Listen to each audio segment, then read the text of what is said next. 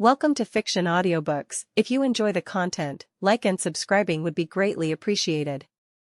If you have any recommendations for novels, comment below.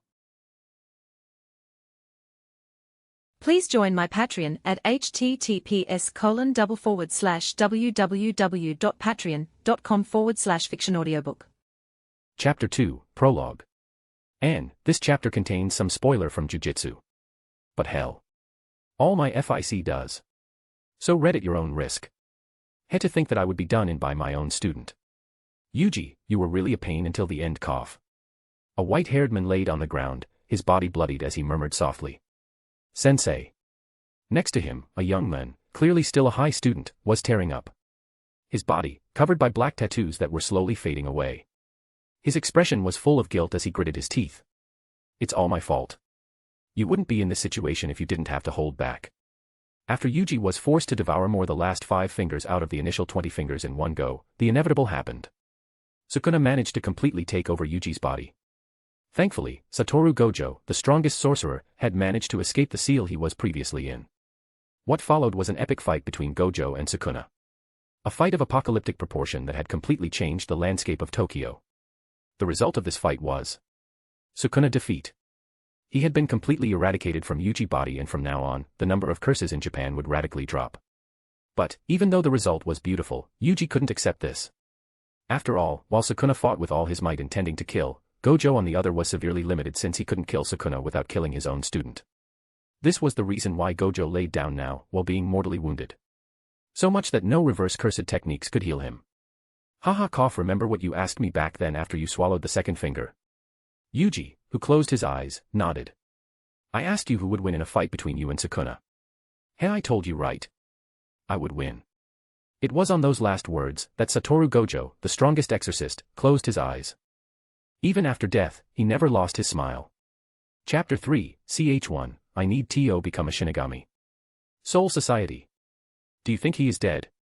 In a clearing, 2 young kids were looking at a white-haired man who was laying on the ground, his eyes covered by a black shawl. What kind of questions are you asking? Of course he is dead. Otherwise, how could he be here? Ah no, I meant is he dead, like really dead? Well, who knows? Anyway, whether he is dead or not doesn't concern us. The academy opens its doors in a few days. We should prepare. You are right. Let's go. After those words, the 2 kids began to walk away, never looking behind them. Man, this world is so harsh. Even kids have no compassion.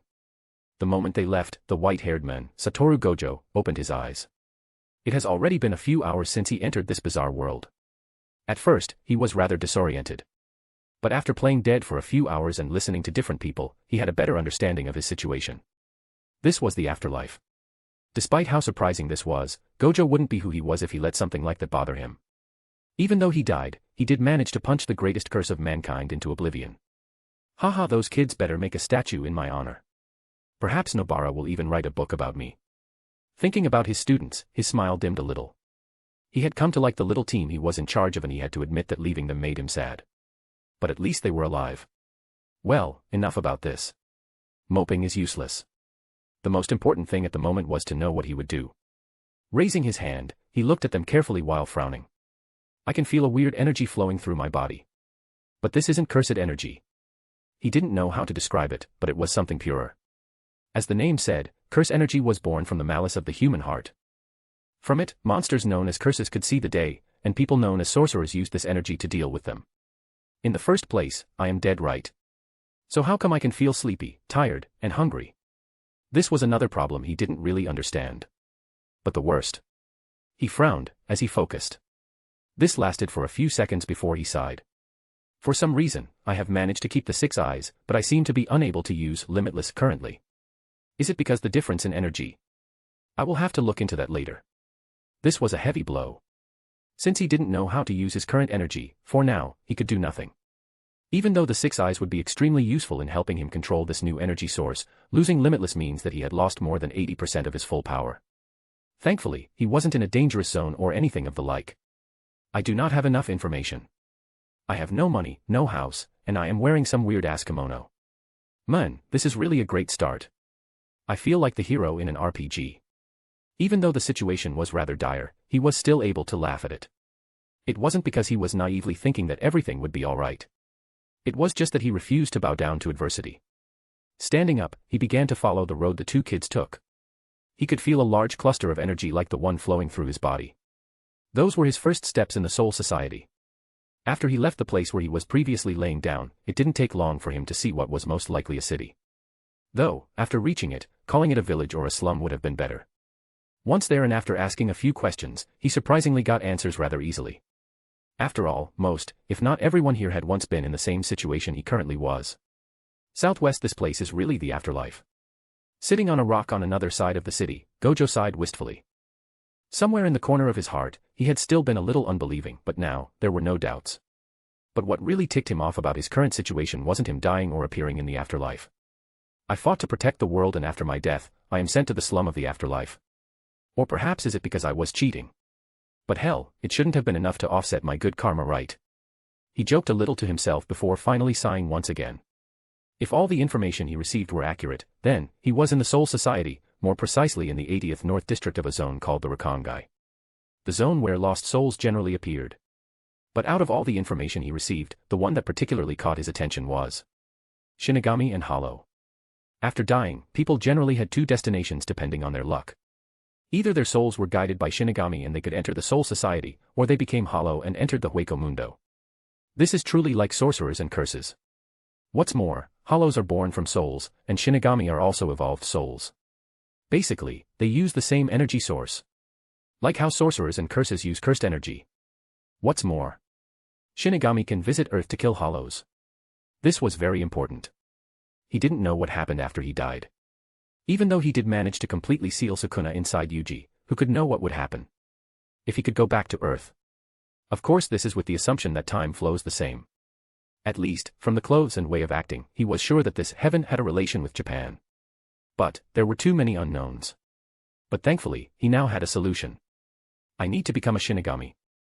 Chapter 4, CH2, First Kill, 1. So, where the hell I am? A young-looking silver-haired man stood in a forest while munching on hard bread. He couldn't help but frown as he looked at his surroundings.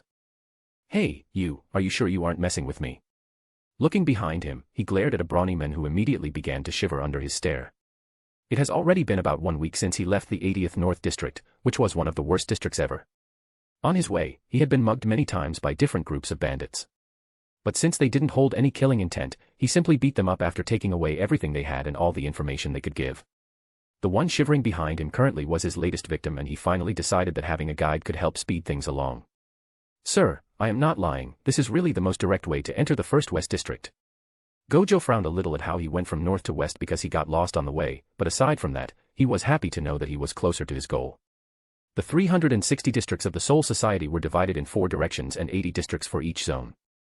The closer the district was to the Siriidii, the better the environment. What's more, the only way to pass the Shinigami test for the academy was to reach one of the 4 first districts. Hey, even in the afterlife, the distinction between classes still exists. Chortling to himself, he ignored the cowardly bandit and began to walk while whistling. Behind him, the bandit hesitated a little and thought about fleeing, but once he remembered how that monster in front of him beat up his entire team, he could only hide his desire to flee. This small movement wasn't missed by Gojo, but he didn't care. He was more busy trying to understand the energy flowing through his body. Even though he was currently unable to use Limitless or any of his curse techniques, he didn't waste his time, and now, he at least knew how the energy flowing inside his body was called. Ryuryoku. The inner energy which flows through all beings. At first, he was surprised at the fact that a soul could feel hunger, be tired, or even bleed for that matter. But, the answer was surprisingly easy. The more Ryuryoku a soul had, the closer their body's function became to humans. High-level souls could even have sexual relationships and give birth to children. In short, the Soul Society wasn't that much different from the normal human society. Well, I wonder how strong I am in this world. Those bandits were rather easy to beat, but he refused to compare himself to them. He needed to meet one of the so-called Shinigami and see how far he stood. I also need to master this technique. Perhaps I should learn the power system of this world. The only thing he could do as of now was to strengthen his body with this mysterious energy. But he hoped this wasn't all. He was no slouch when it came to martial art, but nothing beat the feeling of being all-powerful and completely untouchable. Secretly, he also hoped that learning the power system here would help him be able to use Limitless again. No matter, I am a genius. It shouldn't take long for me to learn. At the very least, he believed in the power of the Rokugan, 6 eyes. Back then, it was thanks to the combination of his Rokugan and his limitless that he was hailed as the strongest sorcerer. Thanks to it, his control over his cursed energy had been so perfect that it feels like he had an unlimited amount of energy. Even now, he was sure that he just needed 2 or 3 direct examples on how to use this energy to get it. The only thing stopping him now was the fear of messing up his energy point by making the energy flow in the wrong way. A phenomenon extremely common for the members of his clan who tried to master limitless even though they didn't have the talent necessary for that. He might be a genius, no scratch that. He might be an unprecedented genius, but he knew more than anyone else how dangerous it was to experiment without any frame of reference. They continued to walk like that for a while in total silence. The signs of life were becoming more evident once again and he was sure that he was coming closer to the city. It was then, huh? A sharp scream resonated, the birds, startled, began to flee away. Looking at the direction of the scream, Gojo's brain immediately went into overdrive. His vision suddenly shifted, reaching far farther than anyone should be able to see. Finally, he was able to capture the scene. 2 seemingly young children, one a brown-haired girl and the other a silver-haired boy, were facing a red monster with a mask on its face. The girl was holding a sword, but from her posture and shivering hands, it was clear that she was still a newbie. What's more, from the blood flowing from her head, it seemed that she was already wounded. A smile formed on his face. It seems like I will be given a first-hand demonstration about how to use Ryoryoku. And, take a look at the auxiliary and don't forget to leave power stones and comments or visit my patter.en. All those actions always encourage the author. Chapter 5, Ch3, First Kill, 2. Another POV. On the scene, the brown-haired girl stood her ground, her face ashen but her gaze firm. Shiro, I want you to listen to me. Slowly step back before running as fast as you can. It's the first district, help should come soon. She still couldn't understand how they could be so unlucky as to meet a hollow in one of the first districts. Regular sweeps were always done by official shinigamis in the first 40 or so districts. But thinking about that wouldn't change their situation. Her hand shivered a little before slowly landing on her sword. Her sword still didn't have a name, she was still just a first-year trainee, but she should be able to at least buy some time for him, right? Even though she was bleeding from a wound on her forehead, the blood thankfully didn't flow above her eye and block her vision. Momo. How can I leave you here? The young little boy sadly didn't have the same spirit as her. He didn't understand that by staying here, he was simply causing more trouble. Gritting her teeth, she focused on the hollow who seemed content in looking at them squirm. It was clearly a low-level hollow, but still too much for a trainee like her to win against. I still do not master any Bakudo spell, so I must go all out with a Heido.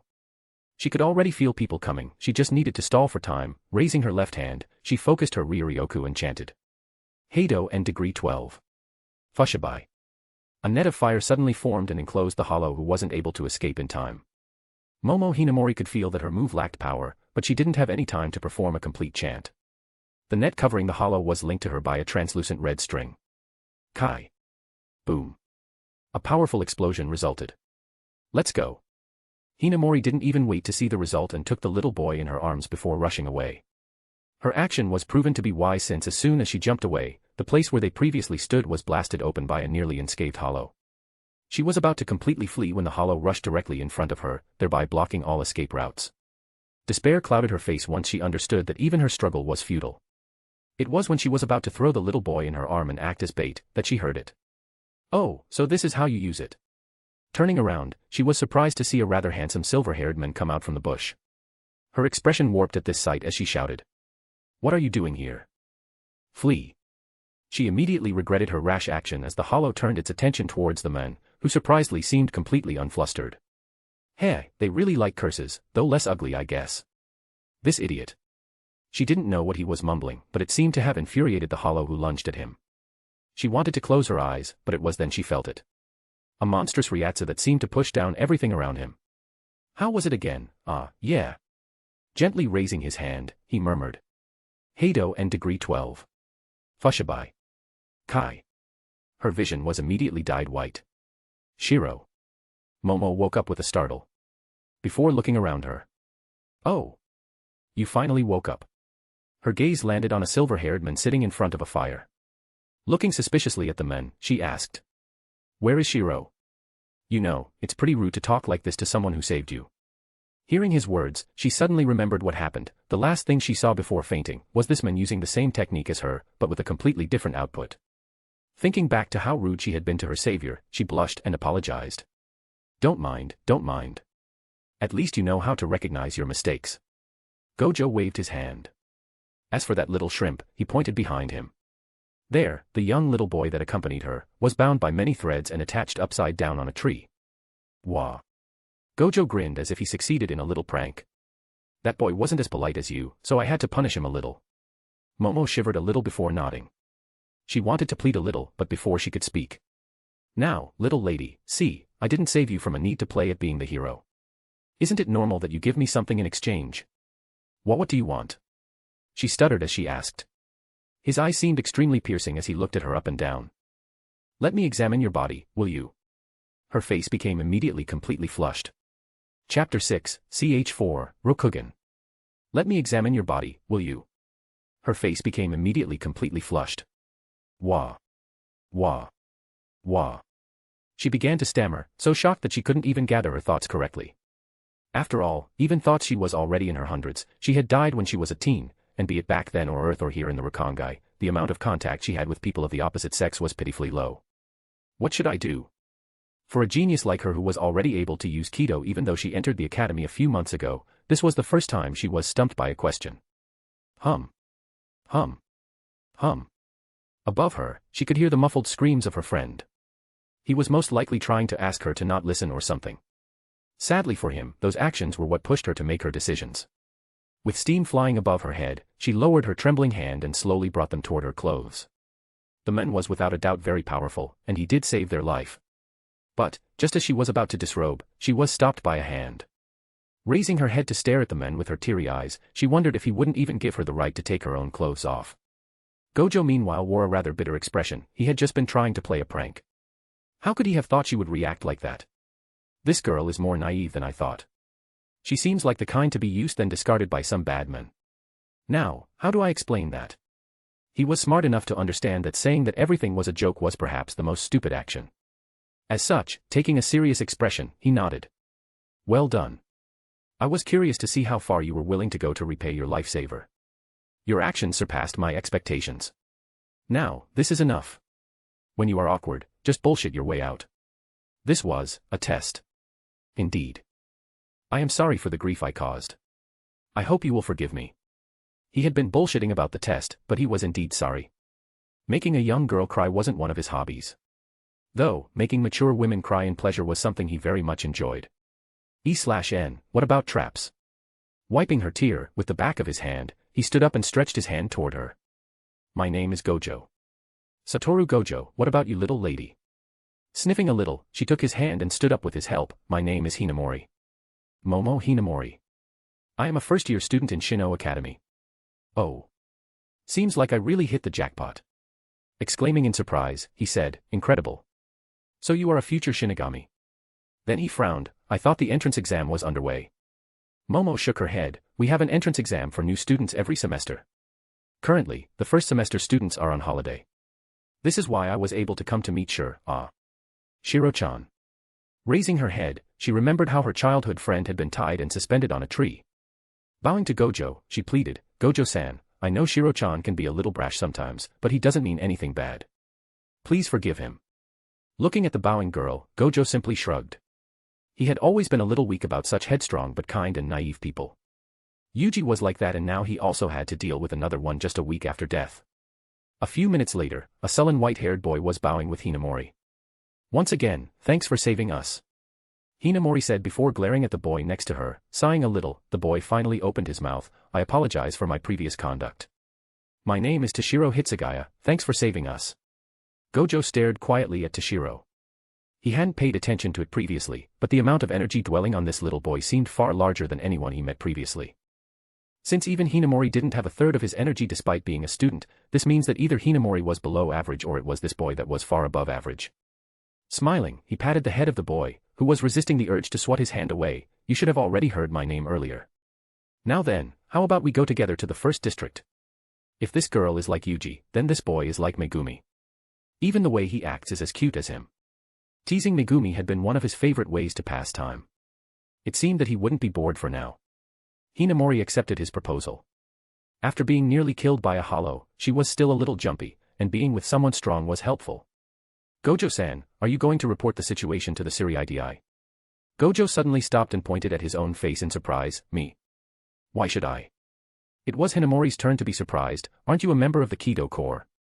The Kido Corps, alongside the Godai 13 and the Onmitsukudo, were the armed forces of the Soul Society. As the name indicated, the Kido Corps specialized in the usage of spells, and people excelling at all kinds of Kido were accepted. From the lack of a sword and his powerful usage of the Heido spell, Hinamori thought that he was one of them. Once she explained her reasoning, Gojo laughed out loud before finally answering, "Sorry, I didn't mean to laugh at you. Also, I am not even a shinigami yet. I just entered the Rakangai not long ago." This time, Momo and Toshiro were completely dumbfounded. Momo even more so, since his weird words, when he saved her from the hollow, came back to her mind. So, he really learned the Heido I used after just one look.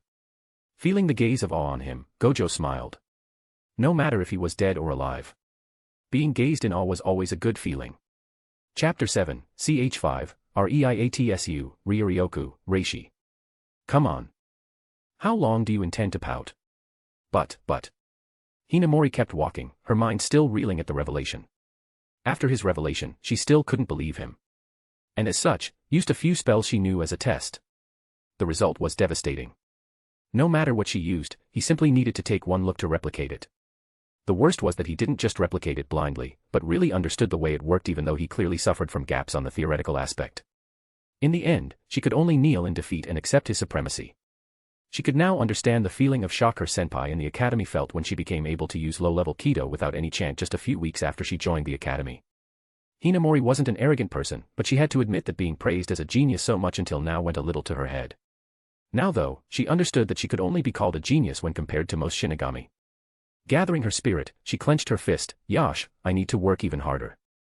Gojo could only smile dumbfoundedly at how fast this girl kept switching expressions. Still, she was rather funny. Now that we have consensus on the fact that I am an absolute genius, why don't we speak a little? I am really interested in entering the academy, but getting some basic knowledge would be helpful. The last bandit he captured already fled the moment he rushed to save Momo. But he didn't really care about that man. So he didn't bother chasing him down. Hinamori nodded. "Well, Gojo-san, do you have any particular question?" Gojo nodded. He had one particular question. Something that really bothered him. Why can we bleed? He could understand powerful souls needing to eat, but he really couldn't understand why they could bleed. Even more so since low-level souls could also bleed. Hinamori smiled in understanding. This is a rather normal question. Hinamori closed her eyes in order to gather her thoughts.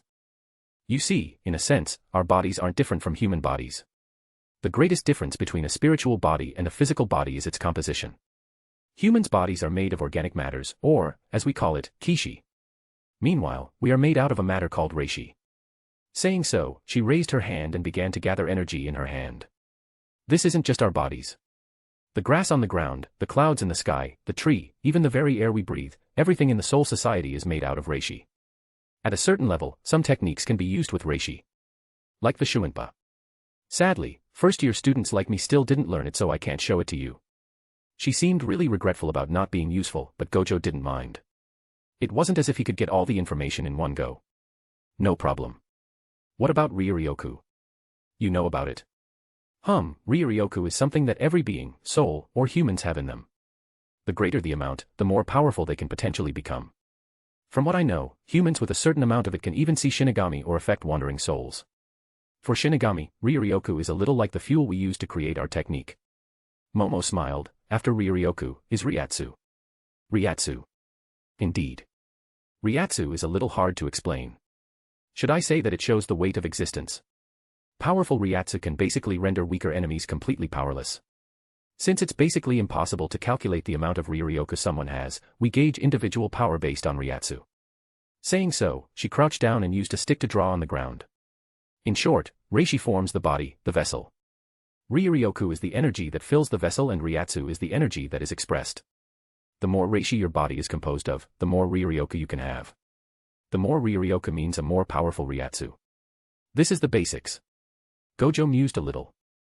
So, a powerful body means more capacity to hold energy and a greater ability to express it. This was nothing new for him. Still, he couldn't help but stare at Toshiro. His body doesn't seem that strong. Despite this, I can feel a great power in him. I guess he is a little Yuta. Yuta was one of his first students. A special grade jujitsu sorcerer. When he first met him, the boy had been scheduled for execution because of a power he couldn't control. Even now, his weak body was one of his weaknesses. Though, with his insane amount of cursed energy, it wasn't really a problem either. Also, he sighed at how he was trying to see his students in those two. It seemed that he missed his life more than he thought he would. Thinking about it, something suddenly occurred to him. Hey, have you ever heard about cursed energy? Curses? Or sorcerers? Hinamori and Toshiro looked at him in confusion. Curses? Are you talking about Hollow? As for sorcerers, I think the only human clan with power was called Quincy, not sorcerers. And, I just remarked, while writing CH15 that I made a mistake with the Japanese name of the 6 eyes. It isn't Rokugan but Rikugan. But I am too lazy to correct all the chapters. So this change will appear from CH15 onwards. Chapter 8, CH6, So What If IT Isn't My World? After his weird question, Gojo had been surprisingly silent for a while. Momo and even Toshiro had been a little worried. After all, even though it has only been a few hours since they knew him, they could see that he was somewhat shocked. Gojo, of course, remarked that he was worrying them. But he was simply too busy thinking to care. After asking Momo a few more questions, he was sure that the two of them had without a doubt lived and died in Japan. Though he was surprised to learn that they died during the feudal era. They lived in Japan without a doubt. It was one thing for them to not learn about curses when they were alive, since jujutsu sorcerers always did their best to hide things from the normals. But it was weird for Momo to not know about it after entering an academy that formed soldiers. Then, he deducted 2 possibilities. 1. Curses were a high-grade secret that first-year students couldn't know. But the existence of hollows made this impossible. Then, the second and most likely was that he was in the afterlife of a parallel dimension.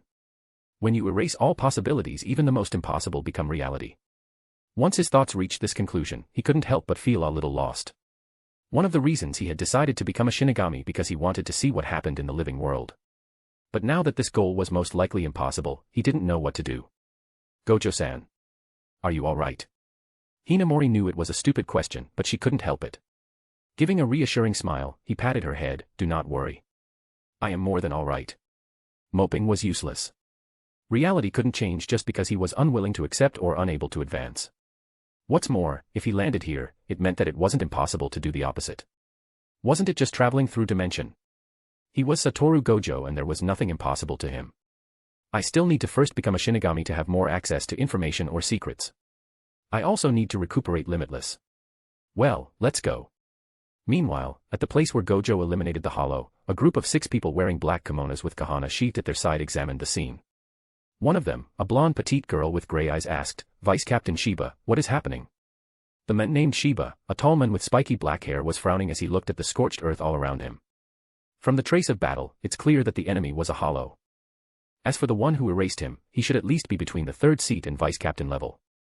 Shiba couldn't help but frown. For one, a hollow shouldn't have appeared in the 1st district. But this could be chalked to inattention. The problem was the one who erased this hollow. Ryatsu was like an identity card or a digital imprint. There were no 2 completely similar Ryatsu. Since he was a vice captain himself, he knew the Ryatsu of all seated officers from the Godai 13. Be it captains, vice captains, or lieutenants. He briefly considered the Kido Corps or the Secret Force, but it was close to impossible since they didn't leave the Suriidai without a very good reason. What's more, there should be no one of such level in the Kido or Secret Forces aside from Captain Soifan or Vice Captain Marekio Omida. This is troubling. Murmuring under his breath, he began to scratch his hair. Well, let's enter the 1st district. Vice Captain Ranjaku should still be stationed there. We will ask her if she detected anything wrong. Yes. All the shinigami present saluted before vanishing from where they stood in a burst of speed. 1st West District. The 1st district wasn't particularly different from the previous one. In his eyes, it still looked like a feudal village. What really surprised him though was that at the end of the village, on the other shore of the river, one could already see some building of what he supposed was the Suriidai. Pointing in the direction, he asked, Hey, Momo, is that the Suriidai? If so, why does no one here enter?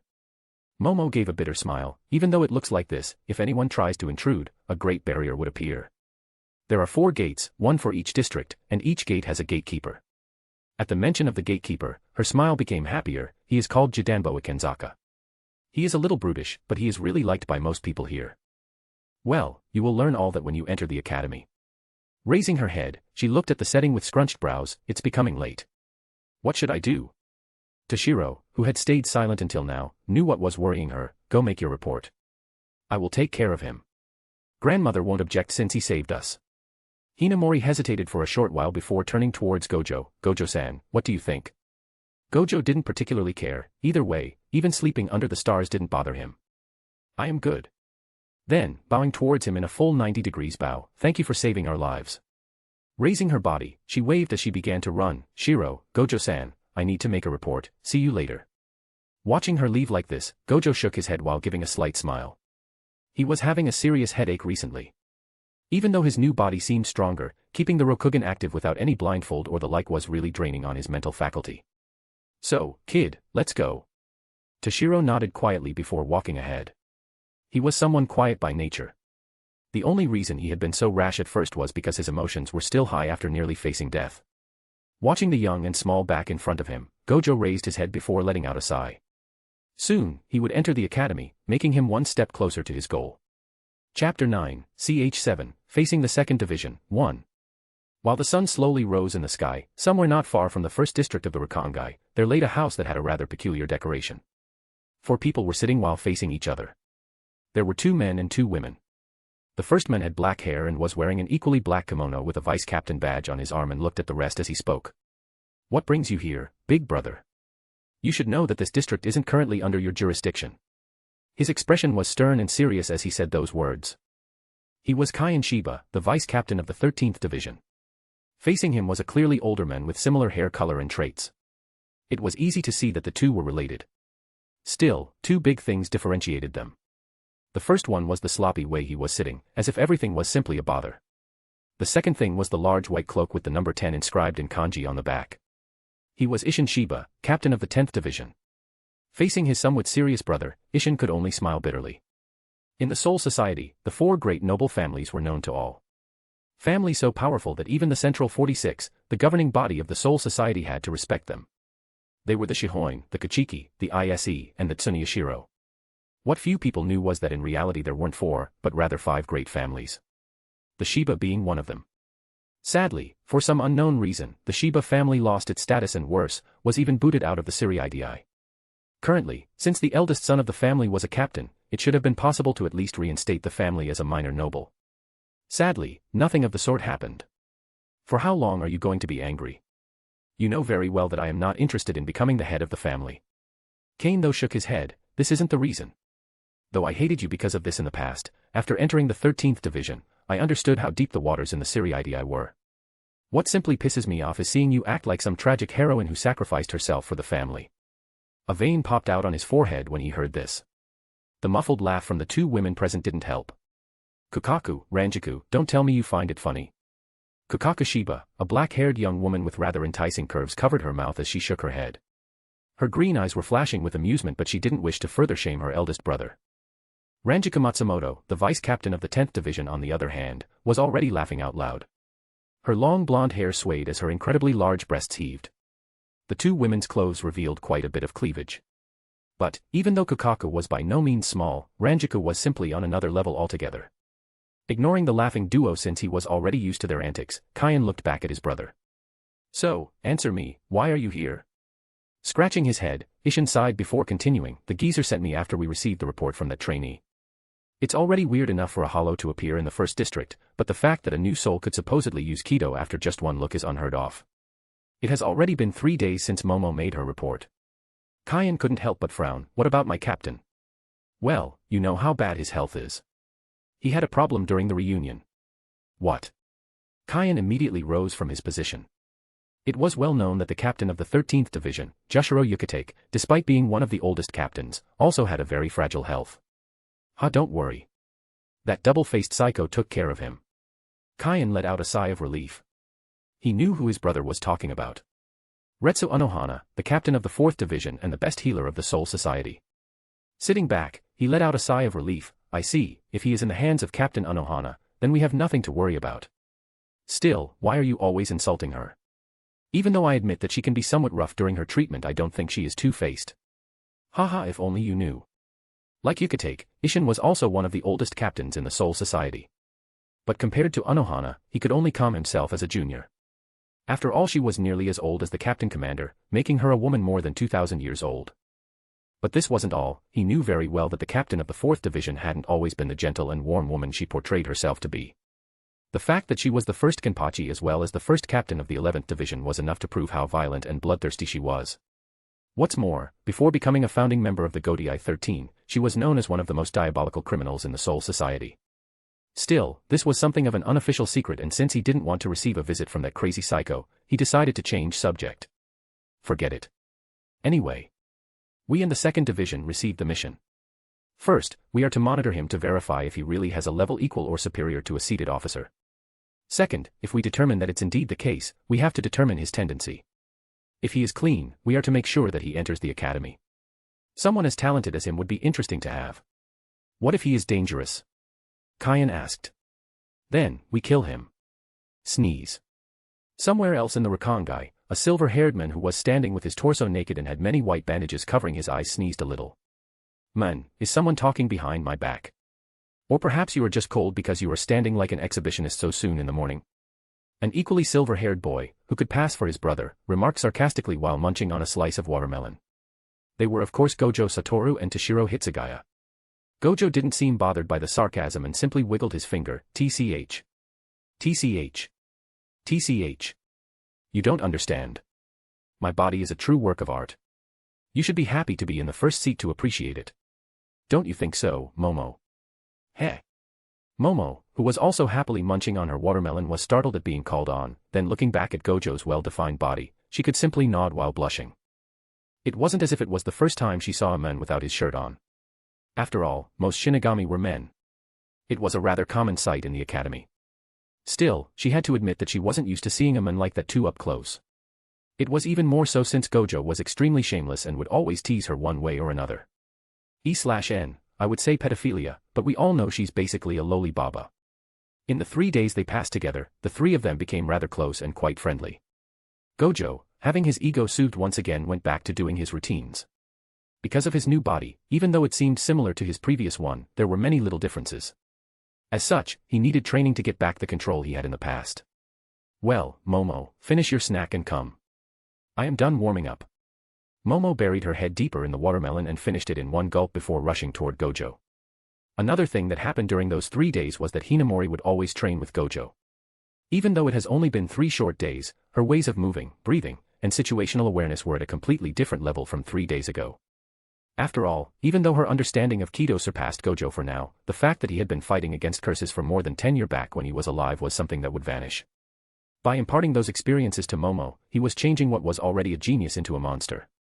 After a few hours of training, Gojo stretched a little before leaving the sweating and heaving Momo. Well, I need to do something. Repeat some level low Bakudo. Shiro, don't let her slack off. K. Toshiro waved his hand disinterestedly while Momo began to execute herself.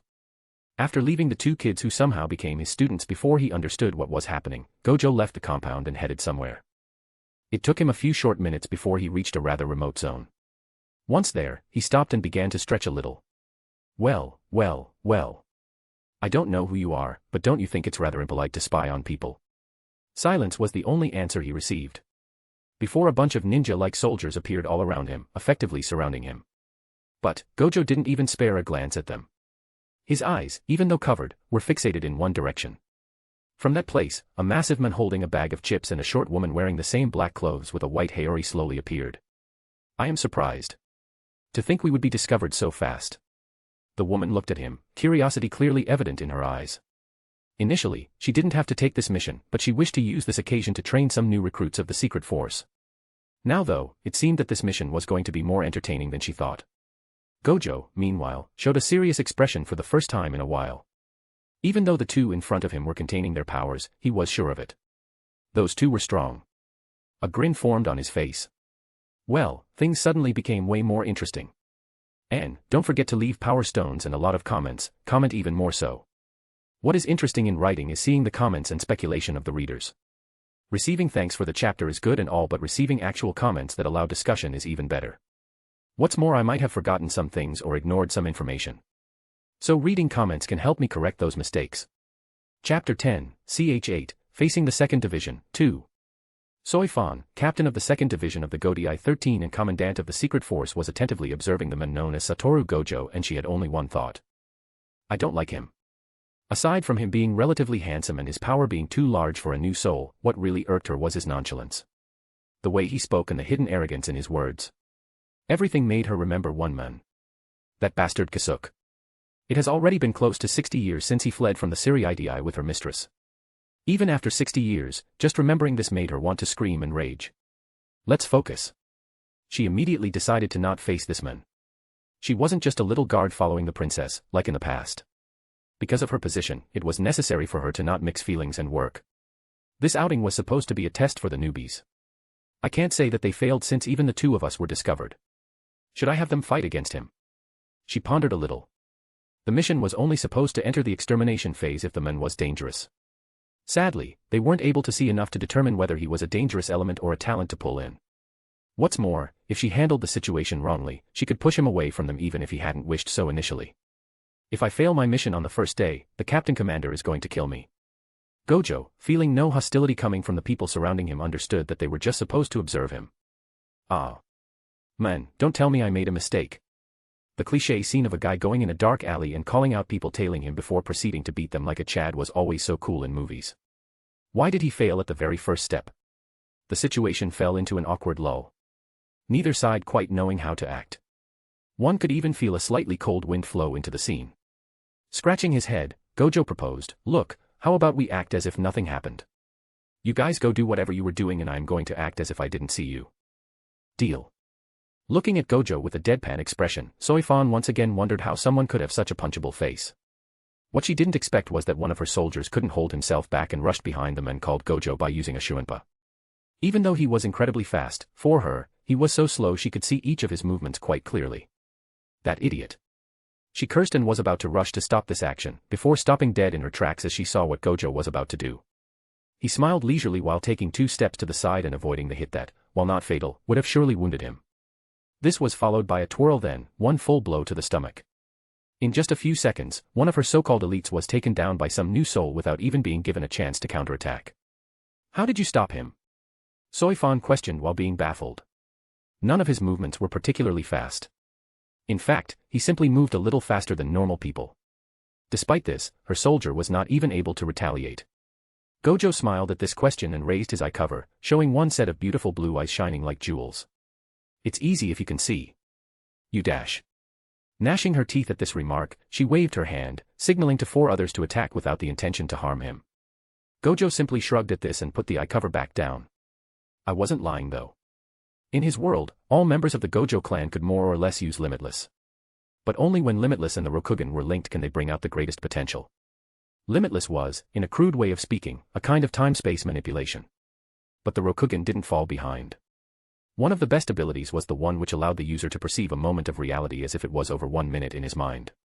This was an extremely powerful ability to use during combat. Because even a single second could change the outcome.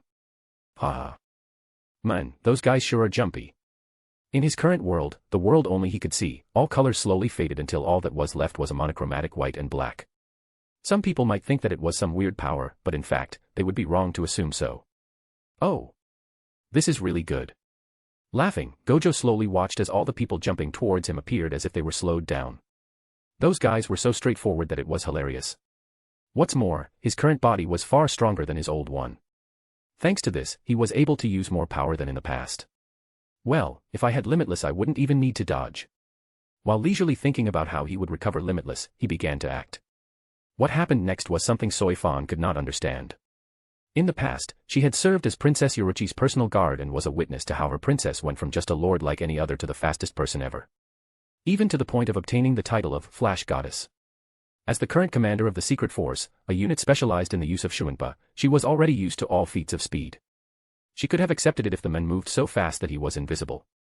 But he is so slow. He wasn't particularly faster than the assailants, he didn't use any Kido either. Despite this, not one of them was even able to touch him, much less wound him. It was as if he was able to see the future. Each of his steps would place him in the most ideal place to either avoid or counter the attacks. Sometimes, he would even make them hit or disturb each other. Even energy-wise, he didn't display an overwhelming power, but rather, he used just the necessary amount of strength each time. The worst? He was doing all this with his eyes covered by a blindfold. Chapter 11, Ch9, Gathering Attention. the fight didn't take long and ended as simply as it began. All the members of the squad were still surrounding Gojo. After all, he didn't hit them that heavily, and they had been trained to be able to fight even with crippling wounds. Still, even though they weren't all that wounded, their ego was nearly destroyed. This fight was simply one of the greatest humiliations they had ever suffered from. Omida, who was the vice-captain of the 2nd Division, frowned when seeing them act like this and was about to step forward. However, he was stopped from doing so by a movement of Soifan's hands. "Captain. Shut up." She was looking at Gojo with an unprecedented serious expression. She didn't know how strong he really was, but he was without a doubt at least at the level of a mid or high-class vice-captain. "I will present myself. I am Soifan, the captain of the 2nd Division and the commander of the secret force. What about you?" Her tone had completely changed.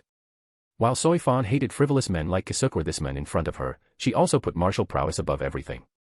That was why, even though she already knew his name, she still asked it after introducing herself. This was her way of showing respect for someone strong. Gojo was the kind of guy who gave as much respect as he received. He had no reasons to escalate the situation since the captain didn't wish to do so. What's more, he was still in the dark about the situation in this world. Not to mention that antagonizing the army just a few days after coming here wasn't particularly smart. "My name is Sattoru Gojo, I don't have any fancy title though. E/N, Sorcerer Supreme." "I see, then Gojo, do you want to enter the secret force?" An hour later, Soifan was sitting while facing Isshin Shiba. Another person she extremely disliked. She couldn't help but sigh inwardly as she wondered why most, if not all the captains in the Godai 13 were so frivolous. For once, Isshin didn't have his usual goofy expression. After all, he could understand how important the situation was. From what Soifan reported, this man called Sattoru Gojo wasn't someone to be trifled with. So, did he accept? He didn't give a clear answer. I guess he wishes to gather more information by going through the academy. Even though Soifan was more or less refused, she didn't particularly mind and in fact, even respected the man even more. Being strong was one thing, but plunging headstrong in a situation without enough information was stupid. Isshin chuckled. It was rare for Soifan to have such a good opinion about a man. Well, in a way our mission can be said to be a success. We have gauged his skills at the very least. As for his intentions, I guess we will have to wait for his school life to observe him more. Isshin decided to stop the mission here. After all, if the men could so easily find a secret squad observing him, no one could spy on him. Well, it's time to give feedback to the old man. Saying so, a black butterfly with purple wings flew before landing on his hand. He spoke quietly to it before sending it away. Those butterflies were called Jigakucho, or hell butterfly, and had many purposes such as being communication tools. Godai 13, 5th Division. In the center of the Siriitii, stood proudly the Godai 13. In one of the main buildings, with the number 5 inscribed on it, a young man with silver-white hair and an unsettling smile listened to the report from the hell butterfly. In front of him, a seemingly gentle-looking brown-haired man wearing a pair of glasses and a white coat over his shinigami uniform was doing the same. After a while, once the butterfly vanished, the brown-haired man released a sigh and asked, "So, Jin. What do you think?"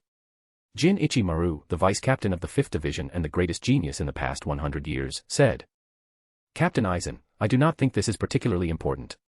Jin said so without breaking his usual smile while he faced his captain, Sosuke Aizen. "This is indeed so, but, I must admit that this man caught my attention." Sattoru Gojo, was it? Adjusting his glasses, Aizen let out a cold smile as he murmured Gojo's name. Things seemed to become interesting. Godai 13, 11th Division. In the Godai 13, some divisions had different specialties like the 2nd, 4th, and 12th, while some other divisions were simply geared toward fighting. Out of all the divisions, the 11th was known as the overall strongest, not only because of the battle-hungry members that composed it, but more than anything because of its captain.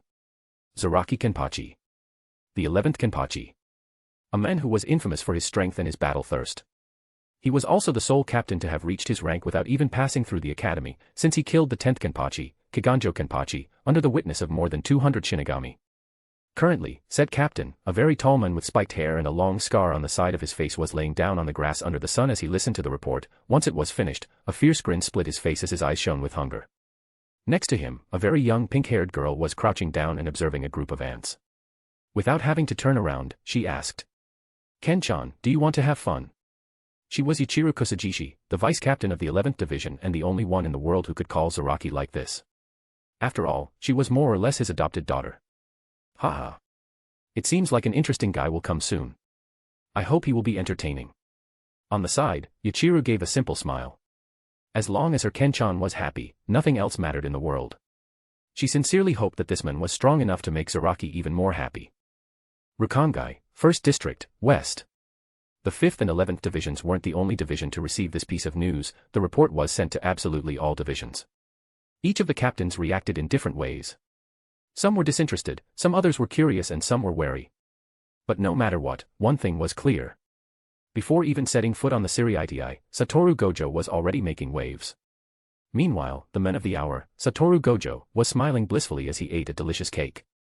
His expression, seemingly melting in bliss. And, so to be clear, things like high-class or low-class vice-captain or such aren't really a thing in Bleach. It's more of a fan-made system. Like how in Naruto people talk about High-Kage or Super Kage. Fans of Bleach know without a doubt that even between people of the same rank, the difference of power can be quite startling. For example, for the vice-captains, we have Renji Abarai who is at the level of a captain despite his rank. Meanwhile, for the captains, we have someone like Mayuri who should be at the level of a vice-captain. Just to be clear, I am talking about pure power. Otherwise, if we talk about danger level, Mayuri is without a doubt the most dangerous between all captains in my opinion. If he is given enough time he could perhaps create a poison to kill all shinigami, lol.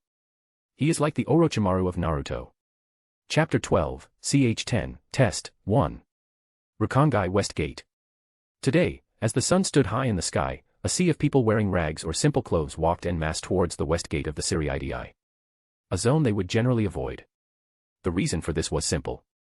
The test for entering the second session in the academy was about to begin. For most of the souls belonging to the Rukongai, this was the opportunity for them to get rid of the shackles of poverty and obtain a better life.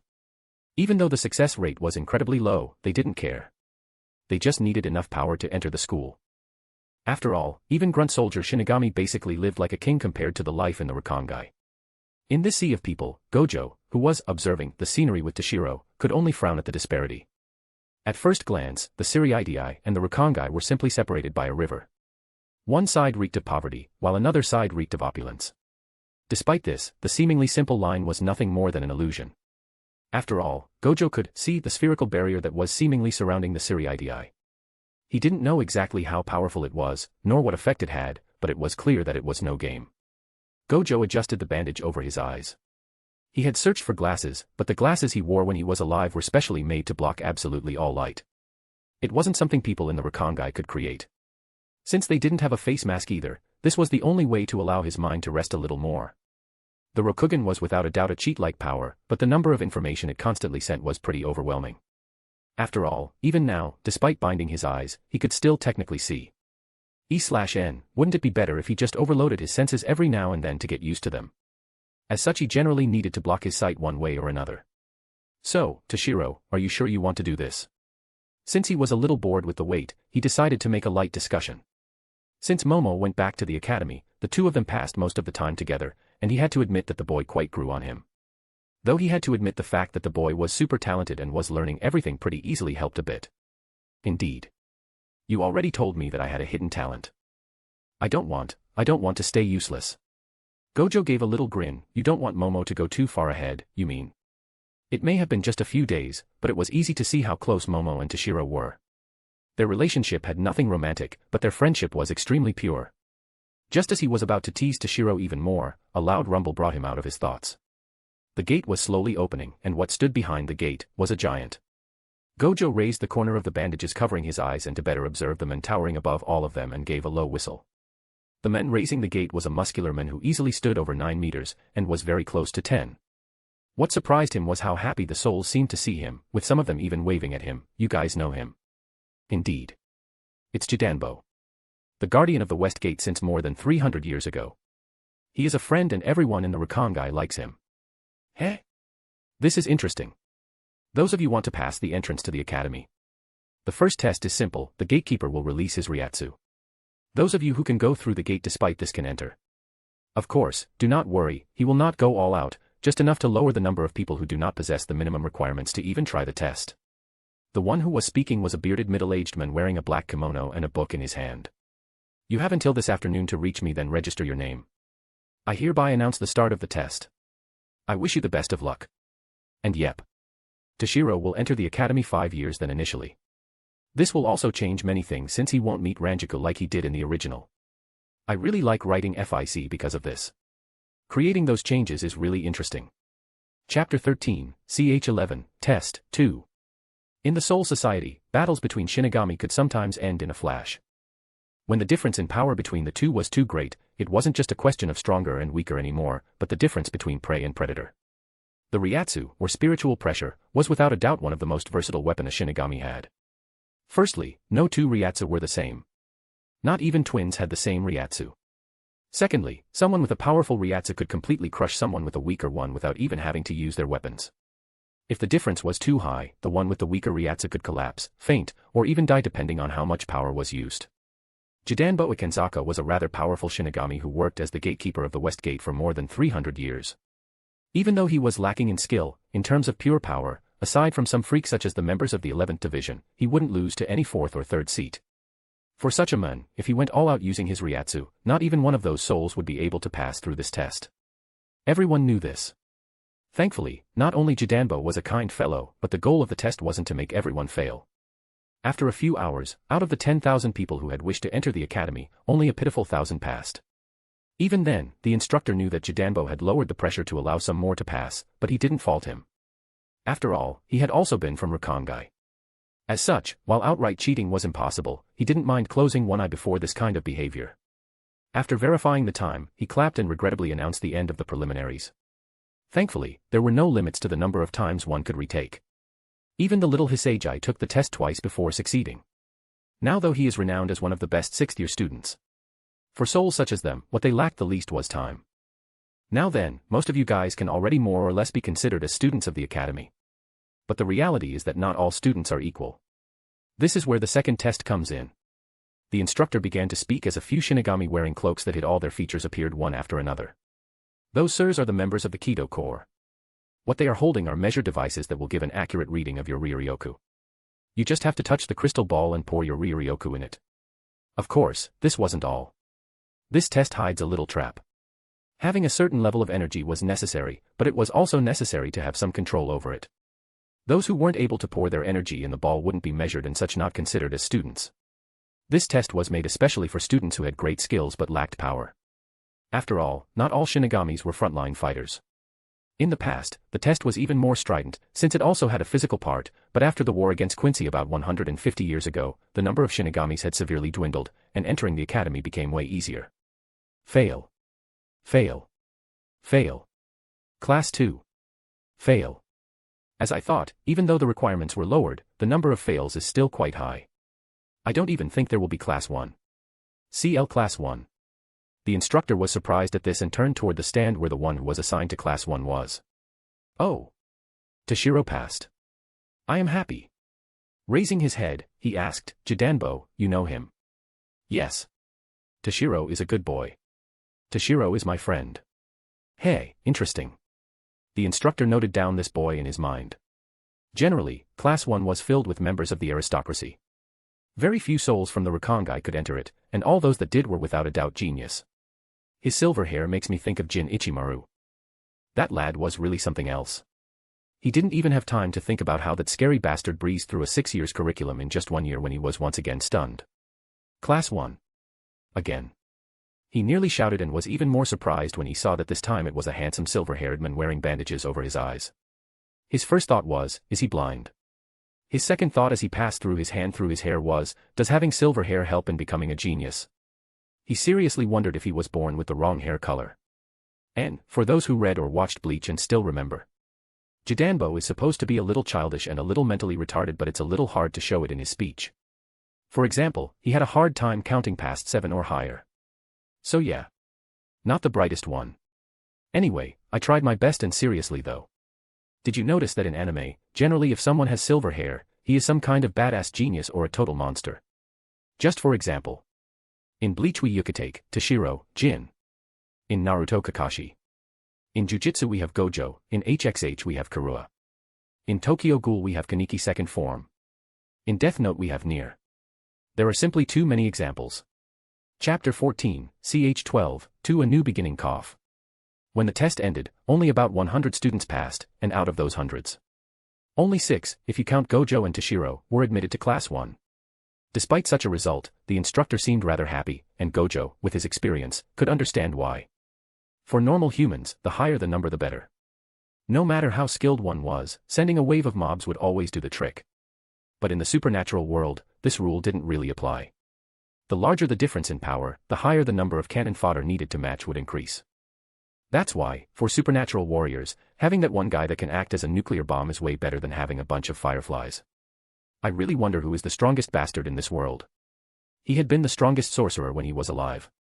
No way in hell would he be satisfied with anything else than becoming the strongest in this world as well. Looking at the sun that was setting, the instructor faced all the examinees who passed. Now then, for those who succeeded, you guys have the rest of the day to do everything you want and say your goodbyes to your family and friends.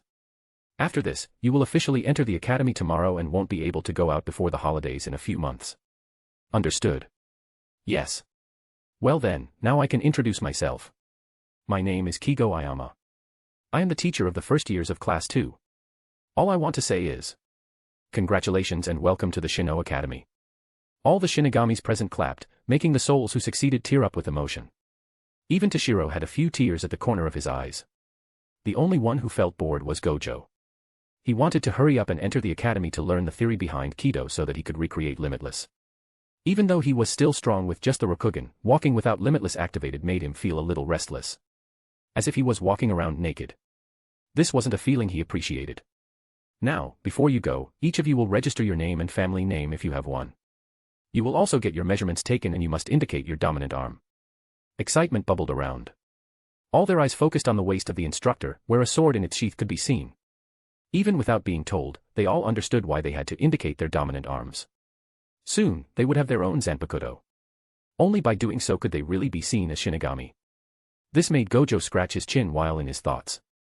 He really wondered what kind of Zanpakuto he would get. From what Momo told him, what the student got was more like the embryo of a Zanpakuto. Also known as a Sachi, or sword without name. Once an Asachi and a Shinigami got attuned, those with enough talent could allow their sword to give birth to a soul and awaken a name. Only by knowing this name could an Asachi be officially called a Zanpakuto.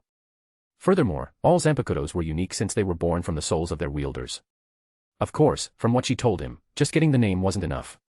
But she wasn't clear about everything so she hadn't delved much into her explanation. Well, it's good enough as long as I don't get some useless skill.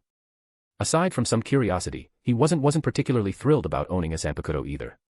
The most important thing for him as of now was to reach a sufficient level in Kido. If he was able to master Limitless once again, as long as he didn't meet some weird bastard able to mess with time and space or something of the like, he should be invincible. I should also master sealing techniques. If back then he didn't get stupidly sealed, things would have without a doubt been different. It was with such bitter thoughts filling his mind that he registered. Gojo, are you going to come with me? Ha ha ha. Nah, not now. You and your grandmother must have many things to say to each other. Go spend some time with her. They went after they finished with everything they had to do and Toshiro waved goodbye to Jidanbo.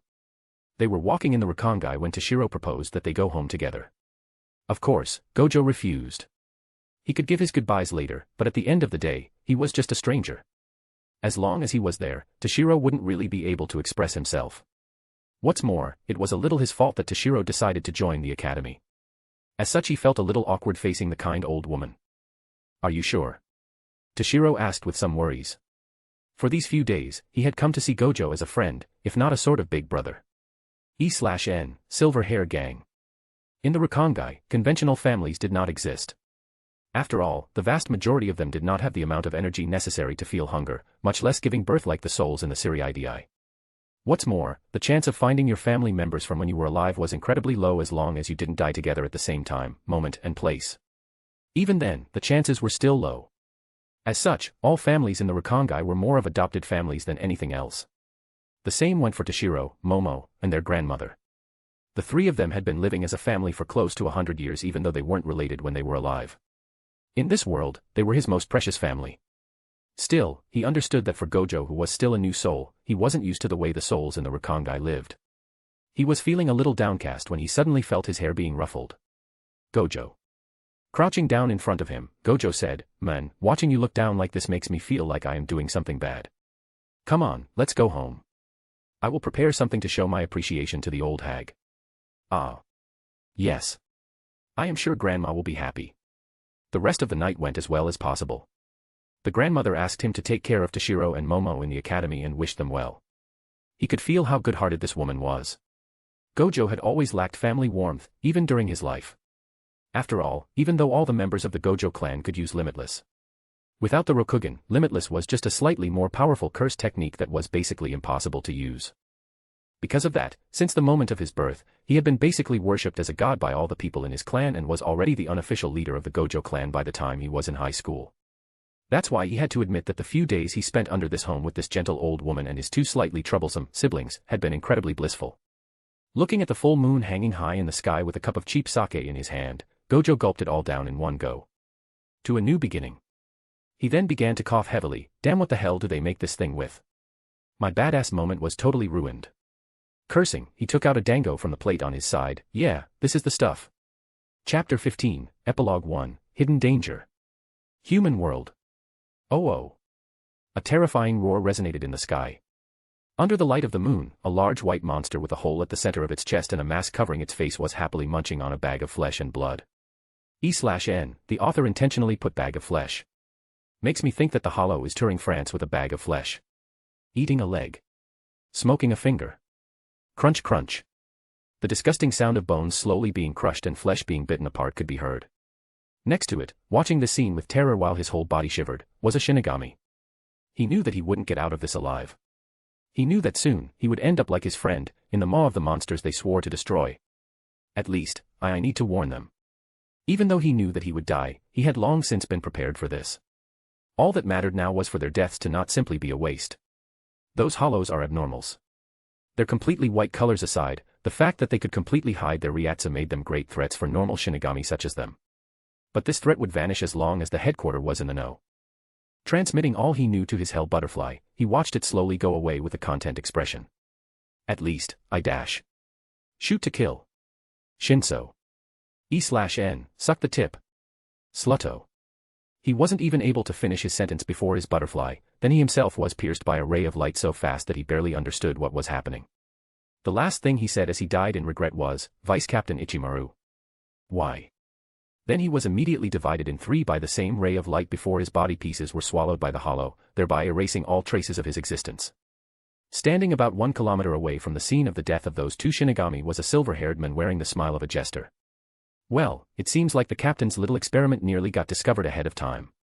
In his hand was his Zanpakuto, in its normal form, a short sword that looked more like a slightly longer knife than a true sword.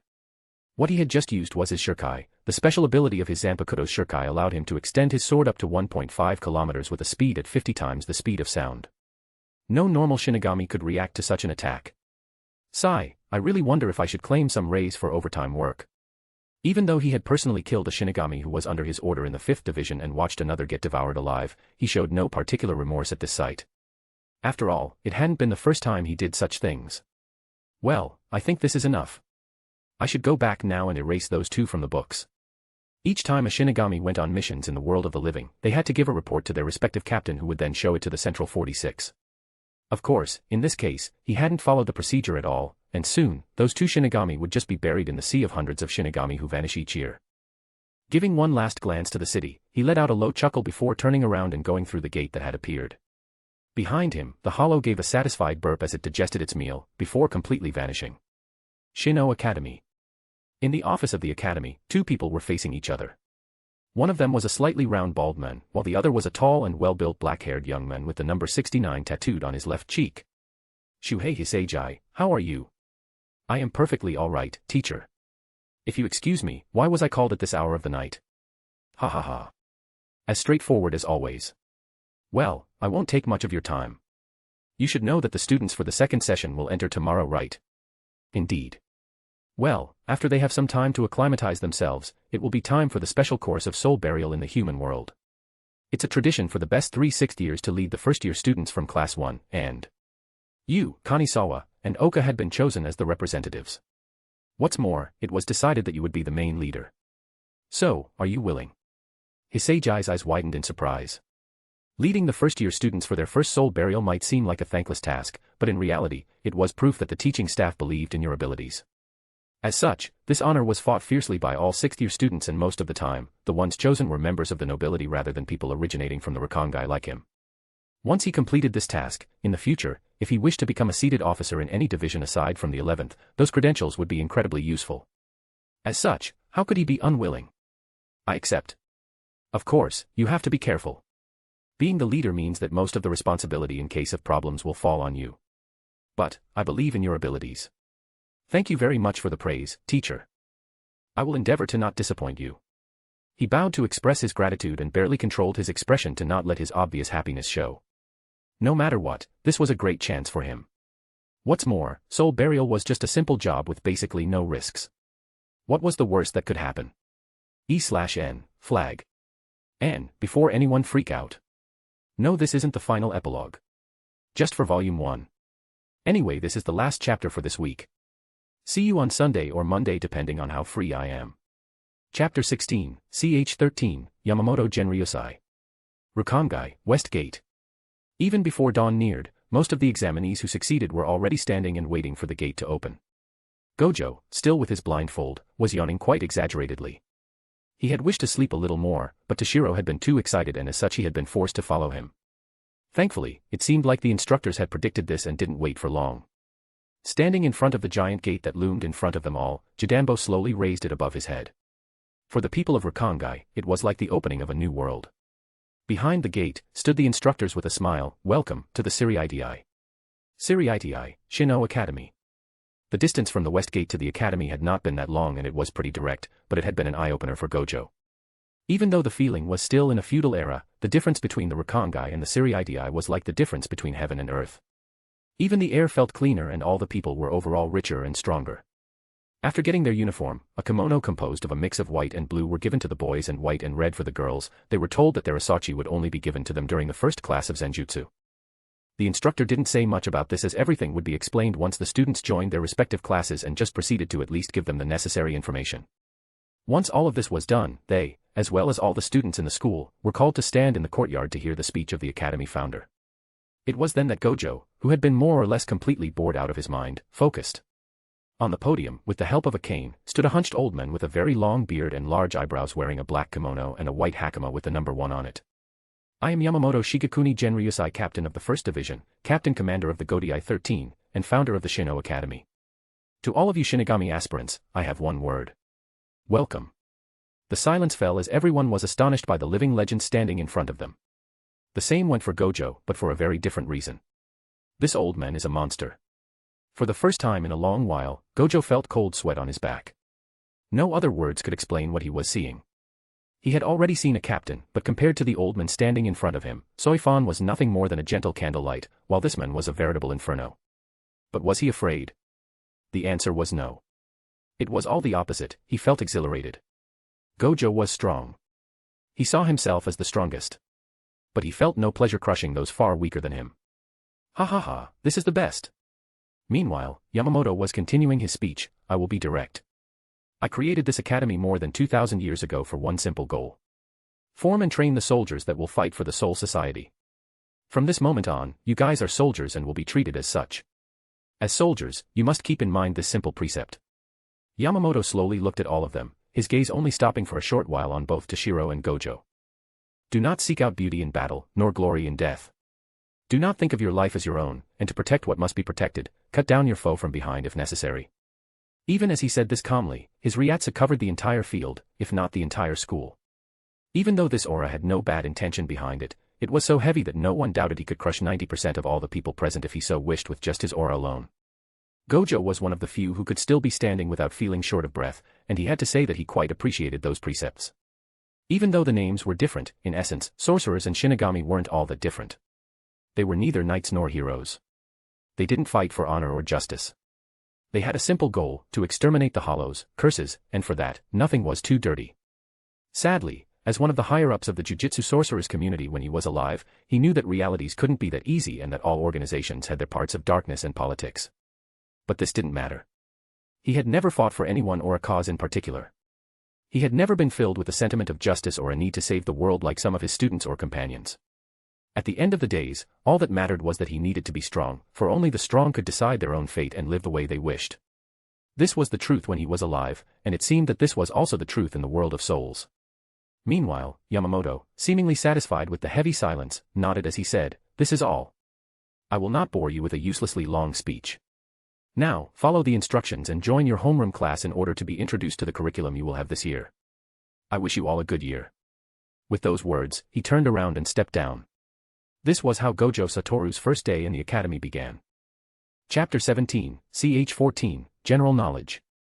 Differently from what it seemed, the Shino Academy didn't only have 2 classes for each year. In fact, there were as many as 4 classes. The only difference was that the 3rd and 4th class were reserved exclusively for nobles who did not have any fighting talent.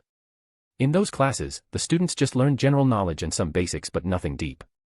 The 2nd class was the class that held the most students, noble or not alike. This class could also be called the normal class. Being a student from class 2 didn't mean that one wouldn't become strong. In fact, there were examples of class 2 students becoming seated officers. Though none of them ever managed to reach the level of vice captain or higher. Finally, class 1, also known as the elite class. It was also the class with the smallest number of students, with the majority of them being nobles. All the students of class 1 who did not die on the road became seated officers without a doubt, and aside from some small exceptions, all the current captains who went through the school had been in class 1. Shino Academy.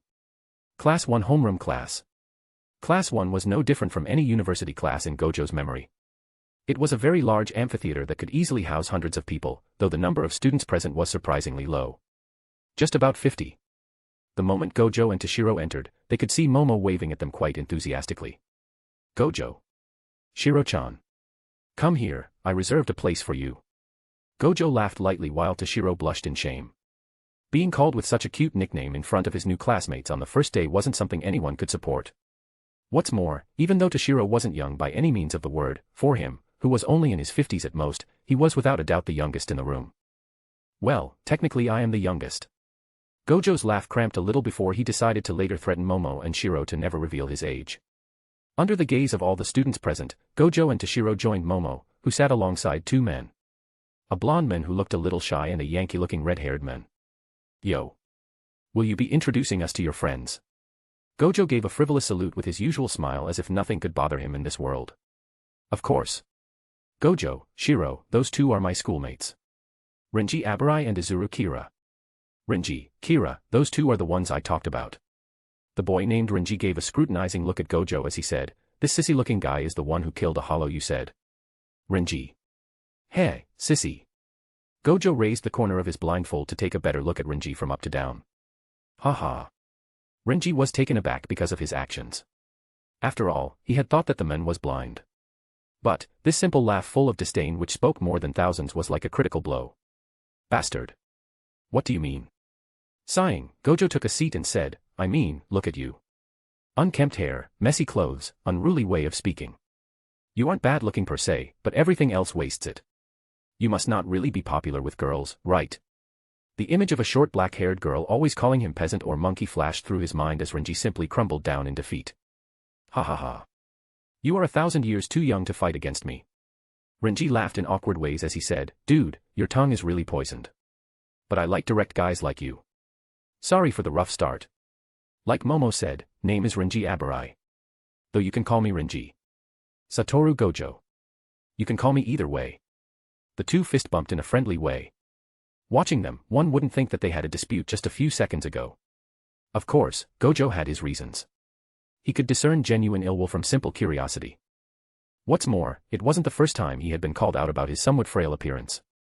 Though, after he reached the top, people stopped this kind of provocation. Everyone sit down. It's time for class. Further discussion stopped the moment the homeroom teacher entered. Good morning everyone, in particular to the new students, I am the homeroom teacher of first-year students from class 1. My name is Gengoro Onabara. A bald man stood on the podium as he presented himself. He had a strict expression as he looked at all the students sitting in front of him. The Shino Academy will teach you guys everything you need to know to become good shinigami. For this, the first thing you will need to learn will be the Zankinsoki, those are basic shinigami fighting techniques. Saying so, he began showed a diagram on the blackboard. Zan refers to sword fighting techniques or Zanjutsu. Ken refers to unarmed fighting techniques or Hakuta. So refers to movements techniques or Ho-Ho. Ki refers to spells techniques or Kido. Facing the students he continued, in order to graduate, you must at least reach the practitioner rank in all the 4 arts over the 6 years you will pass here. After this, depending on your grades, you can be sent to a special department, enter the Goti I-13 or both. One of the new students raised his hand. What are the special departments? He nodded as he said, there are many special departments. Some of them are attached to the Godai 13, while some are independent. Tapping the blackboard, another diagram appeared. The first and most well-known special department is the Secret Corps, which is quite ironic when you think about it. To enter this department, a great mastery of Hakuta and Ho-Ho is necessary. About 60 years ago, the Secret Corps became linked to the 2nd Division of the Godai 13 under the order of the 23rd head of the Shihoin family, Yashiro Shihoin, and the current captain of the 2nd Division, Captain Soifan. Gojo whistled inwardly, seems like that little loli was really a big deal after all. Haha, I wonder if we will meet again. Meanwhile, Gengoro paused a little before asking, who can tell me what rank the Shihoin family holds in the Siriidii? Kira raised his hand before answering, it's one of the 4 great noble families. Indeed. You will learn more about this in general knowledge courses, so I won't go deeper into that subject. Let's go back to the special departments. He continued. The second most known special department, and some of you should have already met them, is the Kido Corps. I don't need to say which art you need to master to join it, right? The name is self-evident. So let's move on. The third and less known department was created 60 years ago by a man that could only be called a genius. Kasuke Urahara. Ex-captain of the 12th Division and leader of the scientific department. The current leader of this department, as well as the captain of the 12th Division, is Captain Mayuri Kuratsuchi. It was easy to feel the distaste in his expression as he uttered that name, but this didn't last long.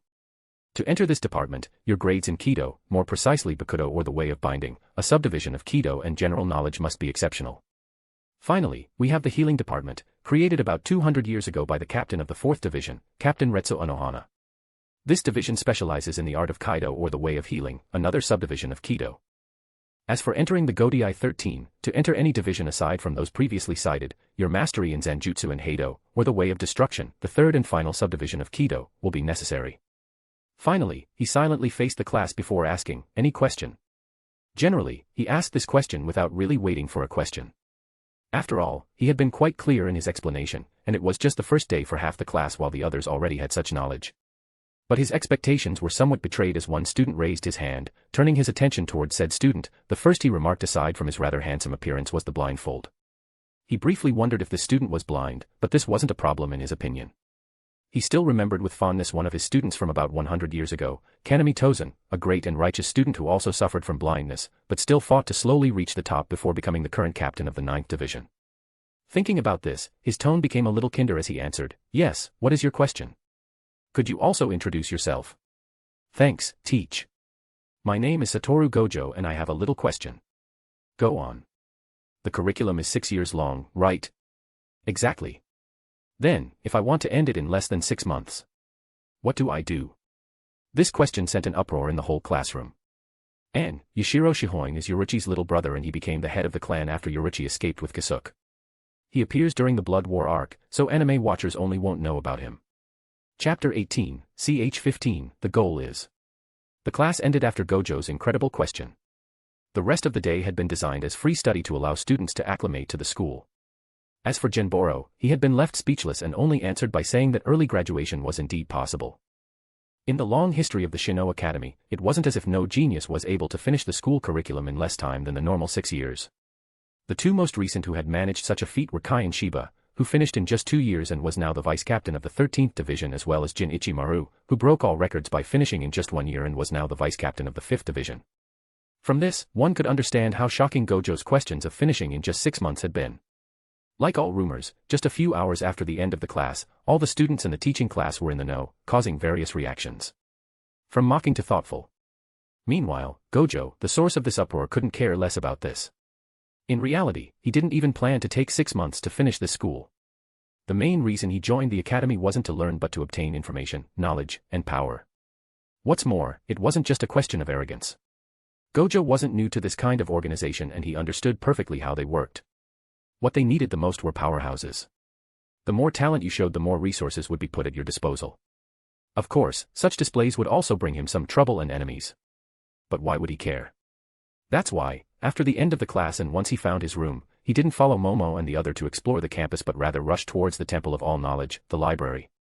Shino Academy, Library. The library of the academy was like any other library in his world. Although there were more scrolls than true books, it wasn't much of a problem for him as he was used to reading both. It had already been a few hours since Gojo sat alone in a corner of the library, and currently, on the table he reserved, a veritable mountain of books could be seen. Clearly, even in the world of the dead, the library was one of the less used areas for students. It would have been the same for him if not for his urgent need for knowledge. Initially, he had been refused the entry because he still didn't have a card and there was a limit to the number of books a first-year student could take, but this is where his handsome appearance played its role. A few gentle words, some teasing, and a promise of a date later were all he needed to convince the 6-year student working in the library to lend him her own access account. Thinking about the rather beautiful-looking girl who most likely has the age of his great-grandmother, Gojo gave a hollow laugh. This was something he had to become used to. After all, people here talked about events that happened 100 years ago as if they had just happened 1 year ago. What's more, it has been quite some time since he had been in the company of the fairer sex. For him, Momo didn't count. The fact that she was older than him did not matter. In his eyes, she was more of a cute sister than a possible partner. Well, I can satisfy my primal urge later. Now, I gotta focus on the important matters. Even though he had to pay the price with a terrible headache, his hours of studying had been quite fruitful, and he had managed to at least close the gap in some of his basic knowledge. The first was that he had already decided which division he would endeavor to join at all costs. After all, even if he managed to recreate Limitless, he could only use the full might of that power on the condition of possessing a healing technique that could heal the damage on his brain from the use of Limitless. This is getting hard. To be able to use Limitless again, I need to first understand the use of Ryoryoku. He mumbled with frustration. When he was alive, he had been naturally born with the power of Limitless, so it had never really been a problem. But here it was more complicated. But this didn't matter. After all, before becoming an inherited technique of the Gojo clan, Limitless had been a cursed technique created by his ancestor Michizane Sugawara. Inherited techniques were techniques passed through the bloodlines of sorcerer families. It was this work from generation after generation that allowed a technique that could only be learned externally at first to become basically innate. Out of all those techniques, the Limitless, while not being the most unpredictable or even the most dangerous, was one of the strongest. The reason why Gojo, despite his pride, didn't see Limitless as the strongest technique was because all by itself, Limitless was nothing more than a slightly troublesome defensive technique through the neutral phase, Infinity.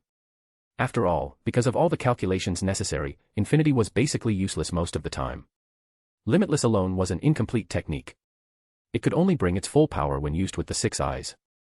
The worst was that even with the 6 eyes, this technique still had glaring flaws. Gojo's head throbbed when he remembered how he nearly died under the blade of Megumi's father, Toji Fushiguro. If back then, he didn't complete the reverse curse technique and learned how to heal himself through this, or if Toji had pushed the blade a little deeper in his brain, he would have been a goner.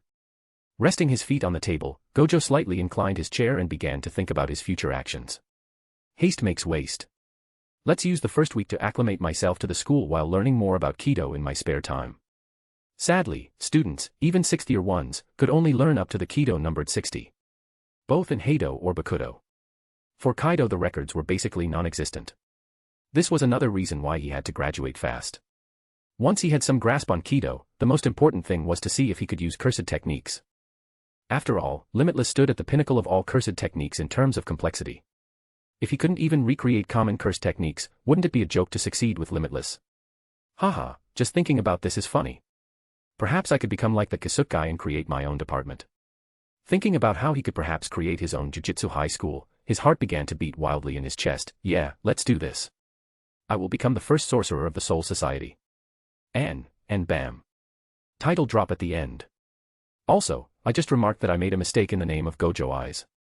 It isn't Rokugan, but Rikugan. Too lazy to correct all previous chapters, so I will just take that into account from now on. E/N, I was equally as clueless.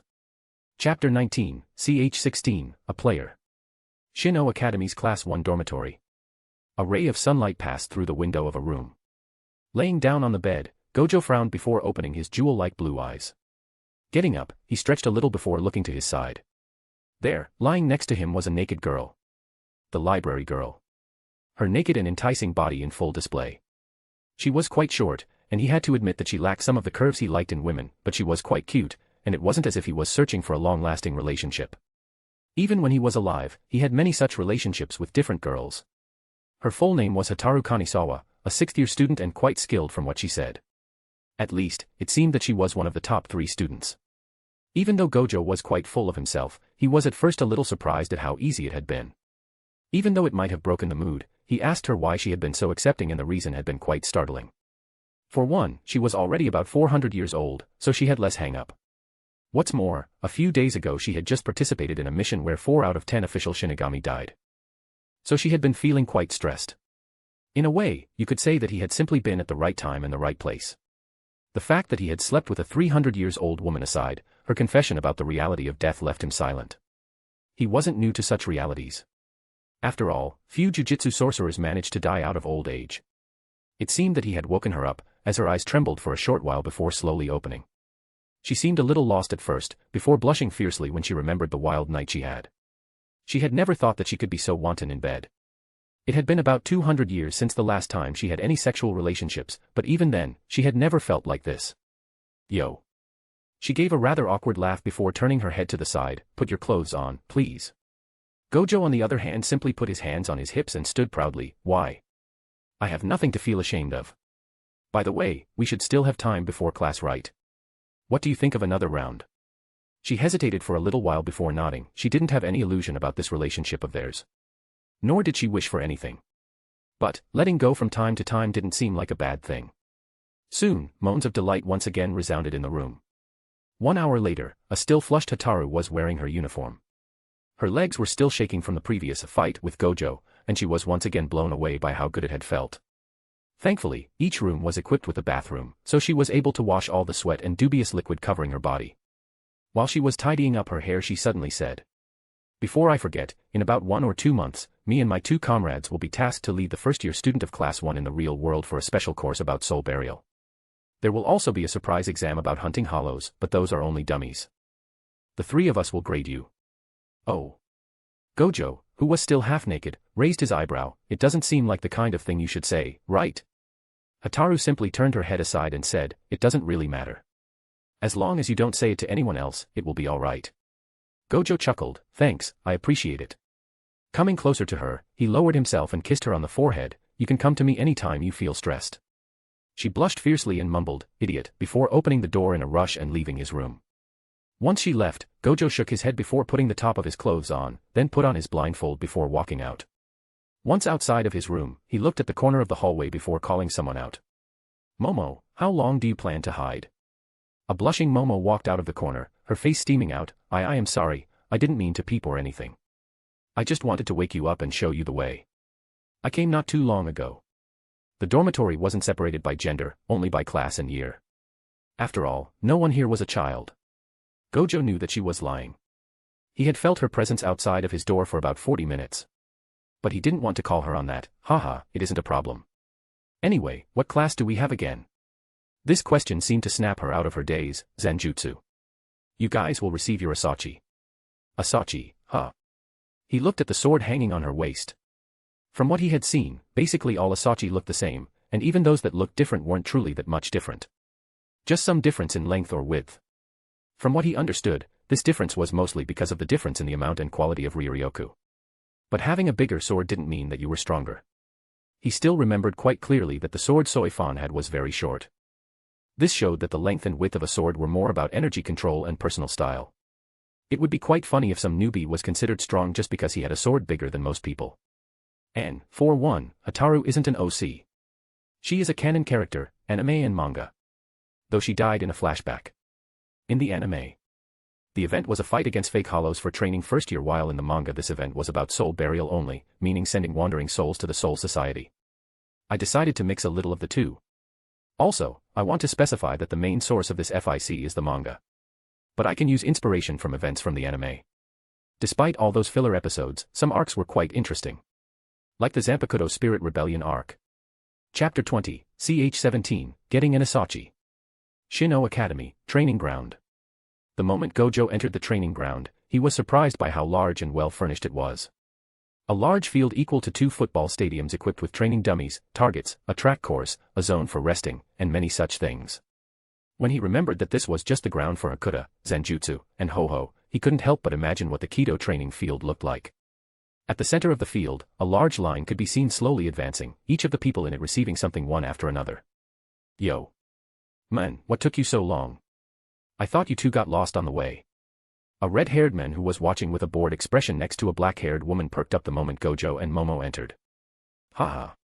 Sorry, I was a little, let's say, busy. Momo had to wait for me. Momo lowered her head in shame when she remembered the reason why Gojo was busy. Oh. Renji was a little surprised at Momo's reaction but didn't pay much attention to it. Anyways, you should line up to take your Asachi. Kira took a place behind Hitsugaya to help you.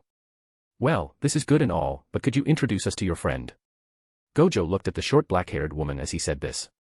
In terms of height, his eyes, even though blindfolded, told him that the woman standing in front of him was nothing more than 144 centimeters tall which, when compared to his 190 centimeters or Renji 188 centimeters, seemed ridiculously small. Oh. Do you mean this small girl? Her name is Rukia. She is an old friend of mine. Renji shrugged as he introduced the girl. Though, from the way she stomped on the ground, it seemed that she didn't appreciate. Small. Monkey face. I am not small. Okay. It isn't my fault if you guys are so ridiculously tall. What's more, I am still growing. Renji snickered, growing. Wake up, please. It has already been 100 years since we've known each other. Pretty sure this is it for you. Watching the two fight like this, Gojo smiled gently. Lifting the corner of his blindfold, he stretched his hand toward Rukia. I feel like I said it too many times already, but the name is Sattoru Gojo. Happy to meet you, Rukia. So, I have a question. Shaking hands with Gojo, Rukia tilted her head. Go on.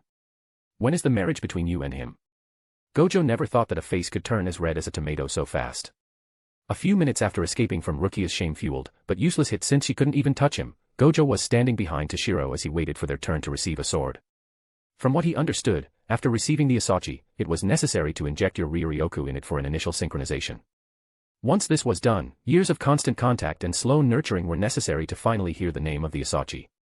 Even then, aside from seated officers, few official shinigami could awaken the name of their Zanpakuto, much less students like them. At least this was supposed to be the reality.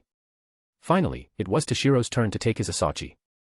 But the moment he began to inject his Riryoku into it, for a very short amount, so short that nearly no one caught it, the temperature around them suddenly dropped. Gojo trusted his senses more than anything, and he knew what they were telling him. This lowering in the temperature had been unnatural, and he knew the culprit. It hadn't been that visible to the others, but the moment Toshiro filled the sword with his Riryoku, it wasn't just his energy that entered it, but also what looked like a part of his own self. So this is how the spirit of a Zanpakuto is born. He could deduce from this that Zanpakuto were born from the soul of their owner. This is getting interesting. So those things are a little like Yuji and Sukuna. No, this is closer to the relationship between Yuta and Rika. When he was alive, aside from Yuji, who had initially swallowed a part of the King of Curse and became its vessel, he had another student. Yuta. Yuta was linked to an extremely powerful cursed spirit that Gojo had named as the Queen of Curses, and she was born from Yuta's own cursed power and the spirit of his dead childhood friend. Thinking about how all his star pupils always had troublesome situations, and a weird tendency toward being executed by the higher-up, he could only sigh. Well, with a teacher like me, how could my students be any less awesome? Gojo thought smugly as he patted Toshiro's shoulder and stood in front of the men giving the sword. Name and class. Gojo Satoru, Class 1. Take your sword and inject your Riryoku like the others. Taking the ordinary-looking katana, Gojo observed the weapon curiously before filling it with his Riryoku. He felt the same thing happening to him as it happened to Toshiro. A small part of him fused with the sword before it fell silent. Swinging a little the sword, he put it back in its sheath and left.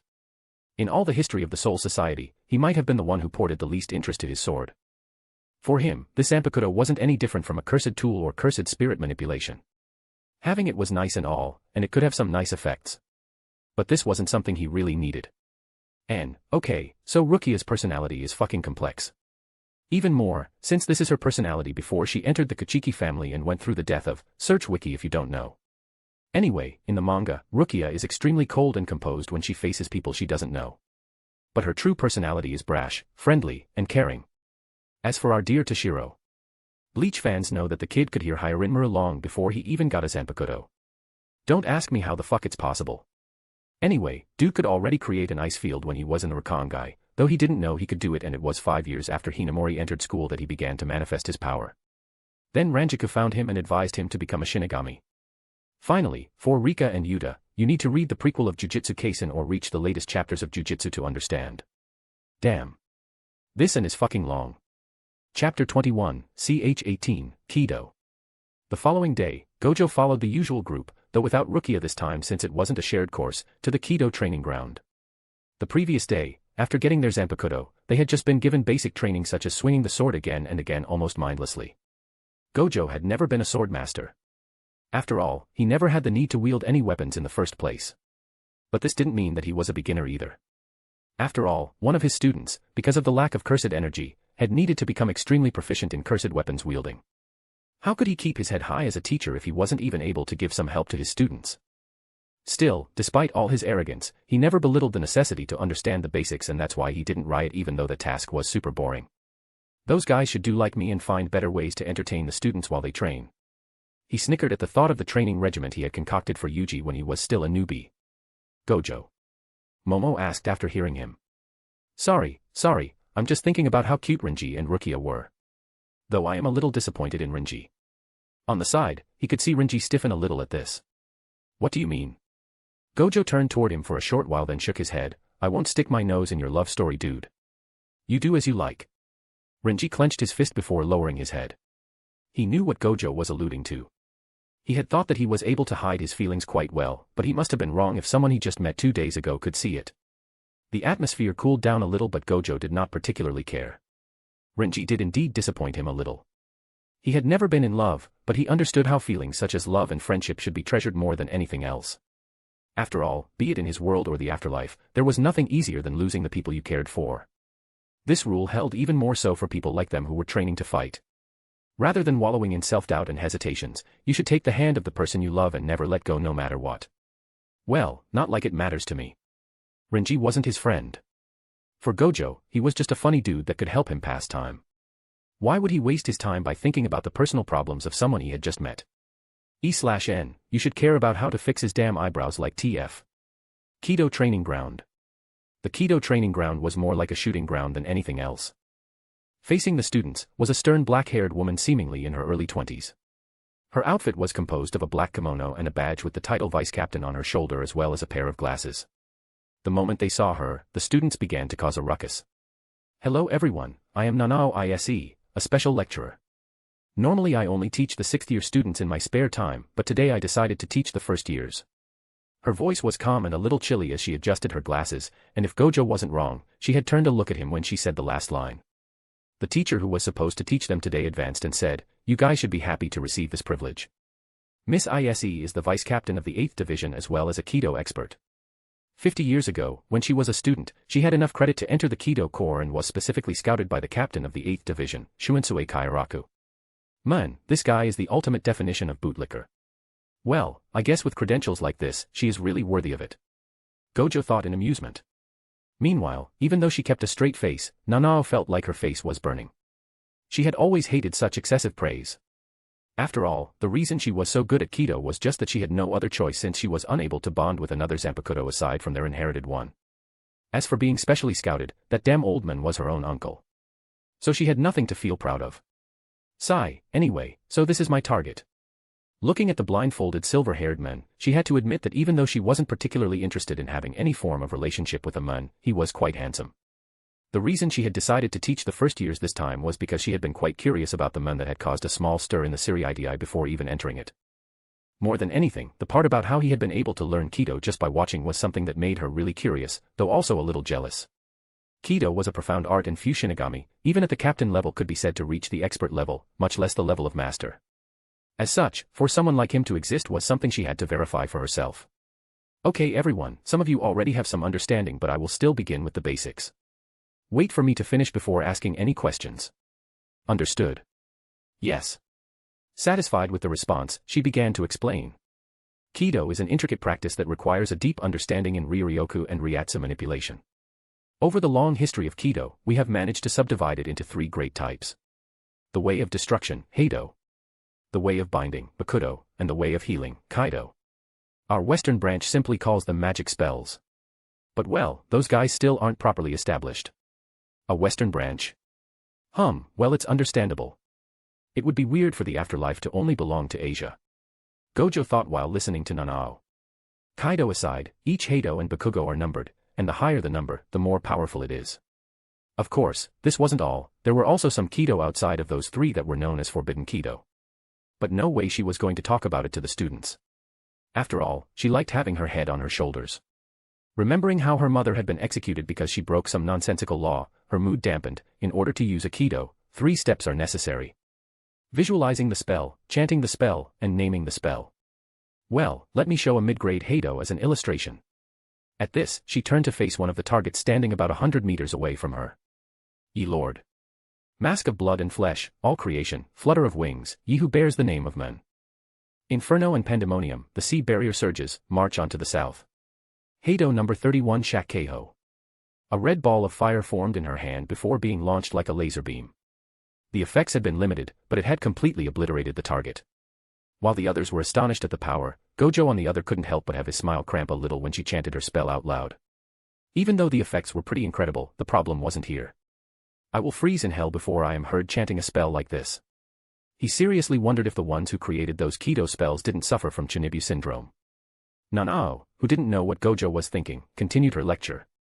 Of course, you should understand that most enemies won't just stand there like this target and let you finish. You need to be fast on your feet and use different ways of incantation. But the easiest is without a doubt simply foregoing the incantation altogether. Though, the higher the level the harder it is. Hado number 31 Shakeho. She once again launched the same spell, though it was clearly weaker, as you can see. The drawback of using a spell without the incantation is a loss of power. So, any questions? Momo raised her hand and asked, I searched for some Kaido spell in my spare time, but they were very hard to find. What's more, as you said, they weren't numbered, why is it? Nanao nodded, I am unable to answer this question. To be honest, Kaido isn't even in your lesson as only the 4th division can teach it. If you are interested in healing, you just need to reach a good enough level in Bakudo and you will be accepted. Next. This time it was Gojo who asked, so, is it possible to not use a Kido without uttering a word? Nanao frowned, to be honest, those able to do so are rare. Those who use Kido are divided into 3 ranks. Practitioners, experts, and masters. In the whole Seriidii, out of all the current captains, I only know 5 who are at the level of master and only those at this level would be able to do what you asked. Oh. And is it possible to know who those 5 are? It isn't a problem.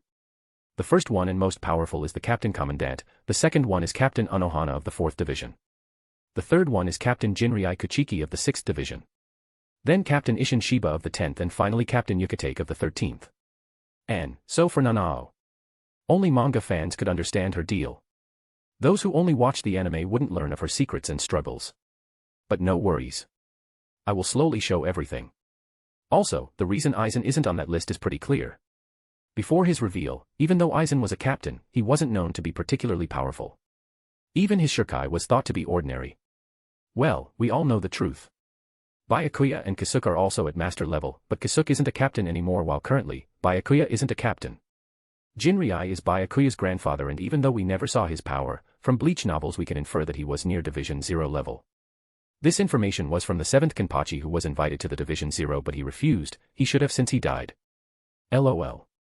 Anyway, that 7th Kenpachi strong enough to be invited to the 00 said that Jinrei was someone who could match him. So you get the gist. Chapter 22, CH 19, A Deal with Nanao. At the end of the lecture, as students left one another. Student Sattoru Gojo. Stay please. Nanao Ise called for Gojo to stop as he was walking with Hinamori and the gang. Stopping, he shrugged before saying, you guys continue. I will talk with the charming lady. Smiling, he waved his hand before sauntering toward Nanao. Hello. To what do I owe the pleasure? Nanao frowned a little at the way he talked while wondering why all the geniuses she knew had such weird personalities. Good morning Mr. Gojo, I called you because I was curious about something. Could you reproduce the spell I just used as a demonstration? She said as she indicated towards the shooting range. She was really curious. Was he really able to do as was said? Oh. Gojo tilted his head for a short while, before smiling as understanding dawned upon him. I could. Of course, I could. But, why should I? His earlier frivolous tone vanished as his demeanor became way more serious. Even though he was still smiling, Nanao instinctively knew that he wasn't playing around. This abrupt change was a little sudden and she was taken aback as she asked, did I offend you? He looked at her up and down before shaking his head, and answered again with a voice full of mirth, nah, sorry. Seems like I was just being a little too sensitive. He was not a circus monkey that would perform at the demand of the public. In all his life, he had seen so many people act like this around him that he was sick of this. But, it seemed that it had been a misunderstanding.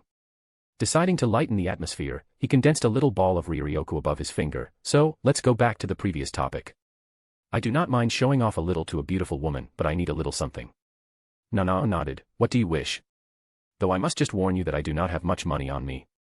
Oh, this isn't a problem at all. I don't want your money. Then, what? Raising his blindfold, he showed a charming smile as he said, what I want is. If you say something stupid like what I want is you, I am going to slap you. She said this in such a matter-of-fact way that Gojo's smile cramped. Slumping a little, he couldn't help but ask, how did you see this coming? Nanao sighed as she shook her head. How could she tell him that she regularly heard such stupid and corny jokes almost every day from her captain? What's more, she had long sworn off of any form of relationship. She didn't wish to be yet another woman who made her loved one suffer because of the curse of the ISE clan. So, what do you wish in exchange for showing your skills? Releasing a sigh, Gojo completely took off his blindfold as he said, you are really no fun. But it doesn't matter. I wasn't joking when I said that I wanted you. More precisely. Pointing at the target, he murmured, Heido number 31 Shakkeiho.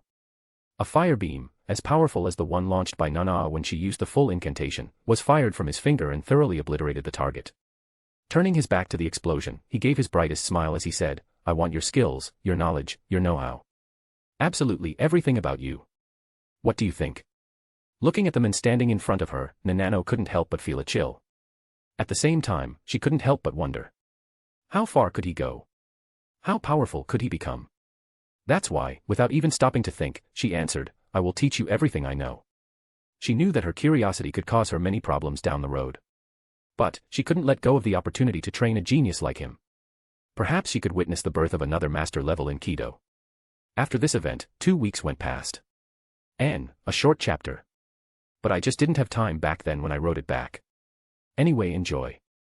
Next chapter will be pretty long. Chapter 23, CH20, vs Instructor.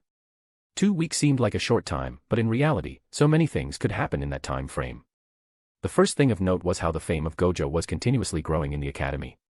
More precisely, he was becoming more and more infamous as a problem student. The cause for this? Aside from the first 3 days of class where he followed the introduction of all the basic arts dutifully, he immediately became a truant not long after.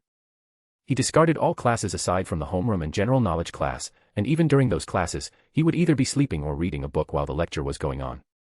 Today was supposed to be a class about Ho-Ho and Hakuta for the first year. Those two classes were generally held by the same professor since the techniques were about using Riryoku to empower the body and fight.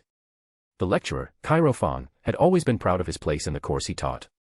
After all, most shinigami never awakened their Zanpakuto.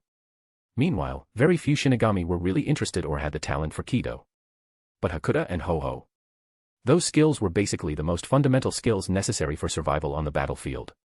For him, those two skills were the noblest ones. That's why, as a member of the noble Fan family, he couldn't accept this student.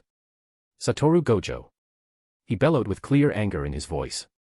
His gaze, directed on the student lying down on the grass, seemed to spit fire. Yawning, Sattoru stretched for a little while before standing up. Hello, teach. What brings you to me on such a beautiful morning? His nonchalant answer nearly made Kairo have a stroke. Taking a deep breath, he continued in a calmer tone, Student Sattoru Gojo. Explain to me, why did you not come to class today? Gojo lowered his black glasses as he stood up. Those glasses had been made for him after he explained his needs. Like his pair on Earth, they were nearly opaque for anyone but him. Looking at the prof, he sighed as he said, You are a good professor.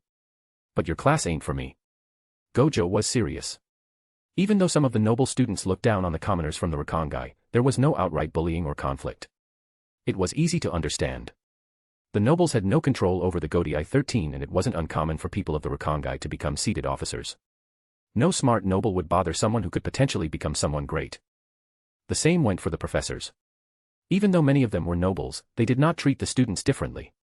The man in front of him was a dedicated teacher who, aside from an excessive pride in what he taught, didn't have any bad traits. Gojo understood that the man was acting in justified anger, but this did not change his opinion on the matter. Teach, I will be honest with you. There's really nothing I can learn from you anymore. Shuinpa was a very impressive art. It was so impressive that it was frightening. In his free time, meaning every time he ditched class, he had researched the feats of some of the present and past captains in the Soul Society, and all he could say was one word. Badass. One of the greatest feats of speed he read was a technique derived from the Shuinpa called speed clone. Realistically speaking, for a human to create a speed clone with basically no blur, they would have to move at about Mach 3 at minimum. In the information he obtained, it seemed that Soifan was able to produce more than 10 clones at the same time. He shuddered just at the thought of the speed necessary for such a feat. If he had fought against her back then, Rikugan or not, she would have wiped the floor with him. Now though, well, at least I should have a chance to fight without being humiliated. He was thinking so when from the corner of his eyes, he could see the teacher use Shuinpa. Compared to the inexperienced mobs of the second division who he fought previously, he was clearly much faster. Still. Too slow. He easily avoided and moved behind the teacher while sending a hit. Blocking it with his arms, Kairo immediately grabbed Gojo's fist and sent another punch. Even though it was quite an awkward position, Gojo didn't try to avoid the punch but rather countered with one of his own. Just as it was about to connect, a grin formed on his face. Black flash. Black lightning gathered on his fist while the air itself seemed to explode from the release of power. Kairo's expression changed. He knew that if their punch connected in this situation, losing his arm would be the least of his worries. But just as it was about to happen, he received a low kick from Gojo and was propelled a few meters away from him. Hee. Seems like I won. Giving a sign of victory, he grinned before walking away. Wait. What is it, teach? You want another bout? Kairo didn't answer the taunt. His expression looked as if he had seen a ghost. That Hakuda technique. Who taught you it? He was extremely surprised at Gojo's skills in Shuinpa. But that last technique. No one taught me. Impossible. You mean you created it yourself? Hee. In a way, you could say so. Copyright could go fuck itself. It wasn't like the creator of Black Flash could come to complain, right? Well, teach, I should have shown you that I really don't need to follow your class. So see ya. I have a date with a beautiful girl wearing glasses. Waving his hand, he began to walk away before stopping. Also teach, this isn't Hakuda, but Jujitsu. Jujitsu? Kairo murmured the weird name while sinking deep in thoughts. That technique he used, he couldn't be mistaken, it was eerily similar to another technique he knew the existence of. Shunko. It was the highest form of Hakuda. A technique that fused Hakuda and Kido and produced a powerful gust of winds covering the arms and back of the user. A technique created and developed by the current captain Soifan. E/N, Yoruichi wants to claim copyright. Even though there were some differences, the similarities were too great to ignore. I need to report it to Captain Soifan. Gojo, who did not know about the existence of Shunko, was humming quite happily. During those 2 weeks, thanks to Nanao's lessons, his knowledge of Kido had continued to grow steadily. What's more, she had taught him all the Heido and Bakudo from number 1 to number 60. Even though she had mastered up to number 70, she had refused to teach him those techniques since only seated officers had the right to learn Heido above 60. Since Gojo didn't want to create problems for his benefactor, he didn't insist and began the process of creating jujitsu in the Soul Society. For this, Black Flash and Divergent Fist had been the ones he chose as an experiment. While Divergent Fist was just a crude release of cursed energy, Black Flash was a more intricate technique that required an extreme control of cursed energy. Black Flash was a technique that created spatial distortion when a user connects with an impact of cursed energy within 0.000001 seconds of a physical hit. The phenomenon causes cursed power to flash black. Because of this stringent requirement, even when he was alive, he was never able to maintain or use continuously Black Flash. At the same time, he had never really tried hard, since he simply did not need this technique when he was alive. Finally, that technique only brought a 2.5 increase in strength. For people like Yuji who already had insane physical strength, Black Flash was like giving wings to a tiger. But for him, it had been useless, at least when he was alive. Feeling the tingles in his arms, he couldn't help but smirk. Ryuryoku is really superior to curse technique. The increase brought by his Black Flash was far above what he had expected. About 5. This was simply insane. The best. This isn't the limit. What made him really happy wasn't Black Flash itself, but the realization that any curse technique he used with Ryuryoku would be far stronger than the original version. If so, what would happen when I managed to recreate Limitless? He shivered in excitement just at the thought. And, just to be precise, the Fan family is, in reality, the Feng family, and Soifan is in reality, Sui Feng. I don't know why her name was changed in Japanese in some adaptations. But I am too used to Soifan, so I will use it. Now about Shunko. Soifan did indeed create it on her own. But Yoruichi was the first to create it. Because of this, their Shunko are fundamentally different. Soifan's Shunko is based on wind, while Yoruichi's Shunko is based on lightning. The Black Flash from Jujitsu looks like the Shunko of Yoruichi, just that Black Flash only boosts strength, while Shunko boosts speed and strength, meaning that Shunko is vastly superior. Seems like the author took some inspiration from it. Chapter 24, ch 21, Chilling in the Library. Shin-O Academy, Library. How many times did I tell you? Stop ditching class.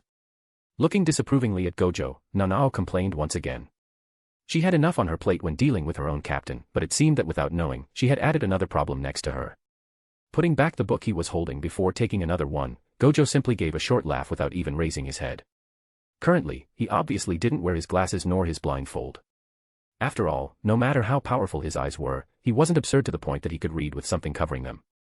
Seeing him like this, Nanao gave up and turned toward Toshiro, who was sitting next to him. Please, no matter what happens, don't grow up like him. Toshiro could only nod awkwardly. Nanao had met all of Gojo's companions, and even though all of them were somewhat awkward around her because of her rank and temperament, they all understood that, deep down, Nanao was a kind and gentle woman. Though she was somewhat strict. In fact, the closest to Nanao after Satoru wasn't Toshiro, but Momo. Generally, she would also be present in the library, but she was currently held back since she and Kira were the representative of Class 1's first years. Satoru Nii-san, you should really calm down. I have overheard some of the students while coming here, and it seems like your fight with Kairo-sensei is already known to all the students and teachers. Your infamy is continuing to grow. And so. This time, the two of them were stumped. Feeling the silence around him, Gojo sighed. He knew that they were worried about him. Though having people worry about him was really a foreign feeling. Look, what was my goal in entering the academy? Learning more about Kido and the basic knowledge from the academy. And what am I doing right now? See. Means and objectives. People always get entangled in what they shouldn't. Currently, I have basically succeeded in my goal. So, this academy has nothing to teach me anymore. Gojo wasn't joking. His status as a student had never been something he attached importance to. All he wished for was to obtain information and knowledge. In fact, you could even say that the academy is more of a liability currently. After all, as a student, even though he had access to a large amount of information, he also had many restrictions on what he could learn. As such, he needed to upgrade his rank, which meant becoming a shinigami. If it wasn't because of the outing that will happen in the real world in 2 weeks, I would have already applied to graduate. He already had some grasp of Zanjutsu, and even though he didn't awaken a shurikai yet, having a shurikai was never the goal of that class. Otherwise, 99% of the students would never pass. Sighing, Nanao decided to not insist. After all, she knew that Gojo wasn't a lazy man. He just had his priorities straight and discarded absolutely everything that wasn't necessary. What's more, she had to admit that the new technique he had created really intrigued her. After all, the women from the ISE family were unable to bond with an Asachi, and she wasn't an exception to the rule. Because of this, she seriously lacked means of attack. But if she could learn his Black Flash. Well, it isn't that easy. It had taken 1 week since their meeting for Gojo to create Black Flash, but even he had some trouble controlling it. Well, I didn't call you today just to scold you. Heh. Seriously. Don't stop, please. I must admit that being looked at coldly while being scolded by a glasses-wearing beauty has a charm of its own. Toshiro suddenly shivered at Nanao's cold stare, but Gojo simply laughed. Haha, perhaps stopping is better. Wouldn't want to awaken some weird fetishes. Right. Nanao could feel her headache growing. Gojo was really an attractive man, and she had to admit that he didn't let her be indifferent. Thankfully, each time she felt some feelings growing, he would destroy those budding feelings with his weird jokes. Could we talk seriously, please? Sorry, I will be serious. So, what is the matter? After making sure that he wouldn't continue with the joke, she began seriously, did you decide which division you will join? Nanao knew that Gojo's previous words were right. At his current level, he could graduate any time he wanted. In fact, with his talent in Kido and Hakuda, he could even enter any department he wished and could even be given a seat. This was how talented he was. Gojo took another book and said nonchalantly, well, I do have an idea in mind. But I am open to suggestions. Do you want me to enter your division? To be honest. No. My captain is already a pain. I wouldn't be able to take it if I had to add another one. Ouch. I feel my heart breaking at those hurtful words. Shiro, don't you think she is too mean? You will join the same division as me, right? Haha. All Toshiro could do was give an awkward laugh while averting his eyes. To think that even my little brother would discard me. Sigh, what a cruel world. Oh. The ice beauty smiled. You must be mistaken. No, I am sure I saw it. Nothing can go past my eyes. But seriously though, why the question? In about 10 years, the current captains of the 6th and 3rd division will step down. This will create a vacuum in many divisions. Oh. You want me to gun for the captain position? Nanao hesitated a little before nodding. I know it's absurd, but I feel like if it's you, it shouldn't be hard. At worst, you could become vice captain or third seat. Though you can't become the captain of the 6th division. There's nothing I cannot do. I am serious. Currently, there are 2 candidates for the position. Vice Captain Byakuya Kuchiki was already chosen to replace Captain Jinrei Kuchiki. He was already judged to have all the qualifications, so it's just about him waiting now. Ah, nepotism at its finest. Not really. Not even one of the 4 greatest noble houses can choose a captain. To become one, you need to fulfill some conditions. Such as. The first one and the most common is the demonstration of the bankai. This needs to be done in front of at least 3 captains, including the commander. The second way is harder since you need to be recommended by 6 out of the 13 captains and then get accepted by another 3 out of the 7 remaining. The final way is the hardest and simplest at the same time. You simply need to beat the captain under the witness of at least 200 members of his squad.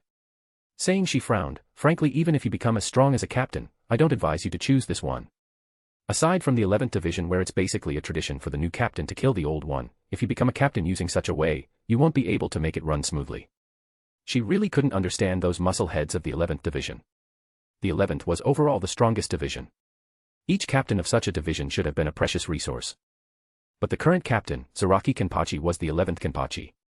Meaning that 10 captains died before him. This was incredibly wasteful and stupid in her opinion. But she had neither the power nor the drive to protest against such a tradition. Anyways, you talked about 2 candidates, right?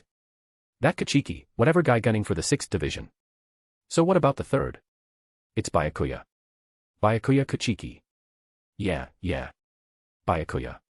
Who cares about that? So, who is the second dude? Sai, the candidate for the position of captain in the 3rd division, is the vice captain of the 5th division. Jin Ichimaru. Siriitii, 2nd division. Currently, Soifan was seated on the chair of the leader of the Fan family and as such did not wear a captain cloak. The Fan family was a noble family affiliated to the Shihoin family. Normally, the current leader of the Shihoin family, Yashiro Shihoin, should have taken the position as captain of the 2nd division. But, even though he was an incredibly talented young boy who would without a doubt reach his sister's level given enough time. As of now, he still didn't have the strength required to stand as a captain. Currently listening to the reports, Soifan was at first a little bored, but she immediately straightened when she heard about Gojo and his feat in the first place. Kairo-fan was no pushover, so for him to lose in a contest of speed and techniques showed just how much Gojo had grown in such a short time. But for him to create a technique that looked like Shunko.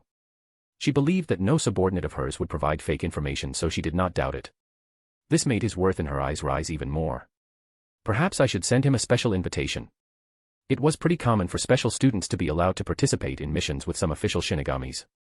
This was because having experience beforehand was always a good thing. What's more, the case of Jin Ichimaru had already left a precedent. So it wasn't a problem. It was just that she had already been refused once. She didn't have the face to be refused a second time. What should I do? So let's be clear. On Nanao's thoughts about the 10 previous Kenpachi having died before Zaraki. We all know it isn't entirely the truth, but Nanao does not. Anyway, I hope you liked the chapter. Chapter 25, ch 22, Shuhei Hiseijai. Becoming a captain, huh? If he had to be honest, the position of captain didn't particularly attract him in any way. It was simply too much responsibility. Back then on Earth, the reasons he fought to become one of the higher-ups was to put a stop to the rampant corruption of those old bastards entrenched in their own way and usher a new wave by grooming talented individuals. With students such as Yuta and Yuji, 2 students with the potential to reach a level near his own, he could be said to have perfectly succeeded in his life goal. Currently though. Thinking too much is useless. Gotta do what I gotta do. Closing the book in his hand, he stood up and belatedly realized that the sun was setting down. As such, after putting his glasses on, he placed the book back in its place and left. Nanao and Toshiro had long since left the library and the library girl this time wasn't Hataru, so he simply decided to leave. As a vice captain, Nanao was extremely busy and could only spare some time to meet him from time to time and help him. He was really grateful for all the help she had given him. As for Toshiro, he had to go to the Zenjutsu class. As he had thought, Toshiro was really a genius and his Asachi was already beginning to show individual traits.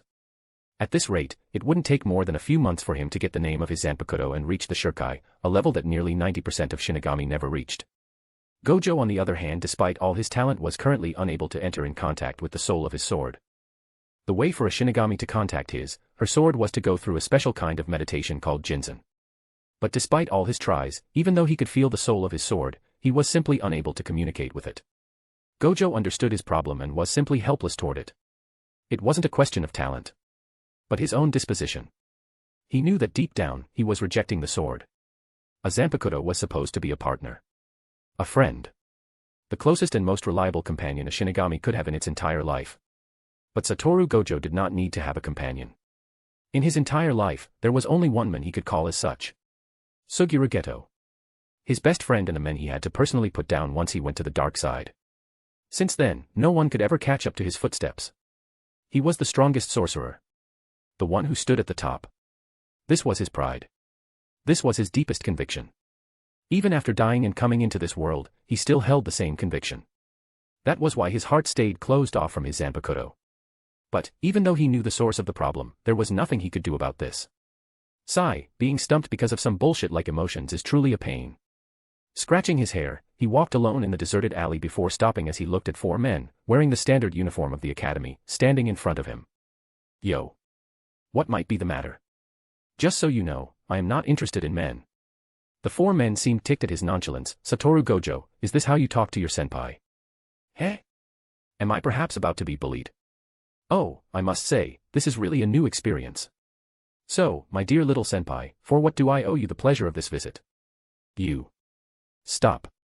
No need to enter his game. The most rash one was stopped by a slender black-haired man with the number 69 on his left cheek. Then, facing Gojo he continued, my name is Shuhei Hiseiji. A 6th-year student from Class 1. While I do admit that the way we appeared might have seemed a little misleading and for that I apologize, I also believe that your disrespectful words were unwarranted. Could you please apologize as well? Gojo could see that the man was really sincere. Ah, I really hate this type. He could already see that despite his punk-like appearance, this guy was the noble type. Not noble in terms of bloodline, but in terms of actions and way of thinking. They were the kind of people who believed that there were no genuinely evil people and all that bullshit of this kind. Gojo tended to call this kind of people, kind hypocrites. He didn't hate them per se, but the problem with kind hypocrites was that once their beliefs were broken, they tended to become, let's say, slightly extreme. He understood more than anyone. After all, Geto had also been this type. The type of men that said words like protecting the weak, following their duties, and all that righteous bullshit. And in the end, it was the same men who decided that the world could only be saved by exterminating all non-sorcerers. Even at his very last moment, before Satoru killed him, Geto could simply lament at how much he could not support the world. The world will always be an unkind place for the righteous. Thinking about his dead friend once again, his good mood vanished, and simply nodded, sorry. You guys are truly sensitive, can't even take a joke, sigh. I see. Well, I guess I will take this apology. As Gojo thought, despite how his appearance suggested otherwise, Shuhei was truly a Pacific man that hated conflict and bloodshed. Knowing that forcing the issue for a normal apology would only worsen the situation, he simply backed off and entered the heart of the issue. Sattoru Gojo. If we stand here in front of you, it's because your actions have severely disturbed the peace of the academy. Many students have to complain about your, let's say, slightly troublesome attitude, and some male students also complained about your amorous habits. At this part, Shuhei coughed to hide his embarrassment. Seeing this, Gojo couldn't help but snicker. Aside from ditching class, Gojo wasn't idle when it came to wooing girls. After all, he couldn't simply study all the time, right? In fact, he even thought he was pretty tame compared to most university students back on Earth. So, Shuhei managed to calm down, and continued, I understand that it's your freedom to act as you wish. For the second issue, no one here is a child. As such, while I personally find this practice deplorable, I have neither the right nor the intention to stop it as long as the concerned parties gave their consent. There he becomes even more serious, but about the main issue. Your comportment is without a doubt setting a bad example for the students. You may perhaps not need those classes, but for the normal students, seeing someone succeed without putting any effort while they give their all is disheartening and affects their studies. So in short, a bunch of whining bastards couldn't face reality and came to complain so that I will become a model student and at least heal their wounded egos while giving them the illusion that they aren't just useless trash. Is that it? Shuhei's face twitched. Even though the words used by Gojo were extremely harsh, the truth was as he depicted. What's more, most of the students complaining were nobles who couldn't accept that someone from the Rakangai could surpass them so much without even trying. Shuhei didn't come here without doing his research on Gojo. He even knew about the short fight against the Hakuta and Shuinpa instructor, and such, understood that judging Satoru with their standards was simply stupid. He could not understand the use of such jealousy. If you felt inferior, wouldn't it be better to double, triple, or even quadruple the amount of effort you put in so that you could reach your goal? Ever since he had been saved from a hollow attack all those years ago by the ex-captain of the 9th Division, Kensei Meguruma, Shuhei had never ceased to put in the effort necessary to reach his idol. He even went as far as tattooing the same number 69 on his body, though on his cheek rather than his chest. Even the fact that Kensei was now considered a traitor and a fugitive alongside many other captains didn't change his admiration. This was why he could not understand people who used excuses to hide their own mediocrity. But even so, I understand your frustration. But please, for the sake of the academy, stop your conduct. While saying that, he gave a deep bow. Watching him like this, Gojo lowered his glasses before giving his smirk. Shuhei Hisagi, was it? Hee. Did you know? If a bow was all that was necessary to make any requests, the world would truly be a different place. Putting back his glasses on, he put his hands in his pockets and swaggered past the bowing Hisagi without any care in the world. Before turning in the corner, he gave some last words. I respect your words and your way of thinking. But I will never force myself for the sake of people I do not recognize. Trust me, it isn't worth it. This was his creed. He wasn't a hero. Nor was he even a good person.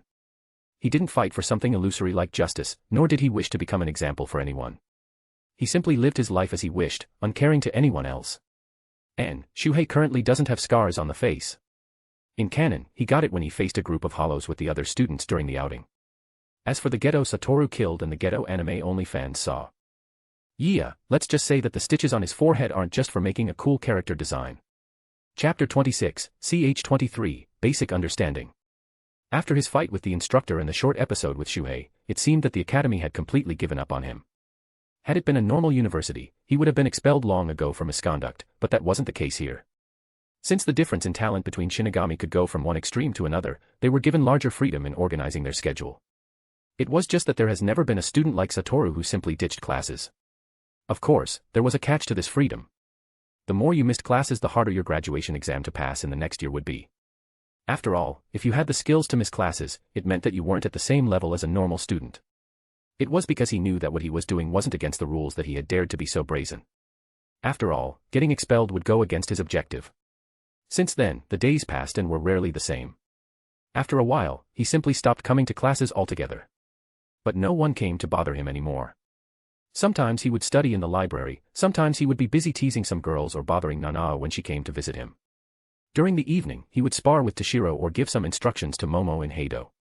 When he was free, he would eat some sweets or simply gaze at the sky while laying down in the garden of the academy.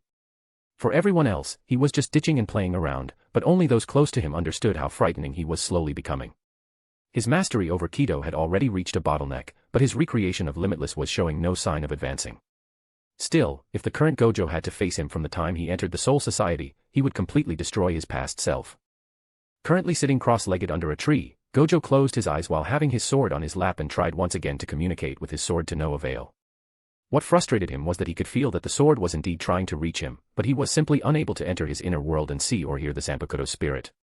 This frustrated him so much that he felt like he should simply stop wasting his time with this useless junk. The moment he thought so, all connection was immediately cut off. He couldn't even feel the sword trying to reach him anymore. Fuck. For Satoru, his current failure was something he could not accept. I should really stop wasting my time. Limitless is the most important. The sword can come in later. Thinking so, he put the sword back in its sheath before placing it next to him and laid back against the trunk of a tree and thought. What was Limitless? In the simplest way possible, it was a technique that allowed him to bring the concept of infinity into reality and distort space at will. In the past, he had divided this technique into 3 basic phases.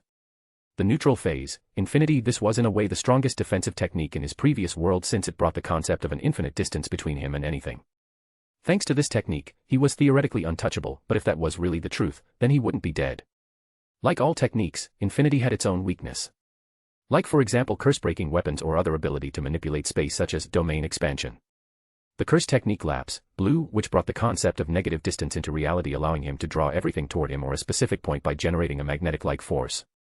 If he could use this technique, he would be the nemesis of all Shuinpa users. Finally, the curse technique reversal, red, which brought the concept of divergence into reality and created a repelling effect, making it the complete opposite of blue. Red was far more complicated than blue and he nearly died before learning it. Thankfully, once he learned these two, he was able to use the advanced technique, colliding Limitless, purple. If infinity was his strongest shield, then purple was his strongest spear. Man, just thinking about this is giving me a headache. Even now he didn't understand why he could use the Rakugan but not limitless. This was really something that stumped him. Nonetheless, he knew that it shouldn't be too hard for him. All he lacked was a crucial step. Something that could serve as a cornerstone. He already had more or less an idea about what he should do. He needed to create the equivalent of a reverse curse technique. This would be the first step. Growl. Rubbing his growling stomach, he stood up and decided that he needed to eat something. First year Class 1 homeroom. While Gojo was agonizing about his powers, the students of Class 1 were sent into an uproar as the homeroom teacher announced that they would be sent to the human world the next morning. For most of them, it had been decades if not centuries since they had died, and as such, it could be said that they all wished to see what the current world looked like. Now then, each of you should come and pick a ticket.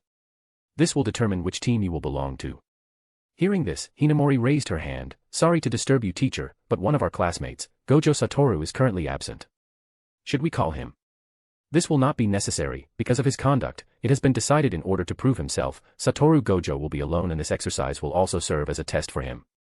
Should he fail, he will be expelled. But do not make me repeat myself. Understood. Hinamori could only sit back with frustration while the other students began to snicker, happy to know that they might never have to see that infuriating face again. Still, she didn't worry for Gojo. She knew very well that he could basically graduate. She was just unhappy at the treatment he was receiving. Looking at all the gloating students, she could only hide her anger. I am sure he is going to show them all. The next day. And more of a transition chapter and some basic explanation about Limitless for those who never watched Jujutsu. Chapter 27, CH24, Dangai. Shino Academy. On a podium stood 3 students. One man was in the front while one woman and another man were behind him. Further behind them was a closed door that seemed to float in the air. It was the Senkaman. The official gate that people of the Soul Society could use to enter the living world. After making sure that all the first-year students of Class 1 were present, the one standing in front finally opened his mouth. I will first introduce myself. I am Shuhei Hiseiji, a 6th-year student. Behind me are Kanisawa and Aoga, my fellow classmates. Today, the 3 of us will lead you. An uproar sounded as most of the first-year students were astonished. Renji, who generally didn't pay attention to what was happening in the academy, couldn't help but mumble, "What the heck? They are acting like those 3 are some kind of stars." What? You don't know? Kira, who usually stayed silent, couldn't help but exclaim. Huh? Should I? HAAA. Forget it. Anyway, the uproar is mainly because of that guy. Shuhei Hiseiji. His entry in the Godai 13 is already a foregone conclusion. In fact, it's even said that he would directly obtain a seated position once he enters. Asterisk whistle asterisk seems like he is really a big deal. What do you think, Gojo? Asterisk yawn asterisk I just think that having to wake up so soon is a crime. Toshiro on the side commented dumbfounded, Nissan, this is the normal time for classes. And this is why it's a crime. The guy who made that schedule is really a demon. The others could only laugh bitterly. They were already used to Gojo's laid-back manner. Still, are you sure you will be all right alone? Do you even know how to do a soul burial? It was just explained to us. Haha. No worries. It's me after all. The others could only nod while Renji watched with admiration. Even though he always showed a brash personality, the truth of the matter was that, deep down, he had always lacked confidence in himself. But he could see none of that in Gojo. His words weren't just bragging, but born from a supreme confidence in himself. Silence please. From the podium, Hataru silenced the student before continuing, from now on, aside from one of you, all the rest will act in teams of 3. Saying so, she sent a pointed look to Gojo, who could only scratch the back of his head sheepishly. After their one time together, they did pass some other moments again, but neither of them really felt any spark between them. This was even more so since Hataru knew that Gojo had relationships with other students. The only saving grace was that Gojo had never tried to play her like a fiddle, and as such their relationship was still alright. Momo, what's wrong? Toshiro asked as he looked at a blushing Momo. And no. Nothing. Ha. Momo could only awkwardly laugh. Her room was close to Gojo and she could see the string of women visiting him. In fact, she knew that even some first-year girls were part of the lot. It had to be said that whatever the era, bad boys would always have a certain attraction for women. This created some very weird moments for her that would cause her to blush in shame whenever she remembered them. Anyway guys, how were you paired? I am with Momo and Renji. Meanwhile, Kira is with 2 other students. They are. No need to tell me. It isn't like I will remember their names. Gojo dismissed and began to walk away. He didn't care about people who had nothing to do with him. This was just a waste of time and energy. Now then, does everyone have their hell butterflies? If so, let's go. All the students nodded, while a plethora of black and purple butterflies appeared around next to them. Watching the butterfly landing on his shoulder, Gojo could only marvel. It seemed that this little thing was the equivalent of phones here, since they served as communication devices. Well, in a way they are also GPS, ha ha ha. Gojo joked inwardly. Those butterflies were necessary guides when using the Senkamen. Without them, chances were that one would get lost in the Dangai. The Dangai was a sort of alternate dimensional passage that connected the Soul Society and the human world. It also floated in the Garganta, another void dimension that connected the human world, the Soul Society, and the Hueco Mundo. Gojo had done his research, but he had to admit that creating the limitless without a trigger would be hard. Perhaps I will find the answer in the Hueco Mundo or the Dangai. What's more, from some records he knew, the Dangai was a zone where time flowed 2,000 times faster than in the outside world. Well, this is a question for another time. As he was now, using the Dangai or the Hueco Mundo would only be suicide. Getting erased by a Kotatsu in the Dangai or eaten by a hollow in the Hueco Mundo wasn't on his to-do list. Thinking so, he began to walk alongside the students and finally passed through the Senkamen. And, the things about Dangai aren't some BS I am spouting. In Bleach, Ichigo used it with Ishin's help to learn the final Getsuga, and in some filler arc, the 7th seat of the 12th division studied the Dangai and developed space-time related skills. Though honestly, that filler arc was BS. For those interested, it's called Mod Soul arc I think. At least, those are keywords. Or you can just search, Kagerosa Inaba. He is the main antagonist of that arc. Chapter 28, ch 25, Nothing Will Happen. And, so here is the thing. Bleach began in 2001. If we take it as the timeline of the canon, then my FIC is set 55 years before canon. It means we are in 1946. Just after the Second World War. See, Japan was shit at that time. Some cities were bombed, some others were occupied by the Allied powers. But of course in Bleach, Kubo never showed that in any of the flashbacks. So we will not delve too much into that topic. Not gonna do research about post-war Japan just for a FIC. Human Realm, Japan, Naruki City. The passage through the Senkamen was pretty fast. In fact, from the traveler's perspective, one simply had to open the door, step through a room and open the other door. The fact that Senkamen could be opened with any Zanpakuto showed that whoever created them had some deep mastery over space travel. The moment all the students stepped through the door and appeared on the roof of a large building, Shuhei began to speak. This is Naruki City. This city is under the jurisdiction of the 10th Division. For today's exercise, all the hollows have been completely swept away to avoid any problem, so do not worry. All the students nodded and began to observe the city. Currently, even though they left the Soul Society in the morning, the moon hung in the sky of the human world. This clearly showed that there was some shift in time. Shuhei found it a little weird since it wasn't supposed to happen normally if the gate was well created. But he wasn't worried either as, while rare, it was something that could happen. That's why passing through the Senkamen was necessary since it was possible to be sent far in the past if you were lucky or completely erased by the current of time 90% of the time if you passed through by Dangai. While Shuhei began explaining how the exercise would be going on, Gojo, who separated himself from the other students, took off his blindfold and took a deep breath before observing the city. So this is really a different world and time. Even though this was indeed Japan, he could not feel an ounce of cursed energy. Cursed energy was born from the negative feeling of humans. He knew that the Second World War had just ended, so this period should have been one of the most active with curses. Still, it was both funny and sad that no matter which world, humans would always find a way to wage war. Still, even though there was no cursed energy. This is so horrible. Momo murmured after coming next to him. Indeed. As far as the eyes could see, rows and rows of ghosts could be seen here and there roaming. Ghosts or spirits who stayed in the mortal humans for too long because of their lingering attachments could eventually transform into hollows once their chains of fate were corroded or be eaten by one. Thankfully, the transition from spirit to hollow could take months, if not years. Though becoming a hollow's meal was more of a question of luck. Gojo understood clearly that since the war ended not long ago, it was normal for so many souls to still linger on Earth. No wonder they are willing to send students. I guess having more help is always appreciated. While Gojo was laughing inwardly, Momo could only lament, why do people always go to war? She couldn't really understand this. Wouldn't it be nice if everyone could simply be happy? Gojo scoffed at those naive thoughts, religion, ideology, resources, land, spite, love, or just because. No matter how pathetic the reason is, it's enough to start a war. It's human nature to pursue strife. Saying so, he put back on his blindfold and began to walk away. Rather than thinking about something useless like a world without war, you should think of how to become stronger. Momo lowered her head at his admonishing tone. Renji, who stood on the side, wanted to speak, but Histogeia stopped him with a shake of his head. He knew very well that behind his easygoing exterior, his big brother was someone who was extremely cold, almost uncaring even. What's more, he wasn't saying this to make Momo feel bad but to seriously advise her. Sattoru Gojo. Where are you going? Haha. I don't really know. I just found something really interesting. You guys can stay here and play around if you wish. Shuhei was incensed. This was a very important exercise, but this man was playing around. Even though it has been decided that he would take this exercise alone, it should have still been under the supervision of one out of the three of them. Sattoru Gojo, I need you to stop. Now. Heh.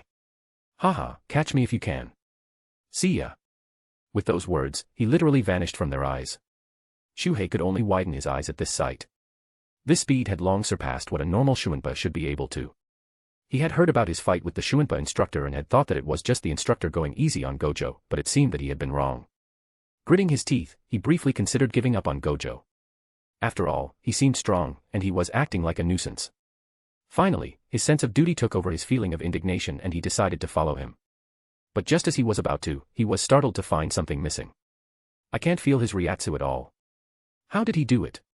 Shuhei, what do we do? Hataru asked on the side while looking worriedly at the direction Gojo went to. Like Shuhei, she was unable to feel his Ryatsu anymore. Though she was less surprised. After all, she had sometimes seen him completely suppress his energy while training. Something that should be impossible since all Shinigami always leaked a minuscule amount of Ryatsu even when they held back. Shuhei hesitated a little before finally shaking his head. We do not know where he is going, and following him blindly would be a waste of time. We will proceed with the exercise as planned, and if he isn't back before sunrise, we will ask the Soul Society to locate him through his hell butterfly. What if something happens to him? Do not worry. As I said, all the hollows in the area had been swept off. There shouldn't be any problem. E/N, flag. Chapter 29, ch 26, a hint toward limitless. Under the moonlight, Gojo was using Shuinpa after Shuinpa to reach his target. He wasn't lying when he said that he had found something interesting. Shinigami were unable to completely hide their Ryatsu. From what he had seen with his eyes, even Soifan, the leader of the secret force, could only hide her Ryatsu partially. Not even him, with his absolute control over his energy thanks to his eyes, could do so. The best he could do was to lower the emission of his Ryatsu to the level of a human, which made him nearly untraceable. The reason for that was because of nearly invisible vents in the wrist of all Shinigami from where their Ryatsu leaked. You could say that those vents were basically the noses of Ryatsu. There was just one little difference. For a human, having his nose blocked would just mean not being able to breathe for a short while. At most, you could also breathe with your mouth. For a Shinigami, having those vents blocked meant internal combustion and then death. Long story short, as long as you didn't want to die, you wouldn't stop all your Ryatsu from leaking. But here was the problem. When he used his eyes the moment he stepped on the roof, he saw two astonishing things. The first thing was a bunch of super huge and completely white hollows. From their masks to their bodies, everything was white. In all illustrations, he had never seen such things. The worst was that he couldn't feel them and he couldn't really see them either. He could only see their energy. This meant that they would be invisible to the students. It wouldn't be a problem for one such hollow to appear. But an entire group. Even more so after the 10th Division supposedly killed all the hollows in the surroundings. The second thing he saw was, two Shinigami, or at least he thought they were Shinigami. He couldn't feel them. He could only barely see the energy circulating in their body. What's more, they were also invisible to normal eyes. Still. Those guys are strong. Really fucking strong. Even stronger than Soifan. He began to slow down while thinking about how he would resolve this situation. Meanwhile, two cloaked people were standing on a building while feeling the Ryatsu of the students. Someone is coming. The one who spoke was standing slightly behind the other men as if showing respect. Oh. Indeed, it seems like someone is really coming. What a beautiful control of his energy. Is it a member of the secret corps? It shouldn't be. Only the students of the academy are in the zone. So, a student managed to see through Kasuke Urahara's specially created hiding cloaks. This was something beyond incredible. Ever since he had stolen some of the equipment created by Kasuke, he had never been caught when wearing this cloak. Not even a captain should have been able to feel him. This is interesting. Really interesting. Under his cloak, the gaze behind the glasses was gleaming with a chilly light. Should we kill him? As the man who was clearly the subordinate asked, he slowly brought his hand toward the short sword at his hip. Even though they were still a few kilometers away from each other, piercing and killing that lone student would be no problem. After all, aside from the commander, his Zanpakuto had the longest reach in all the Soul Society. The leader clearly hesitated, torn between his scientific curiosity and his careful reasoning. Finally, his curiosity won. Killing that student now would be easy, but what he was searching for was a way to surpass the inherent limitations of shinigami. Even now he was still unable to find the Hogyoku created by Kisuke, and as such, his researches on the fusion between hollows and shinigamis were still incomplete. It was sad that he hadn't been able to capture the captains who survived the hollow transformation 60 years ago. Once again, because of that damned Kisuke. That man is really the nemesis of my life. Well then, I initially wanted to see how those students would fare against the new experiments, but no matter. Don't kill him. We are going. Understood. Open the Garganta. At those words, the sky literally cracked open. Back to Gojo, he immediately stopped running when he saw this huge hole in the sky. Taking off his blindfold, his eyes widened in shock, as a huge beam of light fell from the hole and covered the two suspicious cloaked people before bringing them into the sky. In the shadow of that dimensional hole, wriggling forms wearing completely white masks could be seen. Minos Grande. Jillian. So, those two are Ajuchas or Vasto Lord. Minos was a classification of hollows who, in order to become stronger, stopped chasing souls but rather began to eat each other. 3 classifications were given. Jillians, then Ajuchas, and finally Vasto Lord, whose powers were said to be equal or slightly higher than a captain. So this beam of light is the negation. While this black hole is Garganta. An excited smile formed on his face, as he watched it before he finally began to laugh loudly. Finally, fucking finally. He didn't even care anymore about who those cloaked figures were. Nor did he care about anything else. Seeing it once was enough. The Hueco Mundo really held the way for him to recreate Limitless. He just needed a way to travel between dimensions. Just as he was about to bathe in this feeling of euphoria. Boom. The world rocked as the group of white hollows which previously stood around the two figures reached and circled around him. The combined spiritual pressure was so high that the world itself seemed to tremble. But for Gojo, none of that mattered. Looking at those hollows, all he saw was a bunch of training dummies. Ha! This is going to be fun. After all, nothing was better than a true fight to test the skills he created. And, without Limitless, and not even a Shurkai, Gojo fighting those two would have meant death. About Vasto Lord, we have a weak one like Espada 10, who was in reality number 0 but that was fucking BS in my eyes, and a strong one like Ulquiorra. Yeah, I didn't say Stark or Barragan. Ulquiorra versus Vasto Lord Ichigo was the best fight in all that arc. The second one was Final Ichigo versus Aizen, and the third one Hollow Mask Ichigo versus Grimmjow. Also, don't confuse Vasto Lord and Arrancar. The Espada were all powerful Minos between Vasto Lord and Ajuka aside from one. But most Arrancar were simply normal hollows before the transformation. There's also natural Arrancar and artificial one. For example, Ulquiorra was a natural one. But all that will be explained later in the story. Chapter 30, CH 27, Reactions and a Cat. Godi I-13, 10th Division Barak. Captain. Captain. It's an emergency. A black-haired Shinigami was running hurriedly with a frightened expression. He opened the door of the captain's office without even introducing himself. The detectors signaled an anomaly in space in the human world and are going crazy. They also detected an abnormally large concentration of Ryastu in the city. Ishin, who was lying down and relaxing, and Ranjaku, who was seated on the captain's seat while working on a mass of papers, both raised their heads in shock at the sudden entrance. The information was crucial, but more than anything, they remembered that the first-year students of Class 1 were supposed to be in that very city. Shit. Ranjaku. Roger. Leave it to me, Captain. Ranjaku didn't even need him to finish his sentence and got up before rushing towards the Senkamen set in their barracks. Because of their power, the procedures necessary for a captain and a vice-captain to visit Earth were completely different from normal Shinigami. The moment she passed the gate, a tattoo in the form of the insignia of the 10th Division formed on her right breast, before becoming invisible. This tattoo was an obligation and would limit her power level to a fifth of her full power, but it was necessary to keep the equilibrium in the human world. What's more, the transfer between the two dimensions wasn't instantaneous. I hope that I won't reach them too late. The fact that the 10th Division would be responsible if anything happened aside, she couldn't accept to leave a bunch of students to their death. Still, it wasn't as if everything was hopeless. She remembered that the student named Gojo Satoru should be part of the group. From the information she had, he was already quite strong. Let's hope that everything is alright. Human world, Naruki City. Meanwhile, on the student side, while all of them were doing the exercises of sending souls to the other side. They all stopped as they felt a crushing power on them. Even though they couldn't find the source, meaning that the cause of it was quite far, this didn't bring them any relief, as this meant that despite the distance, those beings were strong enough to be felt from far away. Shuhei Hisagi was briefly stunned before his expression became grave. Don't panic. Everything will be all right. He took his butterfly and sent a message before watching it disappear. As students, their Zanpakuto did not receive the permission to open a Sankaman. They needed to ask for help once they were finished. Now though, it was clearly an emergency. Taking a deep breath, he calmed himself and continued. Hataru, Aoba. Yes. I need you to take care of the students here. What about you? Student Gojo is still somewhere. I need to find him. What's more, I also need to take a look at the situation and make a report of the situation. Hataru and Aoga wanted to protest, but they knew that now wasn't the time. They needed to secure the students and wait for help. Wait. Hisagi-senpai. I am going. I can recognize Gojo's Ryatsu. Just as he was about to use Shuinpa and rush towards the source, he was stopped by a female voice. Turning around, he immediately recognized her, since she was the best student of the first year in Kido. Student Hinamori. I am sorry, but I am also going. He was once again interrupted by another student.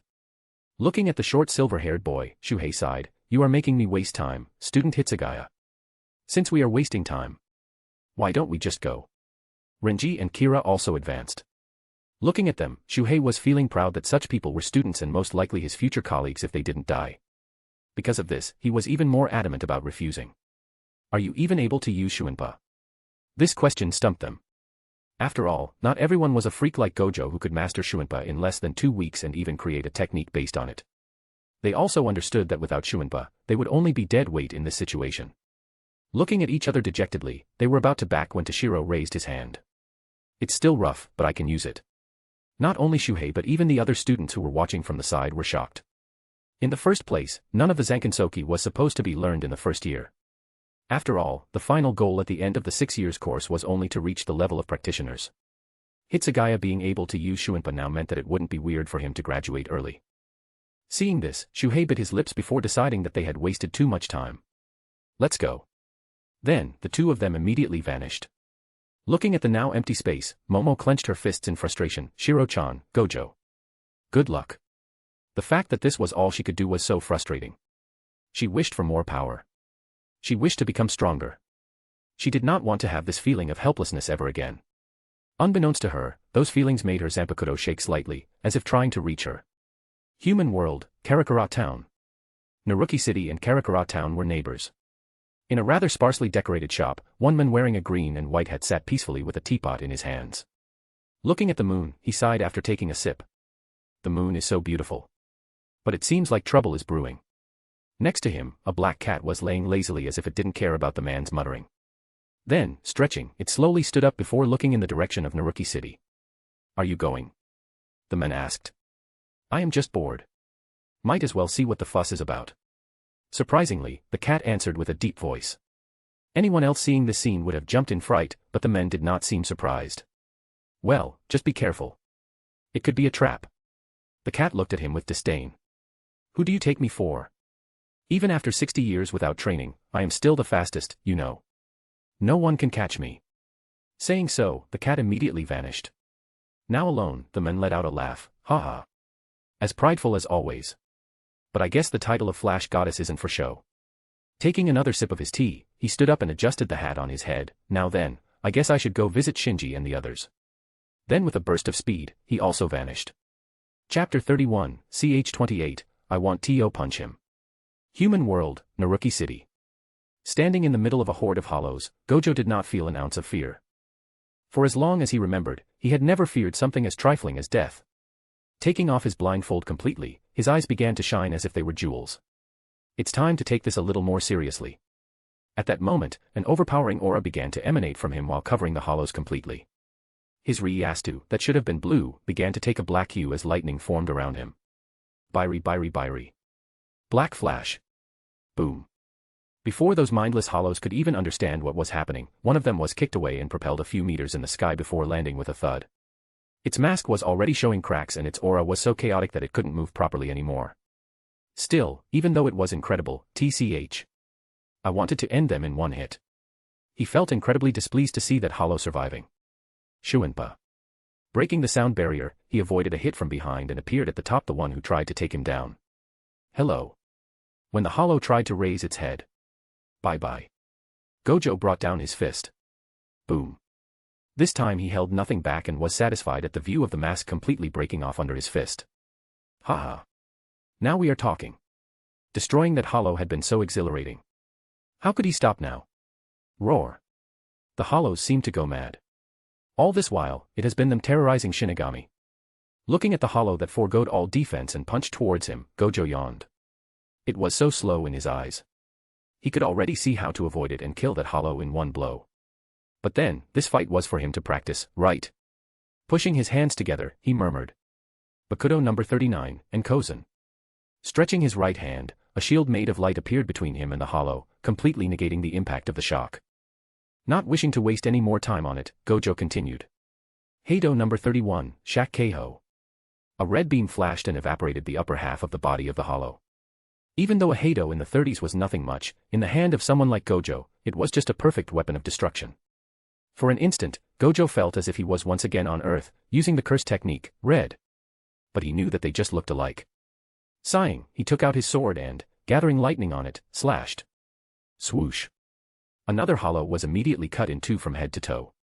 Shaking his head, he began to count, 3, 6, 8, 12, 20. Only 20 of you guys remain. Sai, try to entertain me more at least, okay. Some of the hollows began to take a step back. In their long life, it was the first time in a long while they had felt such a deep fear when facing another being. Unable to take it, all of them backed away before flying away at full speed in directions. Standing on the ground and looking at this scene, Gojo could only widen his eyes in surprise. Heh. For real. He had been so sure that those hollows were nothing more than mindless beasts that he did not even think of the possibility of them running away. And flying. Gojo frowned. He knew that in the human world where the reishi particles were looser, they basically create a ground for them to walk or run on in the sky. But since it was close to impossible in the Soul Society, he had never seen anyone do it, and it couldn't be taught to first-year students either. What's more, looking around him, he could only see utter devastation.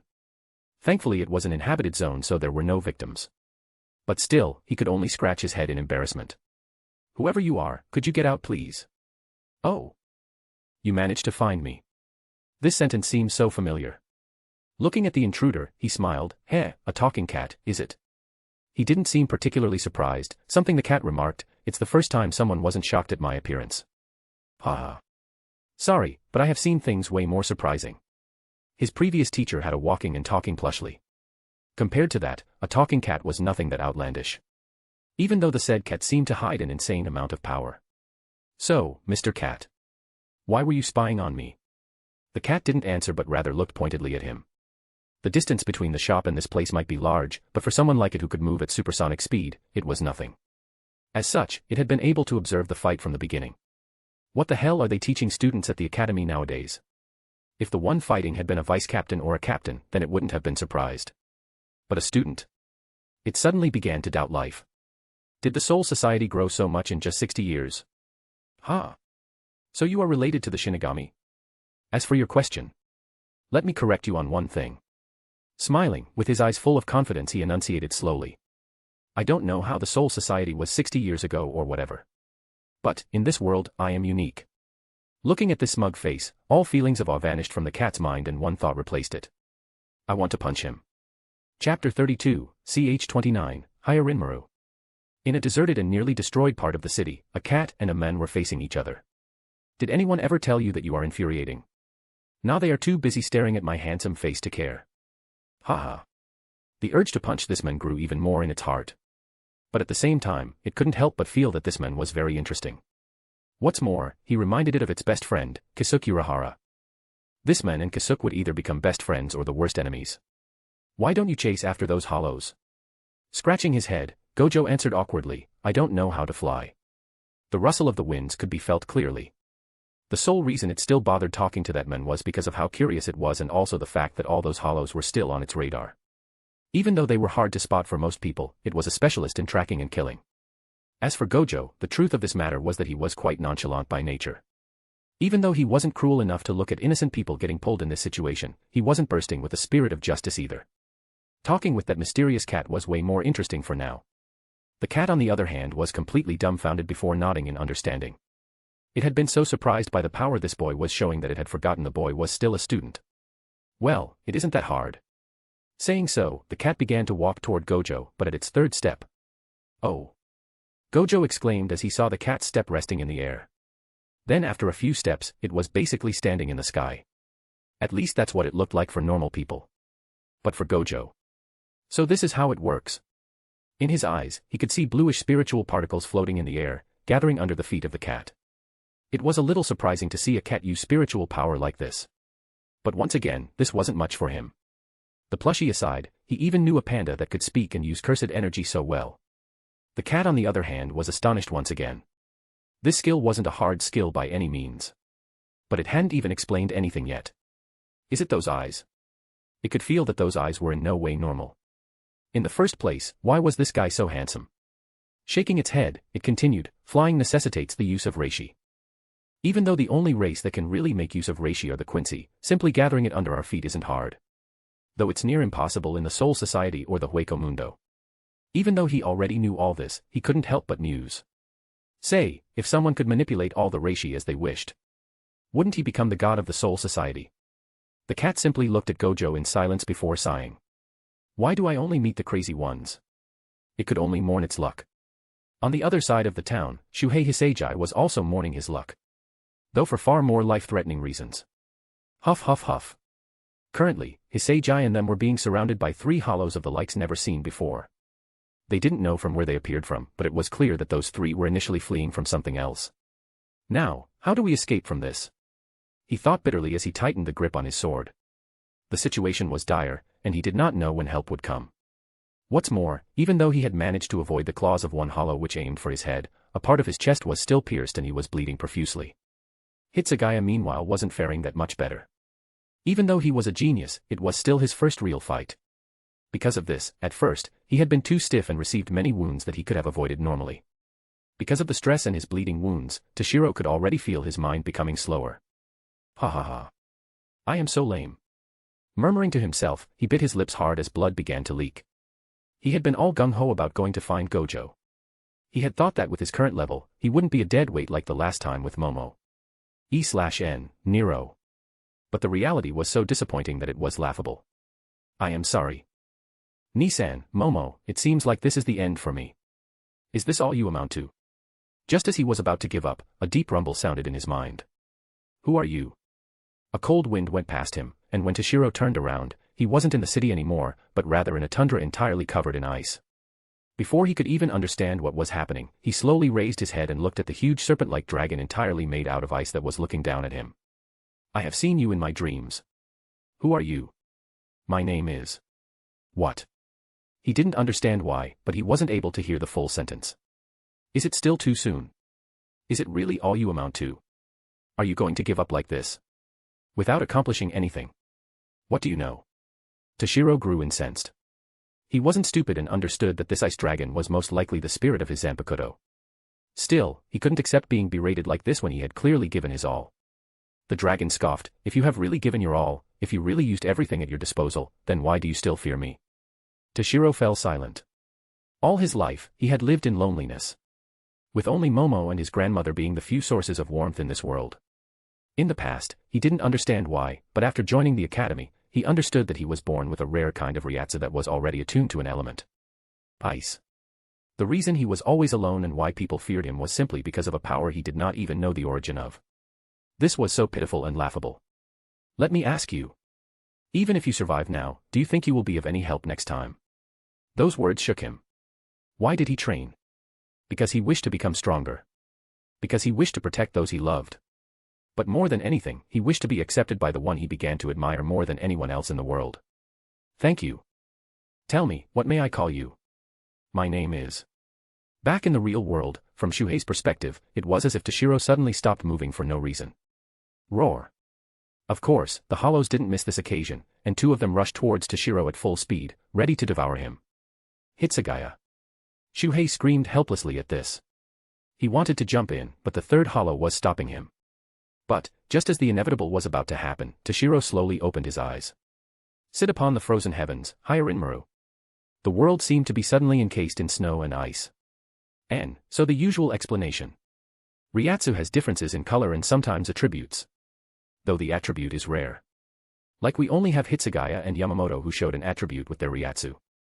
Rukia also has an ice Zanpakuto, while Momo has a fire one, but their Ryatsu didn't have such attributes. Perhaps it's a question of power. Or attunement to the Zanpakuto. Well, no matter. What matters is that he has it. Though if anyone has a reasonable explanation about it, I am listening. Always interesting to see different theories. Chapter 33, CH 30, Super Big Boobs. Sit upon the frozen heaven, Hyarinmaru. The moment Toshiro uttered those words, the temperature around them dropped sharply while snow and ice could be seen slowly forming in the surrounding area. In his hand, his sword changed considerably, becoming far longer with a star-like hilt and a chain at the end. His transformation and his obvious increase in power startled the two hollows, but they didn't stop and tried to devour him. E/N, kinky. For any normal shinigami, just awakening the Shurikai wouldn't bring notable change aside from the change in the shape of the sword and increase in Ryatsu. After all, just knowing the name didn't mean you could bring out the power in your sword. Unfortunately for those two, Toshiro Hitsugaya wasn't a normal shinigami. The very moment he uttered his sword name, Toshiro knew. His sword did not have a complicated power. Nor did it have some complicated skills. It could do only one thing. Manipulating water and changing it into ice. He was truly the ruler of the frozen heavens. Looking at those two hollows which suddenly became too slow in his eyes, Toshiro merely waved the chain of his sword and trapped the two hollows with it. The two hollows roared as they fought back and tried to escape but it is useless. Raising his sword, he brought down in one mighty swing, show them your might. Ruhar. What answered him was the roar of a giant dragon made out of ice that rushed toward the two trapped hollows and completely eradicated them. Huff huff huff. Did you see that, Nissan? I succeeded. Covered in sweat, Toshiro murmured as the sword chain of the sword vanished. Though the sword did not go back to its common Asachi-like appearance. Now, it could really be said to be the sword that belonged only to him. This was the first time Toshiro had used his Shurikai. When added with all the wounds he received previously, his mind became foggy and unable to hold down.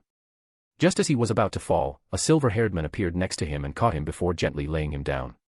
Yo. Nissan. Haha. I saw everything. I guess I should say good job, kiddo. Now, let me deal with the remaining trash before we continue, okay? Toshiro nodded before closing his eyes and falling unconscious. Looking at the exhausted small boy, Gojo gave a rare heartfelt smile rather than his usual mocking grin. Though, the moment he stood up, that smile immediately vanished and was replaced by a cold and unsettling grin. Saying so, he put his hand in his pocket nonchalantly and proceeded to advance toward the hollow that the dumbfounded Shuhei was keeping away with difficulty. I guess I have to also say good job to you. You were pretty useless but at least you have a sense of responsibility. Laughing lightly, he walked past Shuhei and stood in front of the unmoving hollow. Be it Shuhei or the hollow, neither of them could move. They felt as if they were facing a giant monster that shouldn't exist, the pressure placed on them was so high that it felt as if the world itself was trying to crush them. Touching the mask of the hollow, Gojo muttered, I played around too much and because of that, Toshiro got beat up pretty bad. Then again, he finally awakened his Zanpakuto thanks to you. So I guess, thank you.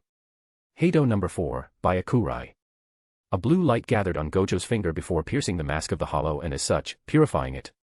Watching the fading hollow, and feeling the absence of the insane pressure Gojo emanated, Shuhei slumped on the ground powerlessly. He couldn't believe what he had seen. Not only was one first-year student able to awaken his Zanpakuto just 1 month after entering the academy, but there was another one even more freakish who could literally paralyze him with just his spiritual pressure. Gojo took a look at the sweating Shuhei, and said, well, I have to go, take care of the remaining pests. Wouldn't be funny if something happened to Momo. As for you, stay here and take care of Shiro. Well then, see ya. Waving his hand, Gojo simply vanished with a shuinpa, once again too fast for Shuhei to understand. Giving a bitter smile, Shuhei shook his head, what have I been doing during those 6 years? It wasn't as if he was a super genius, but he was no slouch either. Perhaps all the praise he received made him swell. Lowering his head to look at his sword, Shuhei gripped it tightly before swearing, when I go back to the Soul Society, I will put more work into knowing your name. Meanwhile, in the sky, rushing toward another target, the black cat that went unnoticed by Shuhei murmured. You have been pretty harsh with that kid.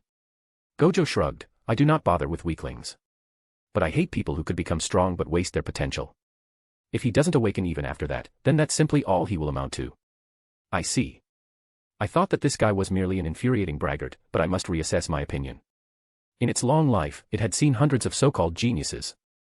It itself was one, Kisuken basically, all the people at captain level were people who could be called geniuses.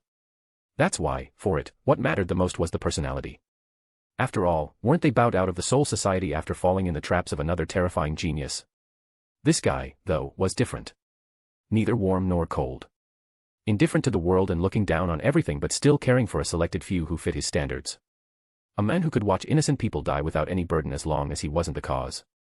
Someone who followed the rules as long as they did not clash against his own. This was the first time it had seen such a complex man. He is pretty interesting. Would such a man bow down to the irrational rule of the Central 46 or the nobles? After seeing this man, the Black Cat understood something. As long as he doesn't die too soon, the Soul Society will be faced with a storm. A few minutes later, just as he was about to rush and erase the last two hollows, Gojo stopped as he witnessed a blonde woman standing in front of his two preys. The cat next to him immediately vanished, but Gojo didn't care. Growl, "Hey Nico." The blade of her sword immediately dispersed into ash before completely shredding the two hollows into pieces. Whistle.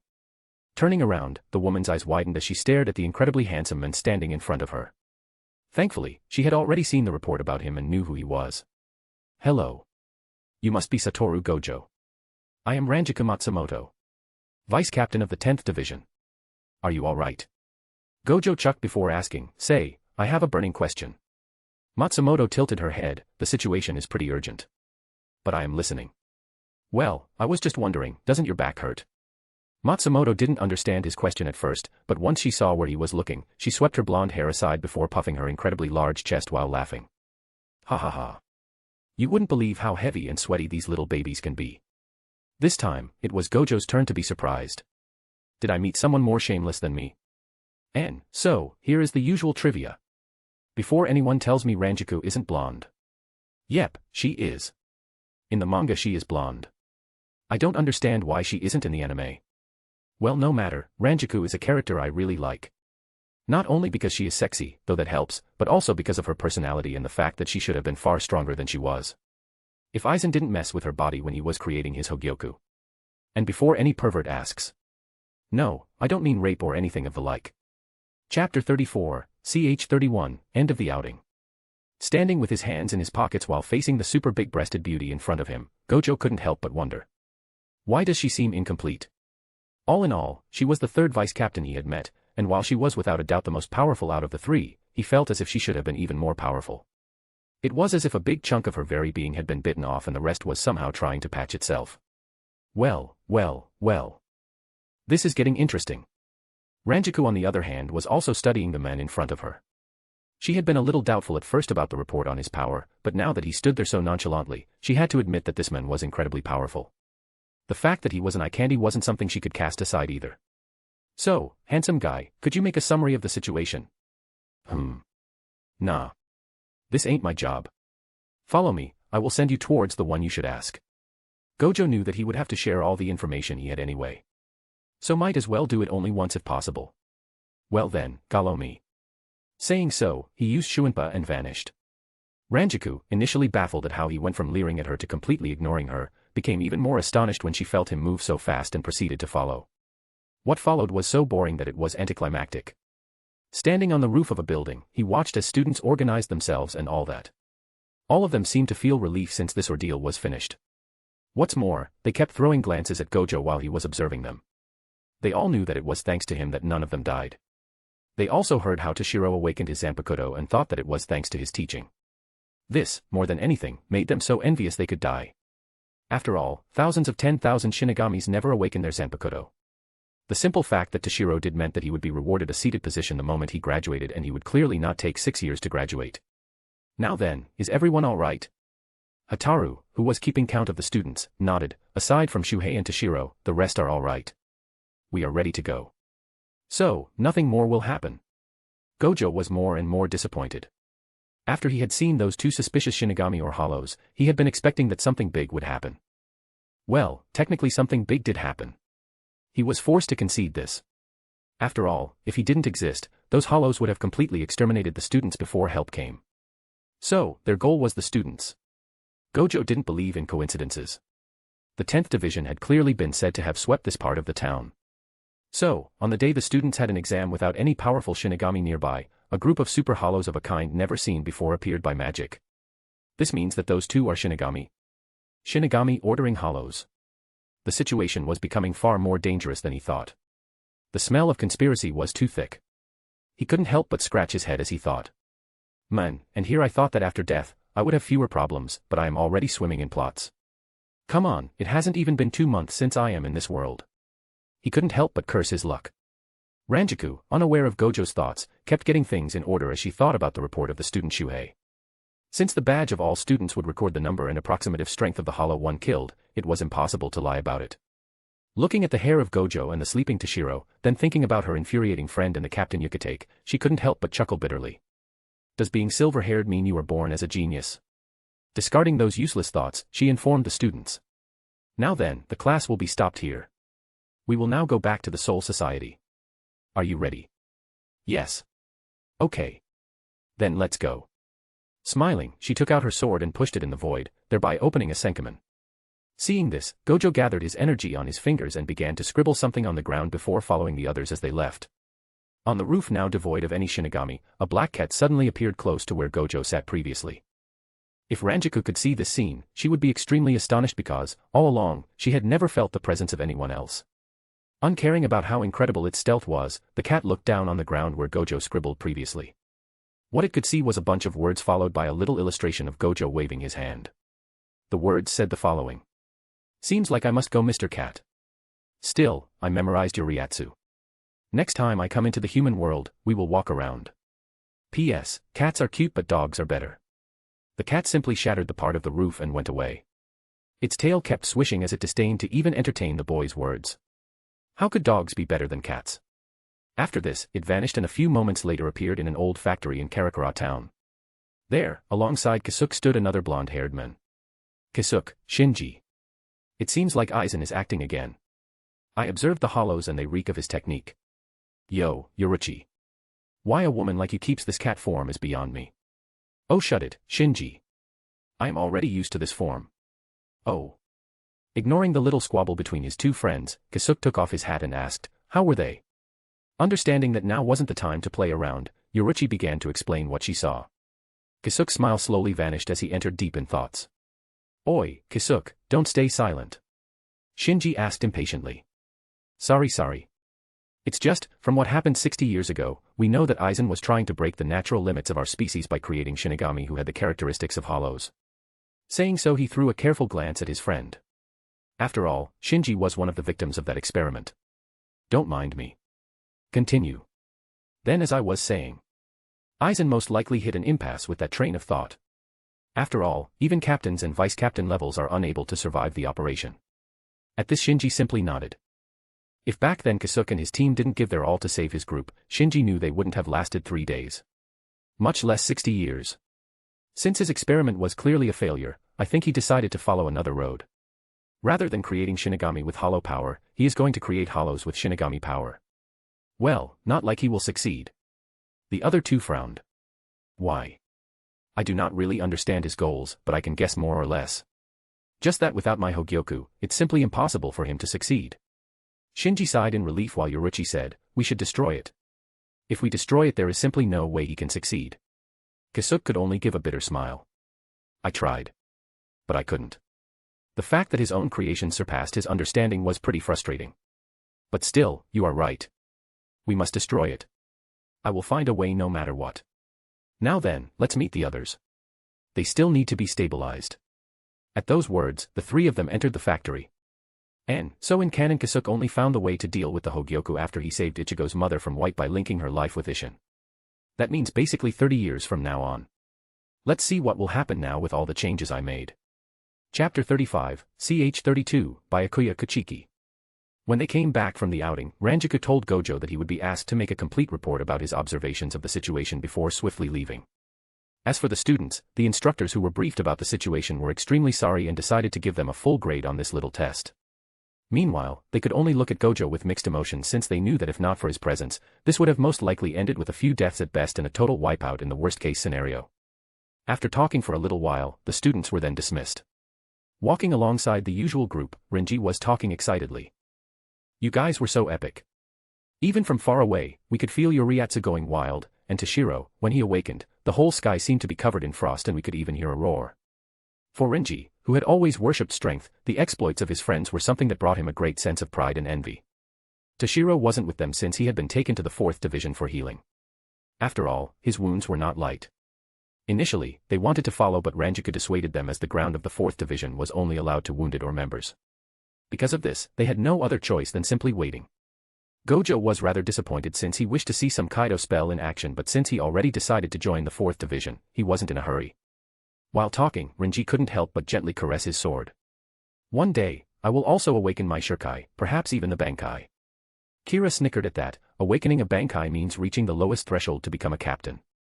You think it's so easy? Shut it, okay. I am allowed to dream. The others laughed at his embarrassed expression. Oh yeah, I had told Rukia we were going to the human world. Now that we passed the test, let's meet her, okay. Gojo shrugged, why not? Not like we have anything better to do. Yash. Let's go now.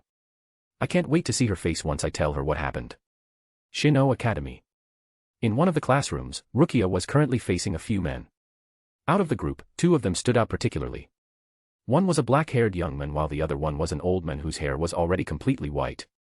In the Soul Society where the souls could still look young after 1,000 years, it was hard to imagine just how old such a man could be. They were currently discussing something when the door was pushed open with a bang and Renji barged in. Hey! Rukia, did you hear? Renji's voice trailed off when he saw the group. Sighing, the young black-haired man addressed Rukia, it seems that we have been interrupted. We will discuss later. Saying so, he did not spare Renji a look and began to walk away. Renji, meanwhile, was unable to move as sweat covered his face. He could feel pressure out of this world from the men. He felt like an ant facing a terrifying monster. But, just as he was about to step out of the room, he stopped dead in his tracks. Gojo, who was facing down the black-haired man, looked at him from head to toe and let out a whistle. This white headpiece in your hair is really beautiful. So this is the Kensiken. What does a high-class noble want with our beautiful but slightly brutish Rukia?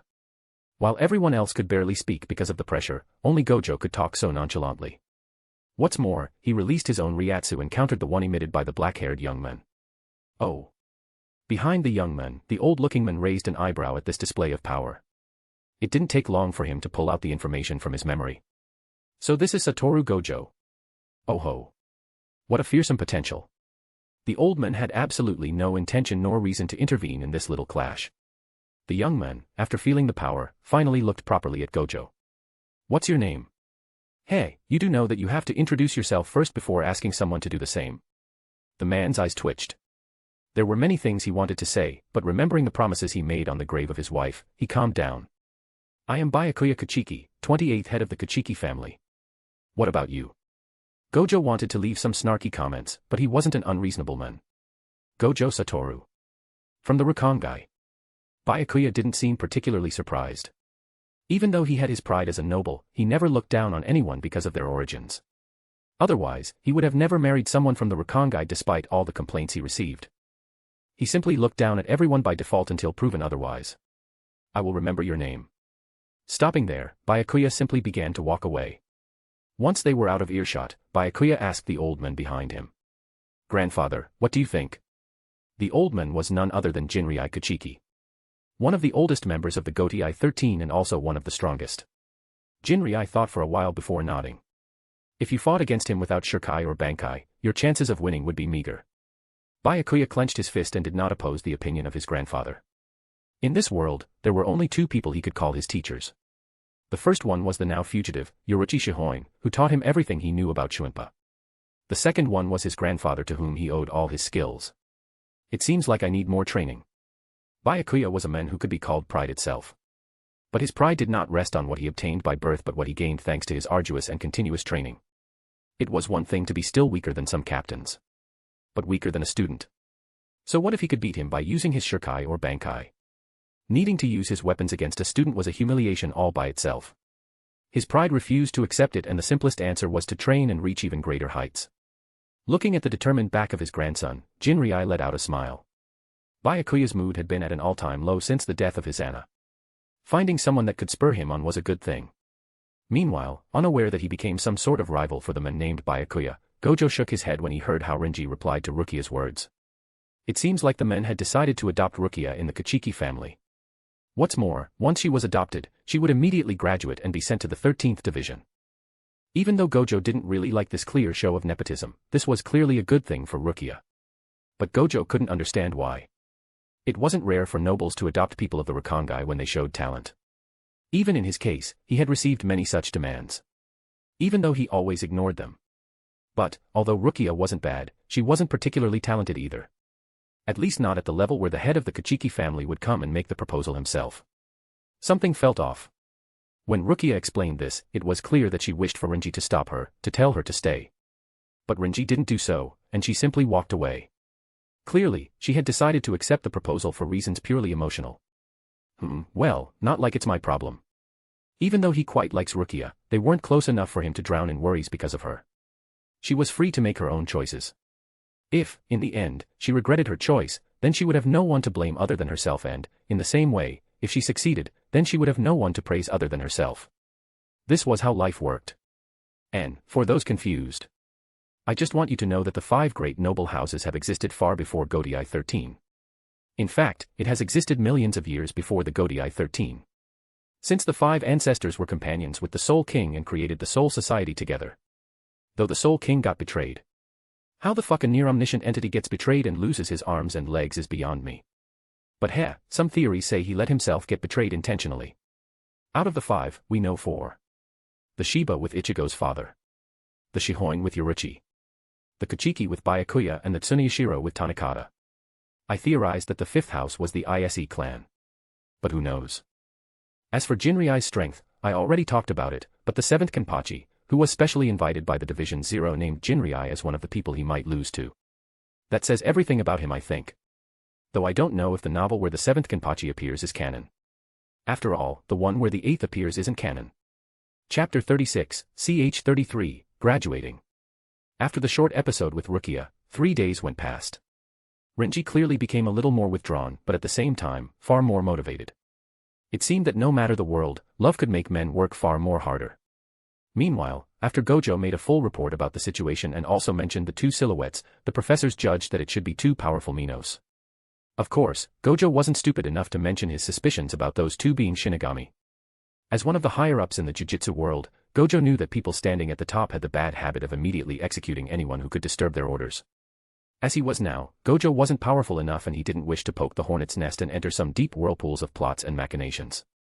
For all he knew, the culprits could be captains or some nobles at the same level.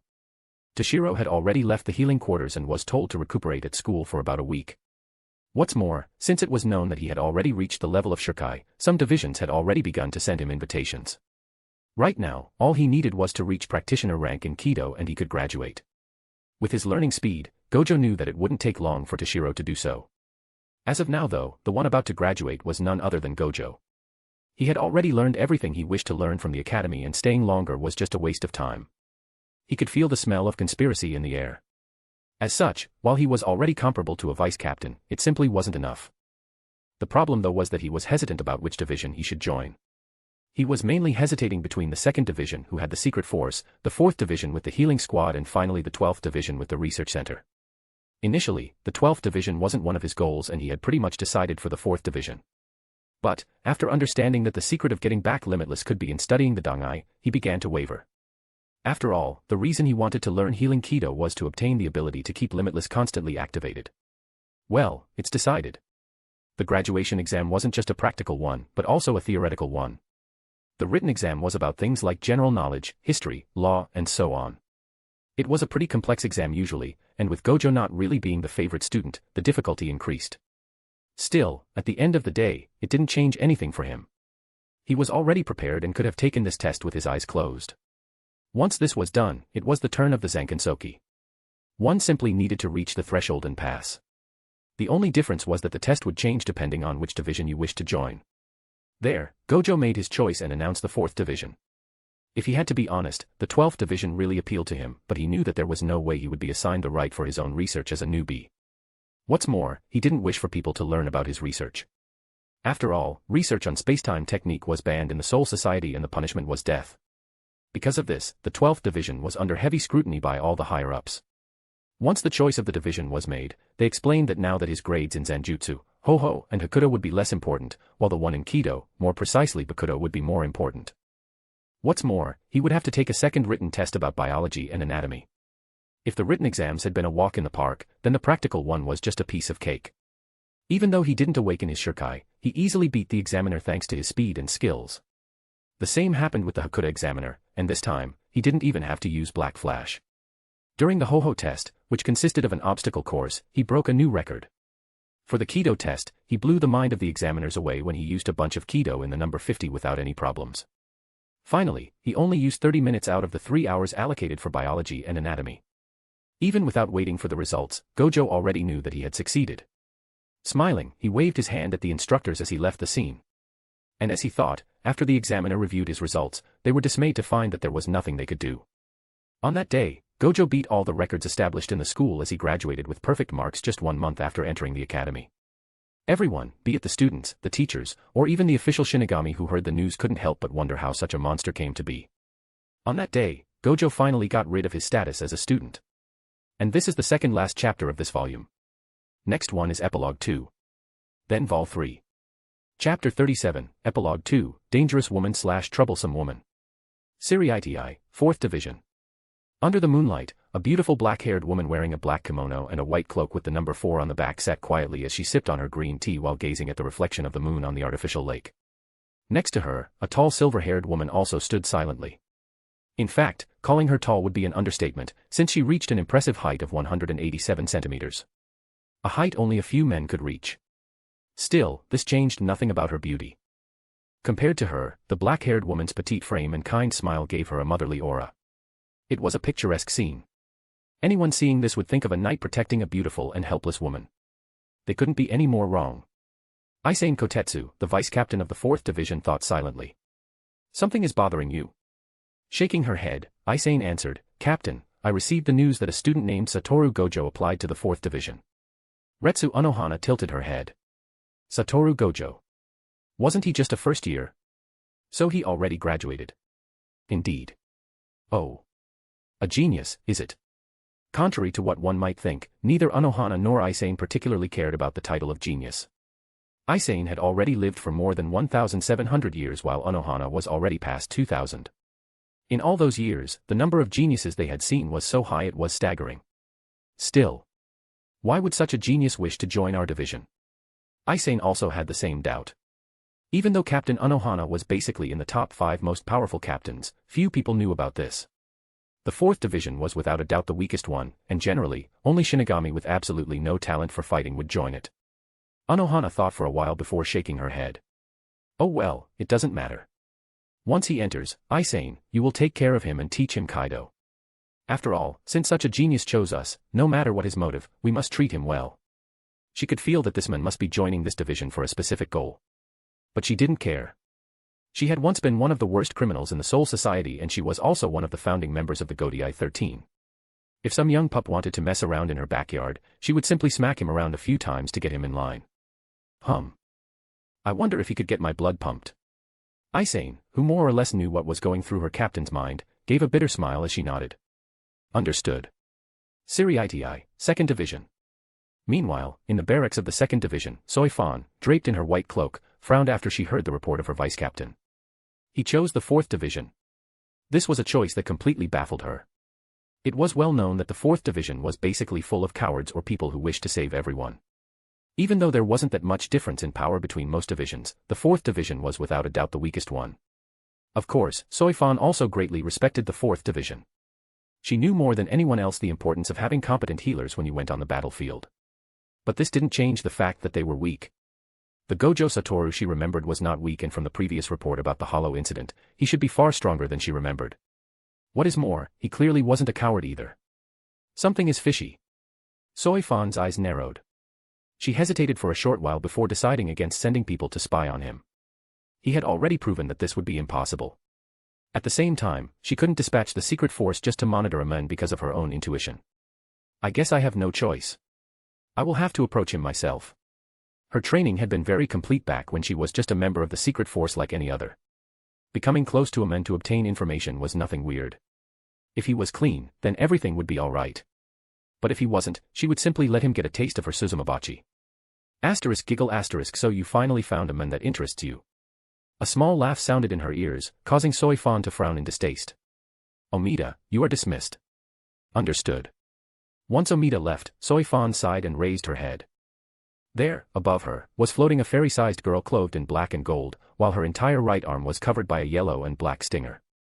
Suzumabachi. Stop bothering me. This was the spirit of Soy Fan Zanpakuto. Suzumabachi. At the captain level, or more precisely in order to reach the bankai, the wielder had to be able to manifest the spirit of their Zanpakuto in the real world and then subjugate it. Of course, even though the spirit could manifest, in order for it to affect the real world or stay longer than a few minutes, some special means had to be used. Suzumabachi pouted a little as she continued to fly around. I already told you that you would be far happier if you stopped worshipping your Yoruchi and found a real man. That guy wasn't bad. Soy Fan pinched her eyebrows in annoyance. Since Zanpakuto were essentially weapons, most shinigami thought of them as weapons. But they couldn't be more wrong. A Zanpakuto was a companion. Something between a child and sibling. They had their own thoughts, opinions, and desires, and sometimes, said desire didn't align with that of their wielders. Firstly, that guy doesn't interest me. I need more than a pretty face. Secondly, I do not worship Yoruchi-sama. He. You should hear yourself. If so, why do you still add sama to her name? Forget it, I am going to sleep. After those words, Suzumabachi vanished, leaving Soy Fan deep in thought. And, technically, Unohana is the second most powerful captain. In fact, in terms of pure stats, she surpasses Yamato in physical strength and is equal to him in basically everything else. Those are official stats by the way. Though in terms of bankai, no one can beat Yamamoto aside from a chibe from Division 0. That guy's power is sick. Anyway, the reason I didn't say Unohana is second most powerful, is because from Isane's perspective, there is Yamamoto, Shunsui, Yukitake, and Jinryai. Chapter 38, ch 34, Don't Trust External Appearance, 1. A few days after officially graduating, Gojo left the academy with Momo in tears and Toshiro determined to graduate as soon as possible. Rukia had already left the academy and joined the Kuchiki family as well as the 13th division. Currently, he was standing in front of the door of the academy as he waited for someone to come pick him up. The Siriitii was like a giant maze, and each division zone was as large as a little city. Because of this, new recruits had to wait for members of the division they chose to come to pick them up in order to avoid getting lost. This time, Gojo wasn't wearing his white and blue school uniform, but a fully black kimono with wide pants as well as his usual blindfold covering his eyes. The sun was already shining high in the sky and the temperature was steadily rising. But, thankfully, he didn't have to wait long. Sorry. Looking in the direction of the voice, he saw a tall woman running toward him with her cheek flushed. Though clearly more from embarrassment rather than fatigue. Once she finally reached him, she said, cheek still flushed, I am so sorry. I was supposed to come sooner, but I had an emergency. She flushed even more at this bold-faced lie. After all, she had just overslept. But how could she keep her pride as a senior if she gave such a lame explanation? Gojo lowered his blindfold and looked at the woman in front of him. A woman nearly as tall as him, short silver hair, a well-toned body with beautiful curves neither too small nor too big. She nailed the tomboy look perfectly. Yeah, I like her. Hello, my name is Sattoru Gojo. Though you should already know this. Isane immediately became more flustered, oh. Where are my manners? Ahem. Putting on a more serious expression, she continued, I am Isane Kotetsu. Vice Captain of the 4th Division. Sattoru Gojo, welcome to our division. I hope we will have a happy collaboration. I wish the same. Once they arrived at the district belonging to the 4th Division, Isane immediately began to introduce him to the different locations. The barracks of the 4th Division were divided into two main buildings. One used for official meetings and such, while the other one was the hospital where the wounded were sent. Watching the young women wearing pink kimonos akin to nurse uniforms, Gojo nodded imperceptibly. He wasn't happy because he would be surrounded by sexy nurses. Oh, who was he kidding? Of course, he was happy about being surrounded by beautiful sexy nurses. But it wasn't just that. Now he could finally observe people using Kaido, but he wasn't in a hurry to copy them. Healing techniques were no joke. Gojo didn't want to play around with his life if it wasn't necessary. Once they were done looking around, Isane finally stopped and turned towards him. Normally, with your grades, you should have already been given a seated position. In the Godii 13, every division had 20 seats. The captain being the first seat and so on. Aside from the first and second seats that could only be occupied by one person, the other seats could be occupied by multiple people. Of course, even though it was possible, because of unspoken rules, only the seats from 10th and onward were occupied by more than one person. Of course, even then, it was rare for seated officers to number more than 30. If you took into account that each division had a little over 200 members, it was proof of how elite they were. The problem for the 4th Division though was that, while they respected martial prowess, at the end of the day, their job was healing rather than fighting. As such, to get a higher seat in this division, what was important were your healing skills. Even though this was the rule, Isane couldn't help but be a little embarrassed. After all, even though she did not care about the genius title, it went without saying that if Gojo had chosen any other division, being offered a seat in the top 10 would have been a piece of cake. In fact, there was already a betting pool about how long he would last before asking to be transferred to another division. Gojo, of course, understood all of that. Different places, different rules. This was easy to understand. He just had to become the best, and nothing else would matter. There is no worry. Placing her hand on her chest, Isane let out a sigh of relief. Well then, I guess you must be tired. We need to visit the captain first, and then I will direct you to your personal quarters, and that will be it. Oh, I am finally going to meet that woman. Retsu Unohana. She was another reason he was so interested in this division. After all, from what Nanao said, the captain of the 4th Division was one of the few people to have reached the master rank in Kido, alongside the captain commandant. Nodding at Isane, he began to follow her and entered the hallway leading toward the office of the captain. At first, everything was all right. But the more he walked in, the heavier he felt. Gojo had experienced many kinds of Ryatsu over the past months. And when he felt the power of that one behind the door, all he could say was, badass. It wasn't just a question of power, but also control. He could see it clearly. The energy wasn't affecting Isane, as if it was consciously avoiding her. Gojo was sure about something. If he fought that woman as he was now, he would die. When they finally reached the door. Knock knock knock. Good morning, Captain, it's Isane Kotetsu and the new recruit. May I enter? Enter. Opening the door, Isane gave place to Gojo, who, once he entered, was astonished by the stunningly beautiful woman sitting in front of him. But more than anything, as he observed the amount of energy stored in her body, Gojo could only murmur. What a frightening woman. It was simply insane.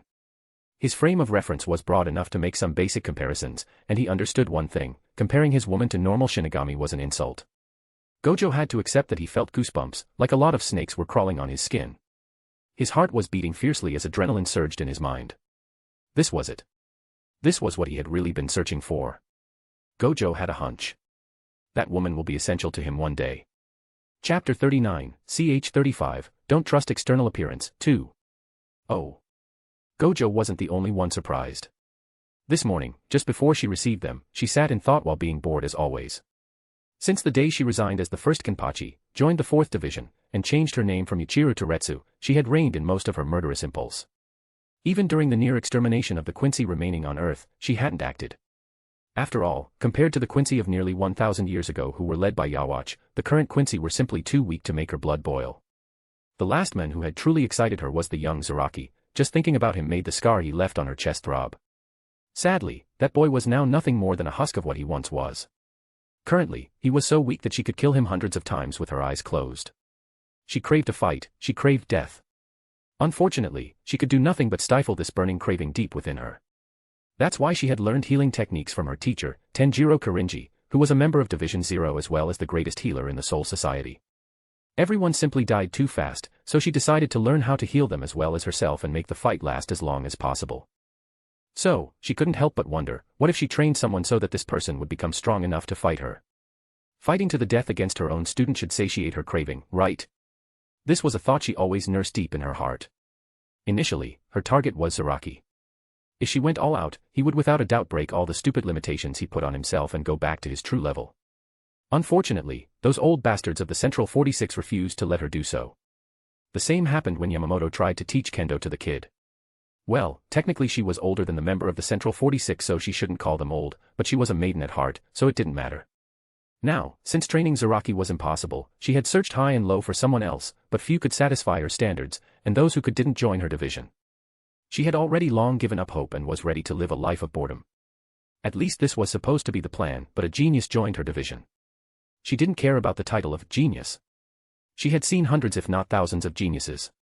None of them had bathed in the blood of their enemies, and most of them would freeze in fear and die on their first battlefield. Still, she was bored, and bored people do stupid things.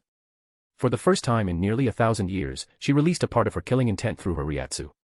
Of course, it was very targeted. If she used it indiscriminately, the weaker ones would directly kneel in fear or outright faint. It was just a little test. Even if he failed, nothing would change. She would still welcome him with her motherly smile as she had done for a few centuries. But he didn't even stop.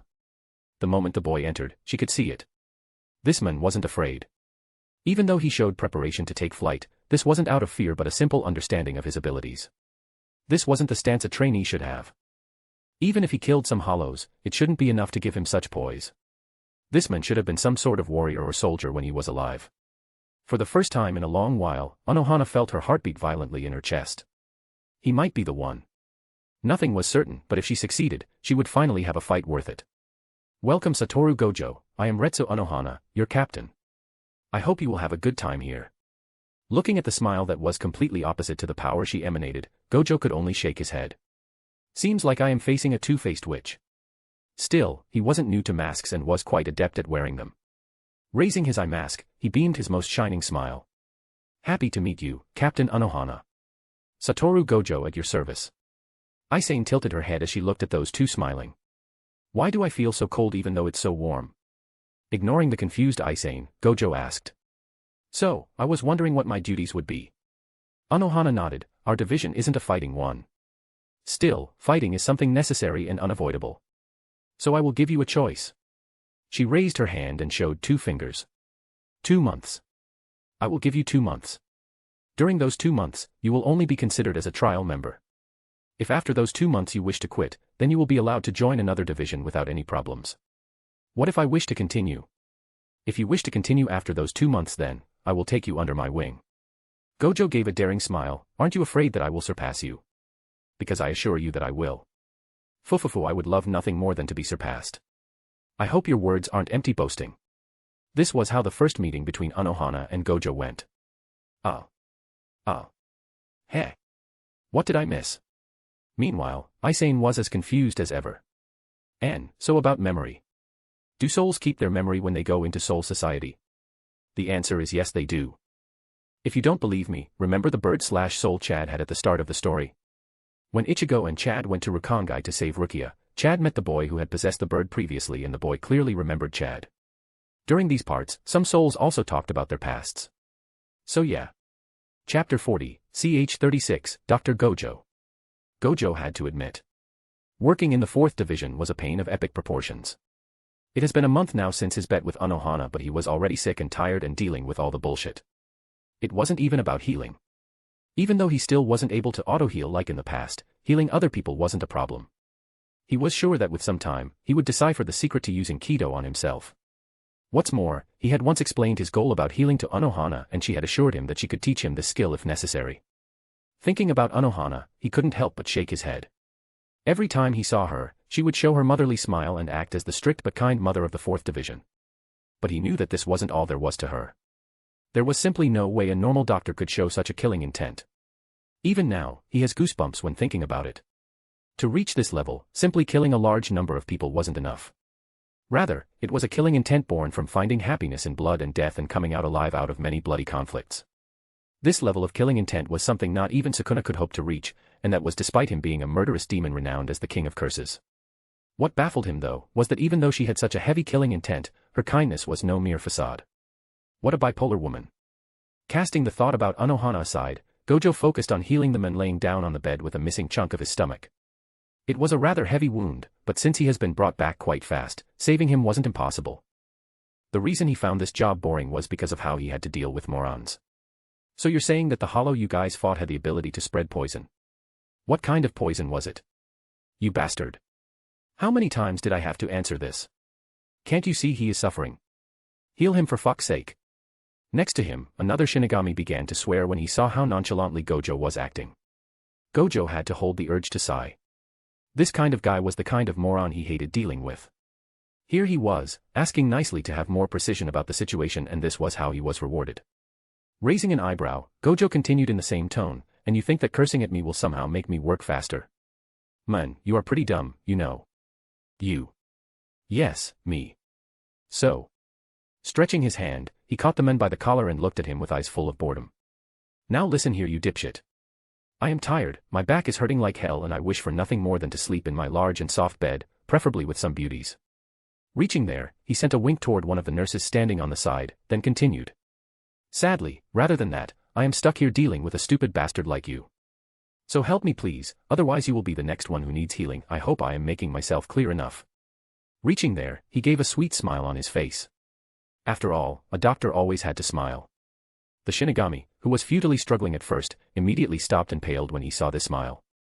He could feel as if he was slowly being crushed under the gaze of the rude men in front of him. Gulping, he nodded and began to explain everything he saw. Once Gojo had a sufficient understanding, he nodded and relaxing his hand. Cough cough. The men gulped air greedily while looking at Gojo with terror. But Gojo simply continued to smile.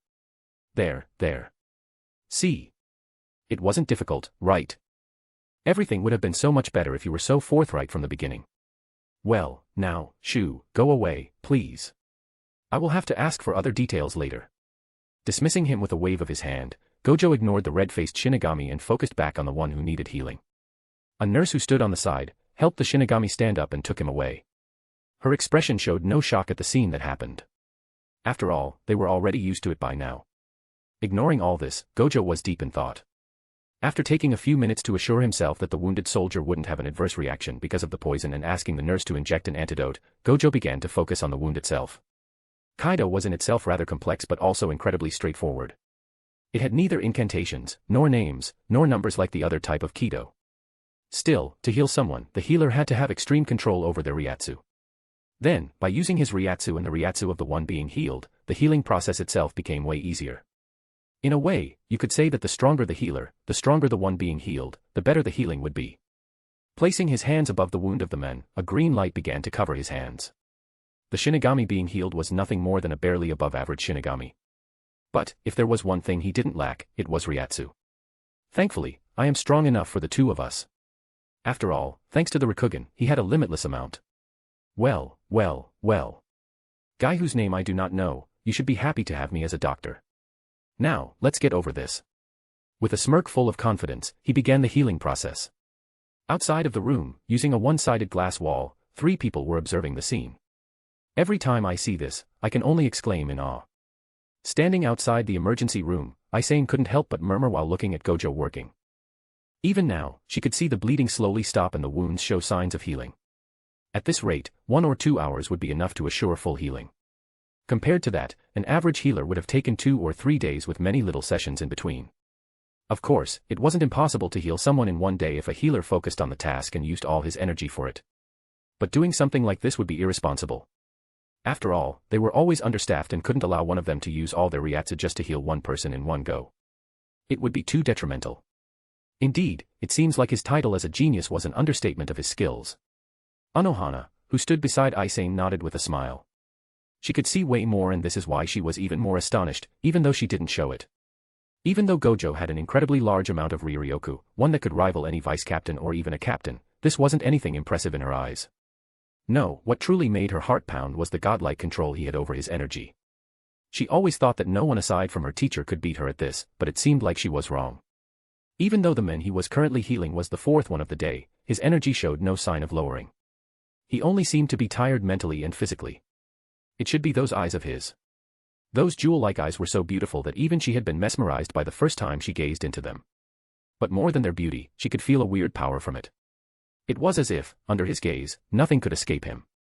It seems that I really have picked a pearl. He is without a doubt extremely talented. But, Captain, we should really do something about his temper. We already received many complaints. Next to her, a tall man with spiked blonde hair complained as he adjusted his glasses. He was Yasachika Iemura, the 3rd seat of the 4th Division and the leader of the 1st Relief Team. Since the 4th Division was also the healing department, it had obviously 2 different command systems. In the healing department, members were divided into 14 teams called Advanced Relief Teams. Anohana honestly hated this kind of formality since it only meant more paperwork, but she understood that it was necessary. Fufufu. So what if they complain? If they don't like it, then they should just stop coming, no. She gave a small polite laugh while uttering vicious words. And she was right. No matter how much people looked down on the 4th Division. No matter how much they treated the members as weak, cowardly people. There were some lines they would never cross. After all, offending the sole and only healing group in their ward was completely stupid. Thinking so, she asked, the man that was thrown out and the one being healed are from the 11th division, right? Isane answered with a confused look, indeed. Hey, then things are about to get interesting. Chapter 41, ch 37, Don Gojo. So, I saved the sorry ass of your friend and this is how you thank me. Man, I am hurt. Gojo was holding 3 dango sweets as he asked. Surrounding him were 10 people all wearing the shinigami uniform. In the first place, he took a bite and gulped down, so as I was saying, in the first place, what are you doing here? You do understand that this is the 4th division district, right? After saving the previously poisoned guy, Gojo had saved 3 other people. Then, since he didn't have a night shift, he had decided to go to the home that was assigned to him. It was a rather simple studio that he was supposed to use until the end of the next month, after which, he would either leave the 4th division quarter or move to a better, more furnished house that would be befitting of his rank. It was after leaving a sweet store where he had bought some snacks that it happened. He was being ambushed by a group of mobs. If it had happened any other day, Gojo would have been happy. After all, he loved such cliché scenes and he loved beating up people. Right now though, he wasn't happy at all. He was tired, irritated, and hungry. He was everything but happy. Man, this is such a pain, and damn, just how does that grandma make her sweets? Taking another bite of the sweet dango in his hand, he groaned in pleasure while inwardly wondering if the old woman tending the store was putting some kind of drugs in her sweet. Something so good shouldn't exist. Then again, souls could live for hundreds of years. Even the dumbest man would become a master if you gave him that much time. Heh. The scoff of the initiator of this whole charade brought him back from his imagination where an old woman was somehow the matron of a drug cartel. You don't seem worried despite being surrounded. Did you know just how much shame you made me feel this morning? Time to make you feel the same. Worried. Gojo stopped eating and looked at them with surprise. Even though they couldn't see the upper side of his face because of the black blindfold, they could somehow imagine his eyes widening. Then, he began to laugh. Gojo laughed and laughed for a few seconds straight. His laughter was so unexpected that no one seemed to understand what they should do. Me. Worried. Because of you. He asked again, as if he had heard the greatest joke in history. Then, as if a flip had been switched, his laughter stopped and was replaced by a condescending grin that settled on his face. Why should I be worried about being besieged by you guys? After all, you are all just so weak. Bastard. The other shinigami flew in fury immediately. Initially, they just wanted to scare him a little. After all, Gojo did save a member of their squad. What's more, the 4th Division's members had always been their target of bullying, and they didn't want them to think that the situation had changed. Now though, it was personal. Looking at them rush towards him, Gojo simply sighed. How long had it been since he had to face such a cliché scene? If at least they had been stronger it might have been entertaining, but those mobs did not even hold a seated rank. If you guys advance one more step, you will die. The moment he uttered those words, a pressure so heavy that it felt like it could crush them fell onto their shoulders. How is it possible? They widened their eyes while their breath became rough and labored. Even though only a few meters separated them from him, they suddenly felt as if it was thousands of meters instead. Cold sweat covered their face as one thought filled their mind. This man could kill them all without even moving a finger. This was the gulf separating two existence at completely different levels. When the difference in Ryatsu and Ryuryoku reached a certain level between individuals, fights were not even necessary for the simple reason that the weaker party wouldn't even be able to move. For people like Unohana who could infuse their killing intent into their Ryatsu, it was possible to kill weaker beings with just that. Looking at their frozen self, Gojo simply infused one of the sticks, now devoid of dango, with his Ryuryoku and threw it at the instigator. Ugh. The stick, as if piercing butter, penetrated deep into his shoulder. But the Shinigami only let out a muffled grunt. After all, no matter how weak he was still a trained soldier. Killing you would be a pain. So take this as a little punishment. Only rabid dogs bite the hand that fed them, and you know what we do with rabid dogs, right? They could hear the threat behind those words loud and clear. There would be no second chance. Turning around, Gojo simply discarded them from his mind and began to walk away. He had more important things to think of than a bunch of mobs whose names he did not even know. If Gojo had stayed, he would have been creeped out by what he would have seen. The eyes of the four beaten men weren't full of resentment, hatred, or any such negative feelings, but only bright and endless admiration. It was as if a group of fangirls had met their new idol. He didn't know it yet, but this would be the start of endless headache-inducing troubles that would make him wish to just bang his head against a wall. 4th Division, Hospital. The next morning, just as Gojo was walking toward the hospital to begin working, he stopped short when he saw the same 10 people he had faced yesterday, standing in front of the door. His nonchalant expression cooled off as he began to wonder whether he should break a few of their bones if they were here to make trouble. Walking toward them, he was about to speak when they suddenly stood on either side of the road and bowed deeply and shouted in a loud voice. "Welcome." Looking at this scene straight out of some bad Yakuza movie, Gojo pinched his eyebrows. What the actual fuck is happening? He could feel that this was going to be a long day. And, Volume 3 now ended and I just posted first ch of Volume 4 today. The number of available chapters on Patreon went from 12 to 15. Don't hesitate and subscribe if you are curious about Gojo Shirkai. Chapter 42, ch 38, 3rd and 5th seat of the 11th Division. Siriitii, 11th Division. In the corner of a wine shop, a few shinigami from the 11th Division could be seen discussing in hushed voices. "Hey, did you hear? It seems like there is some amazing new guy in the 4th Division." "Yeah. I heard he took on more than 20 members of our division and won without a scratch. I have heard he followed us during a mission in the 80th District and killed hollows like they were trash. But doesn't he use Kido? Isn't it just some fancy spells for pansy?" "Show. What do you know?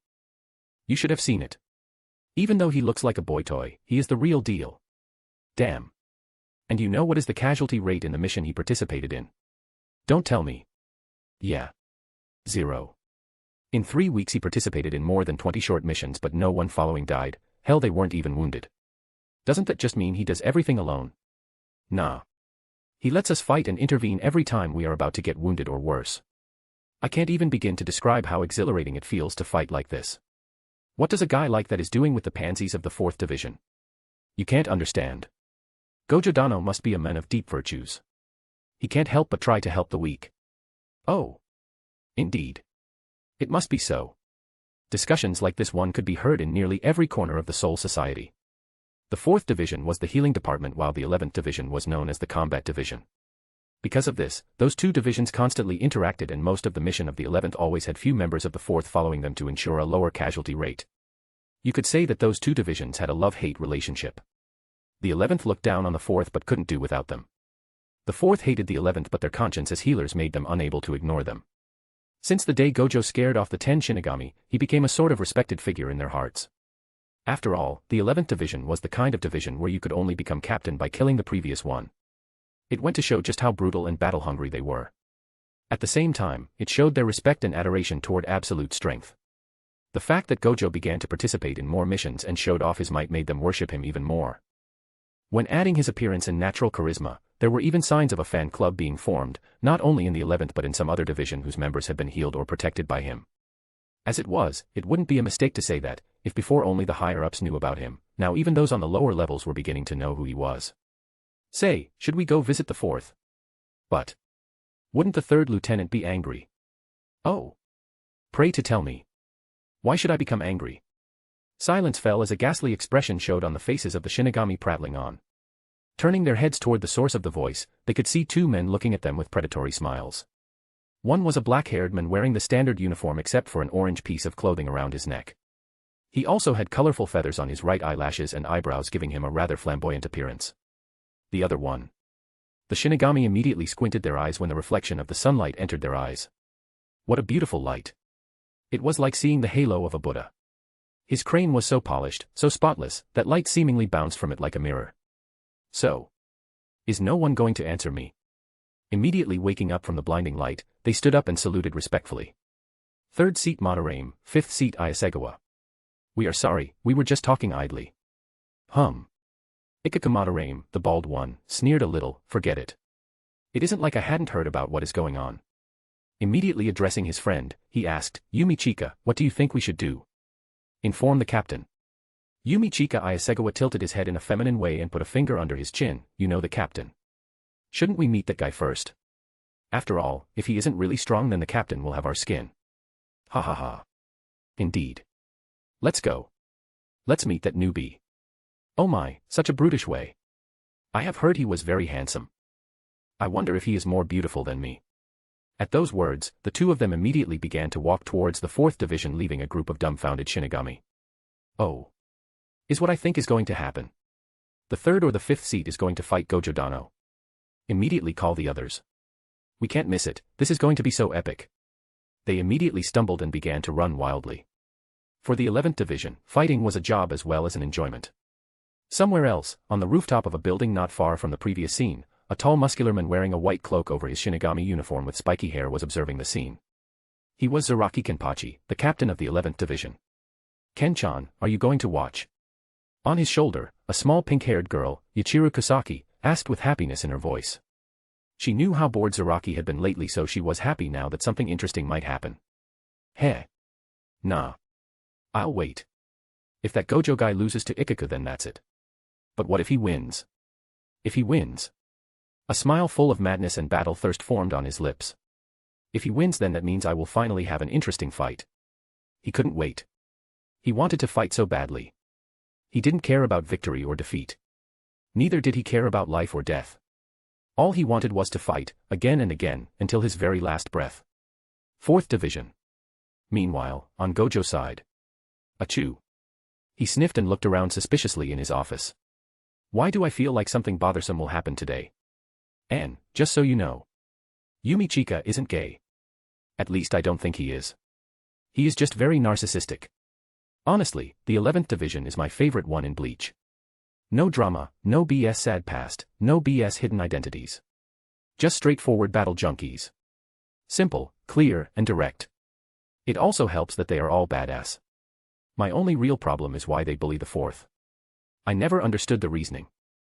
I mean, I wouldn't bully the guy who could accidentally kill me while supposedly healing me." Chapter 43, ch 39, A Challenge. 4th Division. Currently sitting in his office, Gojo sneezed a little before calming down. The probation period he had agreed on with Unohana was coming close to an end, and Gojo had to admit that he was becoming more and more jittery about it. That woman had once shown him her healing skills, and she had what he had always wanted. The ability to heal oneself. Even though healing spells weren't as complicated as reverse curse techniques, he had to admit they were no joke. In fact, it was so complicated that he was simply unable to copy it with just his eyes. The same happened back then when he was alive. Even with all his talent, he had only managed to learn reverse curses after years and years of training. Worse, if not for nearly dying because of Toji Fushiguro, he might have never learned it, and as such, would have been incapable of realizing his full potential. It was funny how the world worked sometimes. Although, he was willing to take another knife to the brain to try and learn it. But this didn't matter now, soon he would have what he wanted. After this, all he would need would be to create Limitless, and he would finally have a way to be more than just a mob character in this world. If anyone heard him compare himself to a mob character, people would widen their eyes in surprise. But Gojo didn't care. The more he studied this world, the more he understood just how fucking scary it was. It wasn't even a question about pure power. There were so many weird skills that even with Limitless, he wouldn't be necessarily able to stand at the top again. Of course, Limitless wasn't his sole goal. He needed to master Shurkai and Bankai. Over those 7 weeks, he had seen many shinigami in action, some of which were seated officers, and he had come to understand something. Zanpakutos were a cheat. He had never really underestimated the power a Zanpakuto could give, but because of the random nature of it all, he had never really put attention into it either. But those missions had allowed him to witness the reality of the situation. Kido. Ho-Ho. Hakuda. All those were without a doubt extremely important. But for seated officers, even at the captain level, if you asked them what was the most important, they would all give you the same answer. The Zanpakuto. A shinigami could only express his greatest power when using his Zanpakuto. All the other skills were just auxiliary skills to pair with their Zanpakuto. The reason why the most used road to becoming a captain was the mastery of Bankai clearly explained the situation. Still, even though he knew and understood it, he still wasn't able to communicate with his sword. He had once asked Unohana if she could understand why, but she had only smiled mysteriously and told him that with her training, he would, without doubt, unlock his Shurkai. This really made him curious about what kind of training it would be, but at the same time, he had a bad hunch telling him that he wouldn't really enjoy the process. It was when he was thinking about all of this that he heard hurried footsteps before someone knocked on his door. Enter. The one who entered was a flustered Isane. Standing up, he couldn't help but ask, "What is the matter?" Even though he had only known her for a short time, Gojo knew that while this woman was surprisingly shy and had some weird complex about her height, she was steadfast and skilled. So it was rather surprising to see her show such a flustered expression. The 11th Division is here again. Hearing this, Gojo tilted his head. While those zealous battle junkies were really a pain in the ass, they had calmed down their bullying nowadays after he kicked the ass of some of them and showed his skills during missions. Why then was she showing such expression? This time it's their third seat. He said that he wanted to challenge you. Challenge me. Gojo narrowed his eyes. He had to come to understand that the members of the 11th Division weren't really bad people. A little rough around the edges. Of course, he understood that it wasn't wise to generalize people like this. Even so, it was the impression they gave him. Still, even though he didn't dislike them, he didn't like the fact that people challenged him willy-nilly. Well, if it's the third seat, he should make for a good fight, right? Gojo didn't like unnecessary fights. He liked goofing around, picking up girls, eating sweets, and simply having a good and happy life. But, when it came to expressing his dominance, Gojo didn't see it, but Isane, who stood next to him, shivered at the smile on his lips. Taking off his black glasses, he replaced them with his blindfold. It was time to fight. Ikaku Madarame and Yumichika stood outside, in front of the door of the hospital and waited. Different from members of the 11th Division, the two of them did not look down on the 4th Division. After all, the mortality rate of the 11th was the highest in the Godai 13, and if not for the 4th, it would be even higher. What's more, we shouldn't mess with that terrifying woman. The captain of the 4th was scary. They didn't understand why, they didn't know how, but they could feel it in their very beings. Their instinct, honed in the worst district of the Rakangai, screamed at them. Don't mess with that woman. That's why they decided to not make a racket by entering and simply waited outside. Thankfully, they didn't have to wait long. Oh ho. Do you feel it? Indeed, it seems like he is indeed strong. They felt it even before seeing him, a heavy overpowering pressure falling on their shoulder. It was then followed by the sound of slow but steady steps until finally, the door opened. Hey, so there are two of you guys. A joking nonchalant voice, bright silver hair, and eyes hidden behind a large black blindfold. Aside from being rather tall, he seemed extremely frail. But Ikaku immediately understood that anyone who got tricked by his external appearance was in for a world of pain. Ha ha ha. What a crazy aura. The name is Ikaku Madarame. Let's have a good fight. He couldn't hold himself back. Faster than he could think, he unsheathed his sword and rushed toward Gojo with a downward slash.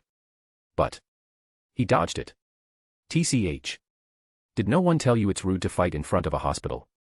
Come on, Baldy, follow me if you can. After those words, Gojo, who had appeared behind him, once again vanished. So fast. And bastard. I am not bald. I am shaved. Shouting this at the top of his lungs, he also used Shuinpa and began to follow Gojo. And, so yeah, those who read the manga until the end or got spoiled might already guess what kind of training Gojo will receive. Hee hee. It will be interesting. Finally, the next chapter will be a fight. Let's hope I write a good one. Honestly, Ikaku power is something that makes no sense in Bleach.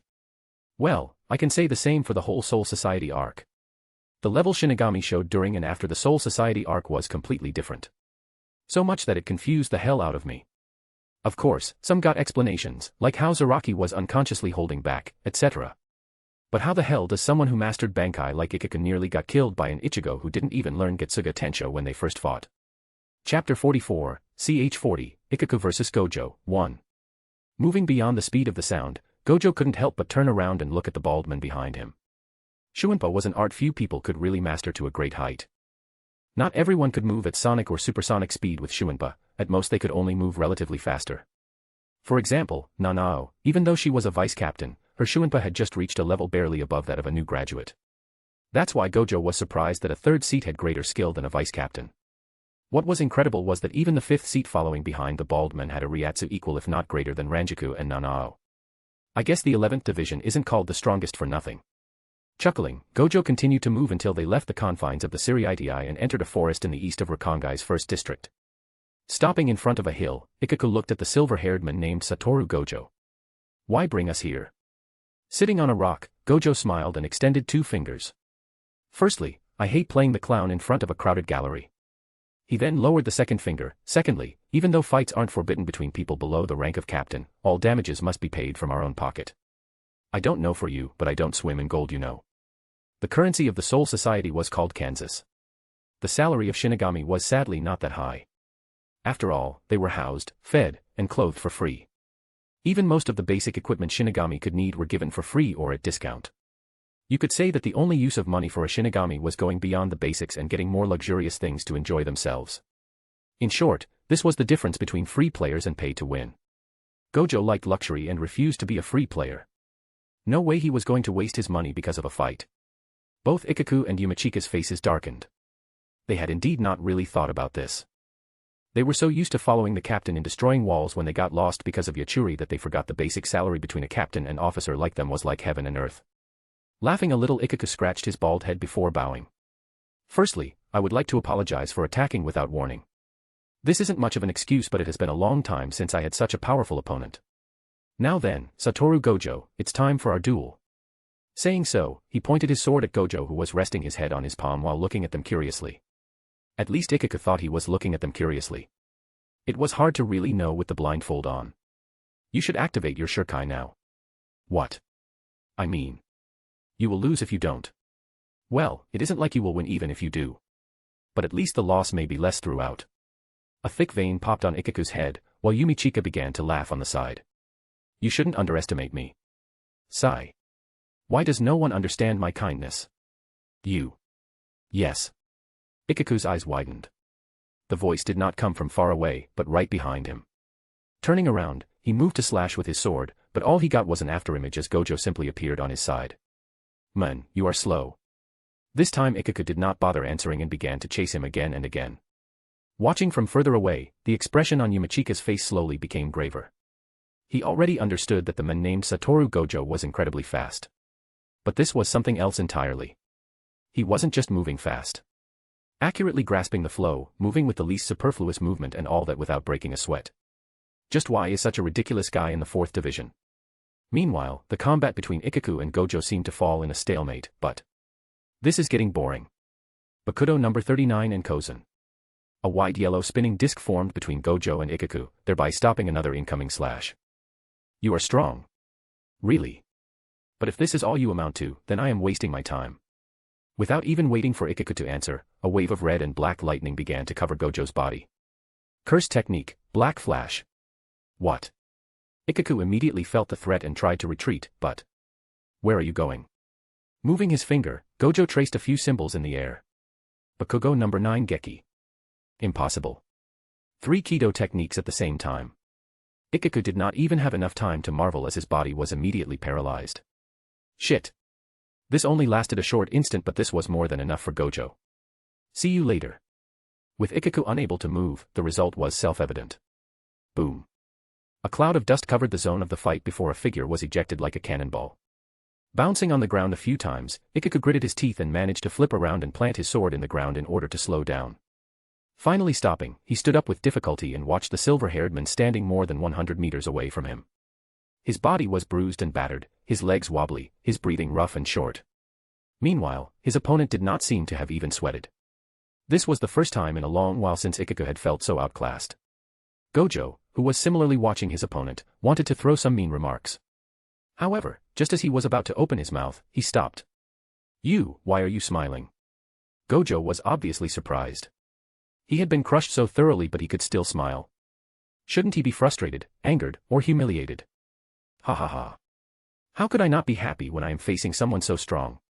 Much less smiling, Ikaku began to outright laugh. His eyes showed no inferiority, but only an endless thirst for battle. What Gojo didn't know was that Ikaku was used to losing against overwhelming power. For more than 100 years now, since his first meeting with his current captain in the Rakangai, he had lost again and again. So many times that he could not even count. But this has never discouraged him. Even though he didn't reach his captain's level, he loved fighting. The feeling of clashing against a powerful opponent. His blood boiling in his veins. This was a sensation like nothing else. That's why he laughed. Why shouldn't he? He was so happy to find someone so strong. Calming down, he took down his sword out of the soil, as well as the sheath on his hip, and placed them together.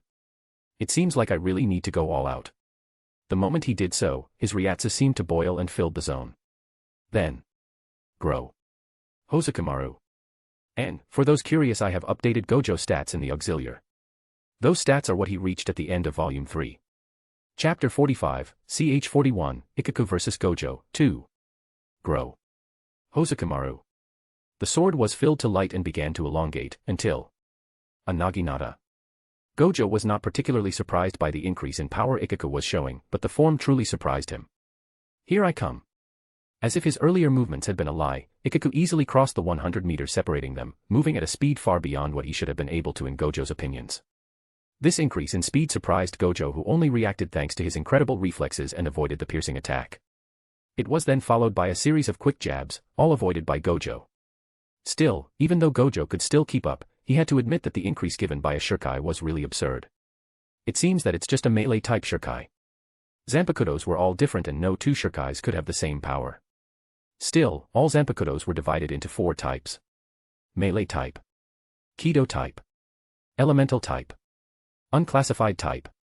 Technically, elemental types were also considered as Kido ones, but they were so powerful and diverse that they had their own categories. The Shirkai of Toshiro, Hyarinmaru, was an elemental type. The one in front of him meanwhile was obviously a simple melee type. The movements of Ikaku before and after releasing his Shirkai were completely different. He didn't just send a series of stabs, but also sent a flurry of different movements. Stabs, swept, using the other side, and some acrobatic movement. Gojo had to admit, the man named Ikaku Madarame was a true fighter. But. Got you. Pushing the spear aside by hitting the flat of the blade with his palm, Gojo closed in on Ikaku and prepared to launch one last hit. The strength of spear-type weapons was their long reach that could keep at bay normal enemies. At the same time, their weaknesses lay there as once the enemy entered the guard, the spear wielder lost all abilities to react. But, just as his punch was about to connect, he could see a grin form on Ikaku's face. It's me who got you. Split. What? Gojo was surprised to see the shaft of the spear suddenly break into 3 sections. I have been had. His escape route was being blocked. Slash. Drip drip drip. Holding his spear, Ikaku gave a fierce grin at Gojo who now stood a few meters away from him. In his hand was his Zanpakuto. Meanwhile, a gash appeared on the side of his head, as blood slowly dribbled from it. The blindfold that had been torn off fluttered gently in the wind, finally showing his jewel-like eyes. Ha ha ha. Not so smug anymore, are you? Ikaku laughed wildly. Even though it was just a little wound.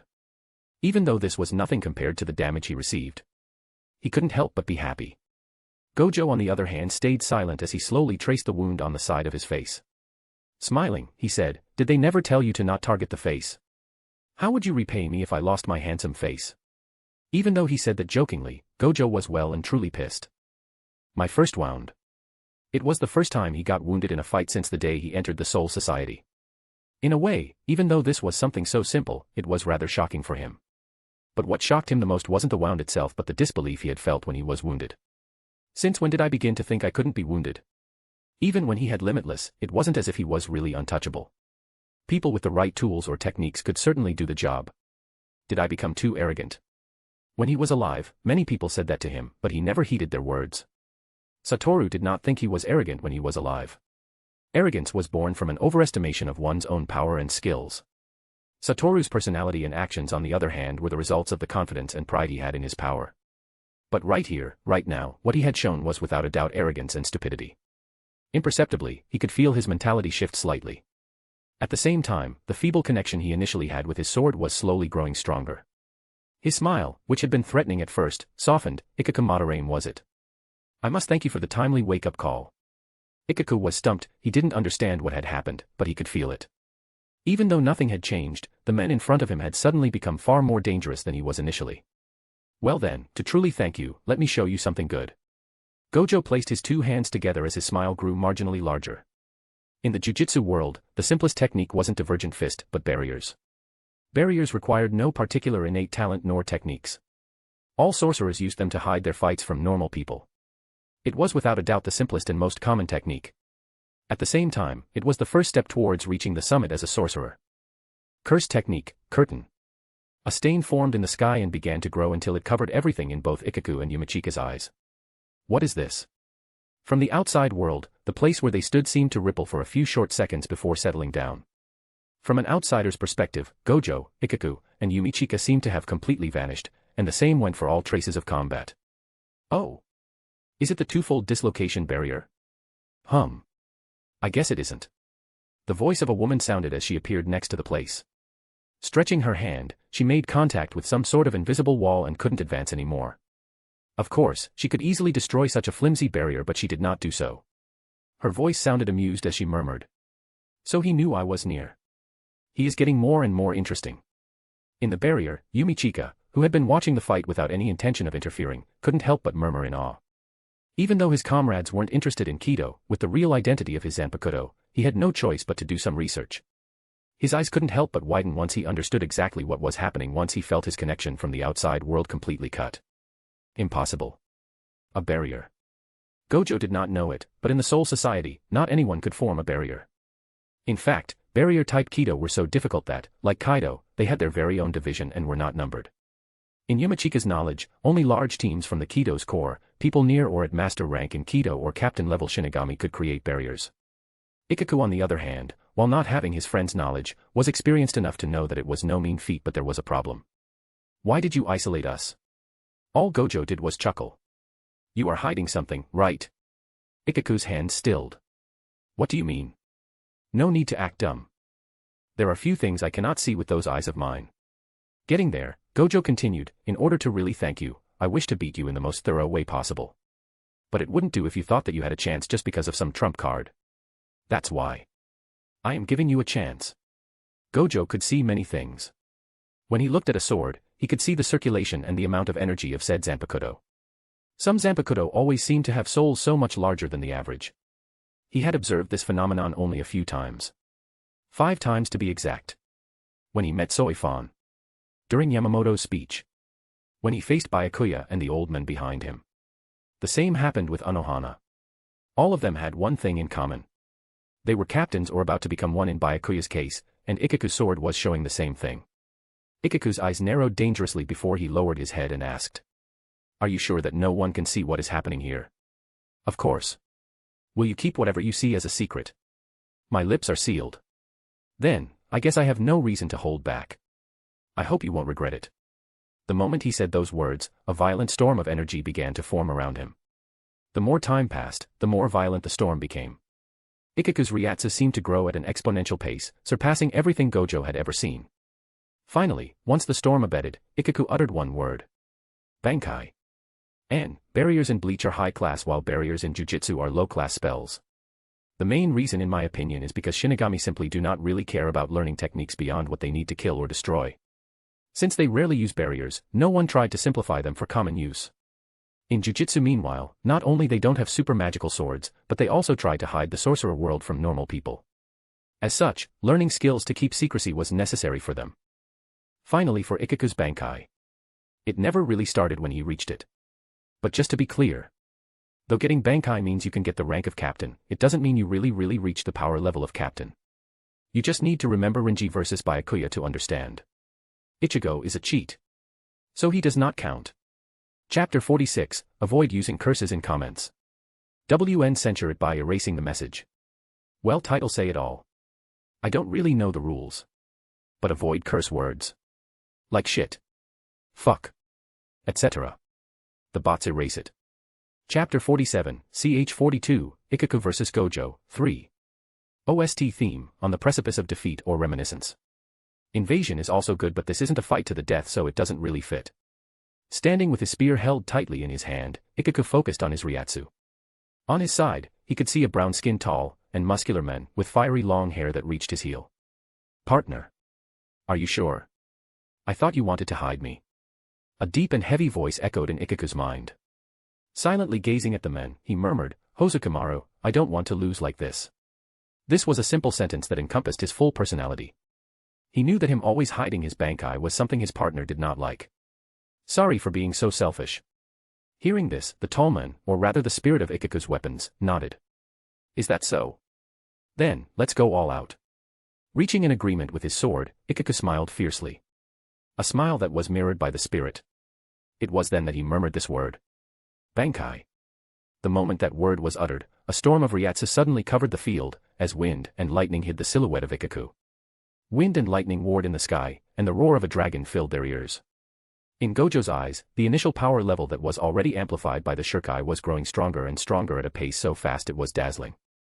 2 times, 4 times, 6 times. Seeing the jump in power, a light flashed in his eyes. The Bankai was supposed to provide a base 10 times boost once mastered. The fact that Ikaku was reaching only a little above half of what he should have proved one thing. He still didn't master it. Still, he had to admit that he was impressed. Once the storm abated, Ikaku's figure could finally be seen again. But the change was startling. The spear he once held was no more. In his hands, he held 2 swords large enough to look like a shield. The pommels were connected by heavy chains to a central blade floating behind his back that looked like the blade of an axe. An oriental dragon seemed to have been graved on the central blade, giving a fierce aura to the weapon. Facing him, Ikaku shouted at the top of his lungs. Bankai, Ryuman Hosokumaru. So this is a Bankai. Before we continue fighting, let me ask you something. Holding his two swords, Ikaku grinned, "Go on. Why do you hide your power? With a bankai, you should meet the minimum requirement to become a captain, right? If it gets out that I have a bankai, I will surely receive a promotion once there's space but dash." When he reached this part, his eyes blazed with a deep, almost fanatical drive. "I do not wish to become a captain. Becoming a captain would mean that I cannot fight under Captain Zaraki. I have no deep loyalty towards the Siriidi. My one and only wish is to fight and die under that man's command." Gojo's eyes widened. Such a deep conviction.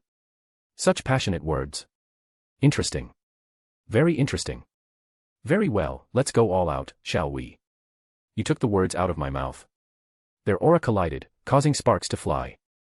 Heido number 58, Tenrin. From a wave of Gojo Zanpakuto, a tempest was created and thrown at Ikaku. Ha ha ha. Too weak. Taking one step, Ikaku raised his two swords above his head and swung them down. Boom. The earth rumbled under their might and the tempest was completely destroyed. Ikaku's bankai did not give him any special ability aside from boosting all his physical parameters to an incredible degree.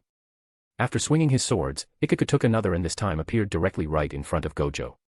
Ha! Bakudo number 39, and Kozen. This was the same shield that had once completely stopped Ikaku. But, this time. Break. Boom. Like a flimsy piece of paper, it was completely destroyed under the might of the sword. Gojo barely had time to avoid the impact zone but still was not able to completely leave unscathed. Still, he had no time to take care of his wounds and immediately used Shuinpa to avoid another swing. Using the lag time, he pointed at Ikaku. Heido number 33, Sakasui. But this wasn't all, a second Gojo suddenly appeared next to him and also pointed his finger. Heido number 58, Tenrin. If Soifan had been present to assist at this scene, she would have been too astonished to speak. After all, Gojo had just used one of her prized techniques, speed clone. The torrent of blue flame from Sakasui and the tempest of Tenrin fused seamlessly and hit Ikaku before erasing absolutely everything at a distance of 200 meters. The shock was so much that even Gojo's barrier was showing signs of breaking down. Huff huff huff. Man, been a long time since I was so tired. Breathing heavily, Gojo complained silently. Thanks to his Rakugan, Gojo had godlike control over his energy, effectively making it limitless. Still, there was a limit to what his own body and mind could bear. After all, only his Ryoryoku was near infinite. Not his stamina. This fact was further aggravated by the fact that the combination technique he had just used was no mean feat. This was one of Gojo's new inspirations when he was in the academy. Since he was unable to learn higher Kido because of his rank, he could simply make new ones by combining what he had. Of course, now thanks to some peeking in the library of the 4th Division he had learned some higher Kido. Just not by following the official way. After the attack, dust and rubble filled the zone. Still, Gojo did not let his guard down. After all, his Ryatsu is rising. Suddenly. Swoosh. The dust was swept off only to show a bloodied Ikaku. The upper part of his clothes was completely destroyed and he was bleeding from basically every part of his body. Despite this, the almost maniacal grin on his face was still present. Damn. You crazy bastard. You almost killed me. Heh. You aren't dead though. Of course. I won't die just because of something like this. Laughing, Ikaku took the axe-like weapon and raised it overhead before spinning it.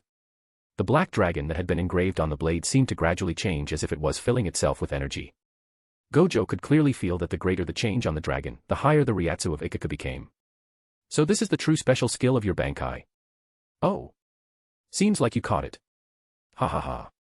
See, Hosokumaru is really a lazy fellow. I can only raise him completely by fighting. Now that the warm-up is finished, let's fight for Real, shall we? Fast. This was like a repeat of what had happened, but once again far faster than Gojo could have imagined. Got you. Splash. Moving at the last moment, Gojo avoided what would have been a crippling wound, but was once again wounded. A gash that went from his collarbone to his hips could be seen as blood poured heavily. Activating Black Flash, Gojo also counterattacked and managed to pierce the right side of Ikaku's stomach before he could react. But he did not seem to care and still went on the offensive. As if possessed by madness, the two began to fight more and more violently. Uncaring of the wounds they could get. Kido after Kido, slash after slash. They seemed to completely forego defense and fight to see who would be the first one to reach his limits. Watching from the side, as far away as possible to avoid being affected by this fight of titans, Yumichika could only clench his fists before relaxing. He had absolutely no intention to intervene in this fight. He could see just how much Ikaku was enjoying himself and knew that if he really intervened, his best friend might hate him for the rest of his life. Still. What is a guy like this doing in the 4th division? He couldn't help but ask himself again. Even though Gojo wasn't laughing like Ikaku, the ferocious glint in his eyes was something he was used to seeing in both Ikaku and their captain, Saraki Kenpachi. No. There is some difference. Yumichika was very observant and could see that Gojo had another drive.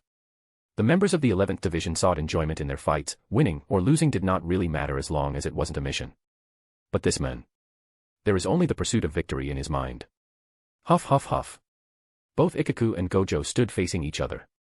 Each breath seemed to hurt their lungs, the rustle of the wind irritated their bloody skins, their visions were getting blurry because of the excessive blood loss.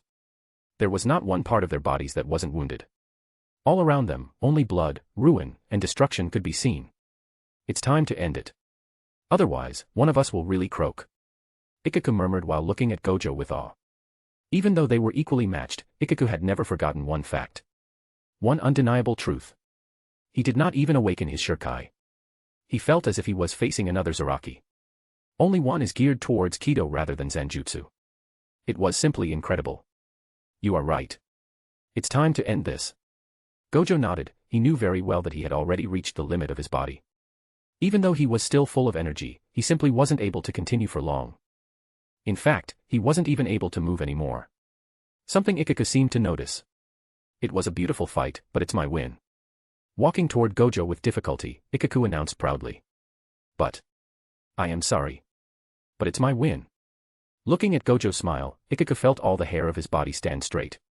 He didn't know what was happening, but all his instincts were screaming at him to flee as fast as possible. Believing his instinct, he tried to move back. Sadly, it was too late. The last thing he saw before he lost consciousness were those two beautiful eyes shining with a blue light. The last words he heard were, Domain expansion, infinite void. And, Ikaku vs. Gojo is finished. Ha ha ha. What did you think of the fights? I know it wasn't one with big objectives. But now, Gojo is really taking the first steps to stand at the top. He still has a long way before facing a near-omniscient being like Yawatch, but it will come. Anyway, the next chapter will give some explanation and then the start of the training arc. Chapter 48, ch 43, Getting Pampered. Ikaku felt as if he was floating in an endless dark world. What I am. Where I am. Such a question repeatedly filled his brain as thousands upon thousands of pieces of information seemed to worm in. He felt as if he had answers to absolutely everything. At the same time, he felt as if he had absolutely no answer. This loop repeated and repeated an infinite number of times. Until everything went dark. Gah. Opening his eyes, Ikaku tried to stand up, but was surprised to find his body completely powerless. Where I am. His eyes wandering around in the room, it didn't take long for him to realize that it was a hospital room. Baka Aniki. You are finally awake.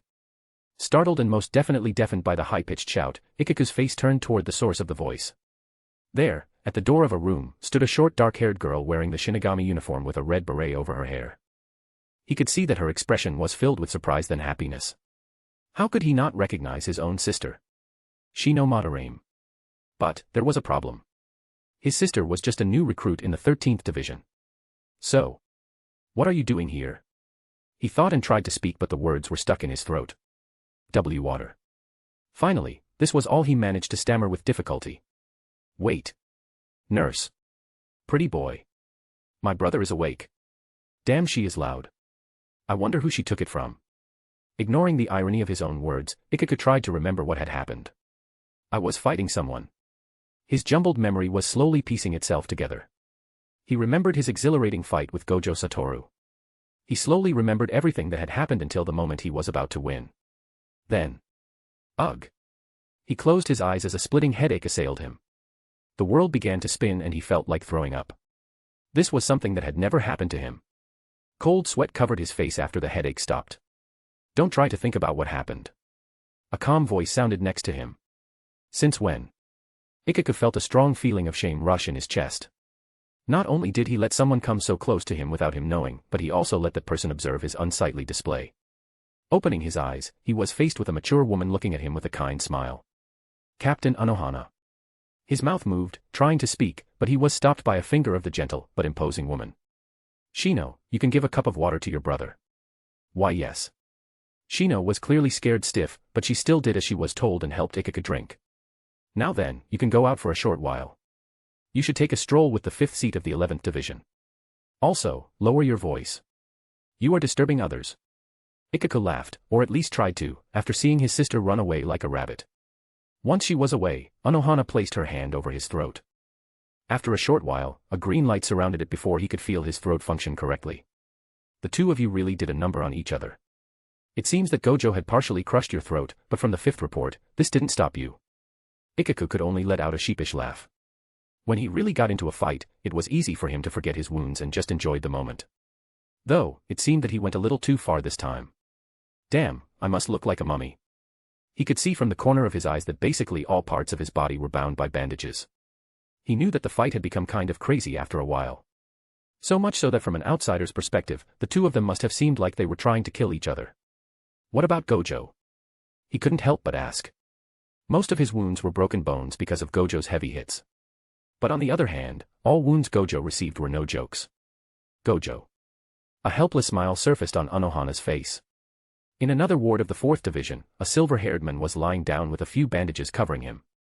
Placing his hands behind the back of his head, he opened his mouth wide and picked the food that was to his fancy. Thank you girls for taking care of me. The nurses who were taking care of him giggled and talked quietly while admiring him. Gojo was already the idol of the 4th Division. Both because of his skills and his looks. Such a treatment was to be expected. Taking another bite of the food presented to him, Gojo thought carefully about the fight.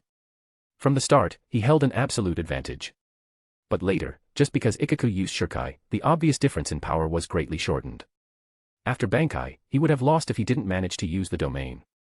Though he only used it as a last resort. I need to unlock my Shurkai. He was once again eager to know what kind of training he would receive. An infinite void is badass. But Bleach is full of monsters.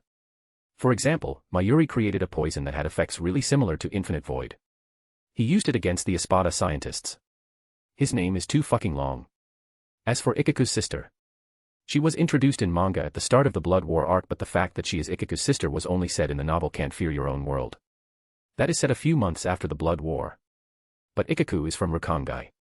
So she could be an adopted sister or his true blood sister when they were humans. Honestly, she is quite sexy. But we already have Soifan who has basically the same personality and looks. Really don't know why Kubo created this Shino. Chapter 49, CH 44, Reactions. Godai 13, 1st Division. In the office of the captain of the 1st Division, who was also the captain commandant of the whole Godai 13, Yamamoto sat calmly while listening to his vice captain, Chojiro Sasakaibe. That is all for the report.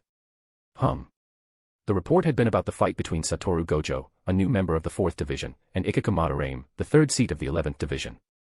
Normally, such a fight should have been unworthy of Yamamoto's attention, but he had been very curious about the boy since some time ago. This fight particularly had been eye-opening. So, now he created a barrier. Yamamoto murmured to himself. This wasn't the first report he had received about Gojo, and from all of them he had pieced something. The boy is creating his own system. This wasn't the first time he had observed something like this.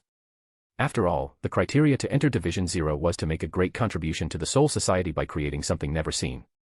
Still, even in the 2,000 years since the creation of the Godai 13, the number of such geniuses was incredibly limited. The latest one being Kisuke Urahara and Mayuri Kuratsuchi, and this was exactly because of this that. Continue to monitor him. Do not use the secret force, it was already proven to be useless. Make use of the observer we planted in the 4th Division. Understood. A genius could either be a boon or a disaster. After all, geniuses like to play around with the forbidden. He would not let a fiasco like the one with Kisuke Urahara repeat itself. If the boy proved to be useful, perhaps in 30 or 50 years he could rise as a captain. But if he proved to be dangerous, his grips on his cane tightened. Then he would have to move his old bones once again. What about Mayuri? Chojiro nodded and took another stack of paper. If Gojo was nothing more than a potential danger, Mayuri on the other hand was a true danger that could explode at any moment. If Yamamoto did not regularly check on his research progress, he was sure that the men would one day blow up the Siriidii or create some kind of incurable disease. Why are all the useful ones also the ones with weird problems? Yukitake was one of the most powerful shinigami he's ever seen, but his sick body stopped him from utilizing his full power. Shuinsue, who held one of the most dangerous bankais, but was a lazy bastard.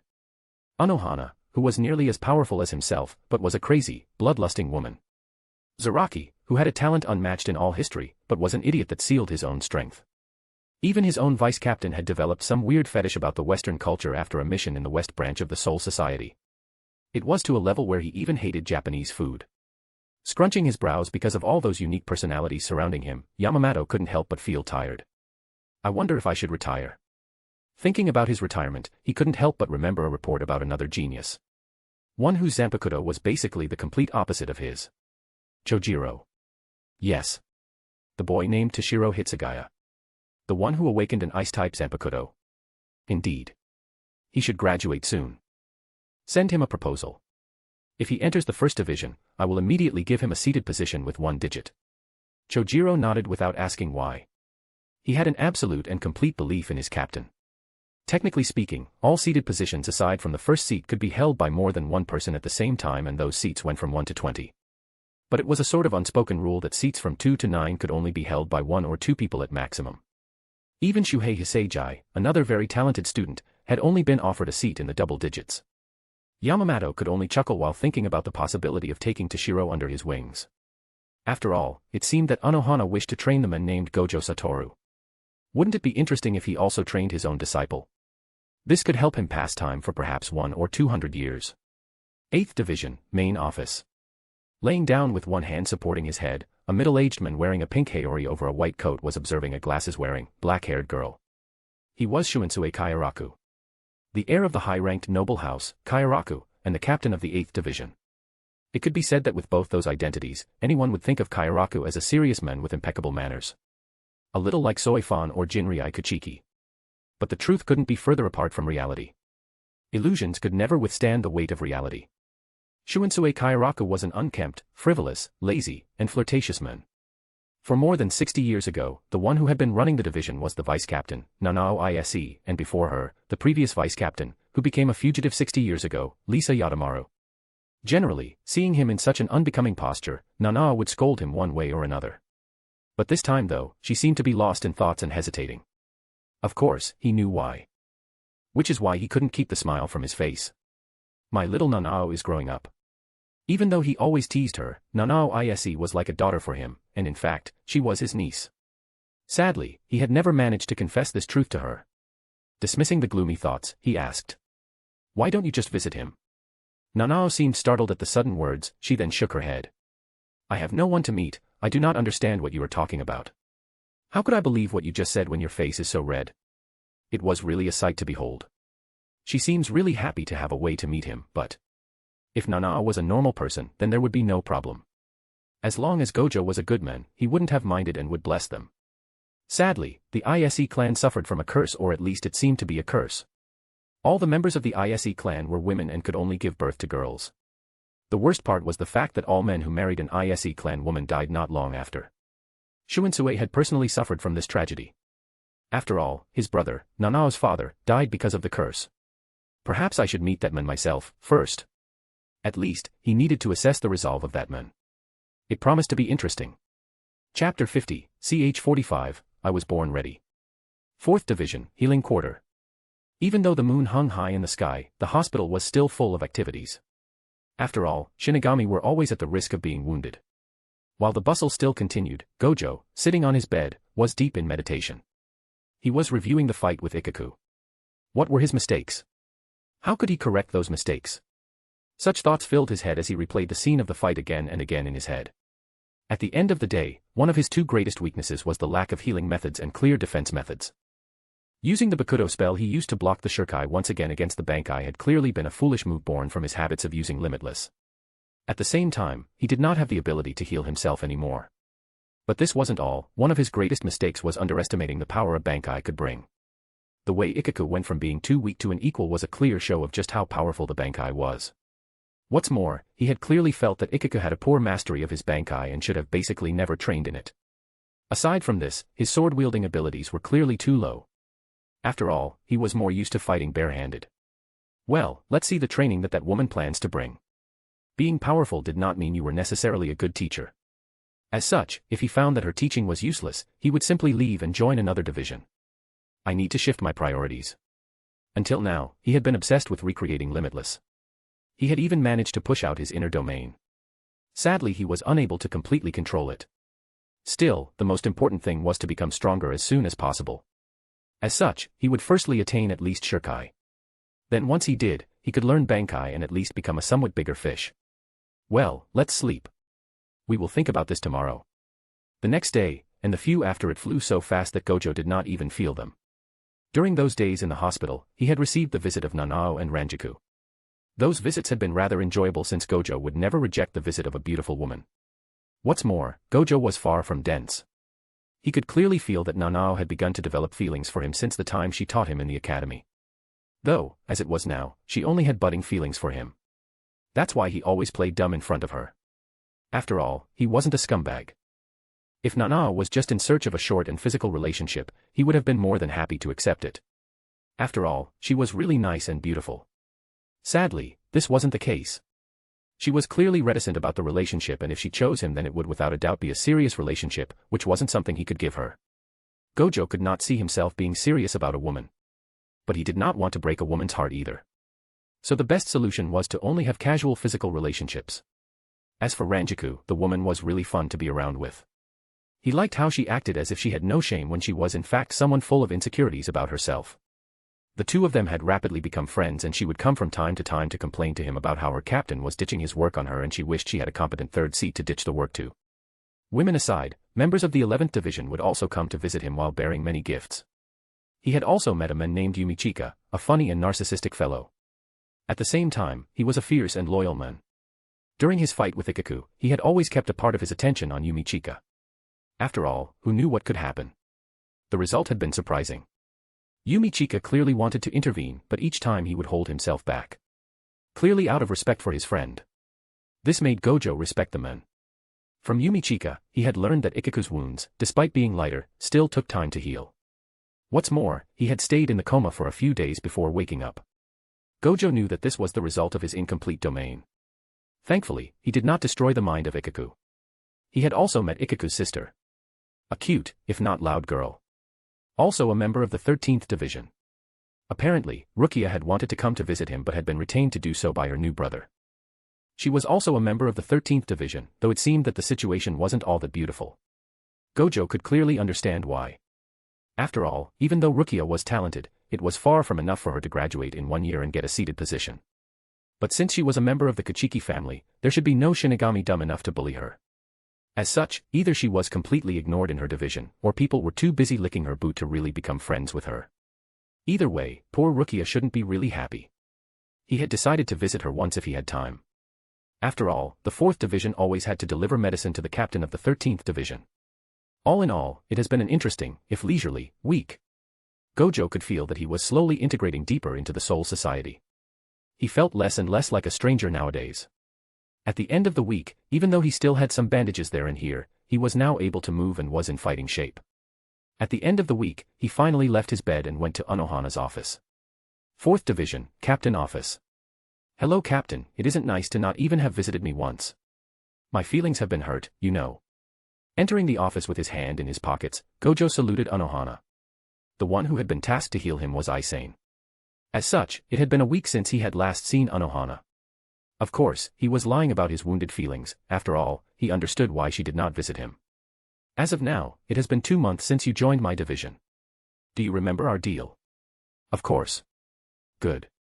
Those 2 months were also a way for me to observe you, and I must admit that I am very pleased about what I have seen. Gojo did not ask what would have happened if she had not been pleased. So now the choice is yours. Do you choose to stay in the 4th Division? Or do you wish to join another division? If you choose the former, I will teach you everything I know. If you choose the latter, I will write you a letter of recommendation so that you can join any division of your choice as a third seat. Did Gojo need to ponder? Of course not. I wish to stay. I see. Then, I welcome you once again to my division. You will be installed as the 4th seat, but you will not become the leader of a relief team. After all, you will be training with me. I hope you are ready. I was born ready. Unohana gave an enchanting smile when she heard Gojo saying so, but all Gojo could see was the smile of a bloodthirsty maniac. Chapter 51, ch. 46, Yachiru Unohana, 1. Huff huff huff. Damn, this training is really hell. Laying down on the hard ground, a bloodied Gojo breathed roughly while complaining. From head to toe, there was no part of his body that wasn't covered in blood. But strangely, there was no part of his body that was wounded. Standing not far from him, Anohana smiled. Get up. It's only your 50th death. After all, you were born ready, right? Looking down on him, she tightened the grip of her sword and stabbed Gojo. Oh. Thankfully, Gojo already knew that she would do something like this and managed to avoid her hit. Standing up, Gojo gave another look at Anohana. He was sure that if the members of the 4th Division were to see the current Anohana as her unbound hair flew behind her, they would piss themselves in fright. So, ready for your 51st? Man, what kind of situation did I put myself in? 1 day ago. After Gojo gave his consent, Anohana stood up and brought him to a place under her office. From what she said, she used the 2 months to create this place. The underground was rather vast, their few lamps floating in the air and illuminating the zone. Gojo took off his blindfold as he wished to admire the place, and he was surprised. No matter how Gojo looked at it, this was a huge training ground and he really wondered how she created it. The moment he entered the zone, he immediately felt as if all his senses were cut off. It was a special barrier placed by Anohana after a few weeks of preparation. It seemed that she had been sure that he would accept. Once they were in the center of the room, Anohana began to explain. You have 2 objectives.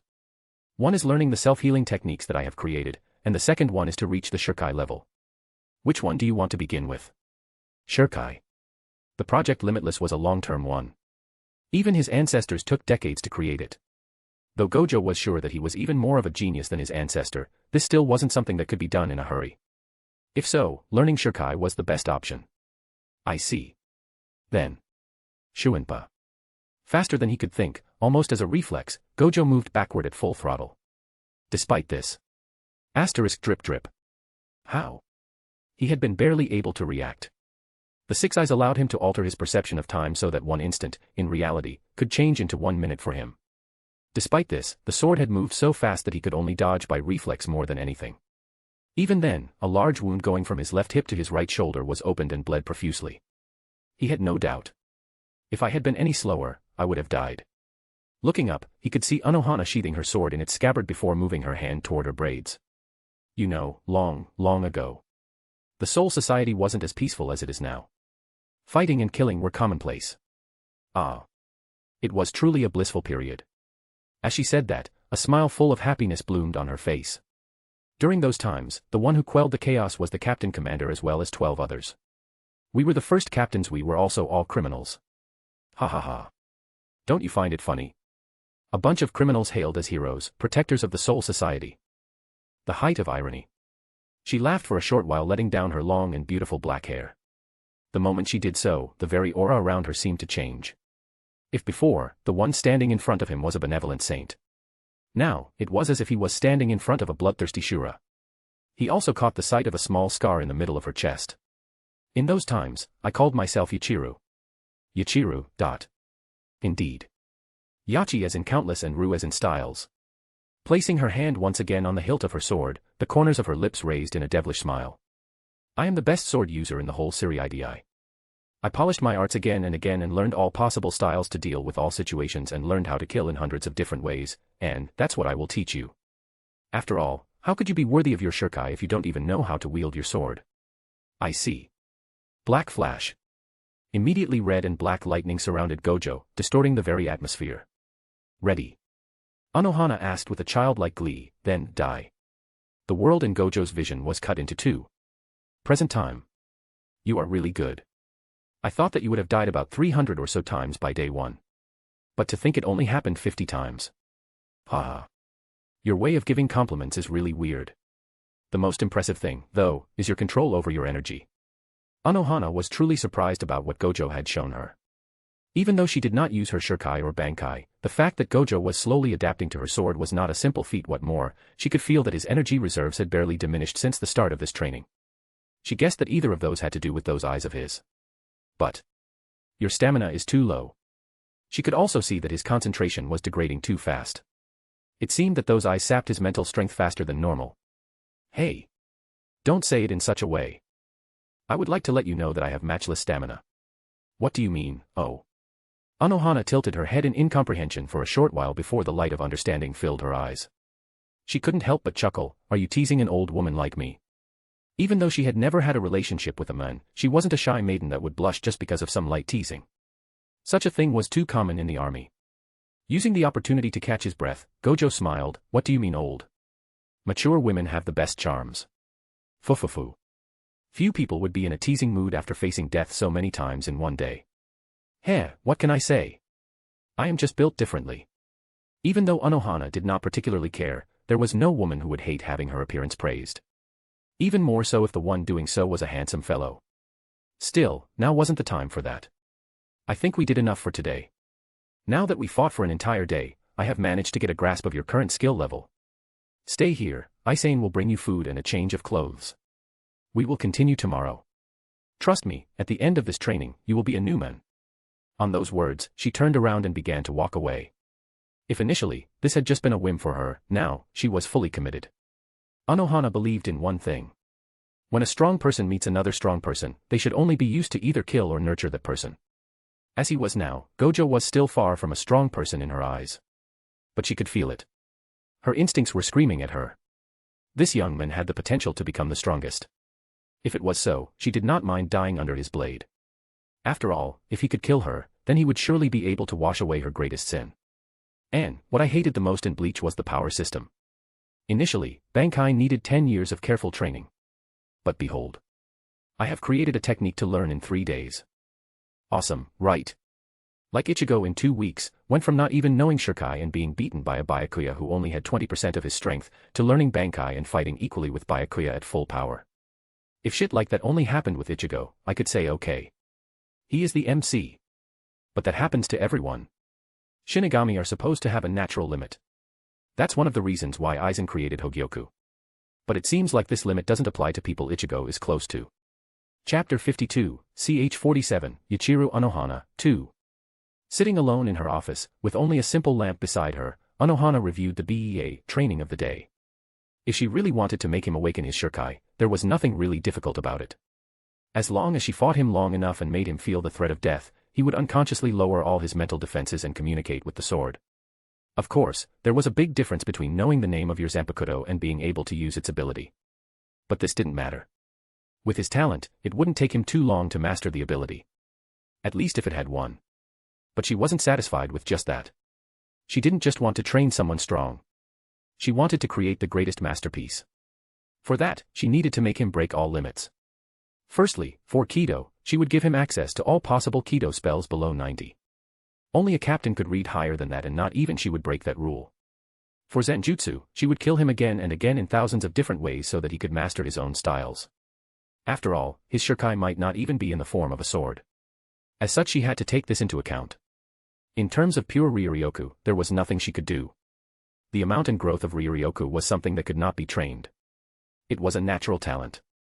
Thankfully, from the report of the 2nd Division, she knew that he already had an amount between that of a captain and a vice-captain. With such a base Ryuryoku, it wouldn't be a problem for it to grow to an immeasurable level like her and Zaraki. For Hakuda and Hoho, she had nothing much to teach him, and in fact, she was really curious about the Jujutsu Shiki he was developing. She did not know why he was giving it such an ominous name, but the little he had shown was really impressive. If he really created a complete set of techniques and created his own department, he would most likely enter Division 0. But she doubted her disciple would do so. He did not seem to have any sort of loyalty towards the Soul Society or any deep sense of purpose. It was another thing she had remarked. Gojo Satoru was like her and at the same time different from her. Where she searched for opponents that could challenge her and despaired at the reality that she stood at the pinnacle, Gojo on the other hand thirsted for victory only. He did not fight to become stronger or to enjoy the fight. He fought to prove that he stood at the pinnacle. For him, knowing that there were people equal and above him seemed to be an unacceptable notion. Her despair was his joy and her joy was his despair. She really wondered what kind of life he must have had to develop such a mentality. At the very least, she was sure that he must have possessed spiritual power even when he was alive. A fullbring or a high-spec human? It was debatable. Fullbrings were humans whose mothers survived a hollow attack while pregnant but were still slightly infected by the power of the hollow. High-spec humans meanwhile were humans who were born with high amounts of Ryuryoku or developed high amounts for whatever reason possible. Both of those were humans able to see and fight spiritual beings. But the way they obtained their power was different. She discarded the possibility of him being a Quincy. Nowadays, all the Quincy's alive in Japan were recorded and monitored. It was to assure that they wouldn't use their powers and break the balance of the Soul Society. Of course, even if he was a Quincy, it wouldn't matter in her opinion. Seems like I have taken quite the troublesome student. She laughed a little. She liked trouble. Trouble meant lack of boredom. Discarding her useless thoughts, she wondered if she could help him reach an even higher level in Hakuta and Ho-Ho. Should I call in some of my favors with Soifan? It was worth pondering. The advantage of being the captain of the 4th Division was that everyone owed you a favor. She knew that Soifan had been using the spies in the 4th Division to obtain information about Gojo. Of course, she also knew about the spy Yamamoto had planted. She outed neither of them because she understood that it was a necessary procedure to assure the security of the Soul Society. Of course, the best would have been to have the tutelage of Yoruichi herself, but unfortunately, she was now a fugitive. Life was funny sometimes. One of the greatest criminals was now the loved and respected captain of the 4th Division. Meanwhile, the princess of the Shihoin family was a fugitive forced to live in the human world to avoid being captured. Strength was truly the best protection. The greatest proof was the fugitives. Even though a capture order had been given, no one bothered to take it. After all, who could fight an entire team full of ex-captains and ex-vice-captains? Chuckling, she opened her scroll and began to write. Shino Academy.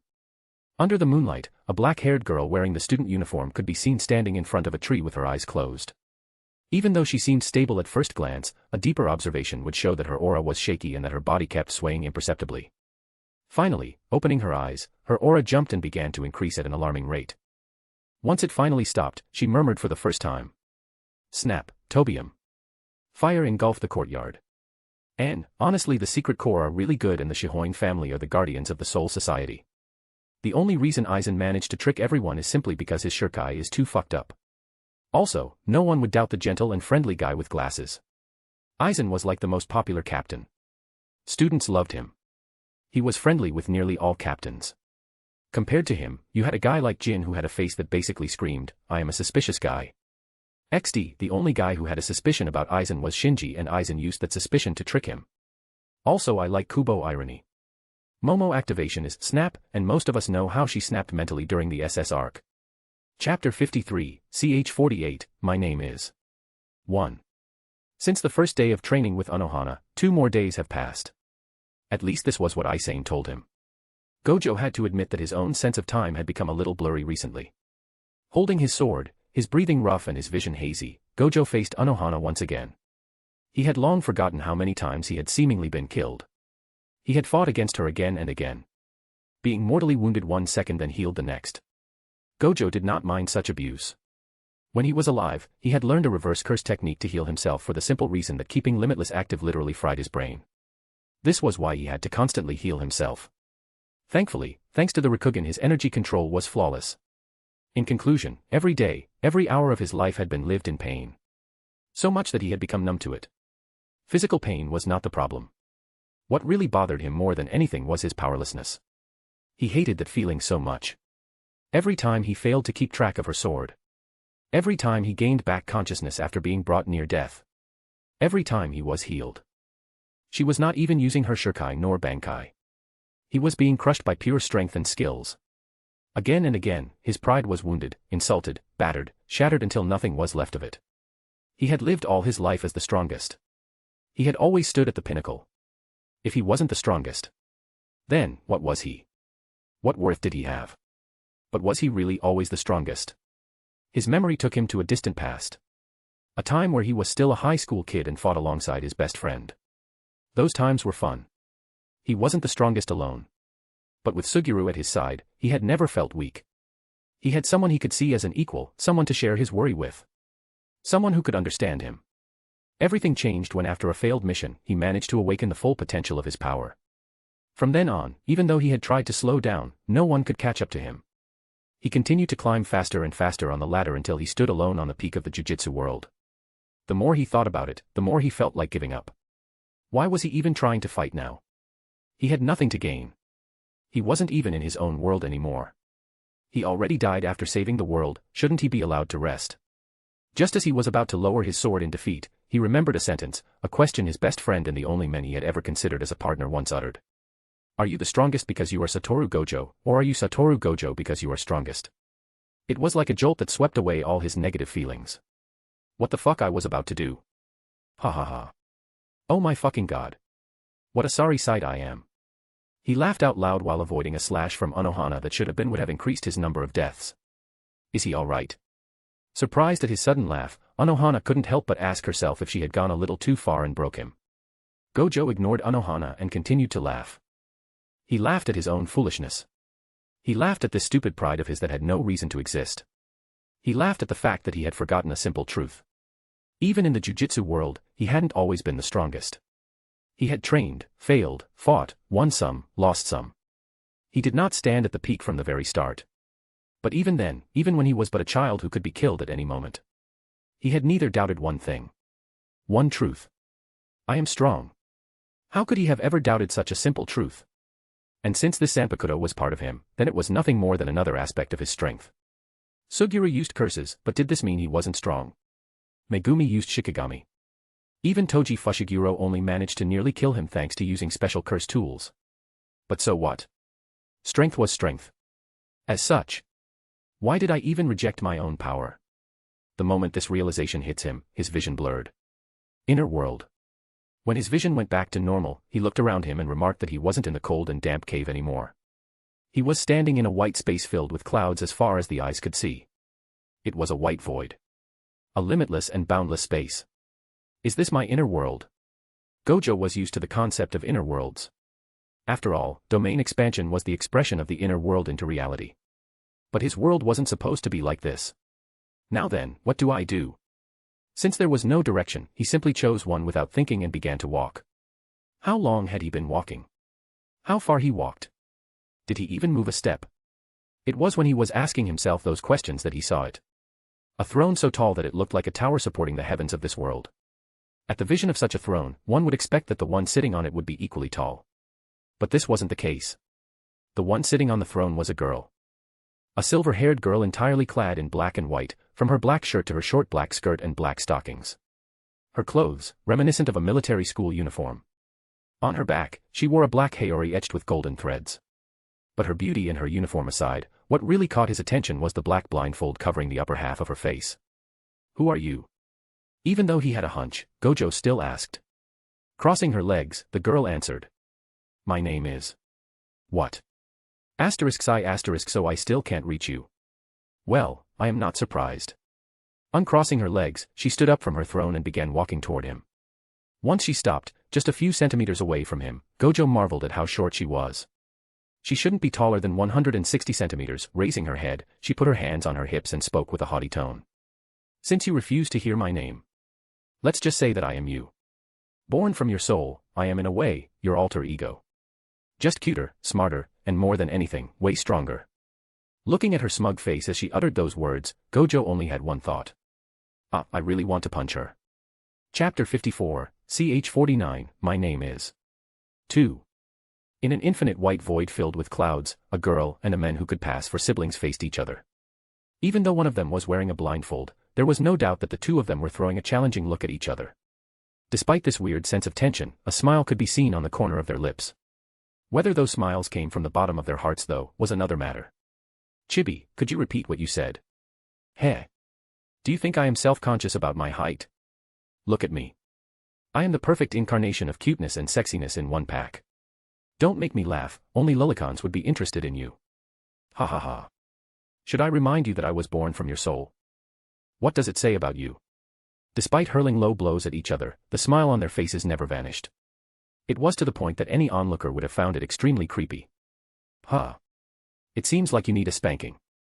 Kaya. I am so scared. Showing a mock expression of fear, she waved her hand and made a sword appear in her hand. Come at me. Perhaps another beating will help you hear my name. After all, you needed one to come here, right? The sword in her hand was different from Gojo Zanpakuto. It was a long curved sword with a black and white handle. The tension mounted for a short while before Gojo slowly lowered and relaxed his shoulders. Her last sentence did not have the previous fierceness, but rather a sort of hidden bitterness in it. What? No going to fight anymore. Gojo looked deeply at her, before looking away and once again assessing his surroundings. White. Endless white. Even though he had already been here for a short moment, he had felt like he was going crazy. Then, what about her? What's more, he remembered her previous sentence. You still can't hear my name. He remembered the times his sword had tried to reach him. What would it feel like, to call someone again and again, only for that person to always ignore you? How much worse would you feel if the one ignoring you was the reason for your existence, the one who should have been the closest to you? How much pain, sadness, anger, and despair would you feel while staying alone in this endless void? Reaching there, all anger vanished from Gojo's mind and was replaced by a rather overwhelming feeling of guilt. Stop. He was startled out of his thoughts by this shout. Lowering his head, he looked at the short girl in front of him once again.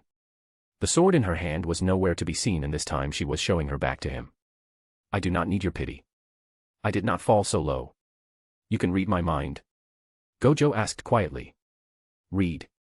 No, but you and I share the same feeling. We were one at first after all. Though I guess I am the only one who shares it currently. Shaking her head, she walked toward her throne and sat on it, again, facing him. Her expression betrayed none of her thoughts as she leaned in and rested her head on the palm of her right hand. Now then, Sattoru Gojo. Since we are not going to fight, could you kindly walk out? I am tired of shouting again and again for someone who refuses to hear me. Gojo did not answer, even though he could not share her feelings, he instinctively understood something. If he walked out of there, he would never be able to awaken his Shirkai. Men. I feel like a bastard father who abused his daughter. Scratching his head, he walked toward the throne and crouched down to face the girl at an equal level. Placing his hand on her head, he smiled calmly. Honestly speaking, even now, I guess I have some reservations about using a Zanpakuto. He did not apologize. He already caught a glimpse of her personality. This girl also had her own pride. She indeed did not need his pity. For only the weak needed pity. You know. This world is full of strong people. So strong that it might bring despair. This is pretty exciting, right? Fighting, growing, climbing, slowly but surely until one day, I stand at the top of the pyramid and proudly claim to be once again, the strongest. I am stronger, stronger than average. But so what? Why should I compare myself to average people? The sole and only place worthy of me is the apex. His eyes shined with a fierce glint. His pride and arrogance, obvious in this world. It did not matter what he had to face, nor how long it would take. But as I am now, this is just wishful thinking. So what? The silver-haired girl finally asked, a quiver hidden in her voice. As if she could feel hope but was too afraid of once again facing disappointment. Standing at the top is pretty lonely, you know. Wouldn't it be more interesting to share the view with someone? Then who could be better than my other half? A smile lit up her face. What if in the end, you fail? Failure. Who the hell do you think I am? I am Sattoru Gojo. The strongest sorcerer, and soon, I will be the strongest shinigami. Failure does not exist in my dictionary. Gojo kept a smile full of confidence as he uttered those words. Ha ha ha. The silver-haired girl laughed, a laugh full of joy and happiness. But Gojo did not interrupt her. Once she finally stopped, she pushed his hand away from her head and stood up. Lowering her blindfold, she showed him her jewel-like beautiful scarlet eyes. Then, this queen will give you one last chance. Of course. Placing her hand on her chest and puffing proudly, she continued, I am without a doubt the strongest sword, so it's fitting for my wielder to become the strongest shinigami. There's indeed nothing more fitting. Then, remember well. My name is. Back in the training grounds, from the moment Gojo closed his eyes, only a few short moments had passed. But the difference was startling. His aura, which was already above most vice captains, continued to climb slowly but surely, filling every corner of the room. His spiritual pressure became so heavy that even Anohana began to feel some slight discomfort. But the more she felt it, the scarier the smile on her face became. So much so that she seemed short of laughing in madness. Even though she had yet to activate her Shirkai or Bankai, this discomfort clearly meant that Gojo had broken past the threshold and could now be compared to a captain, albeit only an inexperienced one, and this was even before releasing his Shirkai. When he finally opened his eyes, Anohana felt a jolt go through her body. I am sorry to have made you wait. Anohana's body heat surged while her heart thumped wildly in her chest. Gulping, desperately keeping herself from cutting him down, she asked. She was like someone lost in a desert, who had finally found an oasis, but had to stop herself from drinking all the water in one gulp. Or like a drug addict looking at her last shot. Did you awaken it? Instead of answering, Gojo put his hand on the hilt of his sword. Shall we continue? This was all Anohana needed to lose all restraint. Rushing at a speed far superior to everything she had shown until now, she swung her sword. But just as it was about to connect, she suddenly stopped and stepped back at full speed. She did not know why, but her instincts were screaming at her that whatever was about to happen could pose a danger to her. Gojo, not even looking at her, thought back to the name of the silver-haired girl before reciting one sentence. A sentence so nostalgic it made him smile. Of course, with one little difference. Throughout heaven and earth, we alone are the honored ones, Tengaku no Kogo. Oh. Gojo finally revealed his Shirkai. What are the powers? Not even I, the author, knows. By the way, Tengaku no Kogo means Heaven's Empress. Pretty fitting, I think. By the way, just be clear. Tengaku is not a harem candidate. Gotta preempt any questions. Also damn. Bleach new chapter is out and it will also be the start of a new arc most likely. New vice captains were introduced and Hell is now officially canon. Sigh. Seems like I will need to work on some little things. Thankfully, I won't have to deal with Hell without the death of many powerful beings. So there's that. Chapter 55, Searching for an Illustrator. So yeah. Title say it all, I am currently searching for an illustrator. Mainly for my original story. Son of the Hero King. I could also commission for some Gojo drawings. Do you guys know or could give me a link towards a good illustrators able to draw Eki who is taking commissions? The ceiling for the price is $60. Chapter 56, CH50, Tengaku no Kogo. Throughout heaven and earth, we alone are the honored ones, Tengaku no Kogo. Befitting the activation of a shurikai, Gojo's spiritual pressure increased even more, to the delight of the Unohana. In his hand, the normal-looking katana changed into a long curved sword with a white and black handle. But what really caught Unohana's attention wasn't the sword, but rather the two beautiful translucent white wings and the golden crown around his forehead. This was without a doubt an appearance befitting that of a king. He seemed to emanate a holy and regal aura at the same time. Tengaku no Kogo. What an arrogant name. I guess it is fitting. Chuckling, Unohana shook her head. She was somewhat surprised. Normally, the transition to shurikai should not bring any change in the physical appearance of the wielder. Such changes should only appear during bankai. This meant that either the sword really liked to show off, or it was so powerful that even in shurikai it could show such changes. Remembering the personality of Gojo, the chances of it being a mix of those two options were rather high. This is really a beautiful sword. Gojo, who had been silent since earlier, smiled. Hee hee. Isn't it? I guess she was right to call herself the best. Immediately, all the holy aura around him seemed to collapse. Unohana didn't know if she should be happy or not about this, and as such, could only laugh dumbfoundedly. But, what are the powers of your shurikai? Don't tell me it's just to help you shine in the dark. She raised her eyebrows as she asked curiously. Heh. You heard the incantation, right? We are the ruler of heaven. 1. Immediately, the world around them seemed to break down. No. It did not seem to, it was indeed happening. Unohana's eyes widened as she watched the particles of energy in the air gather at Gojo's wings. At the same time, all the wounds on his body slowly began to close before vanishing entirely. Impossible. You are. For the first time in hundreds of years, Unohana was well and truly shocked. Indeed, I am absorbing reishi. This was impossible. It broke all common sense. Only Quincy could absorb reishi. Even in the extremely small possibility that he had been a Quincy when alive, the power over reishi should not have manifested through his Zanpakuto.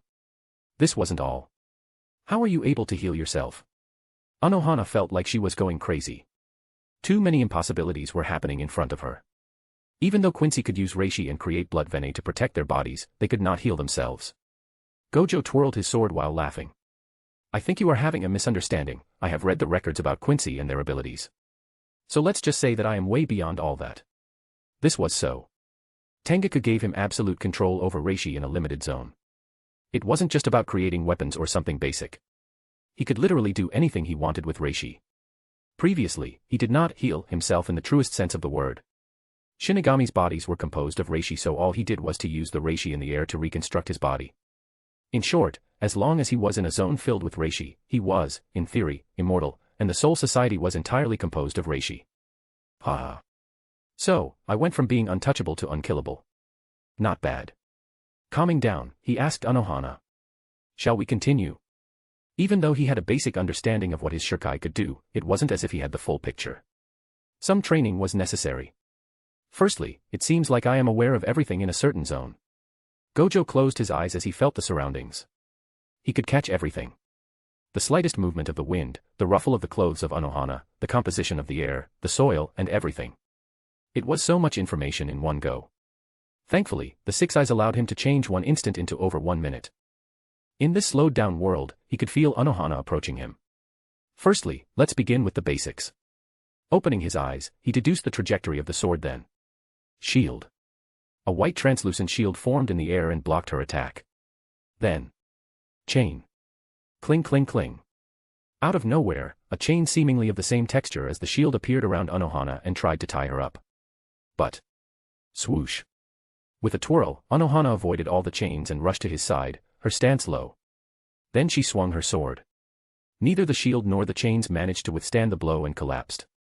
This allowed Gojo to learn a weakness of his. Clearly, the constructs he created were rather frail or lacked enough reishi to maintain their shapes. Meanwhile, Anohana's attack didn't end. Using the force of her previous attack, she continued with a second twirl and threw a few flying knives at Gojo. Normally, such an attack would have completely pierced through him, but... Clang.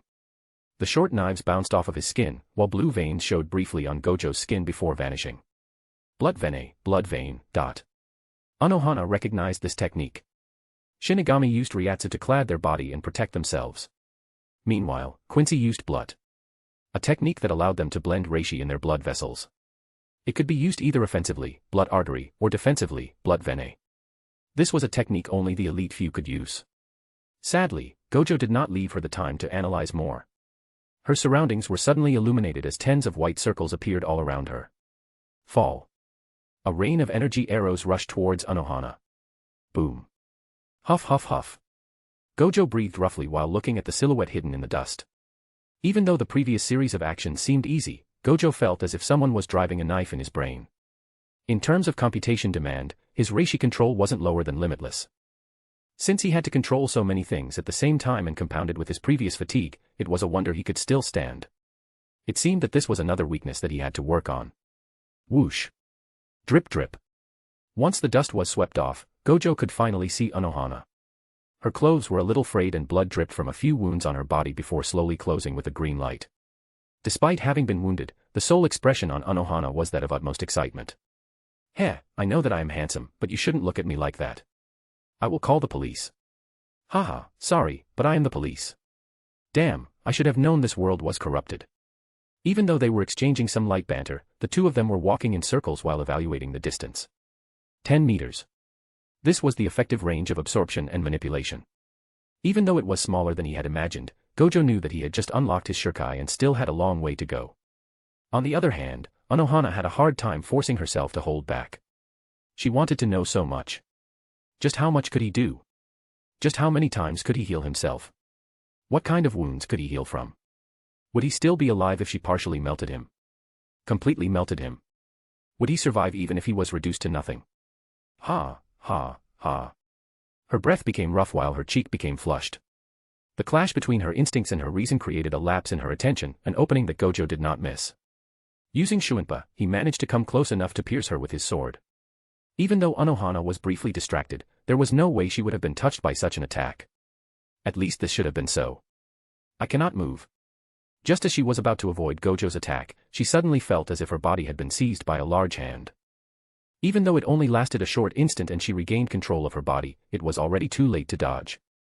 Blood bloomed like a flower as Gojo's sword impaled her stomach. The two of them stood so close to each other, they could almost feel each other's breath. He tried to control my body. This was definitely something no Quincy could do. Not even Yawatch. Even though Quincy could use reishi, there were many clear limits to this power. The fact that Gojo could do something like that was astonishing. But... you are bleeding. It seemed that this power wasn't something that could be used lightly. After all, despite having healed himself not long ago, he was currently bleeding from both his eyes, ears, and nose. It was clear that what he tried to do was beyond his ability. Haha. Seems like I bit more than I could chew. Gojo had indeed tried to control Anohana's body. But it seemed that this move had been the last straw. Man, not even a frown despite having my sword in your guts. You're really a woman of steel. I have suffered much worse wounds in my life. Heh. I guess. I will listen to this story another time, now though. I think I will sleep for a little while. Speaking with more difficulty at each word, the light in Gojo's eyes faded as he lost consciousness. At the same time, his angel-like wings and the crown also vanished while the sword in her guts went back to its previous appearance. Taking Gojo in her arms to stop him from collapsing, all the madness and craziness vanished from her face as she looked at him with pride in her eyes. You really did well. Now sleep and rest. Taking the sword out of her, she healed herself then proceeded to do the same with him. After which, she sat down, placed his head on her lap, and began to gently wipe the blood from his face with water she conjured. It isn't much, but it's a small reward for your hard work. Caressing the face of the man who looked so innocent while asleep, she thought back to her fight with him. She did not know if she had helped the creation of a calamity for the Soul Society, but she honestly did not care. Whatever should happen would happen. Now then, how should I train him? Fufufu. She did not know what the future held, but what was sure was that it wouldn't be boring. And this is the last chapter of Volume 3. Next chapter will be Epilogue 3. Then Vol 4. We will now deal with some interesting events. Be prepared for a short time skip. Finally, I hope you liked Gojo's Shurikai. For those who don't really know Bleach, reishi or spiritual particles are the base of everything in the Soul Society. Everything is made of reishi in the SS and the Hueco Mundo. You guys should understand what it means. Also, it isn't just a copy of Quincy power. He can do everything a Quincy can do and much more. Anyway, all this will be slowly explained in the next volume. Chapter 57, Epilogue 3, Changes. Shino Academy. Toshiro Hitsugaya, Momo Hinamori. You are about to take the early graduation test. Which division do you wish to test for? The first division. The 4th, no, the Kido Corps. Standing in an office and facing 4 shinigami, both Momo and Toshiro answered. Toshiro, who stood next to Momo, was not surprised by her final choice. It has already been about 8 months since Gojo graduated. Toshiro could have graduated 2 or 3 months ago, but he had decided to wait for Momo since she had awakened her Zanpakuto. If he had to be honest, he wished for nothing more than to join the 4th division, but he had absolutely no interest in healing. What's more, before graduating, Gojo had clearly told them to not follow him to the 4th division. He was going there for a specific reason and they would not learn anything if they joined him. Toshiro had been really hesitant about which division to join, until he received an invitation from the 1st division. He was even promised a seated position if he graduated with high enough marks. Since he had no particular ties with the other divisions, the choice was pretty evident. Then, if your choices are definitive, it's time to begin. Momo nodded and murmured before walking away. Good luck, Shiro-chan. Since the day Momo met Gojo, her training and way of thinking had completely changed. Knowing that Toshiro had awakened his Shurikai, she was even more determined to graduate early. Thanks to this, she managed to make contact with her Zanpakuto and awakened Shurikai. Despite this, Momo knew that most of her basic skills were unable to allow her to graduate, aside from Kido, of course. Gojo had told her that she was a genius in the way of Kido and she believed him. What's more, Nanao had taken interest in her and sometimes helped her by teaching some Kido or some tricks in handling Kido. All those elements compounded and gave her the confidence to apply for the Kido Corps. Let's do my best. Clenching her fist, she nodded to herself and went to her exams. Siriitii, Shihoin family. So the captain of the 4th division wishes to create a joint exercise program with us. Sitting on a throne, a young man with tanned skin and a somewhat girly look asked, confusion clear in his voice. What do you think? Wani-san. Please. Yashiro-sama. I have already asked you to not address me so familiarly in official settings. Facing him, on a knee, was Soifan, the captain of the 2nd division. The Shihoin family was one of the 4 great families in the Soul Society. What's more, they also had full control over the secret force. As for the Fan family, they were the most staunch and loyal supporters of the Shihoin family. It was to the level where absolutely all members of the Fan family were members of the secret forces, and anyone who failed to enter was immediately exiled from the family. Normally, Soifan should not have become the captain of the 2nd division. But since the current leader of the Shihoin family, Yashiro Shihoin, was still somewhat immature, she had been elected to take control. Yashiro and Soifan were also the supreme commanders of the secret forces, which was why she couldn't just take such important decisions without his opinion. Of course, this was once again a temporary measure until Yashiro was ready. Some people might wonder if she was resentful. In reality, she was. Not because she would lose her power, but simply because she had no wish to become the commander in the first place. She had been happy when all she had to do was follow orders while watching Yoruichi's back. In fact, those times had been the happiest of her life. That's why Yoruichi's betrayal hurt her all the more. Thinking about my sister again. I am terribly sorry. Sigh, do not be. I know very well how loyal you are to her. In fact, I also miss her terribly. But it doesn't matter. Sooner or later, I know she will come back. My sister is not a traitor. This last sentence was said with a very bright smile. Like Soifan, Yashiro had an almost fanatical respect for Yoruichi. She was his idol and she was the perfect leader in his eyes. Soifan did not know, and in fact, no one knew. He wasn't weak by any means. In fact, he was sure that he could match most captains blow for blow. But he did not wish to take his sister's place. That was all. Coming back to the previous matter. Yashiro-sama, I believe that we have no reason to refuse. Even though we managed to form our own healers, the truth of the matter is that they lack the skills of the 4th division members. Competent healers would without a doubt lower the death rate. Then, if you think it's good. It's good. Yashiro-sama. Hee. I am being serious. I named you Supreme Commander and gave you an authority equal to mine. You can do what you believe is the best. I believe in you. I humbly accept your praises. Sigh, I believe in you, but you are so stiff. Anyway, that is enough for now. I will leave the rest to you. Understood. Nodding, she stood up and saluted. Then, I will take my leave. Bye-bye. Come visit me sometime for reasons other than work. This place is so boring. I will. After walking out, Soifan squinted a little as rays of sunlight entered her eyes. Remembering Yashiro's speech about Yoruchi, Soifan chuckled bitterly.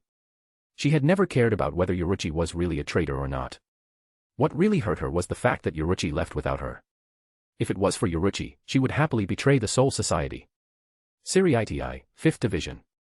In the underground of the 5th Division, a silver-haired man, Jin Ichimaru, stood while looking at his captain standing in front of a large tube filled with green liquid. In the tube, a life form resembling that of a fetus seemed to develop slowly. Oh, Jin. What do you think of my new creation?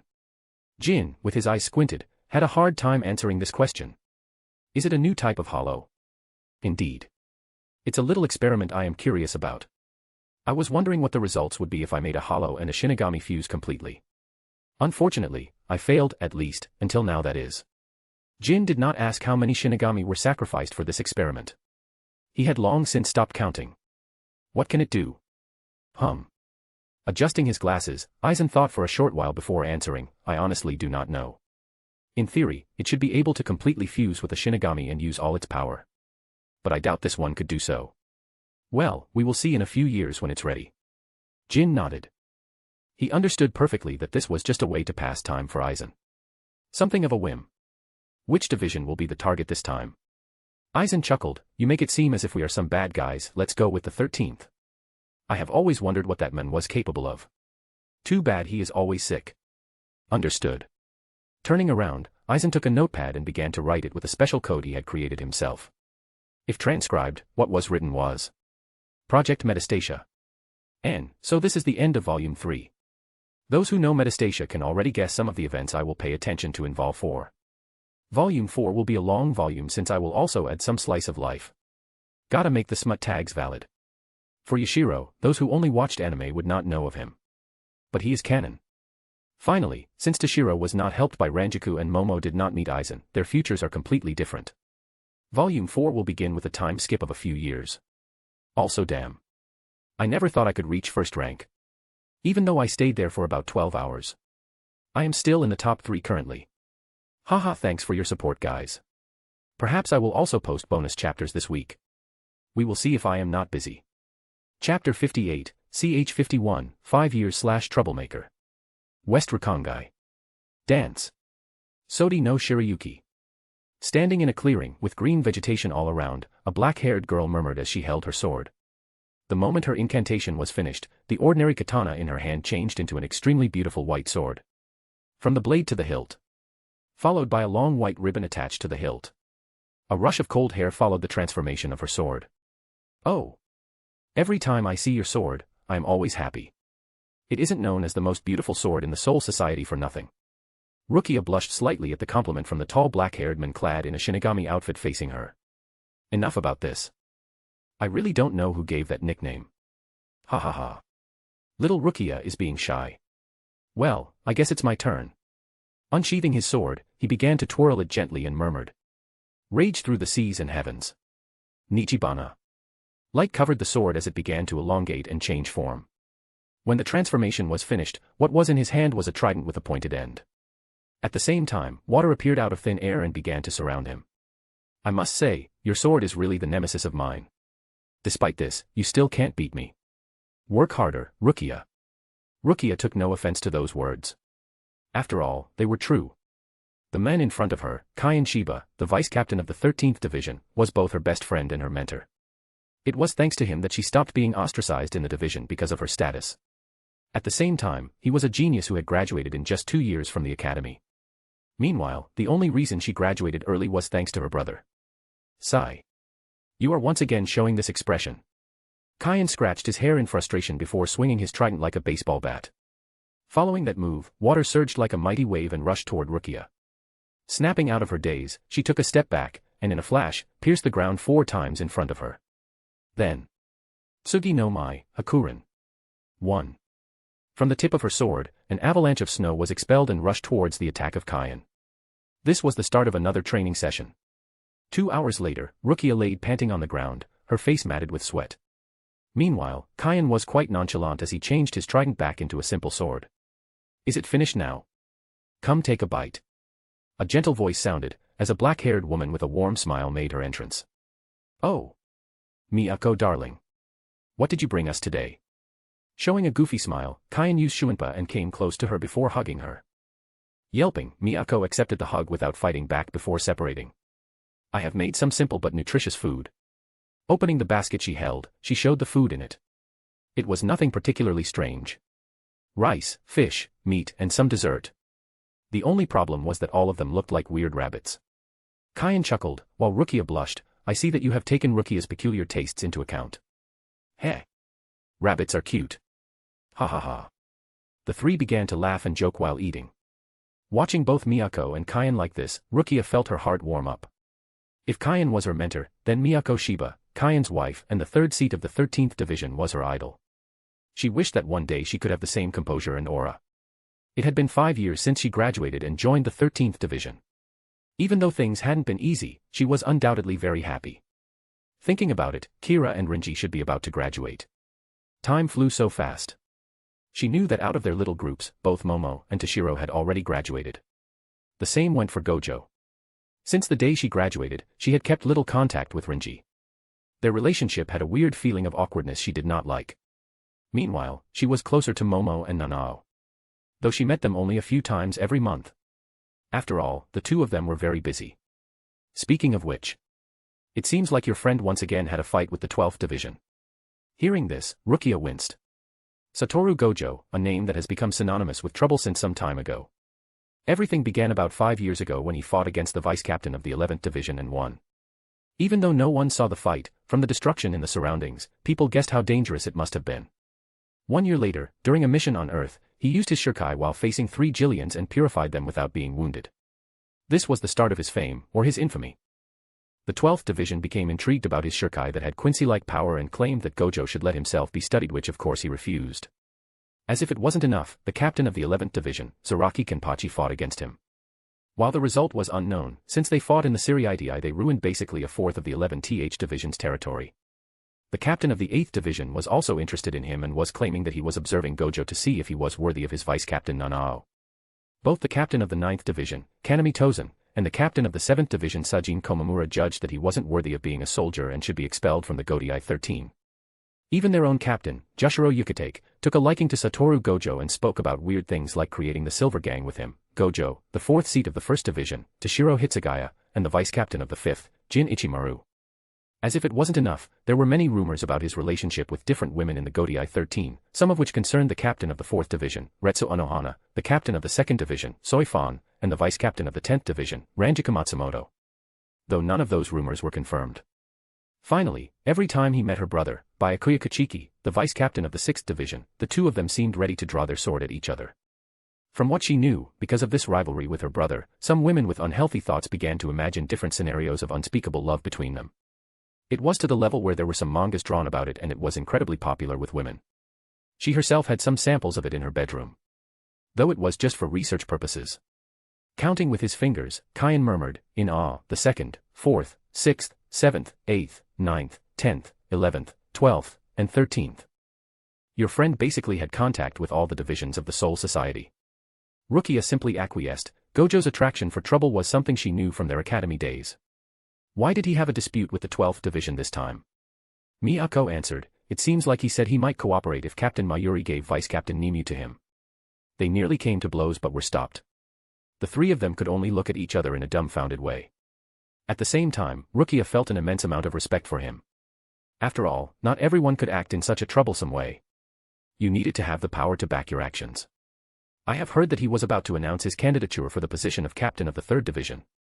I thought that this position was supposed to belong to Vice-Captain Ichimaru.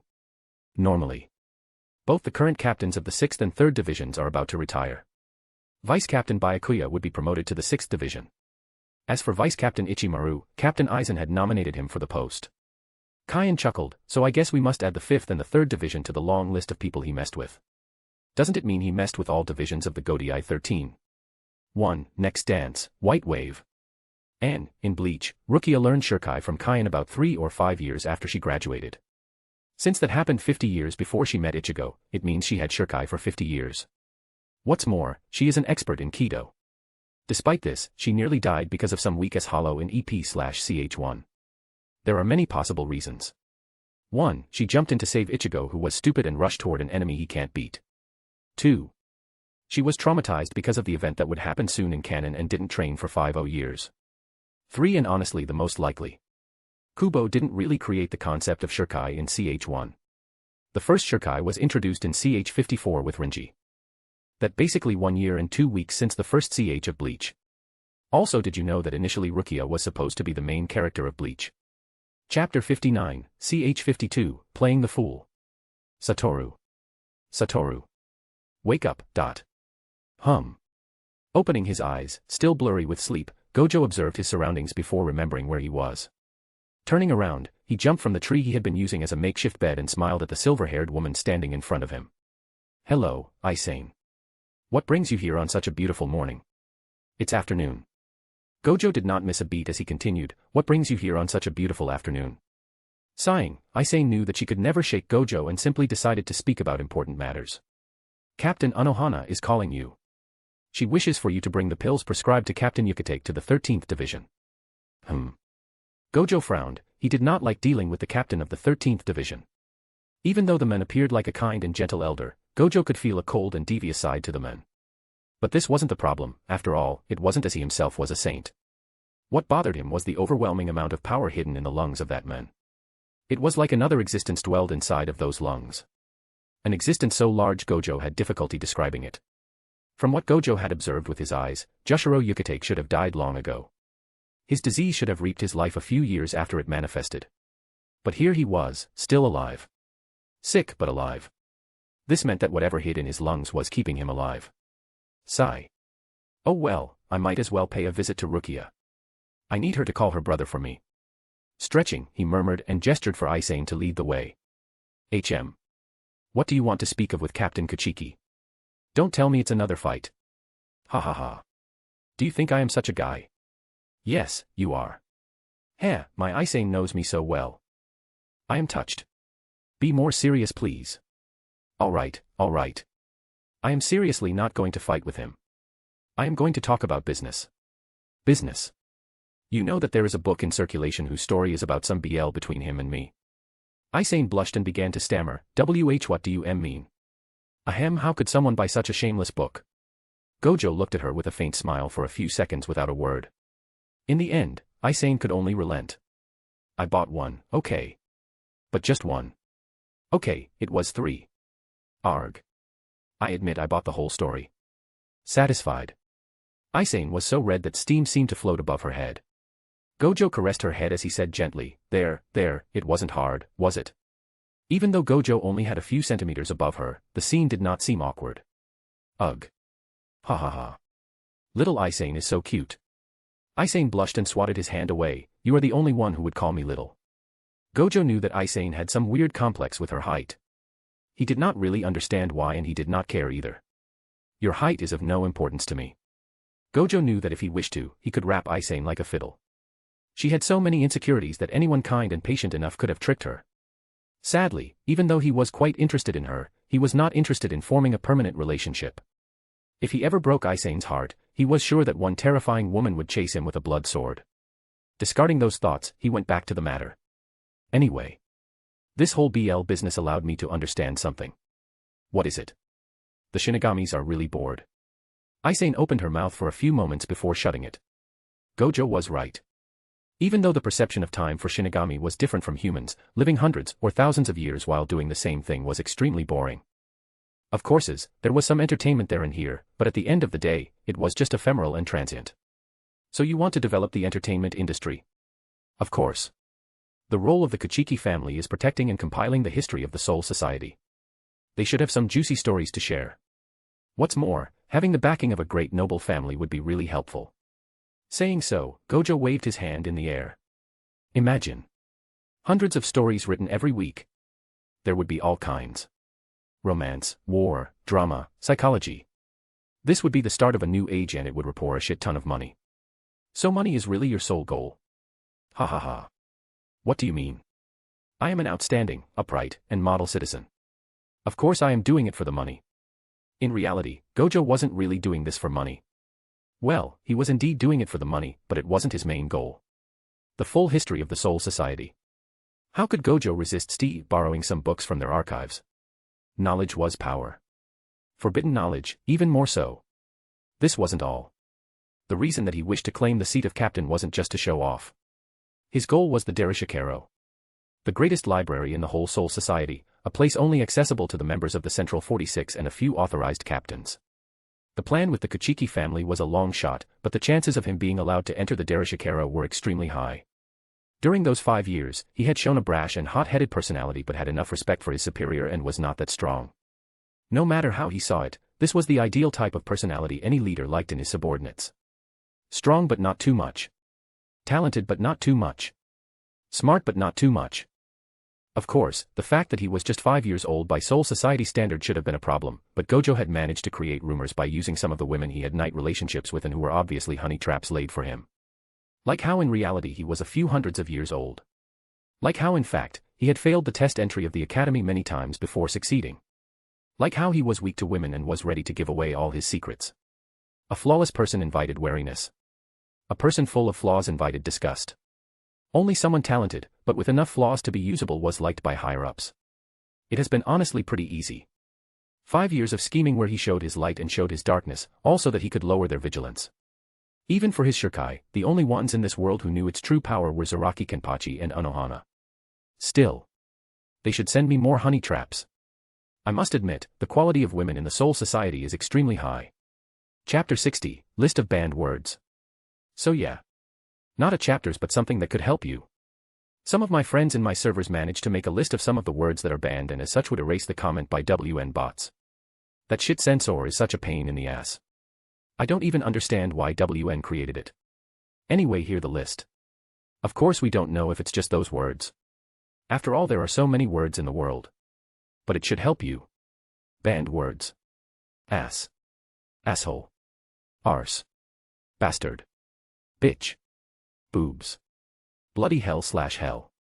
Bollocks. Bullshit. Crap. Cock. Cum.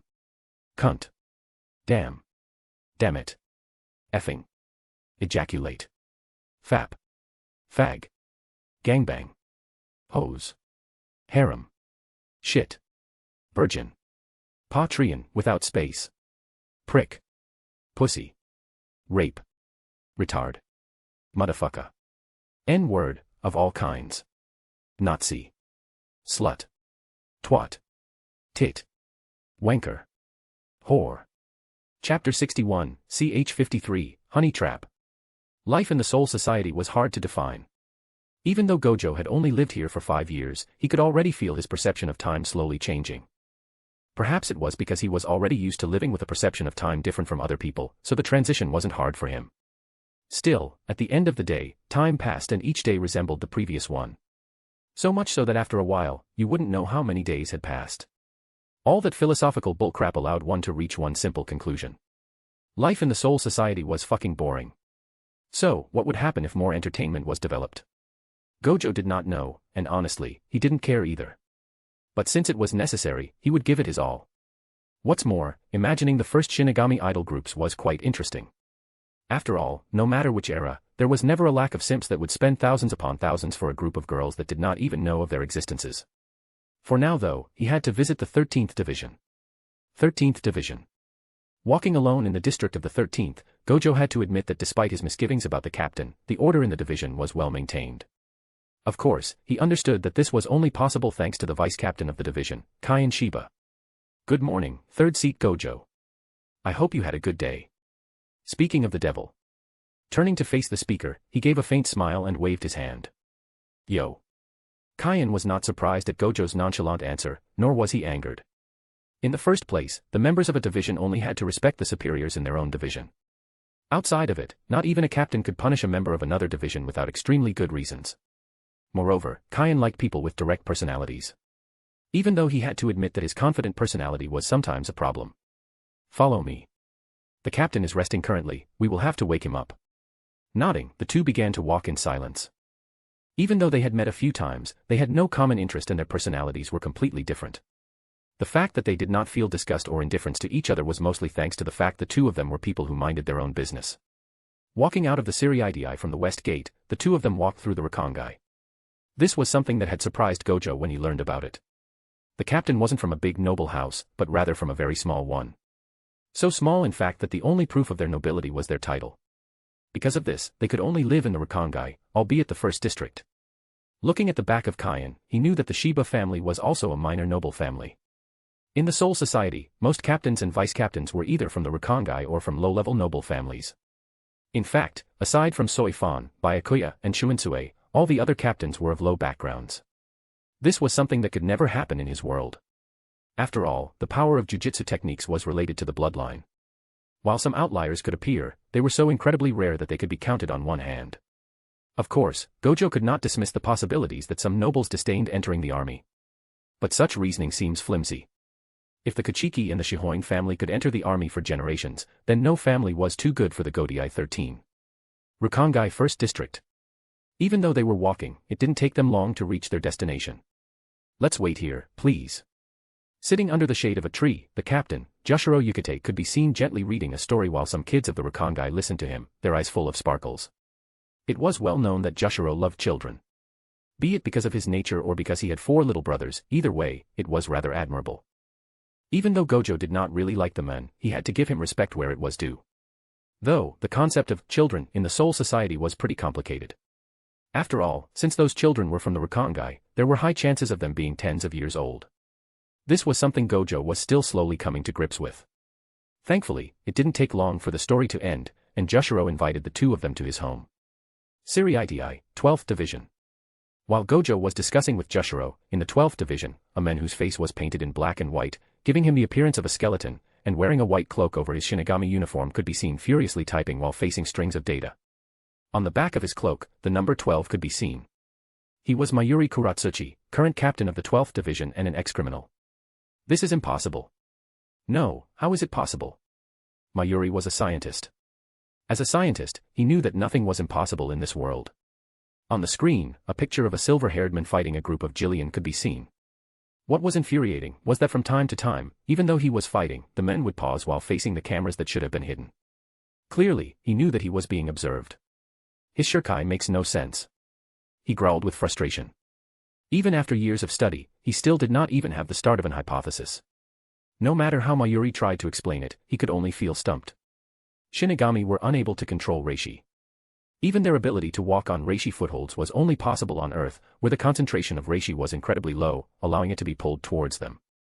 Since Shinigami could not do so, then their Zanpakuto should not be able to either. But this man. I need to experiment on him. Hitting his keyboard with frustration, Mayuri couldn't help but curse. He hated this feeling of not understanding something. At the same time, he felt his will burning more than he could ever imagine. To this day, he had experimented on hundreds of Quincy souls. It could be said that no one knew Quincy's more than himself. But even then, he had never been able to replicate their power. Nimue. Yes.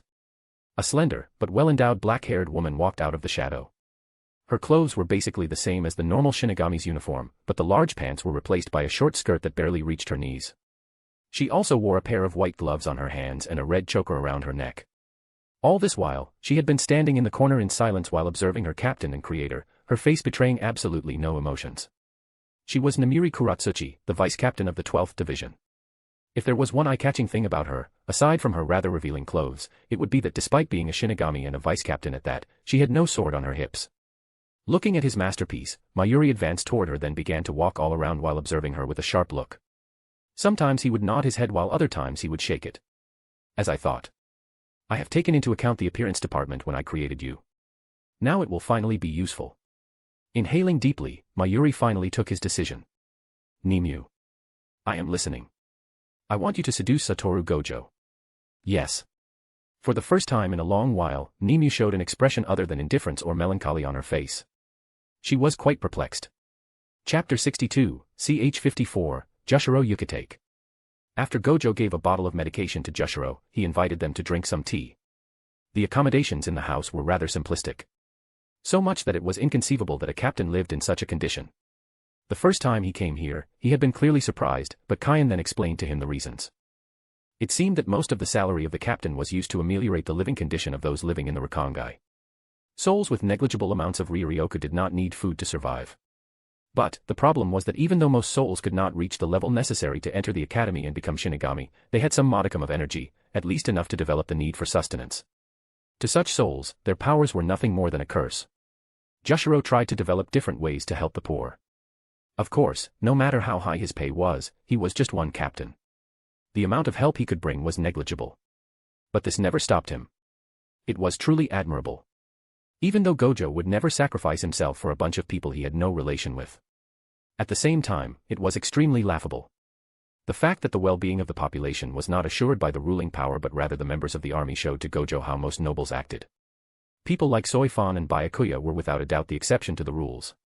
Those two did not look down on the poor, they simply looked down on the weak. Looking at the distance, Jushiro began to speak. Nowadays, the number of shinigami is constantly lowering. I do not know why, but since about 100 years ago, cases of shinigami mysteriously vanishing or being killed while fighting variant hollows have been constantly on the rise. Why is he bringing this up? Satoru-san, 5 years ago, during your outing on Earth while in the academy, you faced a group of variant hollows. What is your opinion about that matter now that you have seen other types of hollows? Gojo thought back to the past event. Well, even though I thought of them as rather weak back then, now I can honestly say they were above average. In terms of pure power, they were incredibly close to Jillian's. Jillian's was the first step of the evolution of Minos. They were created from the amalgamation of thousands of hollows. For one hollow to come close to that level. It is as I thought. Sighing, he continued, I plan to make a proposal to Central 46 soon. Oh. Did you know, on Earth, there are more and more high-spec humans appearing. People able to see and even exorcise Furii, 1, Jibakurii, 2, or Tsukirii, 3. The same goes for the number of Fullbringers who are able to face hollows, albeit with difficulty. Furii were a type of spirit that had no particular attachment to the living world, they were just waiting to slowly dissipate and join the Soul Society, or be lucky enough to meet a shinigami that would accelerate the process. Of course, the unlucky ones were transformed into hollows or were eaten by hollows. Jibakurii and Tsukirii on the other hand were ghosts full of attachment bound to either a place or a person. Because of this, they were easier targets for hollows since they couldn't move around. This topic interested Gojo. He couldn't help but wonder what would happen if some humans learned his curse techniques. Even though he still wasn't able to recreate Limitless nor any of the secret techniques of the other great clans, he was slowly creating his own style of combat that was outside of the conventional Kido. Jushiro, unaware of Gojo's thoughts, continued. As such, I wondered, what if we used the help of those humans? But most humans who are able to use Riryoku are unable to make proper rituals. Their powers are too destructive against souls. Jushiro nodded excitedly, this is why I was wondering if we could lend our power to humans. We could easily triple or quadruple our numbers. They would not even need to fight hollows. Just giving them the means to send spirits to the Soul Society would help greatly. Gojo tilted his head, this is good and all, but isn't it against the law? Pretty sure the punishment was execution. Gojo knew personally how much the higher-ups liked to give execution orders. This was why one of the first things he memorized was the set laws of the Soul Society. Though calling them laws was a stretch. It basically boiled down to, don't fuck around and don't go against us. Otherwise, you will be imprisoned or executed. That is indeed the case. Jushiro grimaced, but the fighting spirit in his eyes did not diminish. Even so, I will still make the proposal. We could begin with some samples. A trial run with 1 or 2 humans. I even already decided on a name for the system. Clearing his throat, he said with pride, they will be called substitute shinigami, what do you think? Kaien shrugged, a little too direct but it isn't a bad name. Gojo wanted to say that it sucked ball, but seeing the joy on Jushiro's face, he sighed. Your naming sense is so abominably bad it's impressive. How could he use vulgar words in front of a captain? Snicker. Kaien hit a laugh, while Jushiro looked dumbfounded before he exploded with laughter. You really got me good. Cough cough. Jushiro was someone who could take a joke. Though seeing him cough sometimes was disturbing. Gojo even wondered if the man was born with a heavenly restriction. Though he doubted that this system existed in this world. After this, the three of them continued to joke around when a black-haired woman appeared next to them with Shuinpa. Captain. I am here to report. Gojo recognized her as the wife of Kaien and third seat of the 13th Division. Oh. Miyako, what's the matter? My team reported the activities of an unknown type of hollow in the vicinity of our territory. We believe that it should be a variant type. I have decided to form a recon team to obtain more information on the target. Both Kaien and Jushiro frowned. This could be very dangerous. Do not worry. We will be careful to not engage the target even if we find it. Kaien gritted his teeth, but ultimately did not try to stop his wife. She had her own pride and he knew that he would undermine her authority if he always followed her around. It was then. What would you think if a very good and very very handsome healer came with you? It has been some time since he last observed a variant. This could be interesting. 1. Wandering spirit. 2. Earthbound spirit. 3. Possessive spirit. And, whelp. As of now, I have officially fucked up the canon of Bleach by saving that woman. You wouldn't believe how much the life or death of a minor character like her can affect the story. Also, for those who forgot or didn't reach that part, Jushiro was really the creator of the substitute shinigami system. Though that system failed in an epic way. Chapter 63, ch. 55, Nimue, 1. After Gojo proposed to join the team, they had decided to meet tomorrow during the night. Since they knew that Gojo was someone who should be equal to a captain in terms of power, they had decided to use the occasion to bring some recruits into the teams in order to help them broaden their experience. After all, variants were becoming a problem that needed to be dealt with. Normally, divisions did not interact with each other when it came to simple missions, only in times of wars would the whole Godai 13 work together. The only exceptions in normal times were the healing departments and secret forces when the problem was in the Soul Society. Meanwhile, if the problem was on Earth, the Kido Corps would appear to open a Senkaman with the right coordinate or send a message with the Hell Butterflies. Meanwhile, the scientific department would freeze the space in the given zone, or outright create an alternate space. The longer he lived here, the more surprised Gojo was at the Soul Society. One moment they would show technologies that didn't even appear in his time, then the next they would show backward rules or systems. During his fight with the Jillians, he had been surprised to see that he was being observed by what looked like hidden cameras. Of course, he also believed that they were unable to capture how magnificent he was, and as such struck some interesting poses. What was that girl called? Nimue, was it? Gojo wasn't just interested in her because she was a beautiful and voluptuous woman. What really interested him was none other than her constitution. No matter how he looked at her, he had the impression that he was facing a doll. It didn't help that her body seemed defective and her soul broken. Gojo had only seen such a thing a few times when doing a mission on Earth. An artificial or a modified soul and an artificial body. In the Soul Society, when shinigamis went on Earth for extended missions, they were given a jigai or artificial body and jiken or artificial soul. The difference between an artificial and a modified soul was pretty subtle. Jikens could be compared to simple AI installed in the fake body with preset commands. They had no personalities and could not act outside of the commands given. Modified souls, meanwhile, were of superior level, since they had their own thoughts and their own personalities. It was even possible for them to possess a normal human body and live a normal life, grow, fall in love and die. In a way, they were no different from normal souls. It was because of this that the project had been cancelled by the order of the Central 46. 4. Ethical reasons. Ethical my ass. Gojo would rather die once again than believe that there was anything ethical about those bastards. Most likely, they were just frightened by the potential of mod souls and decided to protect their asses. Murmuring like that, he finally reached his quarter. Over the years, since he had jumped in grade, the house he lived in had greatly changed. Entering his home and taking a look at the wide but spacious living room.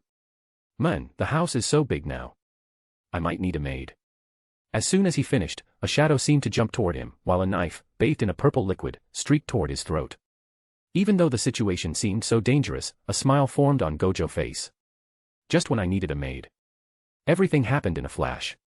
Before the assailant could even understand what happened, all the shadows in the room stretched before swallowing her. In an instant, all traces of a possible attack vanished. Gojo took off his blindfold while sighing. The skills of those Quincy's are so useful. I really wonder how they lost. From what he has heard, the golden age of the Godai 13 had been during its creation. All the first-generation captains were criminals who were not far from Unohana level. This was one of the reasons why Quincy lost the first war against the Shinigami despite all the advantages they had in a world filled with reishi like the Soul Society. The skill he had just used was called Shadow. A skill only a select few Quincy were able to use, even during the war 900 years ago. Well, then, let's see what that girl from the 12th Division wanted with me. Despite her disguise, for Gojo who did not care about the external appearance of those around him, how could he confuse her for anyone?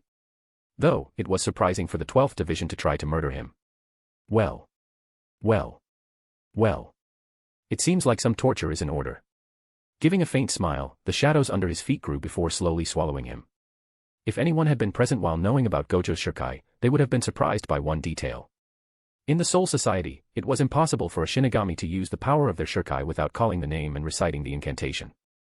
There was only one exception: that person had to have reached the bankai. And so, I posted today because some of you seemed worried because of the lack of chapters LOL and asked about it in comments. Normally I would have posted tomorrow. So since I posted today, next chapter will be on Wednesday. I just want to say to the new readers that my normal schedule is 3 chapters a week. The last 2 weeks were pretty special, so I gave bonus chapters. Though I nearly died as a result. XD, perhaps next week I will post bonus chapter if my rankings this week is high. Also, before I go, there are some other readers last week who asked about bonuses chapters as if it was an obligation or the like. It pissed me off somewhat since I had already posted 1 bonus chapter back then. So the question made me kind of not wanting to post. But I still posted in the end, because I didn't want to penalize everyone just for one reader. Perhaps the one who asked didn't mean anything bad. Perhaps he was just curious. But I can't know that. The phrasing is very important when asking for something on the net. Anyway, I just want to say, when you ask for chapter, do so politely to avoid possible misunderstanding. For example, the one who asked this morning was pretty polite. Asked if everything was alright for me and so on. This is why I posted a chapter. Acting like an S won't make me write more. Anyway, enough of my rant. XD just needed to vent a little. Have a good day. Chapter 64, CH 56, Nemu, 2. Soul Society, Unknown Location. So, let me get this straight.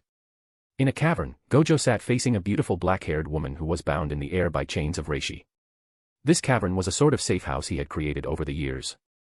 After all, a smart rabbit always had 3 burrows. As for the woman dangling in the air, Gojo easily recognized her. Nemu Kuratsuchi, vice captain of the 12th Division. The fact that her panties showed a little from her mini-kimono and that the way the chains bound her weirdly looked like BDSM as it crawled around her breasts was nothing more than a coincidence. Gojo was a gentleman after all. You weren't trying to kill me. Your captain ordered you to seduce me. But since you had no knowledge in this kind of matter, you decided that the best way was to knock me out with the poison on that dagger and drag me in my room. Have the deed done, then make me take responsibility. Am I right? Yes. Gojo couldn't help but facepalm. What the hell? Honestly, he had been ready to kill the intruder after torturing her to know who was the culprit. When it came to matters of life and death, Gojo knew he was no gentleman. Underestimating women was a ticket to sure death. After all, even in his world, one of the 4 special-grade sorcerers was a woman. There were also women like Maki, who after the death of her sister, Mai, was able to manifest the full might of her heavenly restriction and massacred the entire Zenin family.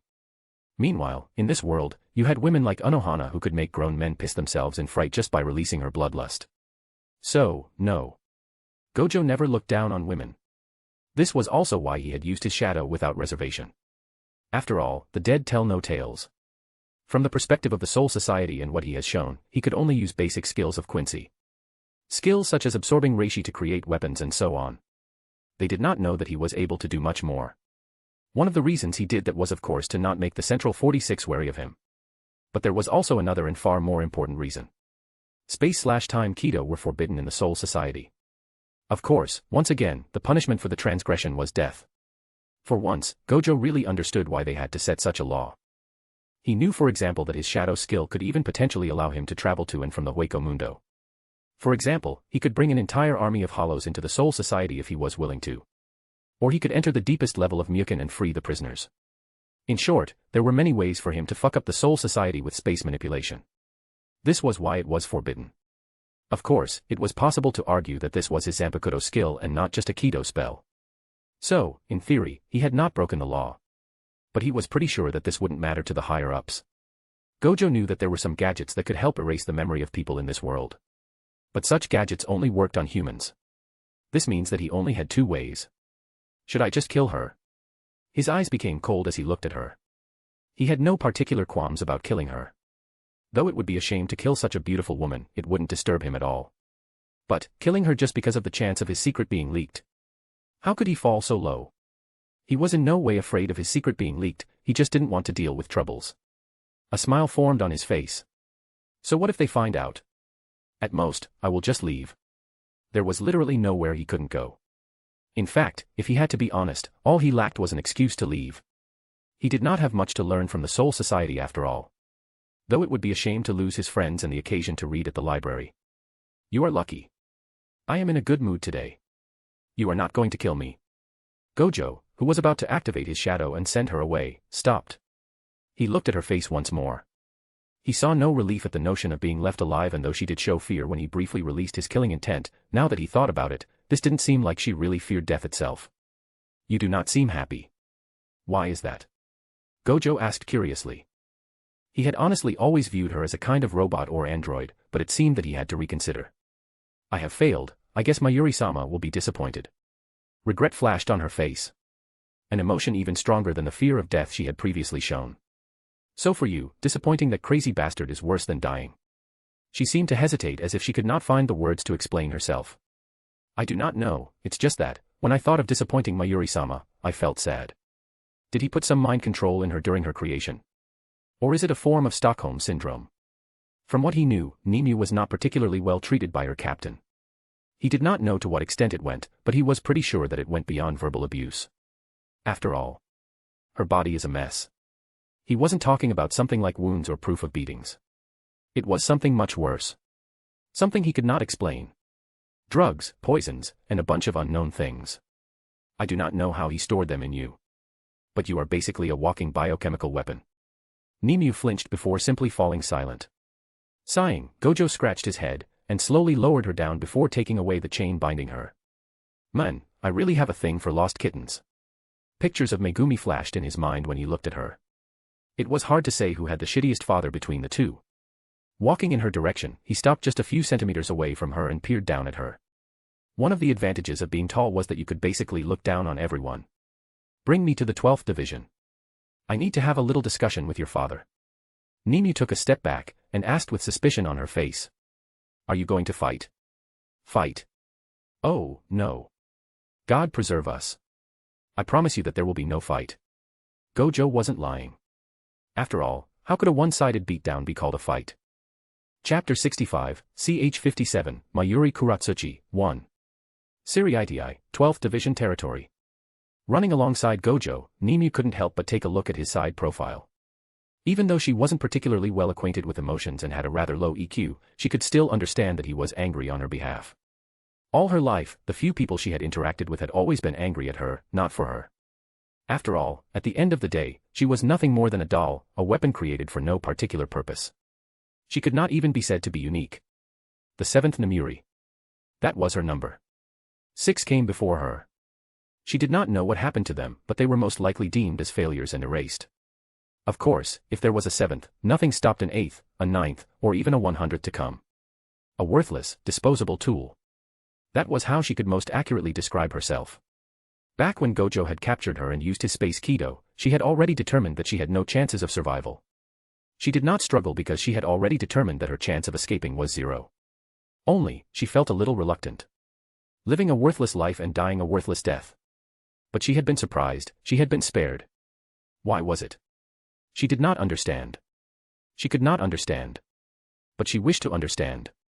She needed to understand. Why did you spare me? She asked after they stopped using Shuinpa for a short while. He seemed surprised by her question.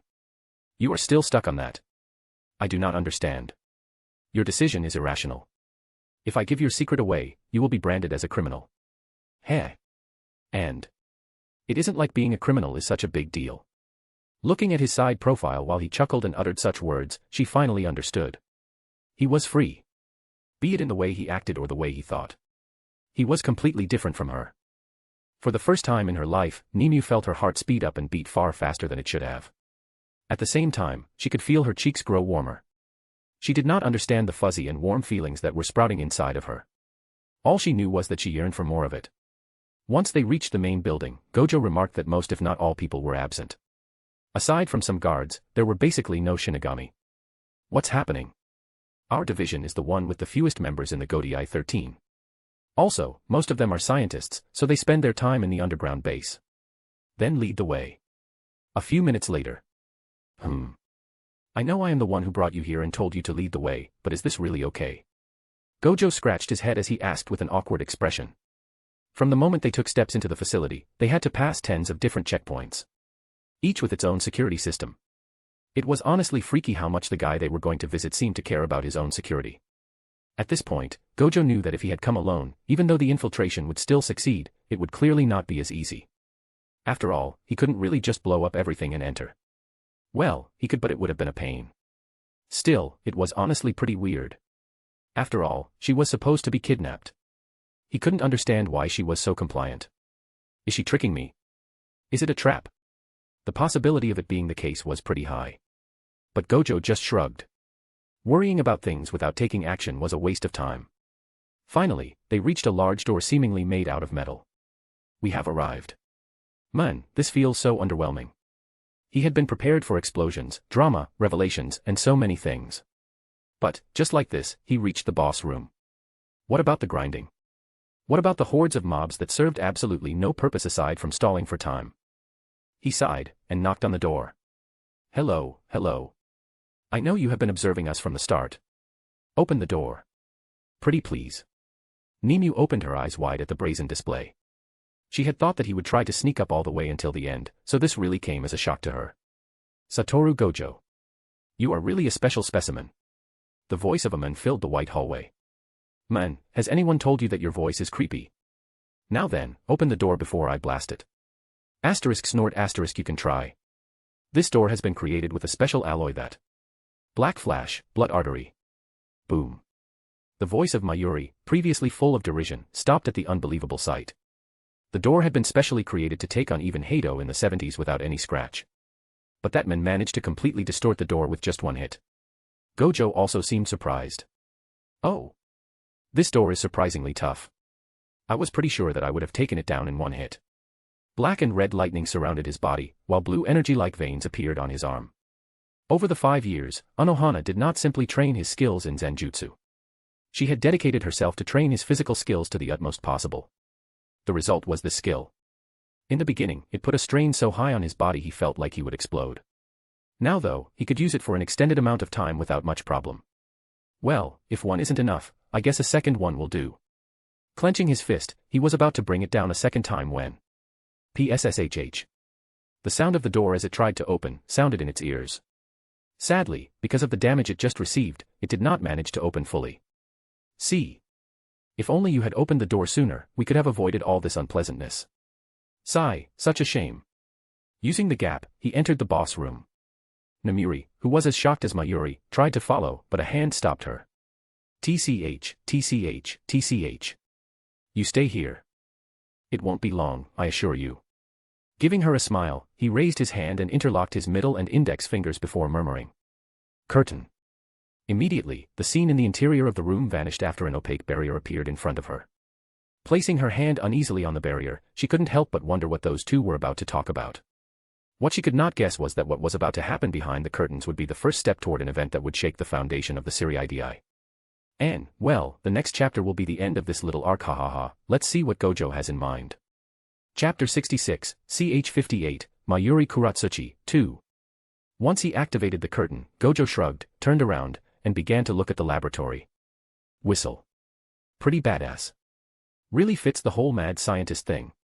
The atmosphere and equipment present in the room seemed so high-tech that Gojo felt like he was in the future. Once again he had to give his respect to the weird sense of technology those shinigamis had. Sattoru Gojo. How long do you plan to ignore me? Mayuri, who stood with his back to a bunch of large screens that had become black, growled while holding his sword. He could feel that all the connections he had with the exterior of this room had been severed. Well, you are just so ugly. I fear that I will have nightmares if I look at your face too much. I have a fragile heart, you know. Bastard. Still, I guess you aren't a captain for nothing. Even your acting is top-notch. How strong is the poison you have been filling this room with? Mayuri's eyes widened, before all the fear and anger on his face vanished. Placing his finger on his temple, he murmured. So your eyes really allow you to observe both Reishi and Riryoku at the level of particles. Interesting, very interesting indeed. What's more, you seem to not be affected by my poison despite breathing enough to kill many shinigamis. How intriguing. The change of demeanor would have surprised anyone else, but not Gojo. All the captains had different personalities. But Gojo knew one thing. None of them were cowards. Shaking his head, he ignored the mumbling Mayuri and took a seat on a stool. "Hey, Mayuri. I have a deal for you." Mayuri did not seem bothered by the lack of respect in Gojo's voice. Even though he wasn't really a warrior, he still recognized Gojo as someone equal to him. "What do you want?" "Work for me." "What?" Mayuri Kuratsuchi, former prisoner in the Maggot's Nest. The only prisoner who was placed in a separate cell, because you were judged as too dangerous. The Maggot's Nest in the 2nd Division was, in a way, a jail, and at the same time, it wasn't. The reason for this was simple. A jail was a place for criminals. But people imprisoned in the Maggot's Nest were not criminals. They were potential criminals. People whose personalities were judged problematic by the Central 46 and could potentially hurt the interests of the Shinigami. Since Gojo had been working with the secret force from time to time, he had managed to glean some secrets here and there while training his seduction techniques against some kunoichis of the secret forces. Learning about the Maggot's Nest had been a surprise. This prison was simply sickening. When I learned about the Maggot's Nest, do you know what I thought? I thought, in the end, be it heaven or the mortal world, there is no difference. Higher-ups are always trash. Those words were said with complete indifference, but Mayuri, who had seen many things in his life, could detect the deep killing intent in his words. It seems like he had some altercations with people in high positions when he was alive. So you find it unjust? Do you want to save them? Gojo put his little finger in his right ear and chuckled. I am no ally of justice. Why should I care about people who have nothing to do with me? He isn't lying. The more Mayuri looked at the man, the more interesting he found him. Initially, he was about to flat out reject the proposal, but now, he wanted to listen a little and study his psychological state. See. In the Shinigami, we have potential criminals in jail, meanwhile, we have actual criminals, acting as captains. One of them is even the commandant. Isn't it funny? Gojo laughed while saying so. Those powerful enough can be used. No matter how dangerous they are. Bingo. So much contradiction. Just shows how helpless and hypocritical the members of the Central 46 are. Suppress people who are dangerous but weak. Shackle people who are dangerous but too strong. At the end of the day, all their beautiful talks about justice and protecting the balance are nothing more than beautiful bullshit they spout to cover their own cowardice. So you will betray the Soul Society. Gojo waved his fingers, tch. Firstly, really.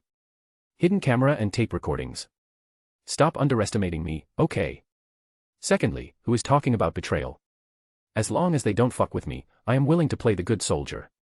But, the moment they try something shady. Hee hee. The rest of the sentence did not need to be said. Will you kill me if I refuse? Nah. You make me seem like I am the bad guy. I have my ways to make sure you never reveal anything. Only, it might cripple you permanently and change you into a retard. Mayuri's eyes flashed. You used that technique on Ikaku Madarame 5 years ago. This time it was Gojo's turn to be surprised. I have records about Madarame staying in the 4th Division after his fight against you. He suffered from a headache and short memory loss for about a week. I guess you can make this permanent. You are pretty well informed. I see. Giving his back. 60 years ago, a man made the same proposal to me. Kisuke Urahara, was it? Indeed. He asked me to work for him and he promised that should anything happen to him, I would take control of everything he had built. This is why I have left the Maggot's Nest with him. What about you? What can you give me? Gojo smiled. What if I told you that I could help you realize your greatest dream? My dream.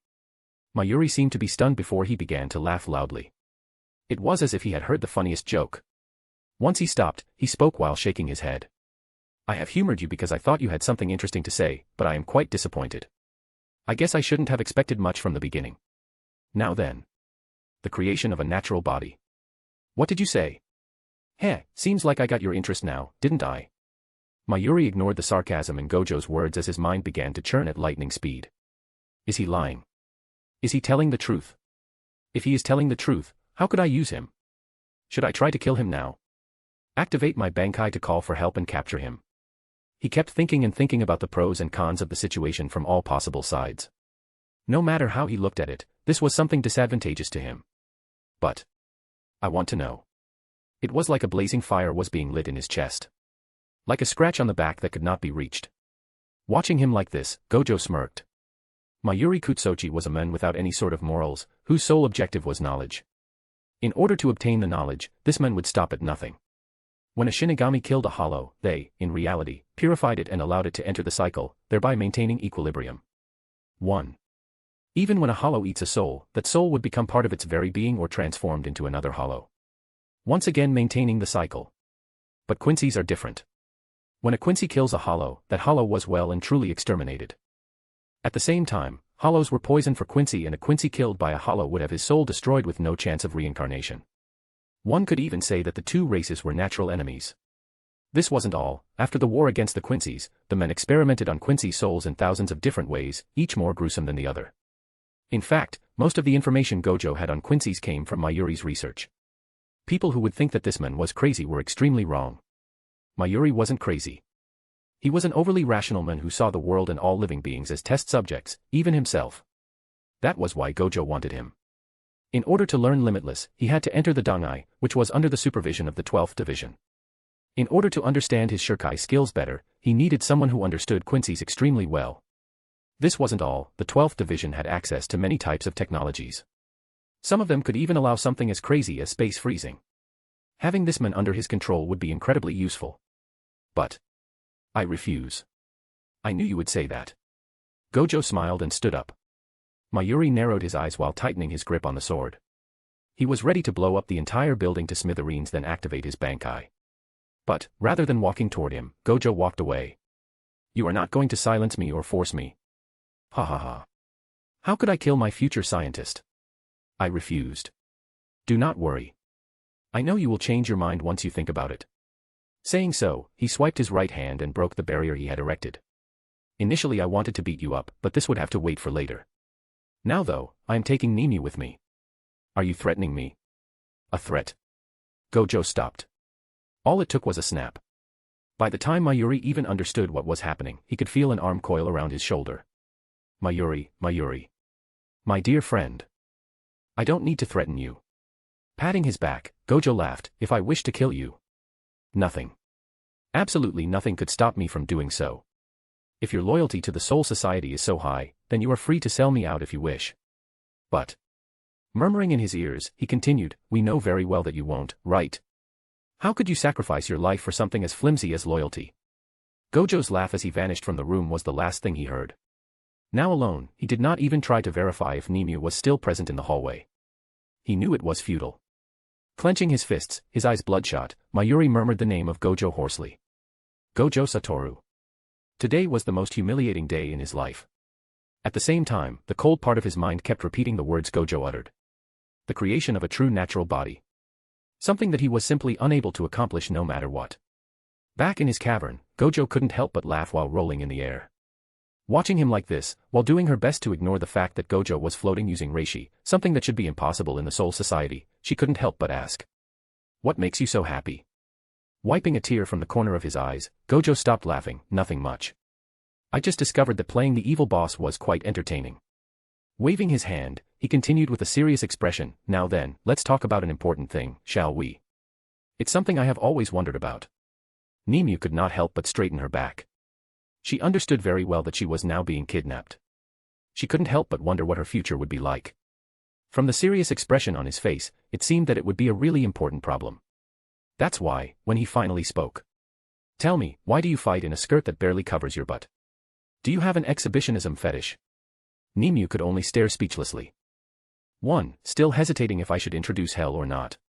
Perhaps I will rewatch the movie. I wrote this note back when the new Bleach chapter wasn't out. LOL, now I have no choice. And, anyway, this is all for this little arc. There was no way Mayuri would have accepted such a proposal so fast. Gojo made it while knowing that the chances of Mayuri snitching were super low, and even if he did snitch, all Gojo had to do was flee. Now, time for some hollow hunt. By the way, about power. I believe personally that Mayuri is the weakest captain. He isn't a fighter. Even against Ikeda, he only managed to wound him by using Nimue. But a prepared Mayuri is downright scary. Sadly, he simply lacks too much information about Gojo to make an adequate response. Chapter 67, CH 59, Gathering. 4th Division, Main Office. The next morning. And this is what happened. So. Not only did you join the mission of another squad without my permission, you also kidnapped the vice captain of the 12th Division after she tried to assault you. When you say it like this, it seems so bad. In the first place, why would she try to assault you? Because I am handsome. T, my ass. Sattoru. How many times do I have to tell you? When you want to wreak havoc, you are free to do so, but it shouldn't be tracked back to you. This way, even if everyone knows it's you, without proof, they can do nothing. Ha ha ha. Stop frowning, you are ruining your beautiful skin. Anohana dismissed his compliment with a wave of her hand. Forget it. Anyway, you aren't a kid, you deal with your own problems. I have only one question. Are you sure she won't rat you out? Anohana's eye flashed ominously. She had invested too much in this student of hers to simply let him get ruined because of a woman. If necessary, she could kill her in a way so thorough, people would think she was eaten by a hollow or something of the like. She was used to changing crime scenes. After all, during her time as a criminal, she would need such skills to not let her abilities be recognized when she was chased by bounty hunters. You could say that she was a master in treating dead bodies. Though, generally, when she got bored of running away, she would simply stop hiding her tracks and massacre them all. Watching their expression of shock was always funny in her mind. Ignoring the rather dark and bloody thoughts of his captain, Gojo simply shrugged, I am simply keeping her with me because the structure of her body interests me. Even if I release her and she rats out my space technique, it doesn't really matter, does it? I will just leave if necessary. Anohana simply nodded, not shocked at his words. She was the closest one to him and knew basically all the secrets about his Zanpakuto. Gojo trusted her quite a bit. After all, she did not really share the Soul Society's sense of justice. Back then, when he asked her why she joined the Soul Society and protected the world, her answer was pretty simple. In this world, only the strong can destroy or protect the balance. Hence, the best way to face strong people is either to try breaking the balance or protecting it. But, destroying it would only lead to the elimination of all the potentially strong people rising in the future, thus I merely decided to protect it. Back then, Gojo could only raise a thumbs up at this convoluted way of thinking that was so much like her. That's why Gojo knew. Whether he stayed or betrayed the Soul Society, it didn't really matter to her. If he stayed, she would nurture him to surpass her, and if he left, she would face him as an enemy and either die or kill him. It was so straightforward, it was refreshing. Anyways, standing up, he stretched a little and walked away. I have a job to do, can't afford to be late. Anohana could only helplessly shake her head at his nonchalant attitude, take care. Even though she said so, she was not really worried. It was impossible for a hollow powerful enough to threaten Gojo to enter the Soul Society without being caught. Rukongai, 60th West District. The Rukongai was divided into 4 great zones, West, East, North, and South. Each zone was composed of 80 districts. The higher the number of the district, the farther it was from the City and the more lawless it was. It was to the level where mass murder and the like were incredibly common around the confines of the 70-80th district. Because of this, weak hollows that managed to enter the Soul Society undetected could kill a great number of souls before anyone found out that something fishy was happening. Following behind the 3rd seat of her division, Rukia could not help but feel complicated as she watched the situation. After all, she was also from the furthest zone of the Rukongai, the 79th district of the South Zone. For about 100 years, she, Rinji, and a few of their friends stayed there and survived as much as they could. In the end, only the 2 of them survived and decided to enroll in the academy. Stressed. Raising her head, she looked at the worried expression on Miyako's face and shook her head. I am sorry, 3rd seat Miyako. This will not happen again. Miyako gave her a reassuring smile and did not comment further. Even though the 2 of them were close, this was currently an official mission and as such, the hierarchy had to be respected. Though because Miyako and Kaien had the same family name, they directly addressed her with her given name. Initially, Rukia should not have participated in this mission. After all, even though she had awakened her Shurkai, in terms of experience, she was still a newbie. Most did not understand why, but Miyako knew that it was because of the Kuchiki family. Not only did they stop Rukia from participating in any dangerous missions, but they even stopped any attempts of advancement. This was why, even though Rukia had the skill equal to a single-digit seated officer, she still had no official seat. The same would have happened for this mission, but after it was made known that Sattoru Gojo would follow, the Kuchiki family made no fuss. It seemed that despite their rivalry, Byakuya Kuchiki trusted the skills of Sattoru Gojo. Well, I will admit that I was also more relaxed after knowing he would join. The fame of Gojo was unprecedented. If only the rumors about his womanizing ways and the fact that he was a troublemaker were not taken into account, he was pretty much the perfect soldier. Aloha. Everyone. What a good day, don't you think? Miyako shuddered at the sudden voice sounding from behind her. She had to fight all her instincts to not just turn around and slash with her sword. I did not even feel him. If he had wished, he could have killed them all before they even understood what was happening. Thankfully, the Soul Society was full of people that could kill her with a snap of their fingers, so she was used to it. Bowing to Gojo, she said, "Good morning, third seat Sattoru Gojo. Now that you are here, I can once again summarize the mission." Even though the two of them had the same rank, Miyako was still extremely polite. But despite her polite attitude, Gojo did not miss the soft rebuke in her words. "Ha ha ha. Sorry for being late. I was a little, let's say, busy." "I understand. Now then." Facing the other members of her squad, Miyako spoke. "This is nothing more than a scouting mission. The number of civilians who vanished in this zone is abnormally high. The cause is an unknown type of hollow, as such, we must be careful. We will move in teams of 3 and spread out. If anyone meets the target, then prioritize escaping.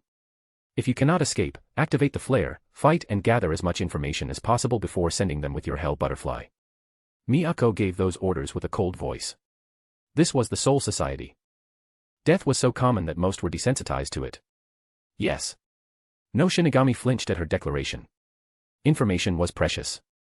Using the life of 1 or 2 shinigami to save 100 more was definitely worth it in their opinions. Even if this sacrifice had to be their own selves. And I honestly respect shinigami in general. It's just sad how most of them are basically cannon fodder. Also good news. Normally last chapter of the week should have been on Friday. But I decided to post a bonus chapter on Sunday. Have a good day. Chapter 68, CH60, a new project. Siriiti, 5th Division. Captain, the 13th Division finally caught traces of your hollow. I know. The experiment had been rather disappointing until now, so I wanted to see how it would do against shinigami, but there is a variable. Indeed. Sighing, Aizen adjusted his glasses as he thought about the unexpected variable. Sattoru Gojo. He is a very interesting fellow. Though his decision to compete with you for the place of captain is putting a wrench in some of my plans. Ichimaru Jin was not the only one working for Aizen. His second subordinate was already a captain. If Jin also got ranked as one, it would mean that he had 2 captains under him. This would have, without a doubt, eased most of his subsequent actions. Should we just eliminate him? Jin proposed calmly. He had no qualms about killing the competition.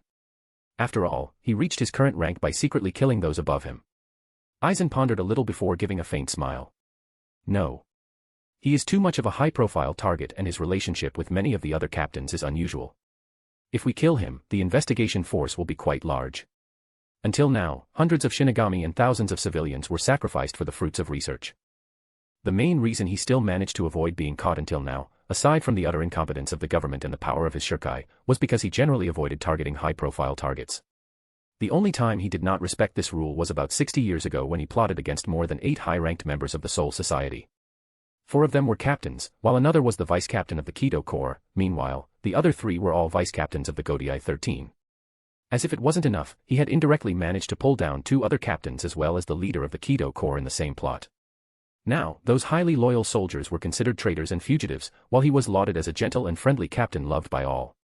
The Godai 13 always had 13 captains, and in one night, he had made 6 captains, 3 vice-captains, and the 2 highest cadres of an organization equal to the Godai 13 become wanted fugitives. Haha, this is all so ridiculous it's funny. The Soul Society was sick.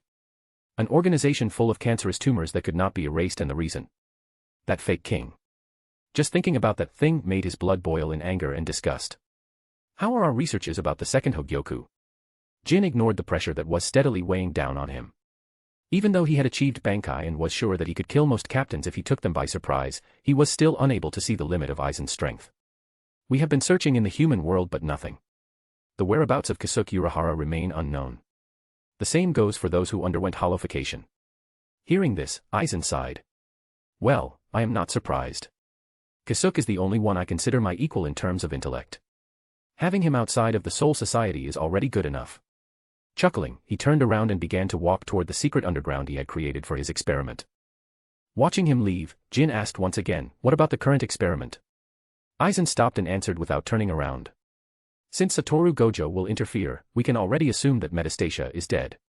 Thankfully I implemented a function that will immediately send a part of his soul to go toward the Hueco Mundo. It's time to place the first steps for another plan of mine. Jin's eyes narrowed further, something that should have been impossible. He understood the implication of Aizen's words more than anyone. Are we going to begin the last step of the preparations? Answering so, he began walking again. Indeed. While my Hogyoku is incomplete and unable to allow me to reach my final goal, its current level is enough to work on Minos ranked hollows. It's time to begin the first phase of my greatest project. Let's call it Project Espada. And I know most of you guys already know who Aizen's third subordinate is. But some of my readers never read Bleach. So gotta keep the mystery. As for the Espadas, the original Espadas were created long before Aizen officially defected. Back then it was Nilil the number 3 rather than tier. It wasn't said exactly how long though, but it should be about 20 years before canon. It was then that Aizen created White and had it face Ishin Shiba.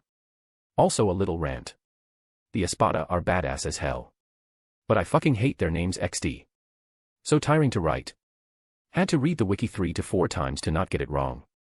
Like Neliel 2 Odelschwank or Sailaporo Grands. It becomes worse later with the Quincy's. Chapter 69, CH 61, Selfish Observation. Bonus Chapter. Rukongai, West District. Currently, 3 shinigami, 2 women, and 1 man were hiding in a cave while paying attention to their surroundings. The team consisted of Rukia and 2 other shinigami of the 13th Division. How should we proceed, squad leader? Rukia asked the second woman on the team. Even though that woman only had the 17th seat, she was still a seated officer and as such, took control of their little teams. The woman, a slime blue-haired one, frowned as she pondered a little. She honestly did not wish to have Rukia Kachiki in her team. She still couldn't understand why they had accepted to let this newbie participate in such a dangerous mission. Ignoring Rukia, she addressed the sole man in the team, a tall but rugged middle-aged man. Mohei, I want you to stay beside Kachiki and protect her at all cost. Kachiki, please do not move far away from us. Understood. Rukia smiled bitterly before nodding, understood. She understood that the squad leader had nothing against her personally. Her identity was just too sensitive. Even though she had awakened her Shurkai and even though she had managed to settle a little in the 13th Division, at the end of the day, in their eyes, she would always be a member of the Kachiki family first before being a soldier like them. Even so, she couldn't help but feel disappointed. Then, since this is done, let's summarize the situation. Aside from 3rd seat Sattoru Gojo and 3rd seat Miyako Shiba, there are actually 4 teams exploring the zone as well as different districts. We will sweep everything from here until the 80th. Our goal is not fighting. Should anything happen, Kachiki, you will be the first one to flee. We will entrust you with our hell butterflies. Rukia opened her eyes wide, clearly stunned. Ignoring her expression, the squad leader stood up and walked away. On the side, Mohei also stood up and patted Rukia's back. Even though she is a little gruff, she doesn't mean anything bad. Vice Captain Kyan assured us about your skills, but we still need to take care of the newbie, right? Understood. This time, there was more strength in her words. Heh, this was a rather cute moment. But damn, those guys planted so many death flags. Ha ha ha. Sitting on the edge of a cliff, a few kilometers away from the previous team, Gojo could be seen chuckling lightly. Is it really all right? Standing beside him, Miyako murmured, worry clearly evident in her voice. Initially, she should have moved with her own team and Rukia would have followed her, but at the last moment, Gojo had proposed that the 2 of them move in one team. Is he really able to observe everything from here? Even for her, sensing Ryatsu at such a great distance was complicated and she needed immense focus. This was even more so since all the teams were moving stealthily. But it seemed that the men sitting beside her could not only feel their Ryatsu, he seemed to also see them. Those eyes are really beautiful. She could more or less understand why, despite all the bad rumors about him, there were still women falling into his clutches. Gojo, meanwhile, chuckled and waved his hand disinterestedly, don't mind it, don't mind it. Simply see this as a little test. You guys can't keep cuddling Rukia forever after all. Of course, this wasn't all, he had already pinpointed the location of the variant hollow thanks to his eyes and he only had one word to describe what he saw. Ugly. Then again, it was still less ugly than 80% of the curses in his old world. Now then, what should I do? The only reason he still didn't act was that he was curious about what kind of skills that hollow had. From the energy level, that thing was weaker than a vice captain, but still a match for a normal 3rd seat. How could such a strong hollow enter undetected in the Soul Society? After all, even though the Rukongai was plagued with regular hollow attacks, those hollows were always bottom feeders that even new recruits could deal with easily. This proved that there was indeed someone pulling the strings in the Soul Society. One of the reasons he was still hesitating was because he was considering how much he should involve himself in this quagmire. This had absolutely nothing to do with him after all. He did not particularly care about the fact that there were traitors in the Soul Society. It wasn't as if he was particularly loyal either. As for the fact that the traitor or traitors had most likely caused the death of many shinigami and civilians, once again, what did it have to do with him? Gojo cared little for people not related to him. He would never fall so low as to intentionally harm people drastically weaker than him, but he would not go out of his way to save them either. Thinking idly about such topics, he hummed gently while observing the different shinigami and the way they worked. Since he was used to working with battle junkies like the members of the 11th Division or cold assassins like those of the 2nd, he had to admit that he was rather disappointed. Even though they did not lack discipline and experience, they were without a doubt vastly inferior to the other divisions on average. This most likely stemmed from the fact that Jushiro Yukate's disease was not a secret in the Soul Society. Because of this, few promising recruits would choose to join the 13th Division if they had another choice. Gojo could understand that. At the end of the day, few shinigami really had a deep sense of justice. Most members of the Godai 13 were from the Rakangai, and rather than justice, what they wished for was to be safe under a mighty and powerful being. Few hours went like this while he sometimes discussed with Miyako before his attention was attracted by the scene that was playing. It's such a pain, looking out for the weak. Pardon. Forget it. I will do as much as I am paid for. Ignoring the confused Miyako, Gojo stood up. What is happening? Nah, I am just surprised at the power of the flags planted. It hasn't even been that long. Oh well. Gojo joked around as he watched the team of Rukia advance slowly in the forest without knowing that they were being followed by the one they were supposed to hunt. Of course, Gojo had placed her team close to the hollow intentionally, but it shouldn't have happened so fast. So not only is it stronger than average, its senses are also at a higher level. He thought calmly. Even though the distance between the hollows and his current position was quite far, he did not worry. Not only could he move far faster than he could do 5 years ago, but more than anything, he did not even need to move. Even though he was tens of kilometers away, one attack was all he needed to erase that monster. Though he would most likely erase the forest alongside it. But this wouldn't be fun. He wished to see the skills of that hollow. Otherwise, this would have simply been a waste of time. Now then, I really hope you will manage to entertain me enough. Chapter 70, CH 62, Grand Entrance. And, so yeah. I was supposed to go out and sightsee and shit but in the end basically did not leave the house. The reason? I began playing Persona 5 Royal and holy fucking shit. I shouldn't have. That game is fucking epic. I played from 11 AM to 3 AM straight. Only stopping to receive a deliverer and eating. Like I don't know what to say. Only that this game is fucking epic. Currently I am at Futaba's palace and I have Ruji at rank 10, Sun at 10. Emperor at 3. And at 8. Tei at 8. Ohaya at 8, Kawaki at 8, Makoto at 6, Chihaya at 6 and some other. I am honestly not much of a gamer. The only games I ever completed in my life were Dissidia Final Fantasy and Naruto Storm 3 and many VN. Basically I like reading and Persona totally hit my weak point. I might really write AP5 RFIC, I am just waiting to complete the game and see. Anyway, enough rambling. I will be a little slow this week. But next week's schedule will be normal with 1 or 2 bonus chapter depending on my mood. Enjoy the chapter. By the way, I also maxed Faith Confidant. But it is normal that she is maxed at 5. No spoil please and Power Stone make me happy so vote for me. Though joining Patreon would make me even happier. Nothing better than cold hard cash. XD. A few minutes ago, in a hidden cavern, below a very large tree, red tentacles could be seen wriggling while a masked 6-limbed green monster was crawling around, munching on the remains of a corpse. All around him, heaps of body parts could be seen, some half-eaten, discarded all around. Counting the number of victims would be difficult, but there was no denying that this number was large, very large. Spitting the small hand, clearly that of a child, that was in its mouth, the spider-like monster raised its masked face covered in flame patterns and began to sniff. After a while, a red glow shined in the empty socket where its eye should have been, and it murmured. Fresh meat. 2 of them don't smell too bright though. But the third one. Letting out a creepy laugh, it began to salivate at the prospect of eating such rich spiritual food. Then, without further ado, it left the cavern, stepping on the detached head of a young boy, his face fixed in an expression of horror, demonstrating the pain and suffering he must have felt as he was slowly eaten alive. Glancing at that face, the Hollow felt a sense of twisted satisfaction filling the hole that was his heart. He felt even more pleasure when he thought about its future victims. I can't wait. Slowly blending in the shadow and hiding all its Ryatsu, it rushed with glee towards its target. This is going to be fun. It thought in excitement. A few minutes later, observing its prey from the shadows, the Hollow rapidly keyed in on his main target. It was a black-haired woman with a childlike body. She stood between 2 others. 1 man and a woman. What it could not understand was why the strongest out of the 3 was being protected. But it did not matter.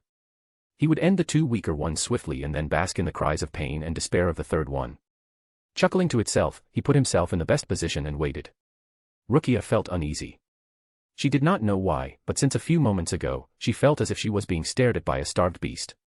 She could not say whether this stress was the result of her fear and lack of experience, or really the result of her catching the trace of an enemy, but she did not wish to be careless. She understood very well that this was her best chance. If she did not manage to show off a little, she would most likely be put in the reserve for 3 or 4 decades, then sent to some forsaken city in the human world. A cushy job with almost no responsibility. Tightening her grip on her sword, she looked warily at her surroundings. She wasn't the only one, both the squad leader and Mihei were prepared to react at any moment. Compared to her though, they were clearly much calmer and at the same time did not look left and right like her. For shinigami, using their own eyes to search for their enemies was proof of a lack of experience. Battles between high-ranked shinigami were all at a speed surpassing that of sound and could span tens of kilometers. If scrubs like them relied on their eyes to follow the fight, they would get killed without even understanding what had happened. This was why they needed to rely on their abilities to feel Ryatsu more than anything else. This was the consensus between most shinigami. This was also why the only one who managed to see it was Rukia. All the hair on her body suddenly stood as terror gripped her. A red tentacle rushing at a speed so high they could not react, while cleverly placing itself at the blind spot of her squad leader. Despite this, there was absolutely no leakage of Ryatsu, showing how powerful the stealth ability of the one attacking was. Rukia moved more by instinct than rational thought, the years of training under Kai and Shiba, showing its results. Bakugo number 8, Seiki, 1. A small blue orb formed between her squad leader and the tentacle that had threatened to skewer her. This was a low-sequence Hado with limited use. What's more, with her current level and the lack of incantations, Rukia understood very well that it could not completely stop the attack. As she thought, the moment the tentacle hit the orb, it was barely stopped for 1 second. But 1 second was more than enough. The other two immediately reacted. Using Shuinpa to move as fast as possible, the squad leader avoided the attack while taking out her sword and swung it hard. Roar. Sorcerer. 2. Boom. The slim katana immediately changed into a large greatsword and cut the tentacle in 2 while creating wide cracks on the ground after the impact. Meanwhile, using the cover of the dust that was raised, Mihei released his hell butterfly and hid it so that it could record the fight as much as possible without getting discovered in case none of them managed to escape. At the same time, he took a black stick out of the backpack on his back and filled it with Ryatsu. FSSHH. A red flare flew out of the stick and went higher and higher until it exploded, thereby warning all the other teams about the presence of the hollow in the vicinity. Rukia, on the side, wasn't idle. Dance. Sodi no Shirayuki. The moment her sword changed into its crystalline appearance, Rukia pierced the sword in the direction of the enemy who still didn't appear. Tsugi no Mai, Hakuren. 3. A torrent of snow formed at the tip of her sword and rushed in the direction she pointed at. Seeing her attack, the squad leader couldn't help but curse as she used her Shuinpa at max power. She had created that smokescreen to give some time for Rukia to flee. Not attack in an obviously wrong direction. As she thought, the moment she rushed, she could see another tentacle attacking Rukia. Rukia. Behind you. Rukia heard her squad leader scream but had no time to react. She had just released her technique, her body was still in what could be called a cooldown period. Normally, she would only need an instant to be able to move again, but the enemy clearly had an accurate grasp on the timing. Moreover, from the direction of the attack that was completely opposite to the first one, it was clear that the first attack had just been a feint. I have been too rash. From the corner of her eyes, she could see her squad leader running to help her. She could also see Mihei trying to prepare a Kido. But all of this would be useless. Determination grew in Rukia's eyes, even though she could barely move, she tried her best to shift her body as much as possible. This attack wasn't aimed at any fatal spot but she would have been pretty much rendered helpless if it landed. That's why, she was ready to sacrifice an arm. But, just as the attack was about to land. Whoosh. She was blinded by a curtain of light. It was then followed by the sound of an explosion so loud she felt as if her ears were about to fall off. This state lasted a few short seconds before she could finally see and hear again. The situation in the forest though was completely different. A deep trench could be seen now in front of her. Sigh, I initially wanted to let you get some experience. But your brother would hunt me to death if I let you get killed. Just as she was getting more confused about the situation, a bored voice she could easily recognize sounded next to her. Gojo. The one and only. There, right next to her, she could see Gojo standing. This time, his face was not covered by a blindfold, and she could not help but become mesmerized by his shining blue eyes. Just as she was about to ask her what was going on. Who are you? A guttural voice sounded a little farther from the bush as a disgusting spider-like monster crawled out of the bush. Looking at that monster, Rukia could not help but feel a chill. Now that the monster wasn't hiding anymore, she could feel the incredible pressure it was emitting. Clearly, he had just been playing around with them previously. It could have wiped them out without resorting to any tricks.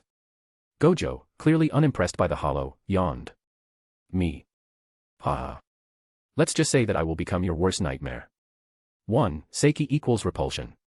2. Sure equals lion. 3. Tsugi no Mai, Hakuren equals next dance, white ripple. And 2. In Bleach, the lowest ranked officer we have seen using a shurikai was rank 7. But, I feel like it would be weird to be a ranked officer without having special skills. Meaning either a shurikai or a good mastery of Kido or Hakuda. So yeah, I decided on shurikai for all seated officers as a rule. Chapter 71, ch 63, Who is the True Monster? In the forest, an oppressive silence weighed on everyone, almost everyone at least. Gojo just found the situation distasteful. Initially, he had decided to watch the show and see how Rukia would deal with it. He believed in practice more than theory. Even if she got wounded, even if she lost a limb, he could help her grow it back by recreating the matter that made up her body. His shurikai gave him a near godlike control over spiritual energies. Recreating his own body was nothing complicated, and even though doing so for others was without a doubt more difficult, it was just a matter of how much effort he was willing to put in. But after witnessing the first attack of that hollow, he was forced to throw his training plan to the window. I can't let her or any of them get wounded. He hadn't been paying attention at first when the hollow was still in the cave, since he had been distracted by the disgusting scene of the massacre and body parts thrown all around, but it seemed that a part of the soul of the hollow was fused in those tentacles. This reminded him of the way some curses could attach themselves to humans and possess them, or at least take control of their bodies.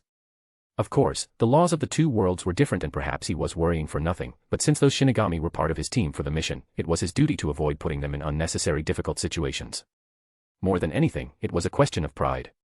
He had just bragged how everything was under control, so it would be quite lame if someone died soon after. They could go die in another mission he wasn't part of later. Honestly, I'm kinda disappointed in you. It was hard to say if he was addressing Rukia or the hollow. I mean, you have so much potential and this is all you amount to after 5 years of training. Shaking his head, Gojo put his hand in his pocket and began to advance. Watch and listen. How long has it been since he could play the teacher? How could he let such an occasion pass? It's showtime. Do not underestimate me. The hollow roared before keeping its maw wide open. A scarlet orb of energy condensed in front of the hollows, then. Die. It was fired directly at full power towards Gojo. This was a Siro. The most used technique of high-ranked hollows. Contrary to the complexity of Kido that Shinigami pursued, hollows knew only one thing. The bigger the better. Looking at the energy beam flying toward him, Gojo tilted his head. Underestimating you? Nah. Then, under the astonished eyes of all people present, he slowly raised his hand before swatting the Siro aside as if it was nothing. Boom. When the Siro landed, everything in 100 meters radius was erased. Even though the center of the explosion was quite far from them, Rukia could still clearly feel the wave of energy. See. I have perfectly grasped your strength, and the result is dash. Gojo brought his thumbs down while a grin split his face. You are far weaker than I thought.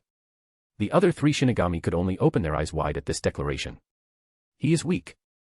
Rukia gulped while watching the hollow and threw a glance at Gojo. There was no way this hollow was weak. At the very least, she was sure that not even Miyako could have handled it. She had heard many rumors about Gojo since he left the academy. But only by seeing for herself was she able to understand just how absurdly strong he was. Bastard. The hollow, Metastasia, seethed with anger. How dare he? He was his master's most beautiful creation. Even though he could not remember who his creator was, he believed it was the most absolute being in this world. Enraged, it used all its remaining tentacles and swiped them at not only Gojo, but also at the other 3 who were still in the vicinity. Despite its rage, Metastasia understood quite clearly that it was simply no match for the one in front of it. Even though they had only exchanged a few moves, the difference in power was made clear. But, there were many ways to win even against someone stronger. Its tentacles weren't simply meant to attack. As long as it wounded at least one of them, it could infect their minds and bodies by fusing their souls with theirs. It knew that Shinigami were incredibly loyal to each other. Surely they would not kill each other. What's more? If I can get his body. From the information in its minds, it knew that its technique would be useless against captains of the Soul Society. Their souls were simply too powerful. But, the one in front of it did not wear the white cloak. It's possible. What's more? It had another trump card. Meanwhile, watching all this, Gojo could only feel bored. Lately, his six eyes have been slowly getting stronger. It all began the moment he unlocked his Shurkai. It seemed that the power of his eyes was related to the power of his soul. Currently, Gojo could convert one instant into more than 3 minutes. It wouldn't be a mistake to say that he was living in a different world from most people. Thankfully, this power of his was something he could control, otherwise he would have gone crazy. But still, fighting against enemies so much slower than him was nothing more than a pain. Suddenly, just as the attacks were about to land, they were all stopped by a spinning translucent yellow shield. Rukia's breath nearly stopped as she watched the tentacle stopping just a few centimeters away from her face.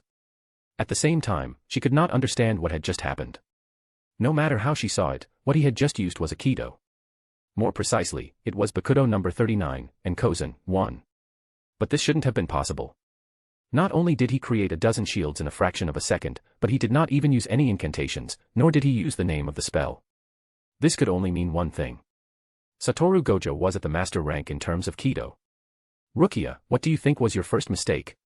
Ignoring the caged hollow, Gojo asked Rukia calmly. You did not clearly tell your teammates what your skills were. Even though Sodi no Shirayuki was renowned as the most beautiful Shurkai in Soul Society, it didn't mean that its abilities were equally known. Since your leader did not know your power, she operated and used a flawed formation from the start. Saying so, Gojo raised his index, a spinning fireball formed above it before being thrown at the hollow. Gaha. The heat was so high that Rukia was already sweating. Meanwhile, the hollow was being charred and released a high-pitched scream of pain. Second mistake. After you managed to repel the first attack, the first thing you should have done was to regroup and cover the back of either of your comrades. After the fire stopped burning the hollow, Gojo opened his hand wide and a green light covered the hollow, while slowly healing all its wounds. If any of the 4th Division members had been present, they would have sworn at this sight. Healing a hollow was accepted to be fundamentally impossible because, while their Ryuryoku and Ryatsu were the same in essence, there existed too many little differences. The third mistake you made was to use a skill you obviously did not master completely in a setting that allowed room for no mistakes.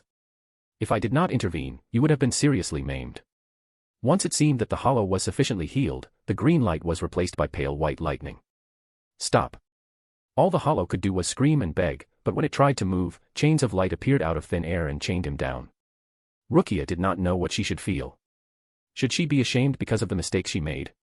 Or amazed at the incredible display of skill and power? Or simply frightened at the callous and uncaring way he was torturing another being? Of course, some would say that this wasn't your fault.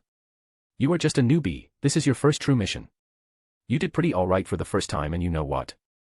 Even though they aren't really wrong, absolutely never listen to them.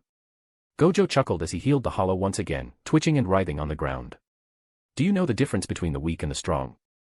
3 lances of light formed in the air above the hollow before falling down and nailing it on the ground.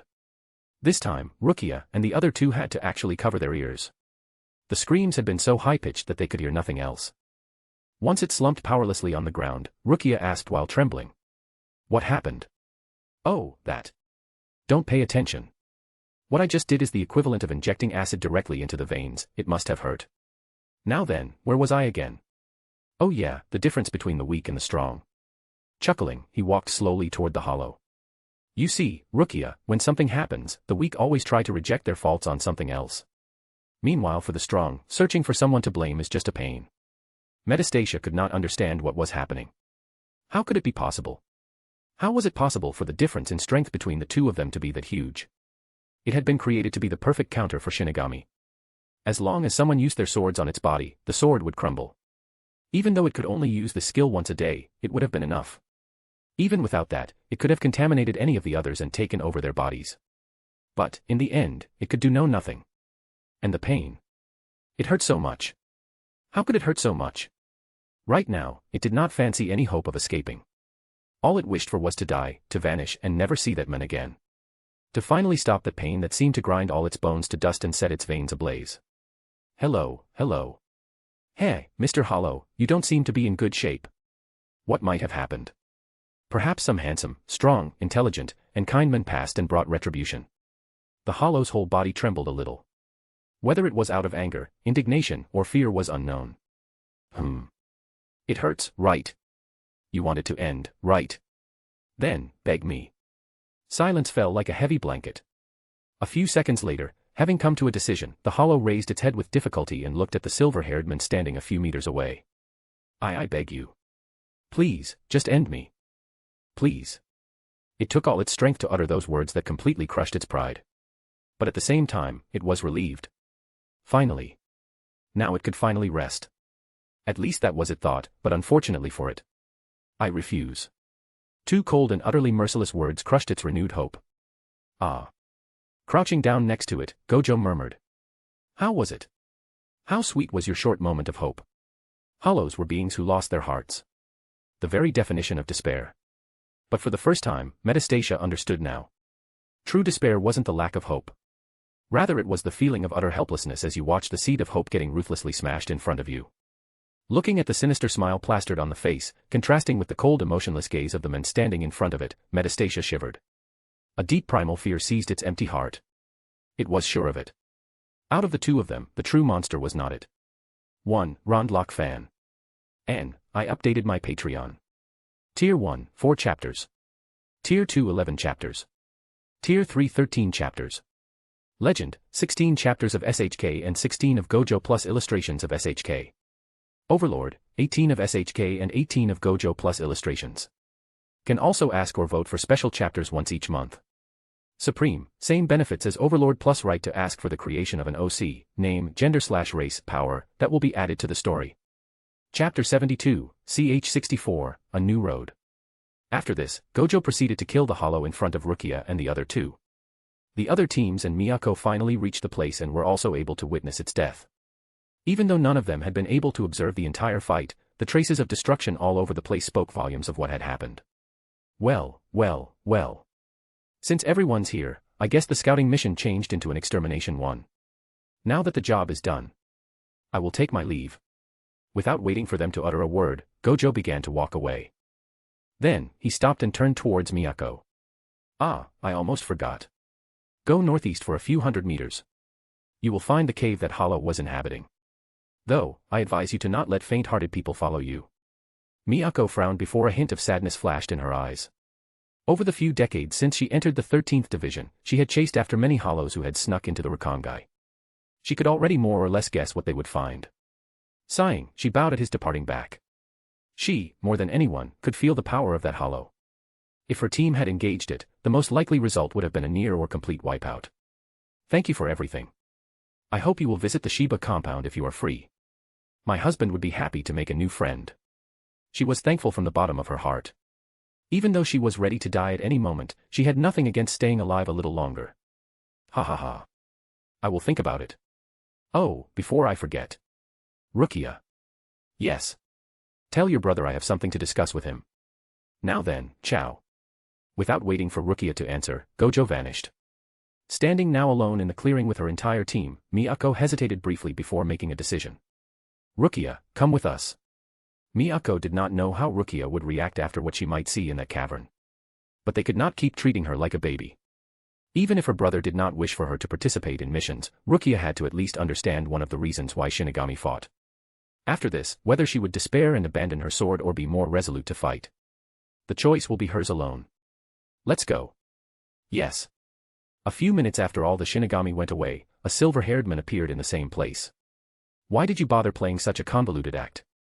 A girly voice sounded in his head. Hey, I have a conscience, you know.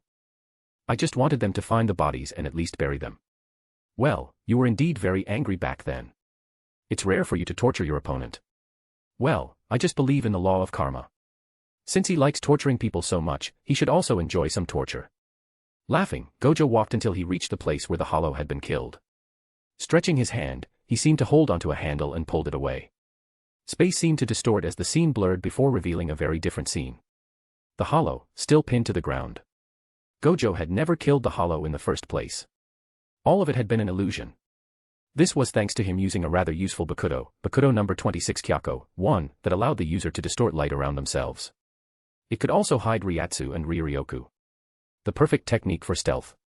It became even more so after Gojo slightly tweaked it and allowed it to not only distort light but also sound. That's why, no matter how the Hollow screamed, no one noticed it. Finally, the spears of light he had used to pin it were made out of reishi. Shinigamis already found it difficult to feel reishi in the human world where it was sparse and easy to discern. In a place like the Soul Society where absolutely everything was made out of reishi, they might as well be blind. So, what will you do with that fugly thing? Firstly, compared to curses, this one is pretty cute. Secondly, what's the best way to make friends with a crazy scientist? You send him something to study. This was why Gojo had staged this play. Whoever they were, the culprits were no small matter. He wasn't sure what they would do if it was known to everyone that the hollow was about to be studied. Right now though, he had a dozen witnesses that could prove that the hollow was dead. With that, it wouldn't be a problem to at least discerning and understand more what those variants were. Well, let's go to the 12th. He hadn't given up on having Mayuri work for him. There was simply too much that depended on it. Siriiti, 12th Division. This time, Gojo entered from the main gate without trying to hide. Thanks to this, rather than the hidden laboratory of the research center, he had been directed to the office of the captain. Surprisingly, the office was rather neat. In Gojo's opinion, the office of a mad scientist should have been completely full of junk and things that could only be understood by equally mad scientists. Once he took a seat, he didn't have to wait long before the captain entered. Hello, your face is as scary as always. Did no one ever tell you could most likely make children cry with just a glance? A thick vein pulsed on Mayuri's forehead. Did you come only to mock me, Sattoru Gojo? Sigh, people nowadays can't even take a small joke. Mayuri fought the urge to scream in frustration. Get on with your business. Otherwise, get out. Ha ha ha. Calm down. I didn't come just to mess with you, even though it's really amusing to do so. But rather, I came because I wanted to show you something that might interest you. Mayuri calmed down before narrowing his eyes. I already refuse to work for you. Hey, don't worry. I won't ask you to work for me. Then, what do you want in exchange for whatever you are sending to me? No matter how much he despised the man named Sattoru Gojo, Mayuri had to begrudgingly accept that the man was extremely skilled. If that man said that he found something interesting, then it would be worth taking a look. Not much. Firstly, I want you to share whatever discovery you make. And I want to read old records about the Dangai. Siriiti, Kuchiki family mansion. The Kuchiki family was one of the 4 great noble families of the Siriiti and also one of the richest. It was also ranked first out of the 4. Effectively making it the strongest family in the Soul Society. The manor of the Kuchiki family was so vast that Byakuya even had rivers flowing past his river chambers. Currently, writing on a scroll, he was listening to Rukia recounting the day's events. From the way she kept stammering while talking to him, he knew that she still felt awkward around him. Something that he had very little control of. After all, every time he looked at her face, he was reminded of the death of his wife. When, on her deathbed, she had asked him to find her sister and take care of her, he had never thought that the two would resemble each other so much. When Rukia reached the part where they found the dismembered bodies of the victims, he could feel how distressed she was. Byakuya did not know what he should say to her. He wanted to tell her that everything would be all right. But, like Rukia, he was equally awkward with her and did not know how to express his concerns. Which was why all he answered with was, I see. He couldn't help but berate himself the moment those words were uttered. Clearly, Rukia would think that he did not care about her day and she was bothering him. It was his order that at the end of each day, she would report everything that had happened to her. Of course, he would regularly receive reports about her situation in the 13th Division, but it always made him happy to hear it directly from her. Byakuya Kuchiki was an awkward man. A man who cared deeply for his sister but did not know how to express himself. It was when he was thinking that Rukia continued. Nisama. Gojo asked me to warn you that he wished to pay you a visit. Oh. Did he say when he would come? No. I see. No matter. I must express my gratitude for the protection he extended to you. So I will wait. The relationship between Byakuya and Gojo was even more difficult to explain than the one between the siblings. Even then, Byakuya trusted the power of that man. It was then that Rukia hesitated before finally asking. Nisama. What do you think of his words? You mean about the difference between the strong and the weak? Yes. I believe the same. Weak people always project the fault of their own failures to external reasons. No matter what the situation, they always find an excuse to explain their failures. Such people are worthless and disgraceful. There's nothing to be ashamed of regarding failure. Failing simply means you weren't good enough and as such, you need to work harder. Always ask yourself, could I have done better? Only then can you become stronger. This is even more so for us. Noblesse oblige. We, as the highest-ranked nobles, must live a life befitting of the honor we were given. Weakness is not a sin. But the act of wallowing in one's own weakness is the greatest sin in my eyes. Byakuya stopped talking and walked towards the window of the room to admire his river. You can leave now. He waited, but did not hear her departing footsteps. What might be the problem? Nisama. I wish to become strong. I had thought that after reaching the Shurkai, I had become someone strong. But today, while watching him fight, I understood that I still have a long way before me. Please. Byakuya felt conflicted. He wished to tell her it was all right. That she did not have to fight. He wished to tell her that he could take care of her. That she could leave everything to her big brother. But doing so would mean spitting on her new resolve. Since he could not stop her from investing herself in shinigami work, then he would make sure she would be strong enough to not die. We will begin tomorrow at dawn. Rukia showed an expression of delight as she bowed to his back. Yes. 1. Bent light. An, hee. By the time canon arrives, most of the important characters will be far stronger than they were in manga. Also, Byakuya and Rukia's relationship is one of my favorites. In canon, their relationship only really eased after Aizen's betrayal. But this time, thanks to Gojo, it will change. Now that Rukia was not traumatized by the deaths of her third seat and vice captains plus training of Byakuya, she will soon show her full potential. Do I need to remind you that I simp for Rukia in bankai form? No. Alright. Chapter 73, ch 65, Different Steps Toward Evolution. Oh. So Metastasia was really killed. Sitting on the captain's seat, Aizen asked with surprise. A bewildered expression flashing in his eyes. He wasn't surprised at the fact that this hollow got killed. The hollow was too aggressive, so it was only a matter of time before he caught the attention of the 13th Division. Aizen had initially created him because he wished to know if the hollow could possess and fuse with a vice captain like he had theorized and potentially do the same with a captain-level shinigami. What's more, Metastasia had been installed with a failsafe that would transfer all his information and power to a new experiment of his back in the Hueco Mundo. An artificial Arankar. Aizen had a deep understanding of the hollows. The normal path of a hollow was to first consume as much as possible. Then to consume each other. From this process, a Minos Grande of the first step, a Jillian, would be born. Jillians were an agglomeration of thousands upon thousands of souls. Each with their own memories, personalities, and all the baggage. After years of fighting between the different personalities, one soul would finally take control. This would usher in the birth of an Ajuchas. In terms of pure spiritual power, Ajuchas were already near the level of an ordinary captain.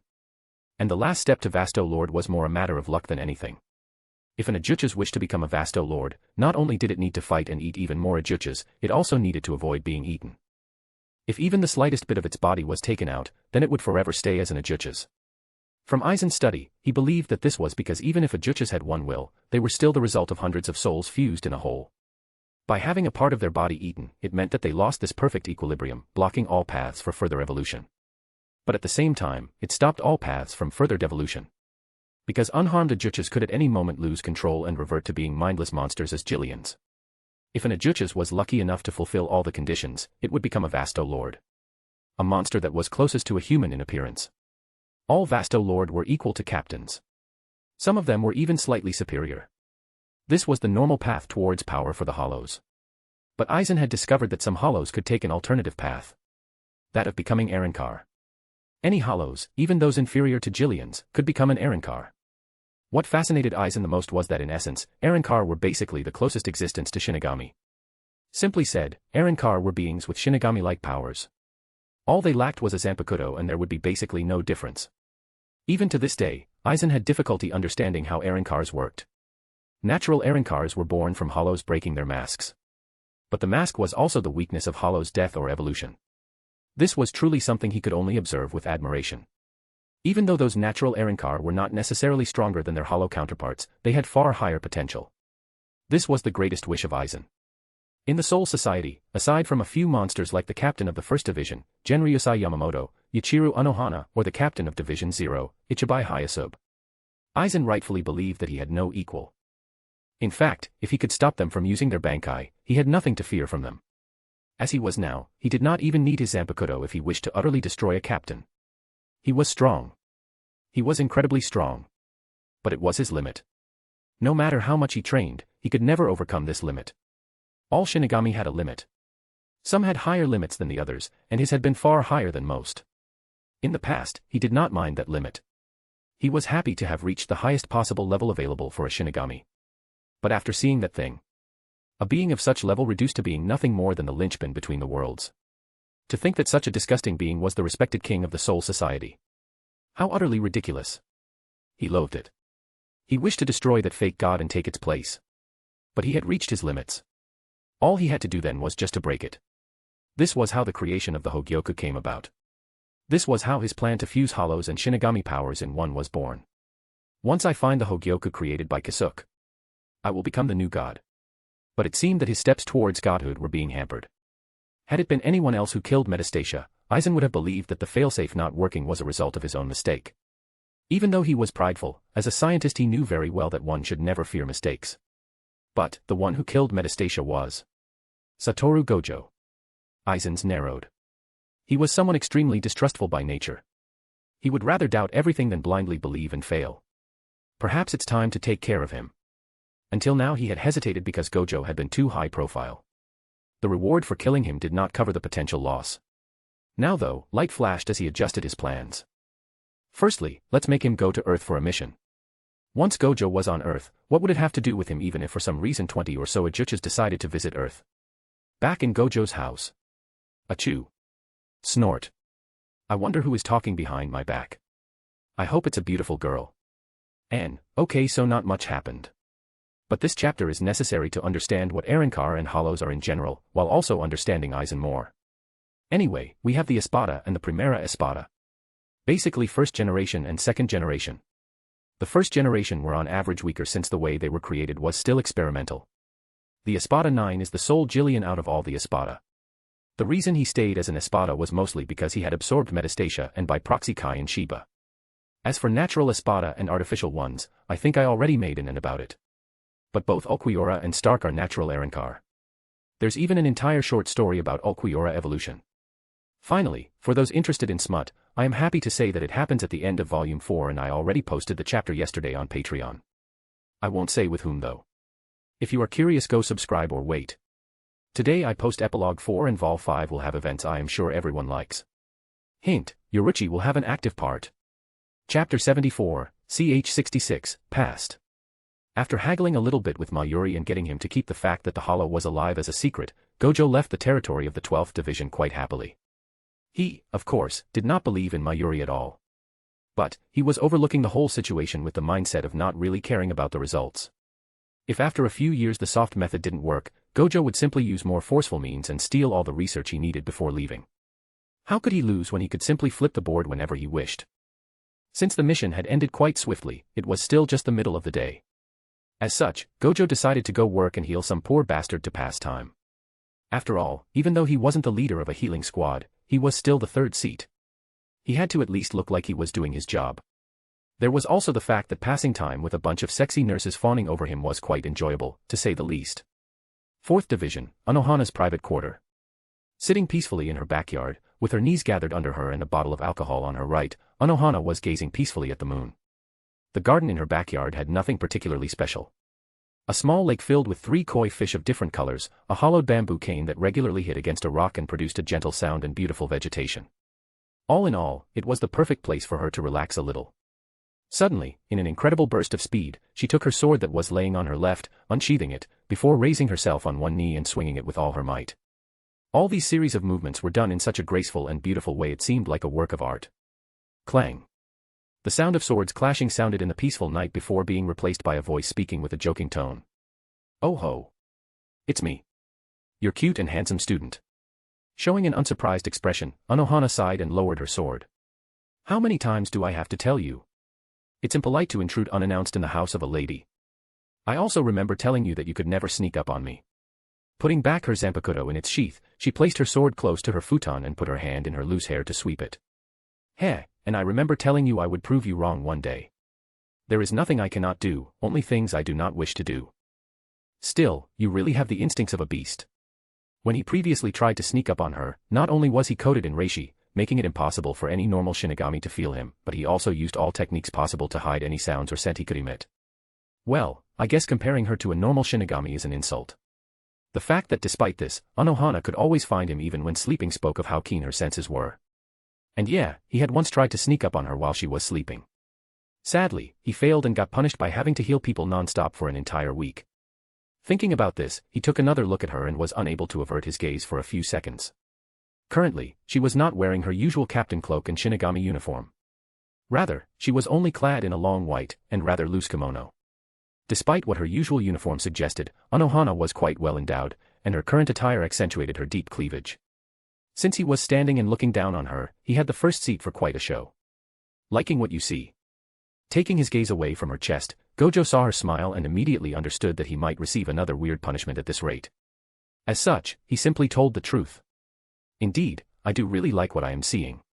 You are very beautiful. Gojo gave a theatrical bow as he complimented her wholeheartedly. He had long noticed it, but it seemed that Unohana was rather weak against straightforward people. As expected, the tension from her shoulders loosened as she gave a wry smile. Your tongue is as sweet as your tooth. Shaking her head, she continued, well, now that you are here, you might as well sit down. At least I will have a partner to drink with. Gojo did not particularly enjoy alcohol. One of his greatest strengths was his brain and his ability to process information. So, drinking something that lowered his ability to think, even for a short while, was something he generally avoided. Thankfully, Unohana thought the same way. He knew that what Unohana was drinking had an extremely low percentage and was more of a sweet wine than anything. Sitting close to her, he began to chat a little with her, while taking a light sip of the drink he was offered. So, what brought you down like this? It was clear that Unohana was not in the greatest mood possible currently. Pausing a little, Unohana seemed to deliberate whether she should explain or not, before nodding to herself. I never told you how I became a criminal, did I? Well, you are rarely forthright with your past. Which is perfectly understandable, everyone has their own secrets. Gojo shrugged as answered her. He had never really been big on sharing secrets and the like. The two of them fell in a strange silence. Gojo could feel that she was thinking about how to retell her story and as such did not urge her. How long ago was it? Yeah, I remember. It was about 2,500 years ago. Back then, I was born as the result of the union between a servant and the lord of a minor noble family. A bastard child like many others. Unohana let out a chuckle as she shook her head. Back then, the Shiba family was still one of the great five families, and my family, while far weaker than the big five, was still quite renowned, mainly thanks to our sword art. A look of reminiscence flashed in her eyes. Those times were the most boring years of my life. The disgust in her voice completely took Gojo aback. Every day was the same. I would be trained to be the perfect young lady. I would learn the 7 arts and how to become the perfect vase for my future husband. I was neither despised nor respected. The other servants always kept a healthy distance from me. Of course, my mother died not long after my birth. Unohana remembered those days with bitterness and boredom. Those days were quite painful for her. All that changed one day when I was proposed to in a marriage. A laugh escaped her. It was some crazy bastard. A man with disgusting hobbies. He had more than 25 concubines, but not one of them survived more than 2 years after marrying him. Having caught his interest was clearly a death sentence for me. Despite this, my father was so happy it seemed like he would burst. After all, an union with such a powerful family would elevate his standing. I remember his words quite clearly. Dear daughter, we need to sacrifice you for the family. It was then I understood, or rather, I had always understood, but I was just refusing to see the truth. In the eyes of that father of mine, I was just the daughter of a maid. A sacrificial pawn ready to be discarded at any moment.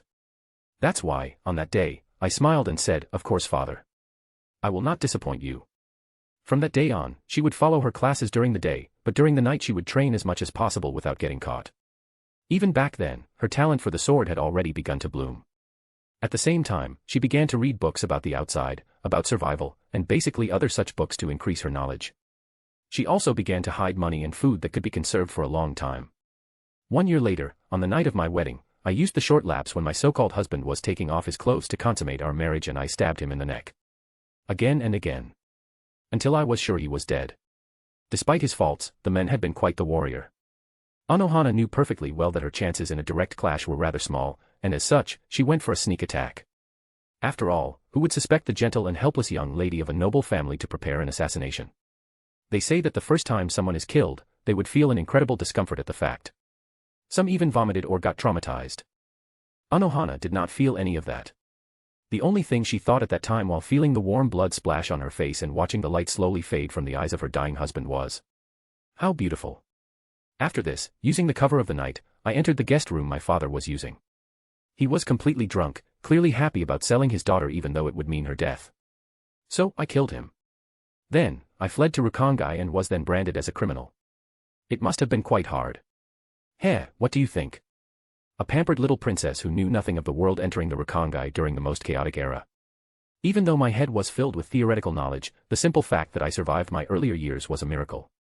Did you regret your choice? Gojo asked, genuinely curious. Never. I mean, don't you find it ridiculous? One man caused the death of 25 people and most likely much more, but he could strut around without any problems. Meanwhile, just because I fought back, I was branded as a criminal. So in their opinion, I should have simply let myself get killed. So, I have never regretted it, it was me or them. I choose to save myself. A blush covered her face, clearly, even though the alcohol content was quite low, it was still getting to her head. Despite this, she filled her glass and took another swing. Since that day, I have constantly been on the run. Chased by the two families and a few bounty hunters. I killed, again and again, day after day, year after year. Not only did I not die, but I slowly became stronger. The previously tough fights became easier and easier until one day, I understood. Ah, I am strong. I decided I was done being chased around, and so, I came back and killed all the higher-ups of the two families. She gave a faint smile. On that day, I gave up my name and named myself Ichiru Unohana. It was also on that day that I became known as the most diabolical criminal to ever exist in the Soul Society. From then on, people did not chase her, it was her chasing after people. She stopped killing in self-defense, but simply enjoyed the thrill of fighting, the feelings of dancing at the precipice between life and death. It was during those days that Yamamoto invited me to become a founding member of the Godai 13. Gojo looked at the side profile of Unohana. With her white clothes and pale complexion, she seemed to shine under the moonlight. How did one of the greatest criminals become a member of the army? It was simple. He said, "Follow me and you will fight against the strongest beings in the world." How could I refuse such a proposal? Looking at the beautiful smile that lit up her face at the mention of fighting strong people, Gojo gave a faint smile while wondering how someone could look so hot while acting like a crazy psycho. And, you can get up to 36 advanced chapters, 18 of SHK and 18 of Gojo. Tier 1, 4 chapters. Tier 2, 11 chapters. Tier 3, 13 chapters. Legend, 16 chapters of SHK and 16 of Gojo plus illustrations of SHK. Overlord, 18 of SHK and 18 of Gojo plus illustrations. Can also ask or vote for special chapters once each month. Supreme, same benefits as Overlord plus right to ask for the creation of an OC, name, gender/race, power, that will be added to the story. https://www.patreon.com/hikarugenji. Chapter 75, ch 67, Darling. After Unohana poured her heart to him and told him her story, Gojo sat pensively while holding the cup full of red wine. I wonder if she likes drinking wine because it looks like blood. Musing about this weirdly realistic possibility, Gojo chuckled inwardly a little. Even though the two of them were silent, the atmosphere did not feel awkward in the least. Rather, it was a warm and calm silence that peacefully embraced the two of them. The fact was that in those short 5 years, Unohana became the one person he trusted the most aside from his own sword. She was a mentor and a friend. Someone he knew he could leave 99% of his back to. There was always that 1% chance she would go all crazy on him and try to fight him to the death. Even so, it was rare for the two of them to share such a moment. Why did you suddenly share your story? The reason. Unohana gave a mysterious smile. Well, let's just say that I wanted someone to listen to me. Gojo stilled before understanding dawned upon him. Throwing him a look, Unohana kept her smile as she said, "It seems like you understood." Of course. Very well then. Standing and taking her sword with her, Unohana begins to walk away after leaving those words. The day you become captain officially is the day the two of us will fight for one last time. Becoming a captain, huh? The place he was gunning for was the post of captain of the 3rd Division. The current captain was an old woman named Chikane Iba. From what Gojo knew, she was also the mother of Tetsuzeman, the vice captain of the 7th Division. The reason why the current captain of the 3rd Division wished to step down was that she was never really fit to be captain in the first place. 60 years ago, the captain of the 3rd Division was a man named Rojuro Odoribashi. He was one of the fugitives that had followed Kasuke Urahara and Yoruichi Shihoin. Even to this day, Gojo did not really know why so many captains and vice-captains had suddenly become fugitives and what they were accused of. It seemed to be some rather high-ranked secret. Though it didn't matter currently. What mattered was that after the position of captain became empty, Chikane Iba had been chosen to take over the position of captain until a more suitable candidate was chosen. Until 5 years ago that candidate had been Jin Ichimaru, but his arrival had changed everything. Did Gojo feel bad about the fact that he might soon snatch the position from someone else? Not at all. It wasn't as if he and that Jin guy knew each other. Even though he seemed to be the childhood friend of Ranjaku and a sort of brother figure for her, it wasn't something he had to care about. So, we will fight in about 5 years. Gojo understood very well that this last fight wouldn't just be their regular training session. On that day, if he lost, she would cut him down without the slightest pity. If he won though. A grin formed on his face. Seems like I need to up my training. As he was now, he was sure that he could fight against most captains without any problem. Even though winning might be difficult, it wasn't impossible. But Anohana was a different breed. Standing up, he stretched calmly, before letting his shadow swallow him. 3 days later, Gojo was standing in front of a very large compound. The mansion of the Kuchiki family. From what he could see, the width of the plot of land belonging to the Kuchiki was already equal to that of a small city. Even though it was his first time visiting, Gojo wasn't surprised by the opulence. The Kuchiki were filthy rich. For example, the scarf that Byakuya always wore was made out of the silk of the silver-white wildflower. An extremely rare species. In terms of monetary worth, that scarf alone was the equivalent of 10 mansions in the Siriidii. Is it really alright for me to follow you? Gojo waved his hand dismissively. It doesn't matter. Your creator will find a way to explain the current situation if necessary. Understood. Nimue nodded obediently and stood straighter. Gojo eyed her. He had given her many opportunities during those 3 days to flee, but she seemed content to stay beside him. Even though he had all but kidnapped her, the girl seemed to be content to stay by his side and observe him. It was really too weird, but he didn't care. Why would he mind having a sexy woman staying around him? Since she had behaved, he decided to take her for a stroll. Man, that sounded so wrong. Once they were in front of the wide gate, Gojo knocked gently. Hello, is there someone? He hadn't tried to hide all the way in, so he should have already been noticed. But Gojo didn't mind being polite. The moment he did so, 4 ninjas wearing purple clothes appeared in front of him. Those guys were the equivalent of the Fawn family belonging to the Kuchiki family. Though they were certainly way weaker than the Fawn, they were still useful guards in Gojo's opinion or meet shields and sacrifice. After all, if anyone who could threaten Byakuya entered the house, those guys would only be useful to stall for time. Welcome, Sattoru Gojo. The head is expecting you. One of the purple ninjas talked with a calm voice. Then, turning his attention toward Nimue, he tilted his head in confusion. He was most likely wondering what the second in command of the 12th Division was doing with him but didn't bother asking. As for Miss Kuratsuchi, she will be led away by the young miss. I see. Hey, Nimue. Yes. I want you to follow Rukia when she comes. Don't kick a fuss. I understand. Nimue bowed again simply and walked to the side before waiting. Gojo threw her a look before shrugging. Now wasn't the time to think about her. Rather he needed to find a way to convince Byakuya. That's why the moment he saw Byakuya and Rukia walking toward them, Gojo chuckled and began to run toward him with his arms wide open. Byakuya darling. Come give me a hug. And, LOL, for those who didn't watch Jujutsu and might not understand the joke, Gojo isn't gay nor is he bi. The guy is just a shameless bastard. It was a short cutscene with Gojo and the others pranking Megumi. LOL. Chapter 76, ch 68, Useful Misunderstanding. Siriitii, Kuchiki family. Haha. Byakuya, stop pulling such a long face. It was just a prank, nothing more. Sitting face to face on a tatami in a tea room, Gojo laughed boisterously while trying to calm down Byakuya Kuchiki. While I believe that everyone has the right to love whoever they want, I do not appreciate jokes that put my sexuality in question. Hey, isn't it just because you don't want to look uncool in front of your sister? Byakuya did not answer. There were many bad rumors about Byakuya and Rukia. The main reason for that was the fact that Rukia simply looked too much like the deceased wife of Byakuya. Because of it, some people thought that rather than a sister, Rukia was a surrogate wife for Byakuya and even warmed his bed. But Gojo understood clearly. This man bore no romantic feelings toward Rukia. He was just a devoted brother who wished to take care of his adoptive sister, though an awkward and clumsy older brother with a stiff face that did not know how to properly express his feelings. Currently, the two of them were in one of the training rooms of the compound.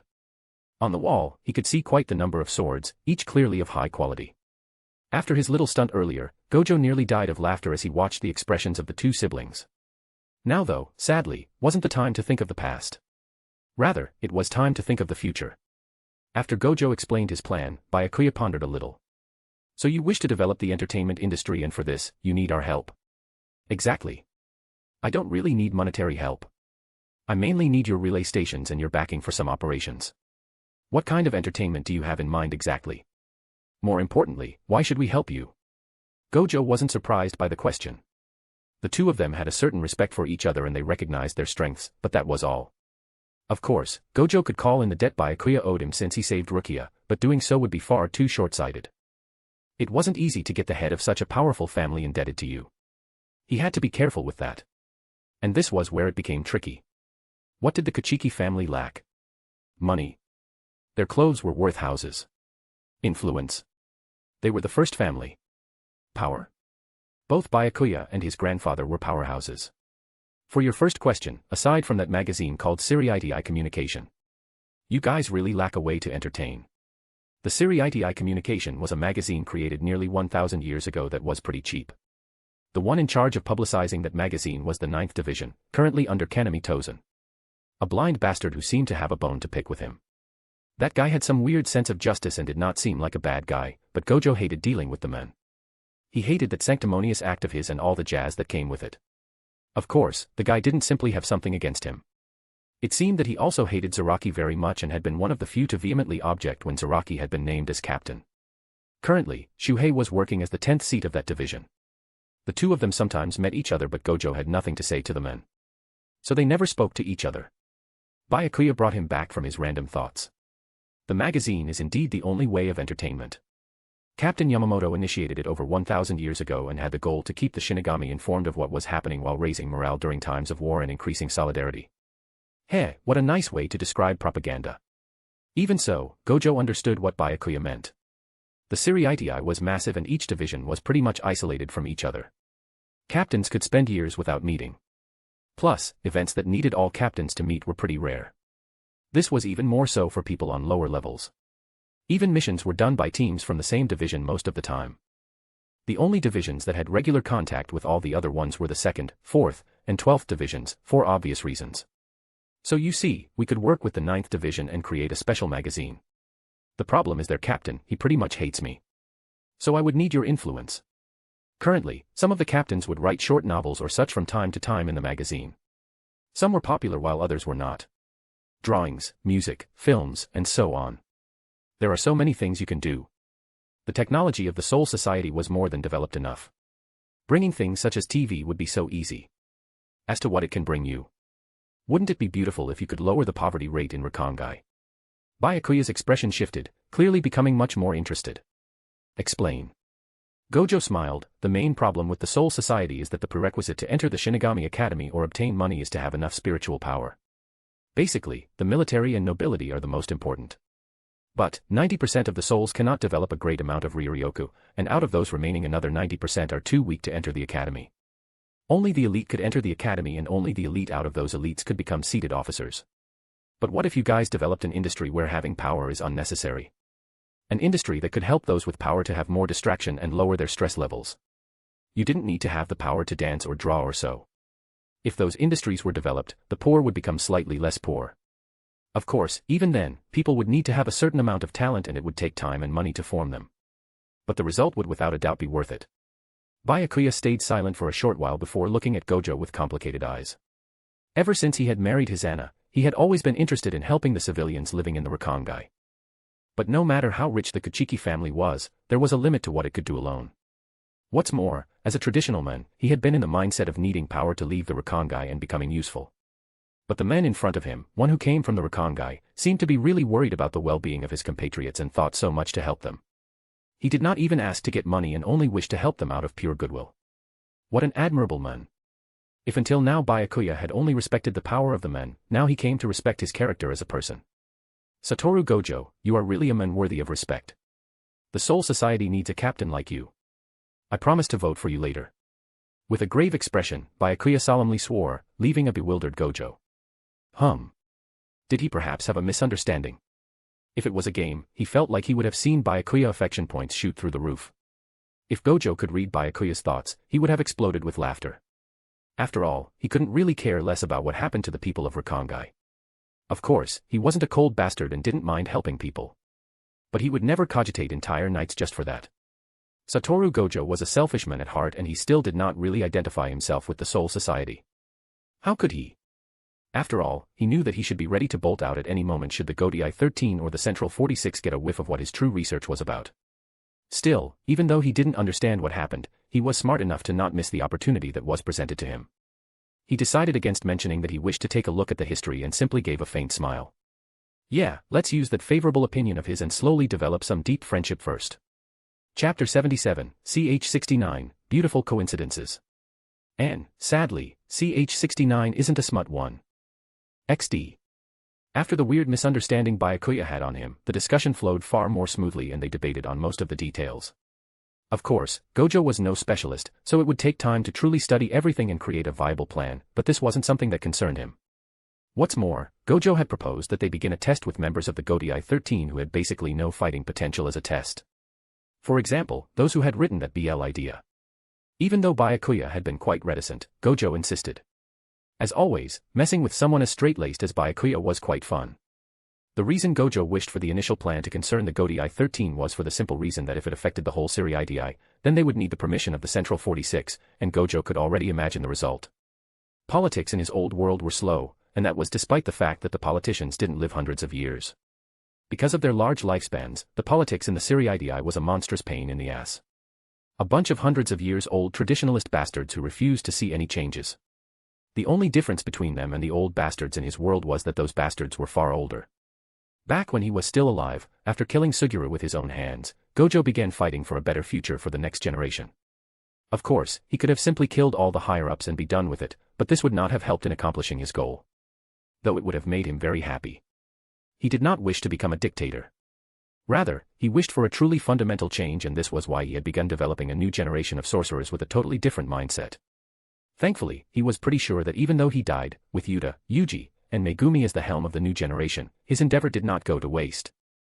Now that he was dead though, he would simply live for himself as he did before killing his friend. As such, he had no qualms about resorting to violence should the Central 46 ever try to provoke him. As long as they don't mess with me, I won't mess with them. Pardon. Haha. Sorry, I was just talking to myself. Currently, Gojo was walking in the West Rakongai with Nimi following one step behind him. Once he had finished discussing with Byakuya, Gojo simply stood up and left. He could develop his relationship with Byakuya later and become closer to him. From the start, getting the archives from the Kuchiki family had only been a secondary goal. But obtaining Byakuya's support had been quite unexpected. There were 3 ways to become captain in the Shinigami. The first one was the proficiency test. Basically, the one wishing to become captain had to show his bankai under the witness of the captain commander and 2 other captains. The second one was to have the recommendation of at least 6 captains, then the approval of at least 3 of the remaining 7.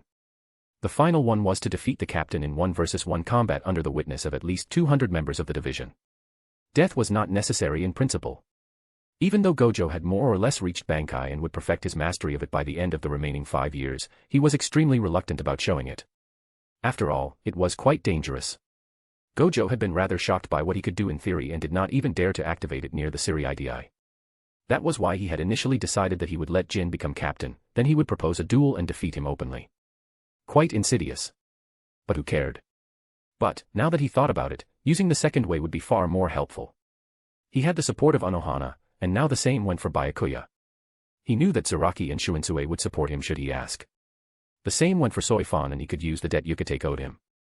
Unknowingly, he had already fulfilled the first step and gathered the 6 necessary recommendations in the bag. As for the remaining 3 votes, he was sure that he could get Mayuri's vote with some little convincing.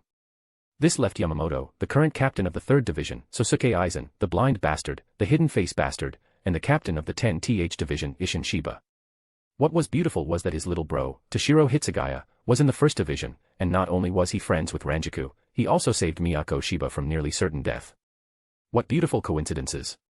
It was as if all the steps were placed for him to become captain without exerting the slightest energy.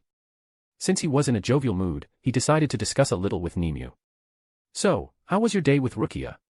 It was enjoyable. The nearly emotionless way she answered would have made it seem like she was lying, but Gojo's eyes could catch the subtle change of expression on her face. It seemed that she still had problems expressing her feelings, but from her circumstances, it was pretty normal. Did you make any friends? Friends? If by friend you mean a close confidant to whom I can share my worries and have a good time with, I did not. I see. Dealing with her wouldn't be easy. Dealing with anyone who suffered from abuse for as long they could remember was never easy. Back then, taking care of Megumi had been quite a pain. Even more so since he had only been a high school student himself. He had to threaten the Zenin clan and bargain with the higher-ups. It didn't help that Megumi himself wasn't really cute. He was pretty sure that Nimue had it way worse than Megumi. Her heart was already nearly closed. Normally, he wouldn't care about her.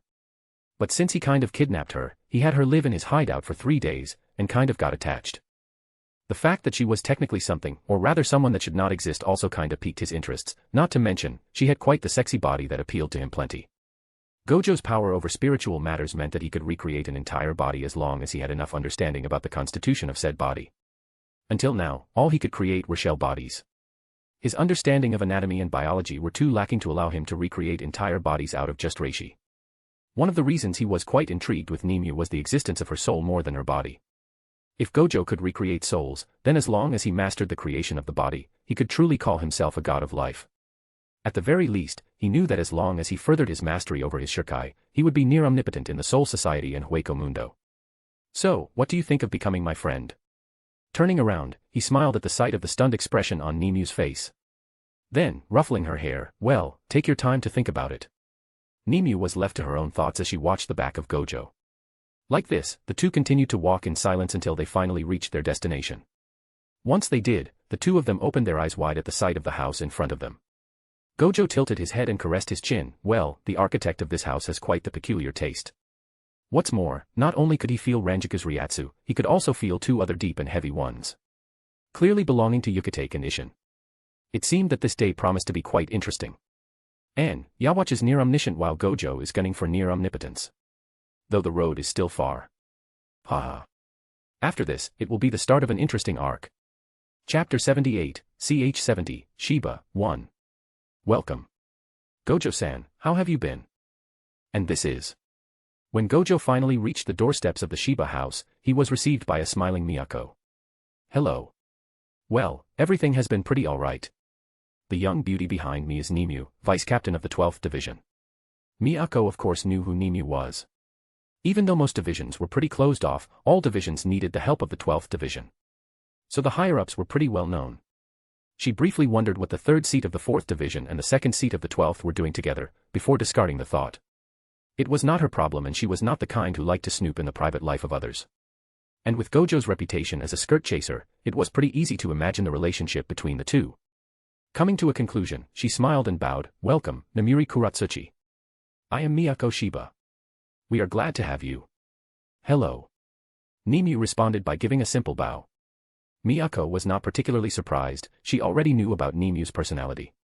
So, before we enter, could you tell me who designed this house? Miyako blushed. The current house was rather large, clearly showing that even though the Shiba were a somewhat fallen house, they weren't completely poor either. The problem was most of the decorations, like two muscled arms on either side of the door or the crab-like sculptures on the roof. Coughing a little, she gave a strained smile as she answered, do not mind the decorations, please. My sister-in-law just likes playing pranks sometimes. She could not really say that her sister-in-law had a weird fashion sense. Heh. Well, shall we enter? Everyone is waiting for us.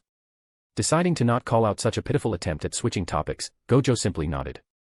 Lead the way. After entering the house, they were led toward a rather large room with a long low table placed in the middle and large cushions to serve the purpose of chairs. The table was already filled with food still hot fresh out of the oven. Finally.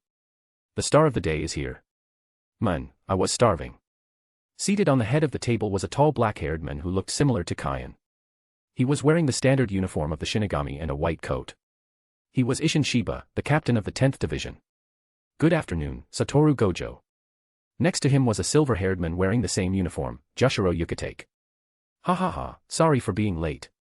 I had to visit Byakuya Kuchiki to propose a little project of mine. Waving his hand, he swept the room with a look. Aside from Ishin and Jushiro, he could also see Kaien and Ranjiku.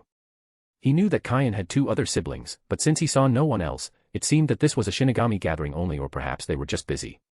Hey. Handsome guy, come take a seat. Smiling at Ranjiku, he nudged Nimue to follow him before sitting on the right of Ranjiku. Lowering his glasses, he asked. Hey. Sexy girl, how are my babies? The direction his gaze settled on was pretty clear.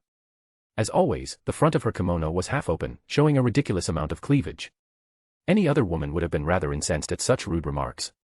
But Ranjiku simply chortled and raised her chest with dissatisfaction. Firstly, they aren't yours, and secondly, they are doing all right.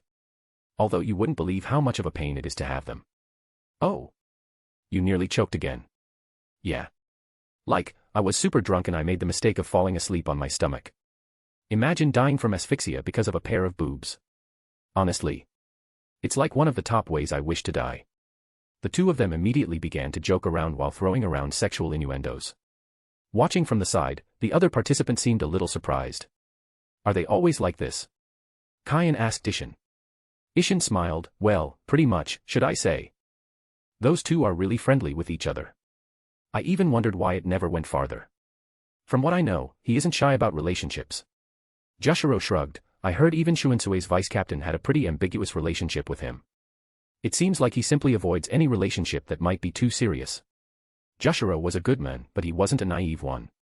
He wouldn't give his trust to someone like Gojo if he hadn't at least done some research beforehand.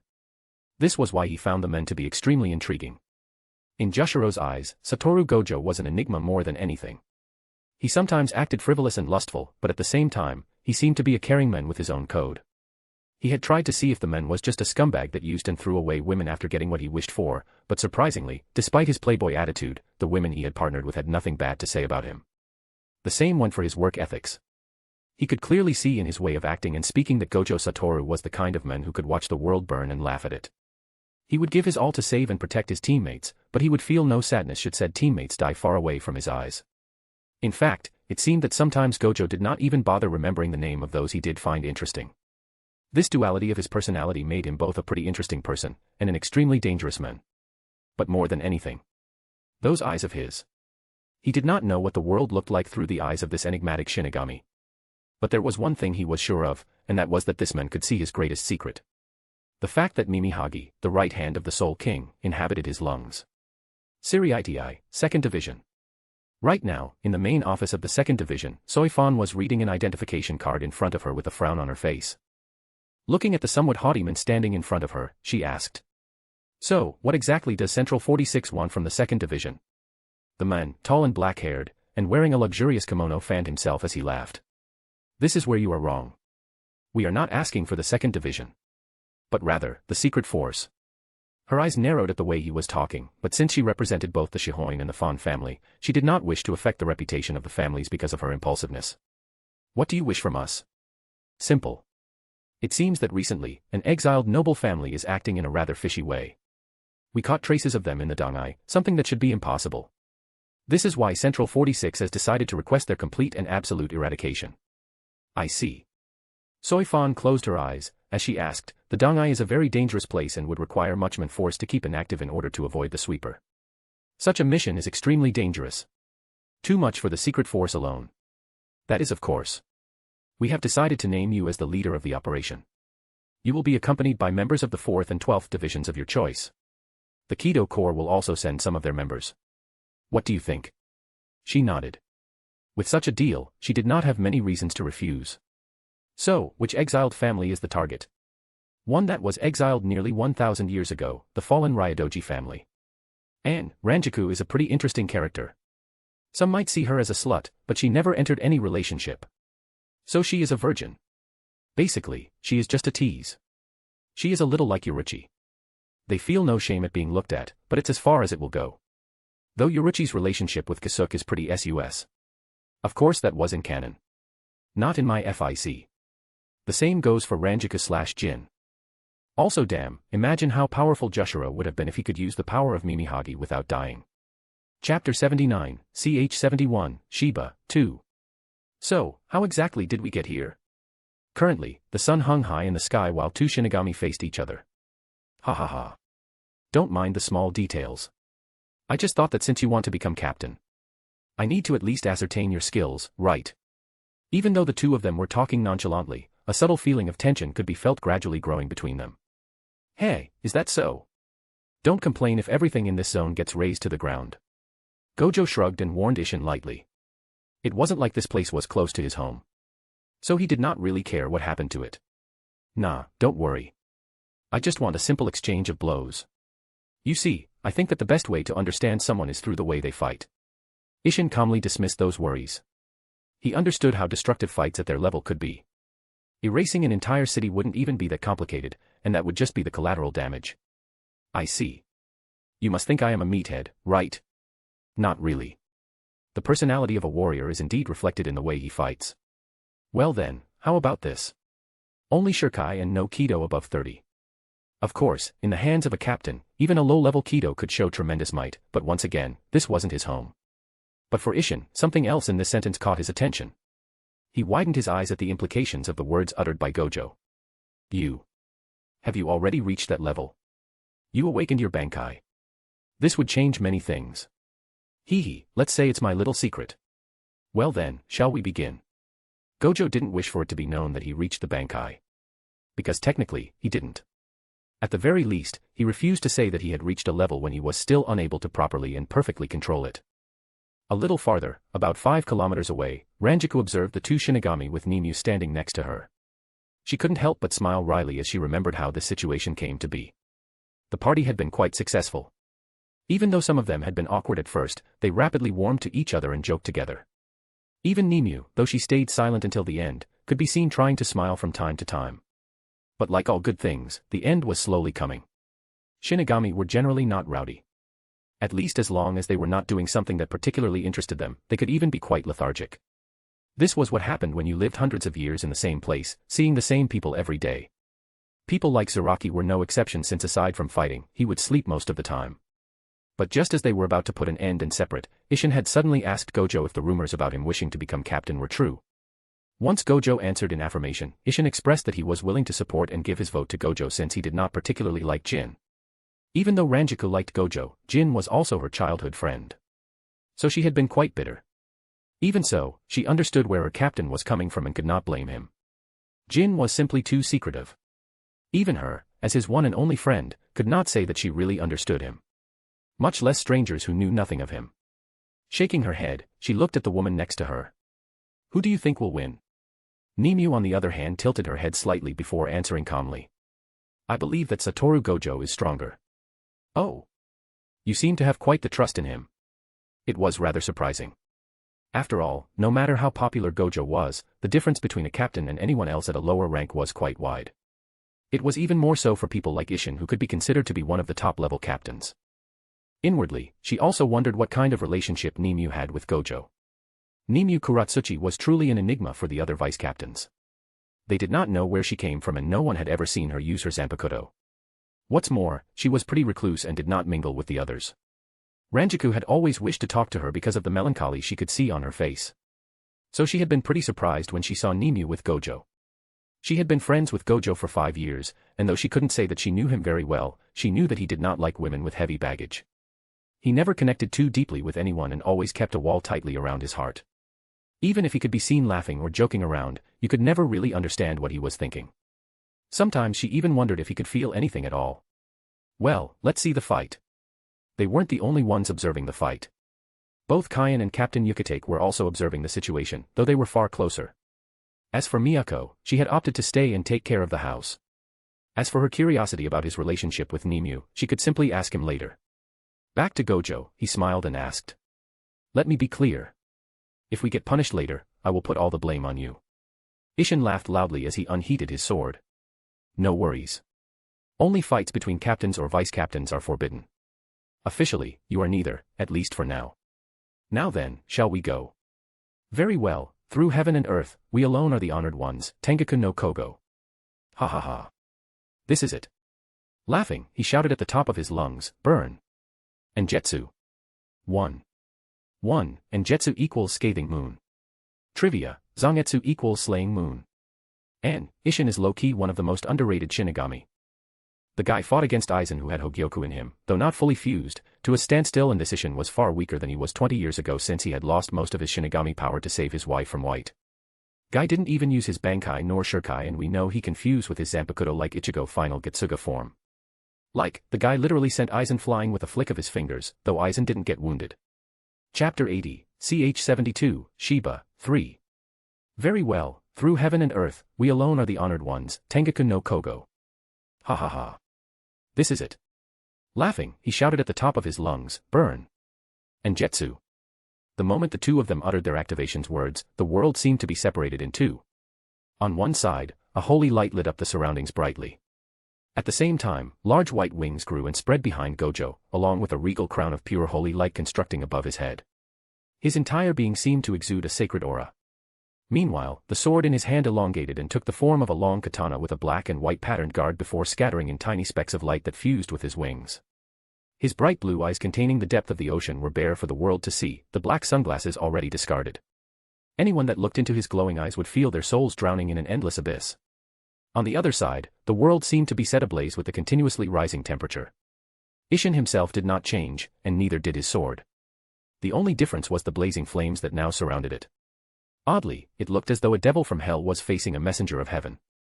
Both Gojo and Isshin clashed through their Ryatsu. It was to such levels that even Ranjaku and Nimue, who stood a few kilometers away, felt breathless under their immense pressure. In fact, since none of them placed a barrier, the clash of their Ryatsu could already be felt in the garrison next to the west gate. So, elemental powers run in the family, I guess. Gojo joked nonchalantly. He didn't really care if people could feel him or not. All he needed to show an appropriate level of power. Meanwhile, both Isshin and Jushiro, who stood a little farther, had their expressions harden. They had difficulty believing it at first, but now, there was no doubt. Gojo was really in no way inferior to a captain. In fact, his presence did not seem to lose even against veteran captains like Isshin. So this is what he really looks like when he is a little serious. Jushiro muttered to himself. He had read the report of Miyako and Rukia and clearly, there was no depiction of those wings. From all the research he did, Gojo only used those wings briefly while fighting some Minos on Earth. Though it seemed that back then, the wings were far dimmer. So the power of his Shurkai depends on the concentration of reishi in the atmosphere. This was an important point to note. Clearly, this man was at his most powerful when he fought in the Soul Society or the Hueco Mundo. Minus the wings and crown, I really feel like I am fighting against a Quincy. Isshin muttered while tightening his grip on his sword. Clearly, he had come to the same conclusion as Jushiro. It was then that he shook his head and Shuinpa sidestepped at the speed of sound, thereby avoiding 4 chains that had appeared out of nowhere to bind him. He did not know whether those chains could really keep him imprisoned, but in a high-speed battle, losing one's own mobility was fatal. Smiling, he proceeded to use another Shuinpa, one far faster than the previous one and reached Gojo in the blink of an eye. Before swinging his sword with all his might. Even though he did not use any technique, the air seemed to tear apart as the force of the swing and the high temperature distorted the atmosphere. Clearly, should anyone below the level of captain take such a blow head-on, they would have a hard time waking up again. But slow. Thanks to the 6 eyes, the world Gojo saw was distinctively different from what others could see. From his perspective, even though Isshin was moving at a speed far surpassing that of the sound, it was in reality no different than simply walking towards him. In this world where everything moved too slow for his taste, Gojo raised his hand which was covered in blood veneer and slapped away the fire-encased sword, resulting in everything in that direction being reduced to ash. Then, using the same hand, he clenched his fist before proceeding to enter the guard of Isshin and throwing a punch. Boom. TCH, it got blocked. Gojo clicked his tongue. Even though the shock wave created by his fists had created craters behind Isshin, he saw Isshin manage to block the hit by using his free hand and disperse the force without taking the slightest damage. From his peripheral vision, he could also see the sword of fire coming with vengeance at his midsection. Clearly, Isshin thought that he had Gojo trapped. Unfortunately for him. You should escape. Hearing this warning, Isshin felt all the hair on his body stand up, while a strange sense of unease filled him. Listening to his instinct, even though it slightly hurt his arm, he immediately dispelled his attack, and hurriedly retreated hundreds of meters away with consecutive shunpos. No sooner did he do so. Boom. The place where he previously stood was covered by a veritable rain of light. The rain of light fell with the might of meteors, giving rise to a cloud of dust. Once the dust was swept away, Isshin murmured with surprise. Oh. What a scary kid. Everything within a few meter radius around Gojo had been razed to the ground. Raising his head, Isshin was awestruck at the sight above Gojo. Starry sky. A little cheesy, I know. But that's what I call it. Would have been even more beautiful at night. Isshin could only agree. After all, high above the head of Gojo, tens of glowing lances made out of light could be seen everywhere. Isshin let out a strained laugh. He knew that Gojo's Shurkai could only control reishi in a very limited zone. Between 5 to 10 meters from what his instincts were telling him. In a way, such a small zone seemed laughable, to the point of even being negligible. After all, fights between powerful shinigami affected kilometers around them. What was a measly 10 meters when some captains could summon techniques that could affect hundreds of meters or the whole Soul Society? But now that he saw this, he understood. Those 10 meters were indeed negligible. But at the same time, they represented an absolute zone that could not be trespassed lightly. Ha ha ha ha. Beautiful. You indeed stumped me. But if that's all, then I just have to not come close. He changed his one-handed grip to a two-handed one and slowly raised his sword above his head, a fierce grin splitting his face. Your sword represents heaven, right? Heh, then take this gift of mine. Whoosh. The fire roared, while the Ryatsu of Ishin rose to an incredible level. Finally, after uttering 2 words, he swung his sword with all his might. Those words were Getsuga Tensho. 1. The world was instantly dyed white. 1. Moon Fong, piercer of the heaven. An, haha. Man, this is really a coincidence. Gojo's sword is the Empress of Heaven while Ishin's technique has the goal to pierce heaven. Ishin looks like a devil and Gojo is like an angel of heaven. Yeah, I didn't choose Ishin for no reason. I like the contradiction in his personality and the power in Gojo. Also, I am pretty sure the reason why Ichigo could use Getsuga Tensho was that his hollow side still had memories of when it was white and fought Ishin. Just a theory of mine. Also, this is a new month. So don't hesitate to subscribe to Patter.Ian. Gojo is about to face some interesting events in the latest chapter. Chapter 81, CH 73, Explosion. Getsuga Tensho. A curtain of light and fire was drawn as what looked like fangs of destruction destroyed everything in their wake. Observing the fight from far away, Ranjaku once again ascertained why captains were forbidden from fighting against each other. Thankfully, Shinigami were different from hollows in that most of their attacks were extremely concentrated in order to deal the maximum damage possible. Because of this, even when an attack that should have been enough to destroy an entire city was launched, it would only destroy a smaller zone. After all, while destroying your surroundings sounded and looked quite cool, it was a waste of power that could have been used to target your enemy. Even so, the fight she was witnessing was a sight to behold. She could clearly feel that the two were holding back, talking leisurely and exchanging blows. But even that was enough to kill someone at her level 10 times over. So he has already reached such a level. Ranjaku clenched her fists unconsciously, first Jin and now Gojo. It seemed that she was destined to be surpassed by the men she cared for, and this frustrated her so much. Even though she felt that she had room to grow, she also felt like she had hit a wall. It was a very contradictory feeling. It was as if she should have been something much more, but was missing a piece of the whole that formed her. Perhaps I should ask Gojo later. She knew that his eyes allowed him to see things differently from other people. Perhaps he could give her the solution. It was worth trying at least, she had nothing to lose after all. While Ranjaku was introspecting, Ishin was looking at the results of his attack with shock in his eyes. He wasn't surprised at the destruction. The Getsuga Tensho was a technique he had created while taking inspiration from the Siro of the Minos. As such, the technique really wasted power uselessly, and even though it was flashy, the amount of damage it could bring to an enemy was limited. Even so, to think he took this head on. Even though he was quite far, he could clearly see Gojo after all the dust dispersed. Currently, Gojo's Shinigami uniform was nearly completely scrapped and was reduced to rags. But even though he was showing such a sorry sight, there was one thing to note. Not even a wound. This was unbelievable. From what he could see, Gojo's entire body seemed to be covered in blue lines. Clearly, he had covered his body in blood veins and tanked the attack. Even though he did not go all out, and Getsuga Tensho was still not complete as a technique, this was still incredible. Gojo meanwhile, wasn't feeling great. Moving his stiff shoulder, he grumbled like an old grandpa. Man, my joints are killing me. He should not have been so reckless as to take on such an attack with his body. But it was a necessary experiment. An occasion he could not miss. After all, he would soon face Unohana in a death match. Her bankai, Minazuki, was no joke. If his body wasn't strong enough, he would melt like goo before even being able to inflict the slightest wound on her. That's why he took the risk, and he did not regret it, since he had indeed found his limits. I lost my arms and a few organs. Even though he looked unscathed right now, it hadn't really been the case. Despite using blood veins at maximum output, his body was still shredded. But thanks to his reishi manipulation, he could heal himself as much as he wished. You really are a cheat. Your words are music to my ears. You finally recognized that I am better than that limitless of yours. Gojo laughed lightly. He knew that Kogo was still quite sour since he had ignored her in search of recreating limitless back then. Even now, she would sometimes pout because he still wished to create it. The only reason she didn't stop him was that, like him, she wished to be the strongest and understood that limitless stacked with her skills would really bring them near the top of power, and even surpass it potentially. Anyway, Kogo, I think this should be enough, but I wouldn't stop here. What about one last attack? Heh, I thought you would never say that. Let's go. Standing far away, Ishin was prepared to send a second and far stronger Getsuga when he suddenly felt a chill. Focusing on Gojo, he saw him crouch down before jumping high in the sky, easily reaching more than 100 meters.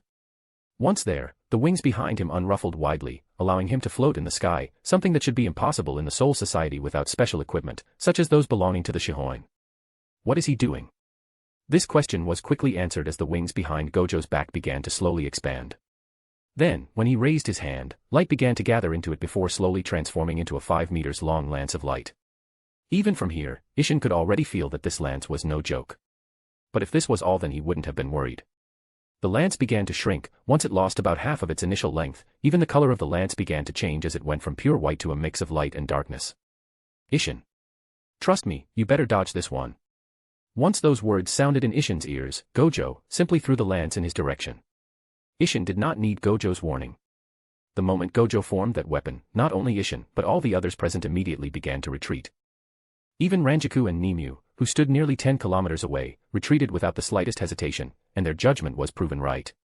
The lance that appeared to be an amalgamation of light and darkness flew through the air, creating an illusion of distorting the space around it, and hit the place where Isshin stood formerly, but against the expectations of the spectators, the lance capable of tearing space apart merely disappeared. There was a short instant of complete silence, a silence so deadly that it felt as though the world had come to a standstill. It even started to make Isshin and the others doubt whether everything was an illusion or not. It was at this moment that... boom.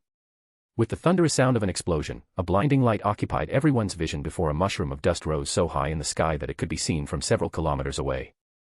The very atmosphere seemed to be repulsed as a shockwave spread apart from the point of impact, covering several kilometers and absolutely destroying everything in its wake. The air burned, the wind stirred, and all sounds in the space of the explosion vanished, replaced by a silence full of devastation and destruction. It was like the aftermath of a nuclear explosion. When the explosion finally stopped, all that could be seen was a deep crater spanning more than a kilometer. At the same time, the aftereffect of the explosion affected a radius of more than 15 kilometers. Wearing his black glasses while being surrounded by a shield constructed of light, Gojo admired his handcraft with awe but at the same time a little dissatisfaction. This was a skill he had created while inspiring himself from the principle of a nuclear fission. It was without a doubt a very powerful skill. But Gojo was in no way happy. After all, it was too slow. Fights between high-level people went so fast that even simple sonic speed was too slow. Just to release this technique, he had to stand and compress reishi to the utmost for several seconds. Even more so, the quantity was so high that even he had to be careful with his control. As such, not only could he not fight while creating it, the lance could blow up in his face if he made even a small mistake. The question was, would someone be dumb enough to stand and watch without doing anything as the enemy prepared his ultimate attack in a life-or-death match? Obviously not.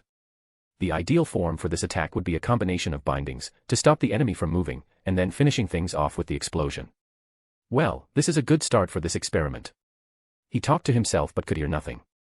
When he used his finger to touch his ears he could feel blood leaking from it. Looking at the blood in his finger, he frowned. I need to work more on it. Too much time. Too slow. Wasting too much energy. Easy to avoid and so on. But, it would become better with time. A smile formed on his face as he thought about it before abruptly turning serious when he saw the full extent of the damages he had caused. One worry immediately appeared in his mind. They won't make me pay a fine because of the destruction, right? And, so generally, the problem with the Bleach is that despite having enough power to destroy the world toward the end, they cannot even destroy a city. I personally think it's because most shinigami are a single target type and focus all their power on destroying that target. Opposed to people like Ichigo who simply throw as much power as possible in all his attacks. Anyway, this arc is over. I am sure that next one will interest many people. Since the first true smut scene of this story will appear soon. Chapter 82, CH 74, Lucky. In the end, he was indeed forced to pay a fine. His attack wasn't radioactive like a true nuclear bomb, but it was quite unfriendly for a reishi-filled environment. In a way, the moment the lance reached its target, the explosion would feed on the reishi in the surrounding area to grow progressively stronger. Simply put, he didn't destroy the surroundings. He erased them. Even now, 3 days later, the place where his explosion went off was still forbidden for civilians of the Rakangai. Because of this, not only was he docked 3 years of salary, he had been forbidden from ever using the technique in Soul Society. He had also been forbidden from fighting against any captains or vice-captains. The Central 46 had decided to give him the same restrictions as a first or second seat, and from now on, like them, if he entered the human world he would receive a seal and see his strength restricted to simply 20%. For once, Gojo had nothing to say against these measures. Aside from during a great emergency, all captains and vice-captains received this seal when they entered the human world. It was a necessary measure because people at their level could negatively affect the world with their spiritual pressure alone. Of course, with his perfect control this wasn't really a problem. But he didn't wish to debate uselessly. Worst case scenario, he would just break the seal himself if it was necessary. Thankfully, this event wasn't only filled with negative results. Before, when rumors of him gunning for the position of captain had spread, not many were supportive.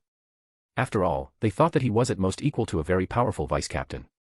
But now the voices doubting him had lowered greatly. At the end of the day, no matter how they tried to hide it by acting like gentlemen, the Godai 13 was a place where the strong was respected. As for Isshin and Jushiro, they had already agreed to support him during the vote. Thankfully, he wasn't the only one who had his salary suspended. The same happened to all the people present at the scene. Thinking about the distressed faces of Ranjaku and Isshin, Gojo couldn't help but laugh. So, you are still in the mood to laugh. Heh, Momo. How have you been? As for the mood to laugh. Trust me, even in death I would not hesitate to laugh. Gojo smiled as he turned toward the source of the voice. Opening his arms wide, he grinned as Momo hesitated a little before hugging. Ha. Let me look at you. Well, it seems like you became way stronger. The Kido Corps is treating you well, I hope. Once they separated, Gojo sized Momo up and down as he commented. Over the years, Momo had not changed much, physically speaking. But the aura around her had become far sharper. She was wearing a short white kimono with wide sleeves and had tied her hair into twin tails. Normally, in the Kido Corps, all the normal members wore standard uniforms that hid their faces. Meanwhile, those who had reached a higher rank or showed promise had more freedom in the way they dressed. Momo blushed a little at the praise as she murmured, I have worked hard. Indeed. Gojo patted her head gently, good job. She beamed at him before asking, could you introduce me to your friend? Gojo nodded, look at me, I nearly forgot. Momo, Nimue, vice captain of the 12th division. Nimue, Momo, a member of the Kido Corps and a friend of mine in the dash. Hello. The two of them bowed in greeting. Momo was not particularly surprised to see a beautiful woman following behind Gojo. She was already used to such sights. This was why she changed topics and asked what really interested her. Why do you think we were called? Currently, they were in the office of the 2nd Division after receiving a summon from the captain's Hell Butterfly. Northwest matter how close that woman was to Gojo, it was impossible for someone unrelated to join in such a discussion. This means that the 2nd Division, or more precisely the Secret Force, had called for the Healing Division and the Kido Corps. Gojo shrugged, don't know. My captain had tried to ask but all she received was silence. Basically our departments have been asked to send their best members below captain rank. Speaking of which, he was rather surprised that Momo was the one to come. As if she could understand his thoughts, Momo shook her head, I have just been sent as a representative of the representative in a way. The Vice Kido Chief, the one who should have come, is my teacher. I see. Well, I believe everyone is here. Their discussion was interrupted when the door was suddenly opened by Soifan. Sweeping the place with her eyes, she gave a nod and took place on the throne-like chair situated on a podium. I believe introductions are unnecessary, but even so, I am Soifan, captain of the 2nd and the commander-in-chief of the Secret Force. I have recently contacted the highest authorities in the 4th and 12th Division as well as the Kido Corps because of a top-secret mission I received from Central 46. Soifan did not waste time as she began to explain the gist of the matter. Momo showed an uncomfortable expression when the order of total annihilation was mentioned, but she did not protest. She understood very well that any such protest would fall on deaf ears.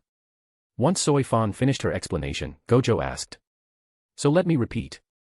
Our targets are hidden in one of the dimensions outside of the humans' world, Hueco Mundo or the Soul Society. Most likely, the Valley of Screams, 1. Indeed. Valley of Screams are pocket dimensions created from the accumulation of souls that got lost in the way between the human world and the Soul Society. Our targets most likely hid in one of them after being exiled from the Soul Society. Heh, and to find them we need to search through the Dangai, is that it? Yes. Why are you making me repeat myself? Ha ha ha, sorry. I just wanted to confirm. Gojo laughed lightly while trying to hide his true feelings. Lucky. It seemed that it was time to test his theory about Dangai being the solution for creating Limitless. If this failed, then he would have no other choice than to enter Hueco Mundo. Either way, this promised to be interesting. 1. Valleys of Screams were first introduced in the film Memory of Nobody. Even though the film isn't canon, the valleys were once again introduced in Bleach during the Blood War. So the Valley of Screams became canon. The same happened with the Hell movie and now the Hell chapter. I wonder if the 2 other films will also have elements that become canon. I hope not. And, for those curious, Gojo finally used his bankai in the latest chapters. Join my Patreon if you are curious. Patreon.com/HikaruGenji. Chapter 83, CH75, did you say, festival?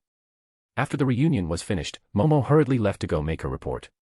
The operation would happen in 1 week once all the preparations were finalized.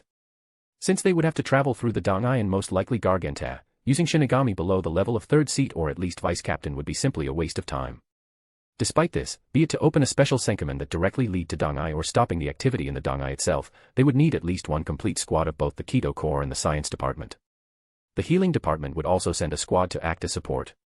In the end, the main force would be Soifan, and the other high-ranked member of the secret force, as well as Gojo. For Gojo, this operation held a completely different meaning than simply killing some exiled nobles who were up to mischief. It meant a high chance of getting a hint toward the creation of Limitless, or something much more. Creating a technique from nothing was extremely hard. One of the reasons he managed to recreate his domain expansion, Infinite Void, was mainly because he had access to books and information about the creation of barriers in this world. Since domain expansion was in reality nothing more than the highest form of barrier manipulation, he had been able to extrapolate and create his own blend. Though, its effects were far more savage. Now here was the problem. All research about space and time were forbidden in Soul Society, with death being the punishment. The very few archives about those topics were sealed deep in the library of the Central 46. Gojo was the kind of man who refused to put all his eggs in one basket.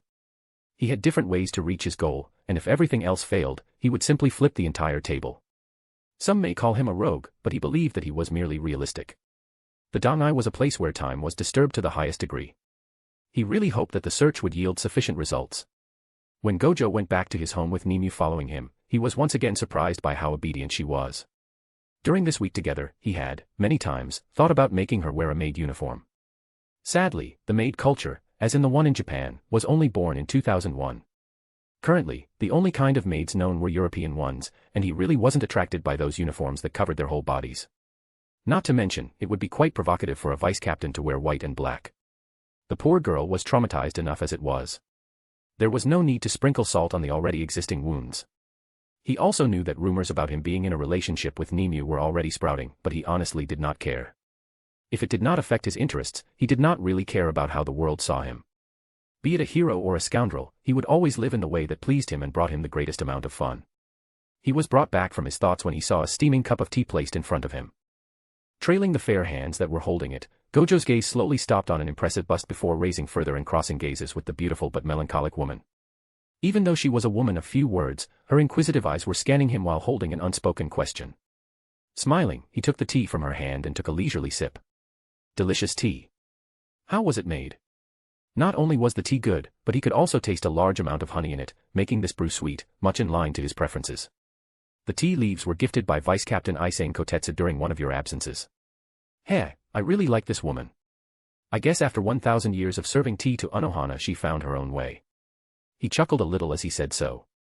Sometimes, he even wondered if he was acting in too much hurry. His lifespan could only be counted in the thousands.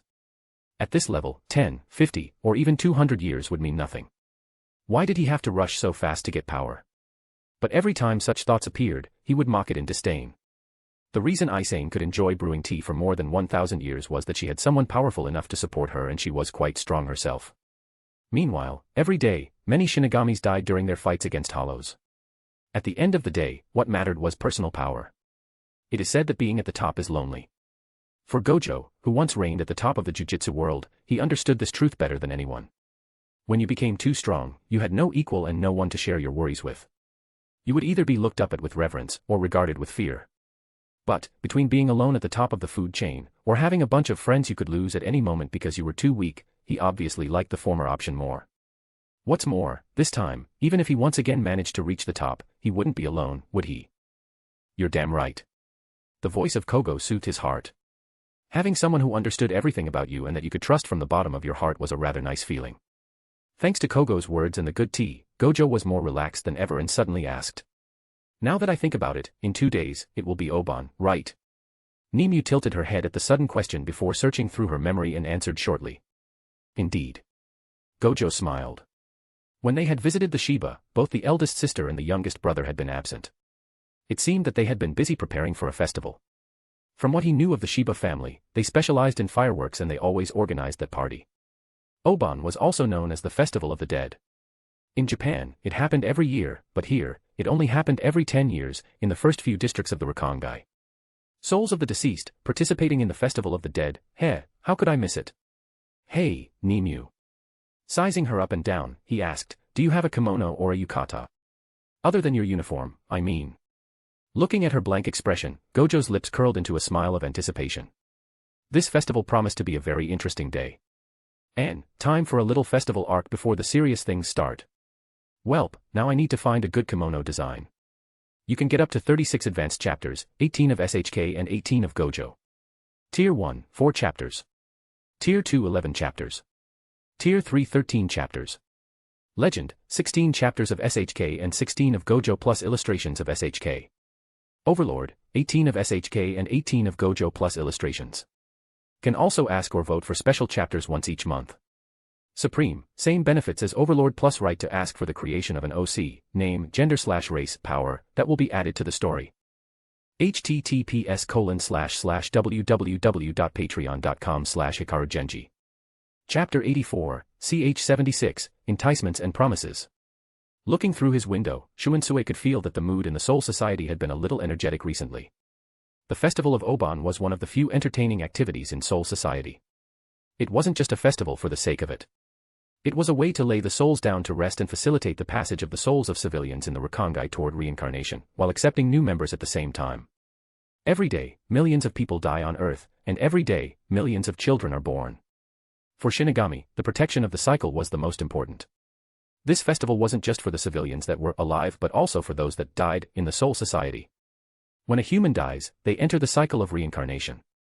On the way, some may become hollows, or some may become shinigamis. But what happened when a soul was destroyed in Soul Society? It was rather simple, like how a human body became dust and fused with the earth, a soul body would decompose into pure reishi and become a nutrient for Soul Society itself. Though, the more powerful a soul was, the more complicated this would be. What are you thinking, Captain?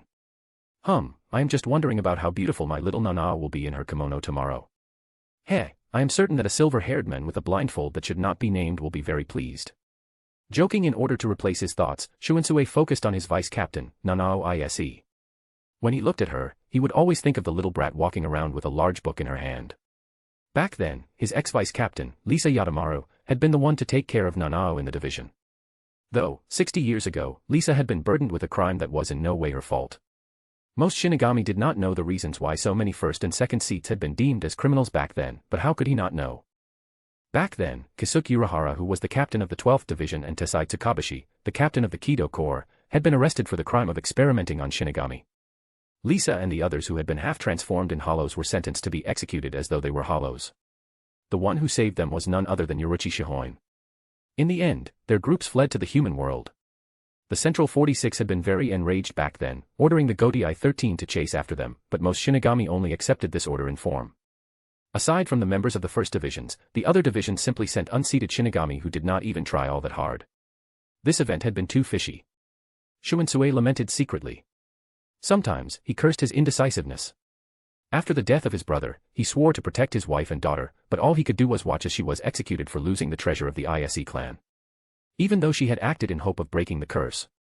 Later he took in Nanao in his division, he was too much of a coward to admit that she was his niece and that he had been unable to help her mother. Finally, he could do nothing as his vice-captain was sentenced to execution and had to flee to the human world. The true culprit. His expression grew colder. He did not believe that Kisuke or Tessai were the culprits. In fact, they were the saviors. It meant that the traitor was still alive and well. Strutting openly in the Godai 13. He had some doubts about Aizen Sosuke. After all, he had been the one who profited the most from those events. Sadly, that man's reputation was spotless. In fact, Aizen could be said to be the most popular and loved captain in all the Godai 13. But this did not matter. He knew that sooner or later, another similar event would happen. Perhaps once again, someone would have to be executed. But, as long as there was anything fishy, even the slightest bit, he swore that he would not let it happen even if he had to fight the old man Yamamoto for this. Thankfully, seeing Nanao flush at his previous question managed to alleviate his brooding mood. He leaned on his chair. So, are you finally going to snatch him up? His lips curled as he asked with a teasing undertone. Teasing her and joking around with her was one of the few things that made his life less boring. Finally calming down, Nanao adjusted her glasses and coughed, "There is no one I need to snatch up." He simply smiled at this obvious lie. He knew that Nanao's feelings for Gojo were far from what could be called love. More precisely, it was a sliver of love mixed with feelings of self-doubt, escapism, and fear. It did not help that Gojo did not really seem like the kind of man to settle down and marry. Well, you should be careful. From what Jushiro told me, it seems like his relationship with Vice Captain Matsumoto is really ambiguous. Shunsui sighed a little. Relationships in the Seriitii were a little complicated. At the end of the day, Shinigami society was no different than the human one. They fell in love, married, and had children. The greatest problem was their nearly endless lifespans. Powerful Shinigami or nobles could live for centuries at the very minimum. In theory, Shinigami at the level of captains could live for 10,000s of years as long as they weren't killed. In fact, Shunsui knew that some members of the Division Zero, like their captain Ichibe Hyasube, had been living for a few million years. Because of this lifespan, most Shinigami never entered into a relationship. In fact, currently, out of all captains and vice captains, the only one in official relationship was Kai and Shiba. Byakuya could also be counted, but he was widowed. In short, Shinigami had a hard time entering into a committed relationship. But once they did, they would never separate no matter what. And if one of the partners happened to die, then the one living would never replace him or her. For Sattoru Gojo, as long as he just played around it wouldn't be a problem. But if he entered a serious relationship, Nanao's chances would become rather slim or she would have to share him. It wasn't like polygamous relationships were rare for nobles. First Division. While most divisions were in a festive mood, somewhere deep in the First Division, a showdown was happening. On a ring surrounded by translucent barriers, lightning and ice warred against each other, destroying everything around them. The fight was between a middle-aged man with silver-gray hair and a young kid with silver-white hair. Even though they moved so fast few people could see what was happening, it was easy to observe that the ice was slowly being suppressed. Finally, that's enough. The two of them stopped after hearing the middle-aged man speak. Huff huff huff. Gasping for breath, his face covered in sweat, Toshiro spoke with difficulty, I lost, again. His vision was already a little hazy due to exhaustion. Oh ho ho. Young Toshiro, you shouldn't belittle yourself. I am someone strong enough to be a captain, you know. For you to face me and not lose instantly shows how much you have grown. Back then you could not even take a hit. Toshiro nodded, while sweeping his frustration away. Chojiro Sasakaibe, the vice-captain of the First Division, had already awakened and mastered his bankai long ago. In fact, he should have been the one to become the captain of the Third Division, but he had refused since he wished to continue serving Captain Yamamoto. Toshiro understood that he still had a long way to go before matching someone like him. Why are you so frustrated? Is it because of the recent news? Toshiro lowered his head and spoke in a low voice. I promised Gojo Nisen that I would not see him before I reach a level he could be proud of. But after learning he fought an all-out battle with Captain Ishin, I began to feel a little distraught. Chojiro smiled. If any other Shinigami heard Toshiro complain, they would curse him. The boy was already insanely talented, and at this rate, he should be able to reach and master bankai in less than 10 years. Since the moment Toshiro entered this division, he had trained many times with the young boy and knew how hard-working he was. Even so, he did not utter those words. Only mediocre men were happy in stagnation. The great men should always fight to reach higher heights and accomplish their dreams. He also knew that Toshiro's end goal was not the First Division. You said you wish to enter the Third Division, right? Taking a deep breath, Toshiro straightened his back as he answered, indeed. I didn't just have a promise with Nisen. I also had another promise, or rather, a bet with a friend of mine. He smiled refreshingly as he finished, we made a bet, between the two of us, about who would become the vice-captain working under him. And, hey. Man, I really fucked around with the plot. Feel very good. No need to write a FIC if it's just to follow all events of canon. Also, those who didn't read CFYOW, the thing about Ichibe is true. The guy is millions of years old. Still wondering how I am going to introduce Division Zero. Though it won't be any time soon anyway. By the way, I am currently creating a WordPress blog. Though I suck big time at shit like this, so it may take a while for everything to be ready. That and posting SHK and Gojo from CH1 to the latest one there. Anyway, once everything is ready I will warn you guys, because after this I might slow down my release on WN and Scribble and focus on my blog. We'll have to decide. So I will keep you up to date. Chapter 85, CH77, Nemu. Standing in front of a mirror, Nemu looked at her reflection with a dazed expression on her face. The seamstresses of the Seriitii were extremely skilled, as such, making clothes that fitted her had been a breeze. That was why she was in this situation now, facing an image of herself she did not recognize. Rather than the usual black kimono, she was wearing a colorful blue and gold one, though as short as her usual clothes. Her usual ponytail had been untied, letting her long and beautiful black hair flow freely behind her. Even though her face was still devoid of smile, the overall gloomy impression she always gave off had greatly dissipated. For Nemu, this image of her was something so foreign and alien that for a short moment she had a hard time believing it was really her. All her life she had always been mistreated and ignored. the greatest amount of warmth she received was being bestowed a name. Initially, her name was not Nimyu Kuratsuchi, but rather, Nanego Namuri, which could be translated as Sleeping Number 7. The seventh and only success from the experiment known as the Namuri Project.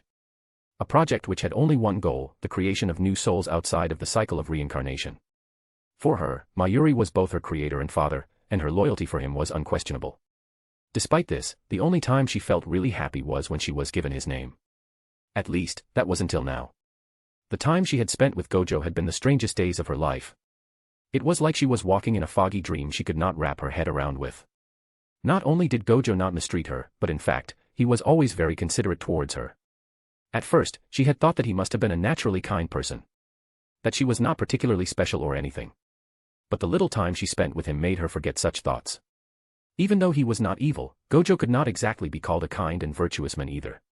She then wondered if he was interested in her body. But, even though she could see some appreciation in his eyes, she never really saw any great form of lust either. When she asked him why he was helping her, he answered that it was simply because he wished to study her origin. But, if it was really the truth, he did not have to treat her so kindly. The difference in power between the two of them was like a gulf she could not see the end of. Even though his eyes could see many things, simply killing her and studying her body would be far easier. She could not understand. Kindness was a concept unknown to her. True happiness was a concept unknown to her. Love, friendship, appreciation, every such positive feeling was an equally incomprehensible concept to her. It was like she was living in another world. Nowadays, she has had trouble sleeping. Every time she did so, it would be with the fear that she would wake up one day and find that everything had been nothing more than an illusion, just a mere dream. Oh. Seems like those girls really did a good job. Turning around, she could see Gojo leaning against the door of the room he had assigned to her. She still had a hard time calling it her room. She was at once dazed by the sight, though for a different reason.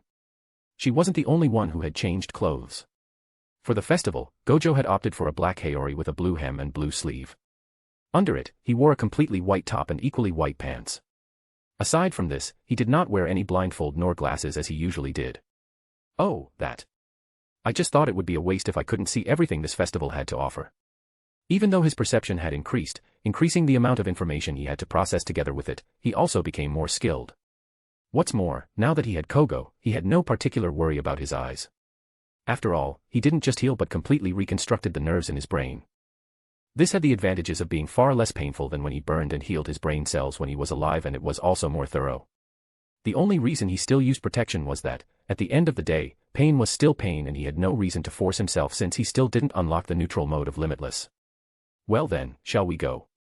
Nimue nodded calmly and gave one last look at the mirror before following him outside. She did not know when it had happened, but following behind him and watching his back gave her a sense of security she never thought she would ever feel. Oban was a pretty simple festival, it was mainly to honor the dead and the ancestors. During the festival, lanterns would be hung in front of houses, dances would be performed, and graves visited. In the end, floating lanterns would be put into rivers and lakes in order to guide back spirits in their world. Since this festival only affected the souls in the Rakangai, few if any members of the Siriidii participated. Of course, that was only for the nobles. The majority of the members of the Godii 13 would always try to participate as long as they weren't too busy. After all, most of them were from Rakangai, and in a way this festival was related to them. Walking outside of the Siriidii, Gojo was amazed at how bright everything seemed to look. The cynical part of him laughed inwardly, since this festival only concerned the first few districts of Rakangai. He doubted that people from districts like the 80th even cared about it. But this knowledge wasn't enough to dampen his mood. Even when he was alive, atrocities happened every time and everywhere in the world. If he had to stop having fun because of it, he would die in sadness and melancholy. The streets were filled with sounds of laughter and music. Stalls could be seen in everything, proposing games and food of all kinds. After stopping at his favorite dango shop and buying some for him and Nimue, they continued to walk around for a short while. Tilting his head, Gojo stopped and looked behind him. Nimue, who usually walked no farther than a few steps behind him, was still standing in front of a stall. It was rather surprising since he knew that few things ever interested her. "Heh, what caught your attention?" he asked, tracing his steps back and catching up to her, and looked at what the old man was selling. "Oh. I didn't think you were interested in jewelry. It's the same color as your eyes." Nimue answered with a small voice as her gaze remained fixated on a particular jewel. At first glance, it looked like a lapis lazuli, but the blue was far more clearer. It was as if looking at the vast sky itself. Smiling, he asked, "Do you want it?" Nimue did not know how to answer. In all her life, she had never once asked anything for herself. The simple reason was that she never had anything she wished for. It was the first time that she really desired something. She opened her mouth with difficulty. Her throat felt dry as if a lump was stopping her from voicing her thoughts. She was afraid that the first thing she ever wished for would be refused. Still, she gripped the hem of her skirt and murmured in a voice so small it was barely audible. I really want it. She immediately closed her eyes in reflex, as if expecting to receive a hit. But all she felt was a warm hand at the top of her head. See, it wasn't that hard, was it? The gentle but mischievous smile on his face under the moonlight was something she would never forget. Any correlations or similarities to one scene of one of the most beautiful anime either made is nothing more than a coincidence. I certainly did not copy the first scene of Violet ever. Don't mind me. But seriously though, Violet and Nimue share many similarities. I really want to make Gojo the Major Gilbert of Nimue. By the way, big spoilers. Major Gilbert isn't dead and he married Violet. Which is honestly quite disturbing when you remember how old she really was. Then again, we had a whole episode with a teen princess sharing love letters with a middle-aged prince. So well, ***. Chapter 86, ch 78, ISE Clan. After the episode with the duel, Gojo could feel that Nimue's mood had drastically improved. Even though she was still walking behind him, the distance was not particularly wide. Sometimes, he could also see her lips curl up slightly. Clearly, the gift he gave her was really to her taste. Gojo was not the kind of person to half-ass what he ought to do. Initially, Nimue had nothing to do with him and it would have been fine to continue like this. But, since he decided to take care of her, he would go all the way. It didn't matter what would happen. The greatest despair wasn't born from the lack of hope, but rather when a flicker of hope bloomed in your heart, only to be smashed apart in front of your helpless eyes. While he was thinking, Gojo. The voice of a man sounded not far from him, someone he easily recognized. Hello, Kyan. The festival you have organized is pretty well done. Ain't it? Kyan gave a boyish smile as he nodded to Nimue. He knew that the girl was a little shy and reclusive, so he didn't wish to bother her too much. My little bro Ganju is taking care of the South Rakongai. Kukaku is taking care of the East. Ishin is in the North. So, here I am. Hey, so you are the only house taking care of everything? Nah. The three of them began to walk in another direction, far from the stalls. The Shiba house wasn't always a bottom rung, you know. We were pretty high up. Though stuff happened and well, here we are. Even so, for the festival, we have other minor houses help. For example, the Yucatec house is helping us here. The Omida clan also help, though ugh. Ha ha ha. Yeah, they are a pretty weird bunch. The Omida clan was another house affiliated with the Shihoin, like the Fawn clan.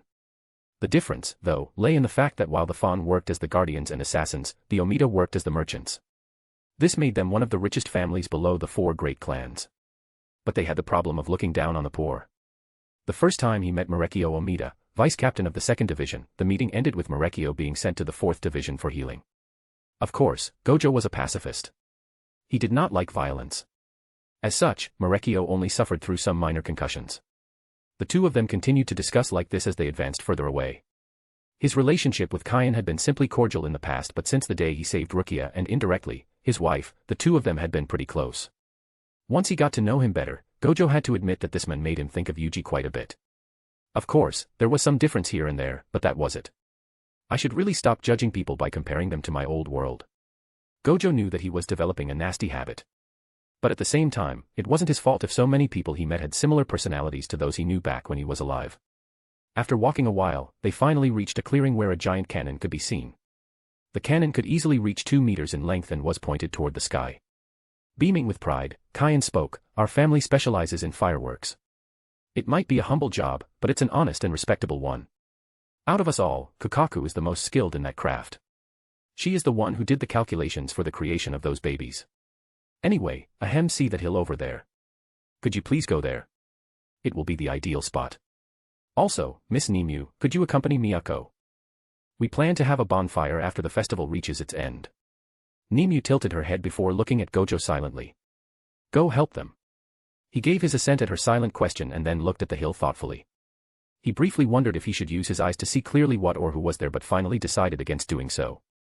Whatever surprise they had in store for him, it wouldn't be interesting if he spoiled himself beforehand. "Well, I am going."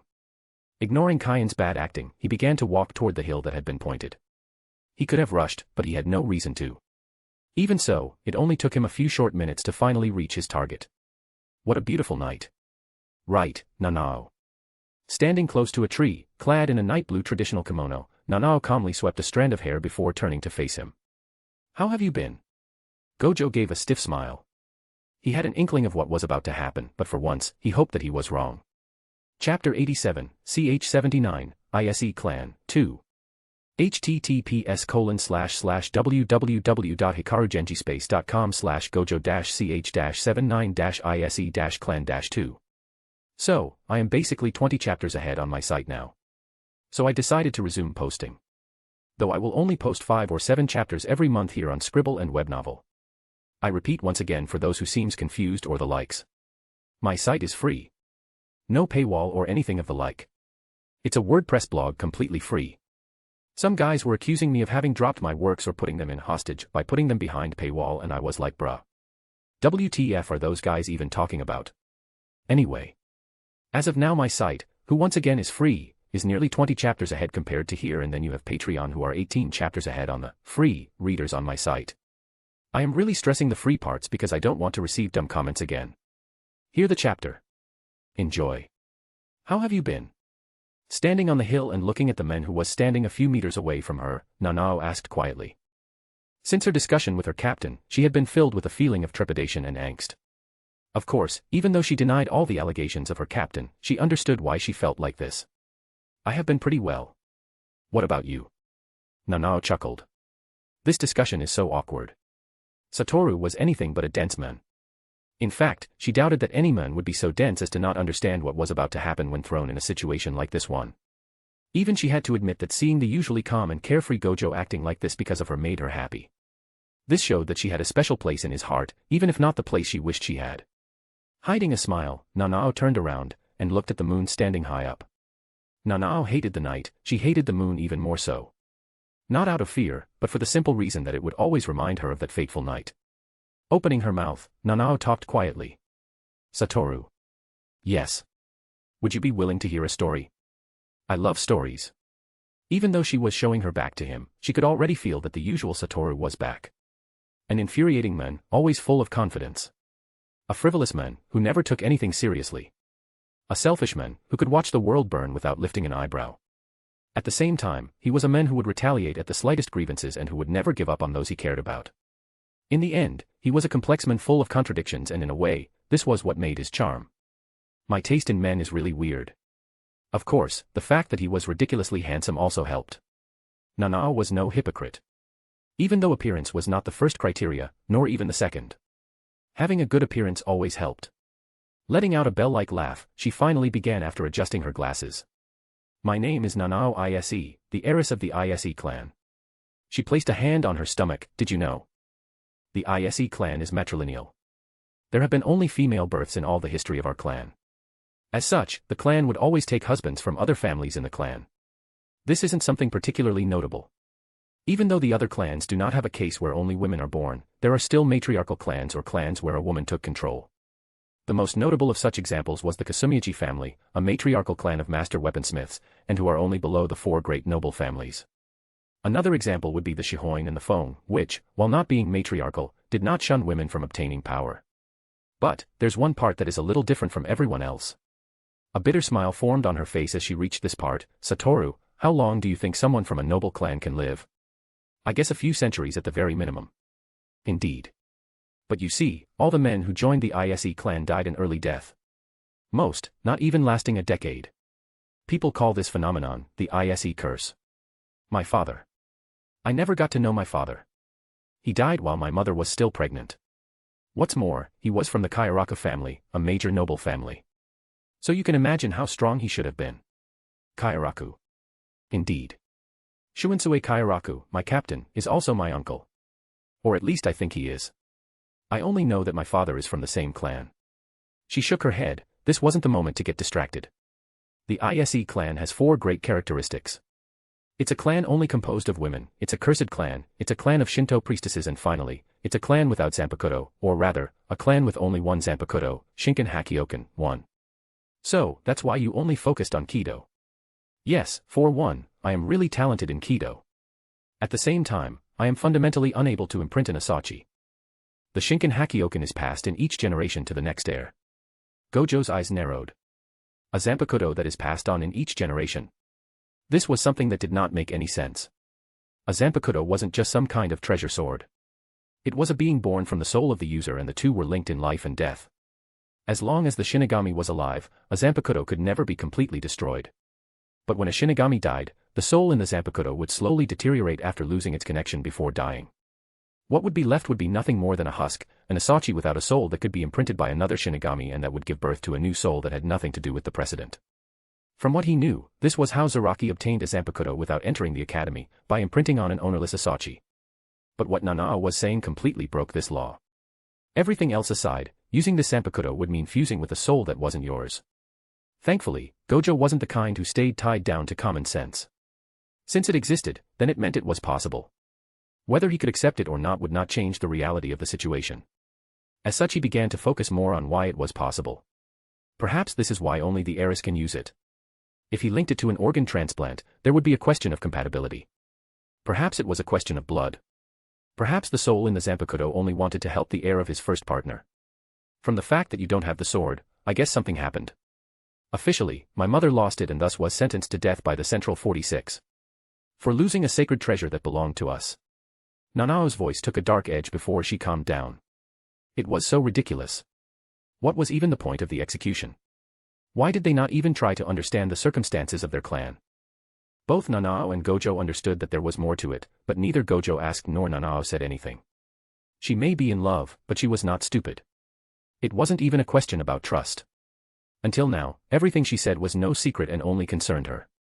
But the information about Shinken Hakioken was something that wouldn't only affect her if it was revealed. It was something her mother died for without hesitation, and a burden her captain carried for decades. All of this, only to protect her. All of this, done in the slim hope that casting the sword away would not result in her being cursed and that she would be allowed to fall in love without fearing her husband dying. As such, Nana would be insulting their resolve if she divulged this secret without at least the permission of her captain. I see. This was all he could say. Still, why is she telling me all that? He thought at first that she wanted to confess or something of the like, but now, it did not seem so.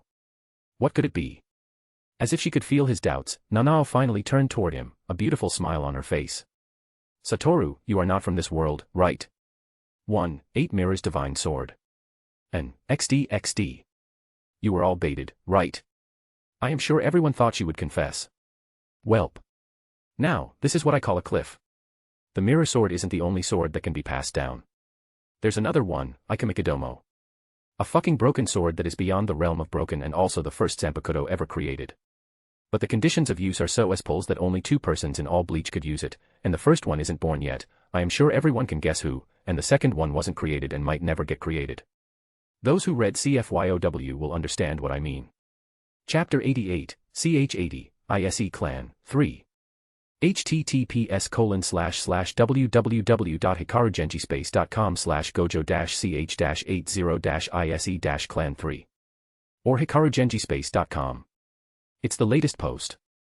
Thanks to all those who paid a visit to my site, and for those who are wary because they think I switched to paywall, then you are mistaken. Gojo and SHK will always be free. Though of course you can support me and enjoy advanced chapters by subscribing to Patreon. Gojo stayed silent, his eyes expressing neither shock nor surprise. His heart rate did not even go up. Even seeing his friend alive after technically having killed him a few years ago only shocked him for a second in relative time and only 60 seconds in his own subjective time. Though, that resulted in him being sealed, which was quite ironic. Generally, it was the good guys sealing the Demon King because he was too powerful and dangerous, but in his case, the situation got completely reversed. Currently, Gojo could accelerate his own subjective time up to 180 times that of a normal person, and he did not hesitate to do so. How did she find it? Why now? What should he answer? Those 3 questions swam in his head as he thought about the most appropriate solution. In the end, he decided that all Nanao had should have been speculation. Then, he just had to play dumb all the way. Allying his own perception with that of the world, he tilted his head to the side and showed an expression of confusion as he asked. What do you mean? If it's about me being human when I was alive, you could say that I am indeed not from this world. Nanao, who had been observing him, did not seem surprised at this answer. Satoru, you can fool everyone, even Captain Unohana, but you can't fool me. Remember? I was the one who helped you in creating, or should I say, recreating your curse technique. You said it yourself, right? This isn't Kido, but Jujutsuki. You know, I have searched in all records of history in Japan, and while I have seen some weird techniques used by people with spiritual power, what you have created falls in none of those categories. I mean, in the first place, it's weird, isn't it? How could someone who did not even know the basics about Kido suddenly create an entirely new system? For others, you created your techniques after learning Kido. But, I know better. After all, I was there from the beginning. I even remember how surprised you were when the effects were stronger than what you expected. You see, Satoru, one of your greatest personality flaws is that you unconsciously look down on anyone who is weaker than you. Nowadays you mellowed out, but back then, 5 years ago, your head was pretty swollen with pride. I am sure that in your mind, it was simply impossible for anyone to find your secret. Gojo closed his eyes and smiled wryly as he passed his fingers through his hair. It was true that when he just entered the Soul Society, he honestly did not take the shinigamis in general seriously. In the deepest part of his mind, he still saw himself as Sattoru Gojo, the strongest sorcerer, rather than Sattoru Gojo, the shinigami. It didn't help that most teachers in the academy were not that impressive. It was only after fighting Ikaku then Unohana that he understood keenly that he was not who he used to be anymore and that this world was far stronger than his previous one. Opening his eyes, he looked quietly at Nanao. Should he admit it? At the end of the day, all she had were speculations. Even if she was sure of it herself, she had absolutely no proof regarding it. It was just as he was debating what to do that Nanao took a step back. Before there's any misunderstanding. I am not trying to force you to admit anything. I am completely sure about my deductions and nothing you say will change my mind. Everyone has the right to keep their own secret. In the same way that I can't tell you everything about me, I do not expect you to tell me everything about you. I just have one question. Go on. Her expression showed an unexpected seriousness. How confident are you in dealing with a curse? Gojo let out a light laugh at this question. I see, so your interest for me was not because of my handsome face but rather my skills. Nanao's face flushed a little but she coughed a little to calm herself down, which only made Gojo laugh louder. This situation had been something quite novel for Gojo. It was the first time he had been suppressed so much by someone who was so much weaker than him. From the beginning, she had perfect and absolute control over the discussion, controlling the pace as she wanted. He had to admit, this was quite a new experience for him. Once he stopped laughing, Gojo strode slowly toward her and only stopped just one step away from her. Because of their difference in heights, she had to raise her head to look at him, and could not help but get lost as she stared into his eyes. Gojo's lips curled into a sly grin as he pinched her and lowered his face towards her. Flustered at the sudden attack, all she could do was close her eyes before feeling a hot breath tickle her ear, before feeling her earlobe being gently bitten by him, greatly startling her as she took a step back, her face completely red and her heart beating like a drum. This was for messing with me. Then, placing his hand on her hair, he gave a large smile as he finished. As for curse? Trust me, I am a professional when it comes to this. Behind him, high in the sky, fireworks exploded, filling the sky with thousands of lights. And, Gojo is a sore loser, lol. Anyway, this is basically the end of this little arc. Soon, it will be time for some serious shit to come down. Also, I am sure that many will like CH81, hee. Chapter 89, CH81, Nanao, 1, asterisk. https://www.hikarugenjispace.com/ch-81-nanao-1. CH81 is out. The first true smut chapter of the story. Don't hesitate to visit the site. Or use Hikaru Genjispace. After their discussion on the hill, the two of them found themselves in Nanao's home, a house she had outside of the Godii 13. From what she told him, this part of the Siriitii belonged entirely to her clan. As for Nimue, Gojo had asked Miyako to take care of her. He did not wish to let the girl alone in his house if necessary. Having people around her was the best and Miyako had the kind of motherly feel he knew would appease Nimue. Nanao's house was more Western than Japanese in style. She said that it was more of a way to rebel a little than anything. In fact, she did not even use this house normally and lived in the quarters belonging to her in the 8th Division's territory. Even now, Gojo could not really retrace what had happened after they reached her house. Be it because of the mood, or because of their discussion, the two of them began to kiss. After their sweet kiss, Satoru and Nanao found themselves in Nanao's room. Even now, as he sat on Nanao's bed, Satoru could still feel the sweet aftertaste and wished for nothing more than to give her another kiss and much more. What's more, they had all the time in the world. As of now, he was currently seated on her king-sized bed, while Nanao stood in front of him with her yukata pinched on both sides and raised. Nanao, who had slowly raised her yukata in a bid to seduce him under the advice of the book she had read, had her skin flushing because of how shameless she was currently acting. Underneath her yukata, she was showing bold sexy white lace underwear. Despite her shame, she had no intention of stopping. After all, she knew that the competition was harsh. Satoru, while a little bemused at first, was now completely savoring the situation as he thoroughly inspected her body with his eyes without blinking. Seeing his lack of reaction, Nanao shivered a little as she asked, "Did I do it the wrong way?" Gojo knew that for a conservative woman like Nanao, what she just did could only be seen as extremely bold. As a man, he couldn't let her do all the work. Smiling, he encouraged her. "That's not true. You're an extremely beautiful woman." Truth be told, the current appearance of Nanao was truly awakening sadistic feelings in him. She seemed so weak and vulnerable while standing there, in front of him, and showing her panties. Hearing that, Nanao's expression had some joy mixed in. Her yukata was still rolled up and her face was still red, but power entered her eyes again. "Come here." He beckoned her with his finger, and once she sat next to him on the bed, he gently put his hand on her thighs. He enjoyed the feeling of her thighs as he stroked them. Even though she still seemed a little tense, she neither escaped nor refused his hand.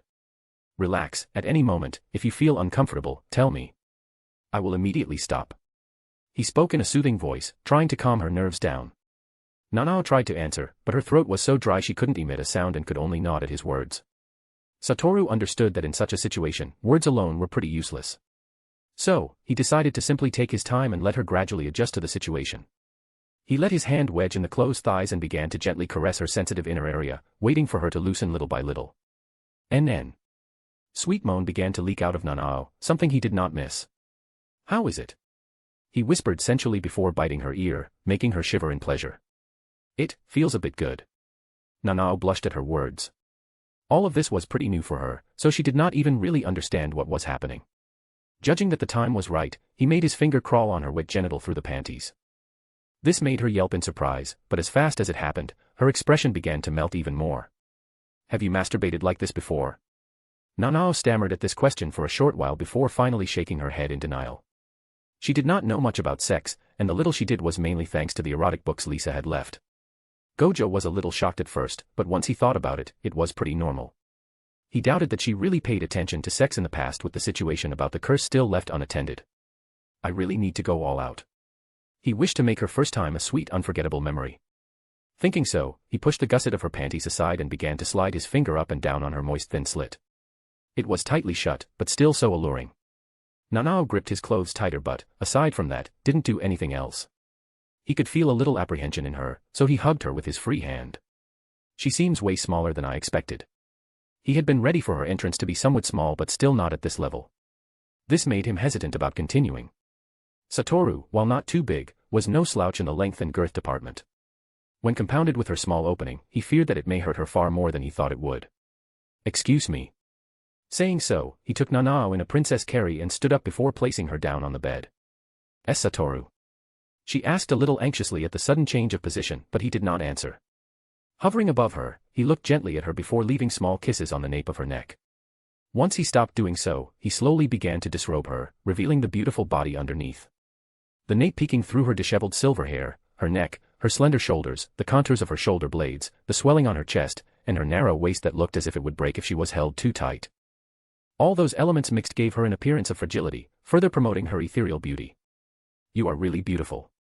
Her cheeks were rosy as she bit her lips, she looked adorable. It wasn't empty flattery, her body was truly very pretty. Her height was just right against his, and her nipples at the top of her round breasts had a pretty, flower-like pink hue. The line that connected her slim waist to her pelvis was beautiful. She was not voluptuous, but her body had a lot of charm. He pecked her lips a few more times, and gradually moved his kisses to her cheek then to her ear. His moist lips kissed behind her ear then down her neck. "Open your lips," he commanded in a low voice, murmuring against her ear. She swallowed a hard breath from nerves, her throat hurting slightly. Her face was tinted in a pink hue as she hesitated, but in the end, she let her lips fall apart a little. His eyes seemed to laugh for a moment. Soon, his lips firmly pressed against hers and a soft piece of flesh entered her mouth. Ah! His tongue smoothly ravaged the inside of her mouth. He slowly made his way around her teeth and the sides of her cheeks. She felt a jolting pleasure when his tongue met hers. A moan escaped from deep within her throat. The soft kiss gradually heated up. His gentle tongue suddenly pressed firmly inside her mouth, and when he continued to massage a sensitive spot, she unconsciously ended up firmly grasping the bedsheets. While kissing her, he wrapped his hand around her beautiful breasts, their sizes fitting comfortably in his palm. When compared to his other women, it was without a doubt on the smaller side, but not by much. He continued to knead them with his palm while enjoying the feeling of her breast. It was small yet soft and malleable, the tip was hard, showing that she was aroused. After a while, he slowly separated his mouth from her, only to see her eyes watering. "What's wrong?" he asked worriedly, hoping that he didn't hurt her. "Should I do something?" She stammered a little as she asked. She felt so passive, leaving all the work to him. Satoru smiled. He knew where her insecurities were coming from, but calmed her. "Normally, yes. But, this is your first time. As such, leave all the work to me." He could see Nanao deflate a little during the first part of his words before changing into joy at the last part. Resuming where he led off, he traced his lips from her neck down to the vicinity of her breasts and began to lick her nipples meticulously. He lightly bit her nipple and tickled it with his tongue. Nanao got breathless as he licked around the areola before sucking on it once more. Her breasts were soft and tender. It was like consuming a mouthful of whipped cream, he was worried they would melt in his mouth. She was quietly laying down in bed while grasping onto the sheets, but her body would tremble while her hips jolted up from time to time. Gradually, he felt his lower half starting to grow hot. He let go of her breast, which was now wet with his saliva, and moved to caress the other one. He licked, sometimes lightly bit, and from time to time sucked with great force. Whenever his tongue moved, a tingling sensation would travel up her spine, and she couldn't help but moan in pleasure. After he teased her breasts to his content, his kisses traveled down to her abdomen. Nanao wondered where his lips would advance next. She was a little scared, but she felt anticipation at the same time. She was gripping onto the sheet so hard that the tips of her fingers turned pale white. "Ha!" His lips proceeded down to her lower abdomen and then to her inner thighs. They moved toward the places nobody else had touched before. His lips brushed against the deep portions of her inner thighs and began sucking. "Ah!" Gripping the sheets tightly, Nanao screamed his name. Her body began to shiver for a few seconds as she reached her first climax. This scene astonished him. "She is more sensitive than I thought." He could even feel a hot liquid gush on his pants, informing him about her even squirting. Nanao's convulsions continued for a short while before she finally stopped. Satoru, slowly raising his body by using one of his hands, managed to observe her dazed and blushing expression as she breathed roughly. The scent of the room, already filled with hers. "Let's continue." This wasn't enough. Not nearly enough. With his right hand, he covered her entire pubis with his palm and softly caressed it to enjoy how it felt. He moved the other hand roughly through her hair and kissed her so passionately it took her breath away. Then the storm of kisses moved down to her neck, to her collarbone, and to her armpit. He took her breast in his hand and brought his other hand to her abdomen. He slowly let his hand brush down her abdomen and naturally slid it down, pressing his fingers toward her inner thigh. Nanao was shocked and stared at him with wide eyes. At that moment, her gaze locked with his. On. He coated his fingers with the love juices flowing from her vagina and rubbed all over the inner labia that had swollen out of arousal. His fingers stimulated her softened flesh in every direction like he was stirring her up. A ticklish pleasure soon ruled her crotch. He seemed to be observing her reactions, while exploring her lower regions with a slight pressure. Her breaths became faster and her eyes started to tremble. Watching her, he felt his body burn up. His long and firm finger slowly entered her. She yelped, not from pain but from surprise. When his finger slid out, she sighed in relief. But the next moment, he inserted his finger deeper into her. Something entered. It's just a finger. If it hurts then tell me. He repeatedly moved his finger in and out of her, but it wasn't deep enough to hurt her. She had never let anything inside of her before, so the foreign object felt strange. As the stimulation continued, her lower region became slippery with moist juices, and the sound of wet noises grew increasingly louder. Her whole body was burning with heat and she felt her back shiver reflexively. A few more of his fingers pressed and rubbed against her. A strange, indescribable sensation took over her body whenever his finger entered her. It was a bit ticklish, maybe a little naughty, but good. It seemed a little painful at the same time. Her breathing turned sharp, and she couldn't think of anything but the feelings that were brewing inside her chest. "It doesn't hurt, please. Don't stop." She had never known how sensitive that part of her body was. She felt as if all her body was on fire. She stifled a scream of pleasure when his fingers captured her clitoris. His thumb and forefinger pinched and lightly rolled around the pleasantly hard flesh bud. The stimulation was too powerful, so her limbs trembled uncontrollably. He gave a focused vibration to the clitoris held between his two nectar-soaked fingers. "Oh. Seems like I found another weak spot." Stop. No, what? This feels weird, Ah. The clitoris of most women was sensitive and he was attacking more than just that. He also massaged her left breast, brought the nipple into his mouth, and rolled it around while soaking it with his saliva. Nanao experienced her second climax of the day. One that lasted even longer than the previous one. That should be good enough, he said after seeing her refocus. He stripped off his clothing to reveal the fit body created thanks to all his training. Nanao trembled in embarrassment and worry as he grabbed her slender ankles and spread her thighs wide enough to see what lay between them. He brought his cock right up to the hidden red flower sitting open at her crotch. The tip of his hard erection pressed against the wet valley, his precum mixed with the sexual juices flooding her virgin slit. NN. She had already been brought to climax twice by Satoru's skilled caresses, so she did not have the strength left to even lift a finger and could only breath heavily while staring at him. Satoru too, before going for the first thrust, looked at Nanao. His eyes filled with tender love but also a question in it. He was clearly showing that even though it would be hard if she wanted to stop, he wouldn't force her. This, more than anything, made Nanao melt even more. I may be breaking the mood, but this is your last chance to back out. At this level, we can still stop and chalk it up to the fever of the festival. But if we continue, then that will be it. Satoru did not like being long-winded. Even more so when it came to matters of sex. But, Nanao was different from his previous relationship. She was someone important to him, and this changed everything. Nanao could see the worry and care in Gojo's eyes as he stared at her. She knew that right here, right now, if she asked to stop, he would. This was why. I want to do it. A short, simple sentence, showing him that this wasn't just a decision taken in the heat of the moment. Since it was so, it was time for her to end her century-old virginity. Chapter 90, CH 82, Nanao, 2, ***. The second smut chapter is out. Hope you will like it. This volume is basically finished. The next vol will be epic. https://www.hikarugenjispace.com/gojo-ch-82-nanao2. I want to do it. The moment Nanao uttered those words, she felt as if her heart would explode because of embarrassment and anticipation. Even with her limited knowledge, she had imagined this very moment many times in her head, and she had to admit, this night was proving to be far better and sweeter than anything she could have imagined. Satoru felt his reasoning nearly snap. Letting out a big sigh at how destructive Nanao could be, he bent down and kissed her deeply, their bodies slowly entwining. Finally, while Nanao was completely focused on the kiss, he slowly pushed his gland in her tight vagina. NN. Nanao leaked out a small groan. The foreign intrusion in her body sent a weird tingle through her body. Meanwhile, Satoru could feel himself sink deeper into her. She was absurdly tight. The absence of hymen did not surprise him. Women could break their hymen just by doing a small amount of sports. Much less when breaking the sound barrier and fighting monsters that could destroy cities. Even so, with how tight she was, his intrusion was bound to hurt her a little. Satoru hesitated for a short while before deciding that piercing through it in one go would be better for her. Nanao, it might hurt a little. He raised his upper body and centered himself against her, gradually adding his weight onto her. He lowered himself onto her and locked lips.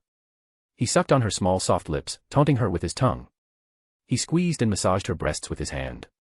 Once he soothed her a little, her tense muscles relaxed. When he could feel some room to move again, he pushed himself forward a bit more.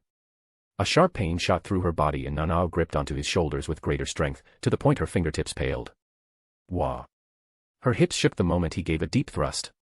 Ah. At that moment, she lost the chastity she had protected for so long. Her thin eyebrows curved as the thick stake was driven into her, while pain surged through her crotch. She stifled a scream from the pain racing through her while Satoru hugged her tightly. At the same time, her nails scratched his back, but he did not mind as the pain she was feeling was without a doubt way worse. Unconsciously, she was tightening around his cock painfully. The vagina's wavy folds entangled his penis. It felt so good that he thought he might ejaculate even if he did not move. Looking at her moist eyes, Satoru slowly extended his tongue and licked the tears gathering at the corner of her eyes. Salty. ***huff huff I am alright, you can continue. Satoru shook his head in refusal. He did not seek only his pleasure. He knew that she was rushing him because she wished to make him feel good. But this wouldn't be good for her. Deciding that she needed more time to adapt, he began to nibble her ear before trailing down kisses on her neck. While doing so, his right hand was rolling her nipple with his fingers, sometimes pinching them, though not too much. It didn't take long for her expression of pain to loosen up before melting once again in pleasure. It was clear that she was extremely sensitive. What's more, he knew that his life energy was also bringing her pleasure. He could already feel her vagina twitch and moisten. I am going to move. Why yeah. Satoru slowly began to move further up his waist, until it was swallowed up to the base just like that. The point bumped against the mouth of her womb. Her vagina shut hard and tightened around the whole penis. Even though her vagina's entrance was tight, it was thankfully rather deep and could accommodate his full length. He then began to go back and forth, while slowly accelerating. It did not take long for Nanao to begin moving her waist alongside him. She moaned out loud. She looked to be in pain, but her body twitched with pleasure. When he pulled out, she felt a burn from her inner walls, but once he pushed in again, her entrance swallowed him hungrily. Her soft inner walls continuously stimulated his shaft. He felt a surging sensation that was about to burst at the back of his neck. With each thrust, her womb twisted, her slender body jumped, and moans escaped her thin lips. He firmly held onto her hips as he bore deeper into her. As he continued to thrust, the viscous fluids created a constant moist slapping sound. Satoru was astonished at how amazing a woman she was. The tightness was to be expected with a virgin, but the way she moaned in joy and agony was indescribably sexy. He lifted her up so she was seated on his lap and thrust powerfully up into her from below. To avoid the pain of having her full weight gathered on their union, she desperately clung to his body. Ah. Ah. Beads of sweat appeared on her flushed face and heated breaths escaped her lips thanks to the unknown feeling surging through her entire body. Her love juices dripped out with an obscenely wet sound while his massive member thrust in and out of her. Her mind gradually faded away and she had trouble thinking straight, almost like she had a serious fever. A vague white feeling surrounded her and she could focus only on the presence of the giant penis thrusting up into her crotch. Whenever he rubbed her vaginal wall, a pleasured panting voice leaked out from her mouth. Her panting voice was as clear as a bell, hearing it pleased him to no end. When he changed his angle, her body started trembling. He focused on the same place and rubbed his glands. Ah. There, it's amazing there, it's making me tremble, this is sex. Satoru smiled as he asked, indeed. Does it feel good? NN. Yes. It's hot deep inside my stomach. Very well. I'm going to make you come as much as you like. He slowly changed the direction of his thrusts as he penetrated deeper. He concentrated on her panting and groaning, and stubbornly hammered into her most sensitive spot. Ah. Ah. Her inside squeezed and started to spasm. He saw that she was about to climax and plunged deeper into her. Ah. She screamed again and hugged him tightly. Her hot vagina began to contract, making Satoru lose the little amount of control he had left. The giant object inside her grew even larger and throbbed while she could feel something coursing through it.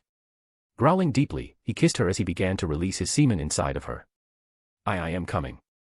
He announced while a hot liquid erupted from the tip. Ah, it's going inside me. There's so much. Ah. A hot liquid was spreading within her vagina. And while she experienced being cummed inside for the first time, she also achieved another climax. Ah. A shrill scream left her mouth and then she collapsed backward. The double stimulus was too strong for someone who was a virgin just a few moments ago. After coming all he wanted, he supported her limp body and slowly lay her down on the. His climax lasted so long. He felt like it was overflowing. Ah. Ah. Ah. Once their mutual climax ended, the two were left breathless. Still sitting on his lap, Nanao looked dreamily at her first man. She could feel the hot liquid flowing in her body. Gathering strength in her limbs, she closed in, nibbled on his collarbone, and with an entranced expression flushed with lust, asked. Could we do it again? How could he refuse such a demand? Gently turning Nanao around before he pushed her on all four on the bed without pulling out. Eh? From behind. Yeah. You don't want it. I didn't say that. She was anxious because of how obscene this position looked like, but still supported her body with her arms and legs for a crawling pose. Satoru grabbed her adorable butt as he stared at her back which glistened brightly with sweat. Thankfully, the new position filled her with delight as it seemed to reach even deeper than she thought possible. As the bare-breasted which stood on all fours like a dog, he reached below her arms and grabbed her breasts. He bounced them around for fun and stroked the hardened nipples while starting to move his hips again. NN. He parted the back of her long hair and kissed the white nape of her neck. He then licked along with her shoulder blades and spine. Your back is so pretty. Ah. Nanao wiggled her back in embarrassment, though it was obvious how much she was enjoying his compliments. A large amount of love juices and semen were mixed by his rod. It would flow out whenever he thrust inside and it was mixed together whenever he pulled back. The sensation and the obscenely wet sound made the young maiden want to plug her ears, but at the same time, brought her even more pleasure. The sound of slapping flesh continuously rang in the room. His rod kept moving without rest as it spread the deepest depths of her vagina, pushed back her folds of flesh, and pressed against her womb. Nanao's face burned red, she dug her nails into the edge of the mat and cried out even louder than before. This position. It's going to drive me crazy. Her entire body was twitching in response to his raging erection. Her shoulder blades were visible in her back as she arched it. Satoru, happy to discover that Nanao seemed to really love this position, continued without any worries. It feels good, doesn't it? Nanao closed her eyes and answered by simply nodding.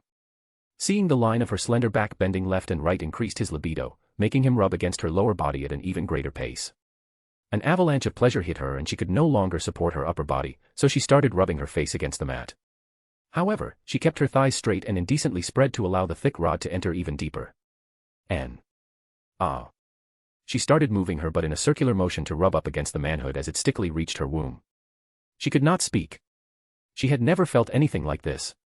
As she let out a silent scream, Satoru thrust his rod inside her as hard as he could. The head fit firmly into the entrance of her womb and he exploded. He tightly squeezed the breasts in his hands and he lifted her body up. His hot semen sprayed inside her womb. Another orgasm washed over her like a great wave.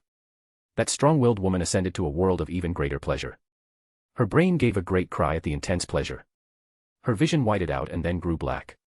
She passed out because of the pleasure. Chapter 91, Epilogue 4, Foreshadowing. The last chapter of Volume 4 is out.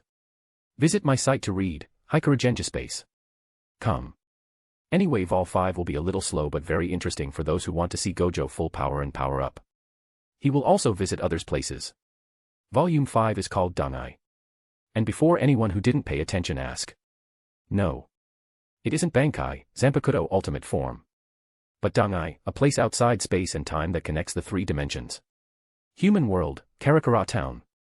Somewhere in an abandoned factory, a blonde-haired man wearing a black coat lowered the hat on his head, hiding the frustration and helplessness on his face. All he could do was curse at his own powerlessness as he watched his friends keel in agony, doing their best to not groan because of the pain that afflicted them. A white viscous substance was slowly covering their face, transforming into a white mask. The more time passed, the more distorted their expression became, and they seemed to be on the verge of losing control. That's enough. Tessai. Understood. Standing next to the blonde man was a tall and muscular tan man wearing a pair of glasses. Taking a step forward, Tessai advanced his finger before crossing them. Bakudo number 99, Kin. 1. Immediately, dark fabric extended from the shadows before binding all the people whose faces were covered by masks. Once they were covered from head to toe, iron shafts were added to make the binding even more solid. Any members of the Soul Society with enough knowledge on Kido assisting at this spectacle would let their jaws fall in astonishment. The higher ranked a Kido was, the longer it took time to prepare. It required complete focus, a large amount of Ryatsu, and a long and complicated incantation. Only people at the master rank in Kido, the highest rank in all of the Soul Society, could use Kido at such levels without even bothering to use an incantation. Sitting on Tessai's head, a black cat murmured lazily, "You really weren't the captain of the Kido Corps for nothing. Your skills are as impressive as always. Please, Yoruchi-sama, your praise humbles me." Yoruchi scoffed at the false humility before gazing worriedly at Kasuke. It had been a little more than 60 years now, since the time they fled from the Soul Society and searched for a way to help their friends. At this moment, none of them could effectively use their power without the risk of losing control. They were forced to use artificial bodies specially created by Kasuke, and while it didn't stop them from living a normal life, for people like them who were either captains or vice-captains in the past, being forced into such a state was no different from cutting the wings of an eagle. It's the first time I see him being stumped for so long. Kasuke had been working on how to help them to use their shinigami power as well as the Hollow's power they unwillingly obtained. But so far, it has been nothing but a complete failure. Turning her head aside, she could see that one of the cocoons created from the binding shadow seemed to tremble. It was followed by cracks covering the cocoon before a hand extended out of it. Cough cough asterisk, damn, I will never get used to waking up in those bindings. Shaking his head, Shinji complained while walking out of the shadow. Watching him like this, Yoruchi sighed and thanked all the gods that even though he and the others lost control when trying to use their power, they were unable to use their bankai. Shinji's bankai more than anyone. His bankai was a conceptual one that affected the concept of allies and enemies. He was really not the kind of man one would wish to fight against during a war. Really an insidious Zanpakuto. They said that the power of a Zanpakuto showed the personality of its wielder. She really wondered what it meant about him. Shinji, who knew nothing of Yoruchi's thoughts, looked downcast. So it was a failure again, huh? No one tried to comfort him. They weren't children who couldn't accept reality. Well, at least we can last longer without losing control. Shinji liked seeing the good side of everything. After all, whining and crying wouldn't change the situation. It was better to stay optimistic and search for a solution. So, what do we do now? Behind him, the others also began to break out of the shadows. Kisuke had helped Tessai modify the Bakudo in such a way that it only reacted to hollow powers and as such, would be easy to break once they took back control. Looking at the 8 people now standing with firm resolve in their eyes and the other 2 with him, Kisuke couldn't help but feel emotional. Shinji Hirako, former captain of the 5th Division. Love Aikawa, former captain of the 7th Division. Rojuro Odoribashi, former captain of the 3rd Division. Kensei Maguruma, former captain of the 9th Division. Masahiro Kuna, former vice captain of the 9th Division. Lisa Yadamaru, former vice captain of the 8th Division. Hachigen Ashoda, former vice captain of the Kido Corps. Hayari Sarakaji, former vice captain of the 12th Division. Tessai Tsubakishi, former captain of the Kido Corps. Yoruchi Shihoin, former captain of the 2nd Division and the Secret Force. Finally, himself, Kisuke Urahara, former captain of the 12th Division and the Research Department. Even though currently 8 out of them were unable to use their full power, it was a group powerful enough to send chills down anyone's spine. But they lacked something. Hey, Shinji. What would you think of creating a name for what you and the others represent? A name, huh? Shinji placed his hand on his hips and pondered. He understood what Kisuke was trying to do. People sometimes underestimated how important a name was for unifying a group. It represented a collective pride. Something that could bring a large group of people under a banner. This was even more so for the 8 of them. After all, they didn't just lose their identity as officers of the Godai 13. They could not even call themselves shinigami anymore. What do you guys think? He addressed the others who stayed mostly silent because they could still feel the aftereffects of the near loss of control. Heh. Why don't we call ourselves Hollow Rang, ouch? A green-haired woman, Masahiro Kuna, asked excitedly before keeling in pain. The reason was that she had just been rewarded by a fist on her head from her former captain, Kensei, a very tall and muscular man with silver hair and the tattoo 69 inscribed on his chest. Stop playing around and be serious. Ignoring the teary eyes of Kuna, Kensei crossed his arms in front of his chest and looked at Shinji. I believe I speak for everyone in seeing you as our leader. So, you decide. The other nodded. Even Hayori, a blonde short girl who was usually rather loud, did not speak against what was proposed. Shinji, happy at the trust extended to him, began to think seriously. While doing so, his sight landed on the debris of masks on the ground, the result of their transformation. Since all of us are former soldiers forced to wear masks. Yeah, let's go for the name, Visored. 2. After another lengthy discussion with the Visored, Kisuke came back to his shop with Tessai and Yoruchi. He understood perfectly well that while the 11 of them were fugitives and friends, the relationship between the 2 groups couldn't go past a certain level. It was important for the Visored to become closer and form higher bounds as people who could understand each other. Sitting down on a chair in his garden, he asked the tall man behind him. Are you sure about the movement in Soul Society? Indeed. You know very well that I still have access to information from the Kido Corps. It seems like Soifan and Sattoru Gojo will enter the Dangai in a few days. I couldn't discern why though. Kisuke nodded and mumbled, well, I do have an idea. Thinking about it for a few seconds, he finally spoke. I am on the verge of succeeding in my new experiment about the creation of life. As such, I cannot leave. Yoruchi. No.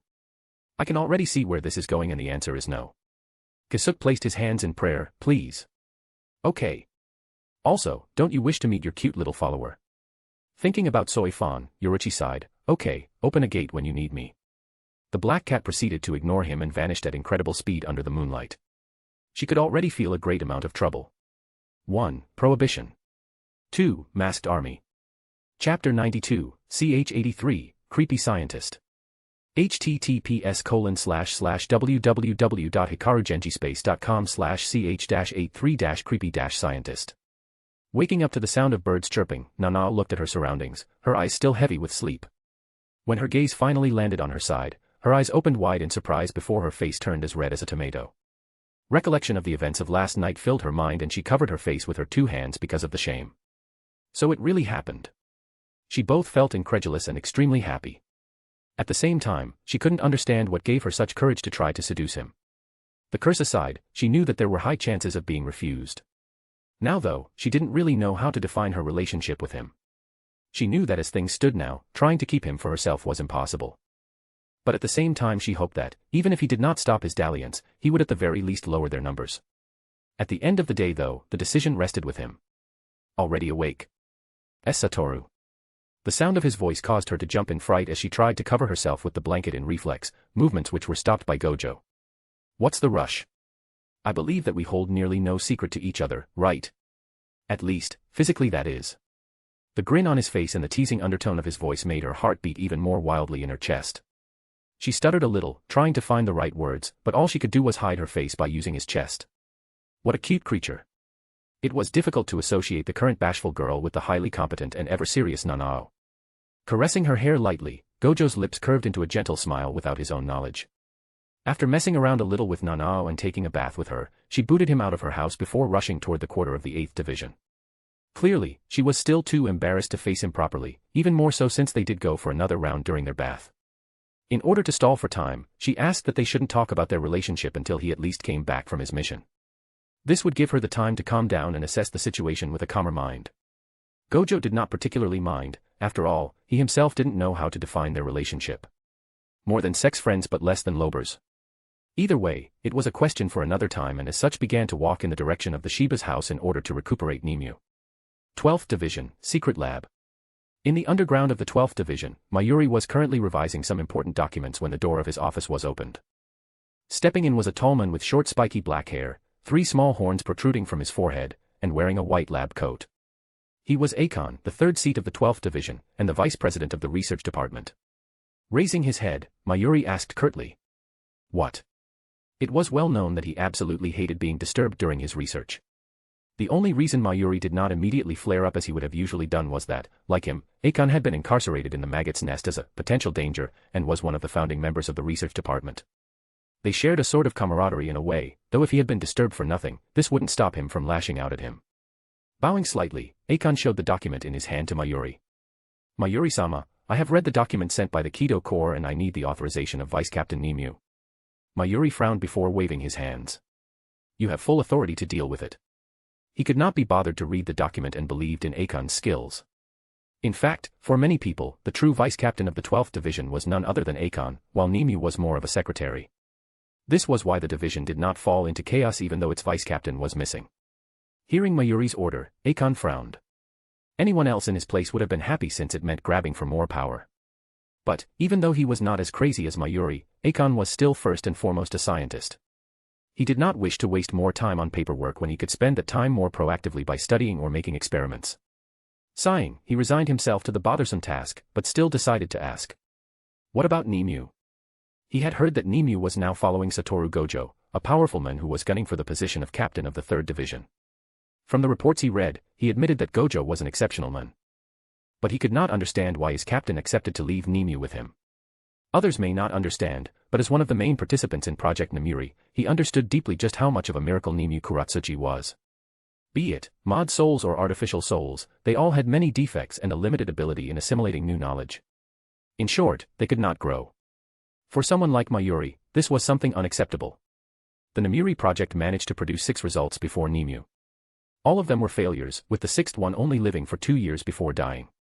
Out of them all, Nimue was the final result. Not because she was strong, but because she could grow, and Akon understood that for Mayuri, that was all that mattered. Hearing this question, Mayuri pondered a little. Why did he leave his greatest creation with Sattoru Gojo? Was it because he was afraid? Certainly not. Mayuri feared many things, but death was not one of them. In fact, he would not mind dying since he wished to explore some legends about a dimension of legend, hell. The reason he accepted to leave Nimue with Gojo was that he wanted to observe how a completely different environment could affect her evolution. Another reason was that he had always wondered about one important problem. Is Nimue able to give birth? He had already studied her body and knew that she had all the necessary organs for reproduction, but he still wasn't sure if it was enough. Another question that plagued him was, if Nimue can give birth, what kind of genetic makeup would her children have? Those questions had been agonizing, but since he believed in the advantage of genetics, he had never tried to place Nimue in relationships. After all, he may treat her badly but she was still his greatest masterpiece. How could he allow any random low-class shinigami to hook up with her? Now though, the perfect specimen had presented itself. How could he miss such a perfect occasion? Mayuri-sama. Brought back from his thoughts, Mayuri frowned before dismissing Akon. I have my own reasons. I give you full power to deal with this issue. Do as you see fit. Psi understood. Seeing the dismal, Akon stopped asking and left. It seemed that he had a job to finish. By the way, I remarked that some readers showed that they weren't happy about the changes by writing comments to make clear that they don't intend to come on my site because it's too much of a bother or whatever. I don't really understand those comments because 1. Browsing on a site once every 2 days doesn't take time. 2. If you can't be bothered, why do you tell me? 3. Worst is, it's generally those who never commented that complain the most. I don't want to rant, I know I am ranting, but I really don't like those comments because it makes me feel like they're threatening me. Basically, they are saying, do as I like or I will drop your story. Of course I know it isn't the case with everyone. For example, there is one guy with whom I discussed about the pro and con of continuing to post only on my site, and he explained to me why he liked WN more and why WN could be more advantageous. It was an interesting discussion filled with respect. Rather than your site is too much a bother so I will drop. And the more I read such comments the less I feel like posting here because 1. I honestly feel like I would be losing. As if I cowered because of their threats. 2. It would be a slight towards the readers that do take the time to come on my site because they love my story, really thanks to you guys. The number of views I receive every time is so much higher than I thought. It's all thanks to you. Anyway, long story short is whether I will continue to post here or not. If you don't want to continue reading then you have no need to inform me beforehand. Thanks and sorry for the rant. Chapter 93, CH 84, Schemes Within Schemes. In an unknown place, a group of men and women were kneeling to the back of a man standing on the edge of a cliff. In the valley below, a disturbing sight could be observed as beings, composed nearly entirely of white, walking aimlessly. More precisely, not all of them were walking aimlessly. Some of them were walking in the same direction and were seemingly fusing with each other, creating a ball of energy. Back on the cliff, the sole man standing, a white-haired red-eyed man clad in green and gold muttered while observing the scene with attention. Fascinating. He had no other words about this creepy but wondrous sight. Pinching his chin he asked, how is the use of those beings as a source of energy progressing? A tan-skinned violet-haired woman raised her head and answered, as we are now, we can already use them to heal ourselves if necessary and can even create weapons with them. The leader of the group nodded, joy displaying on his face. Then, turning his attention toward the place where the white beings were concentrated, he asked, what about this? Another henchman answered, we are researching this cluster of energy, but we believe that it could give us a great amount of control over this valley of Scream. Unfortunately we lost too many archives, so understanding this phenomenon is taking longer than we thought. At the mention of the lost archives, the leader and all the others present clenched their fists, anger, hatred and unwillingness etched on their face. Soul Society. Even though he was murmuring the name, the venom in his words was like a vicious curse. How could they not hate the Soul Society? 1,000 years of exile. The once large clan was reduced to a few dozen individuals, none of them even had a Zanpakuto in their possession and the memories of most of their Kido spells had been sealed. For 1,000 years, they had to live in the infinity of space like bereaved dogs without a home to go back to. Every day, they had to fight for their life, observe as people dear to them died slowly but surely. The hatred they had for Soul Society had long since gone past the level of being deep bone and was already mixed with their very being. Forcing himself to unclench his jaw, the leader shook his head before beginning to walk away. No matter, this place is extremely well hidden. We have waited 1,000 years, a few more decades are nothing. Once everything is ready, we will have our revenge. His red eyes shone eerily as he murmured. For their revenge, they were willing to go to any extreme. Even if the result was mutual destruction. 5th Division, Siriiti. Sitting on his chair and dealing with some documents on his table, Aizen let out a smile when he saw the report about the joint mission between the Research Department, the Healing Department, the Secret Forces, and the Kido Corps. Even though the reason for such deployment was kept secret, how could he be ignorant of the reasons? After all, he was the cause of everything. Everything is going according to the plan. Aizen adjusted his pair of glasses as his smile stretched further.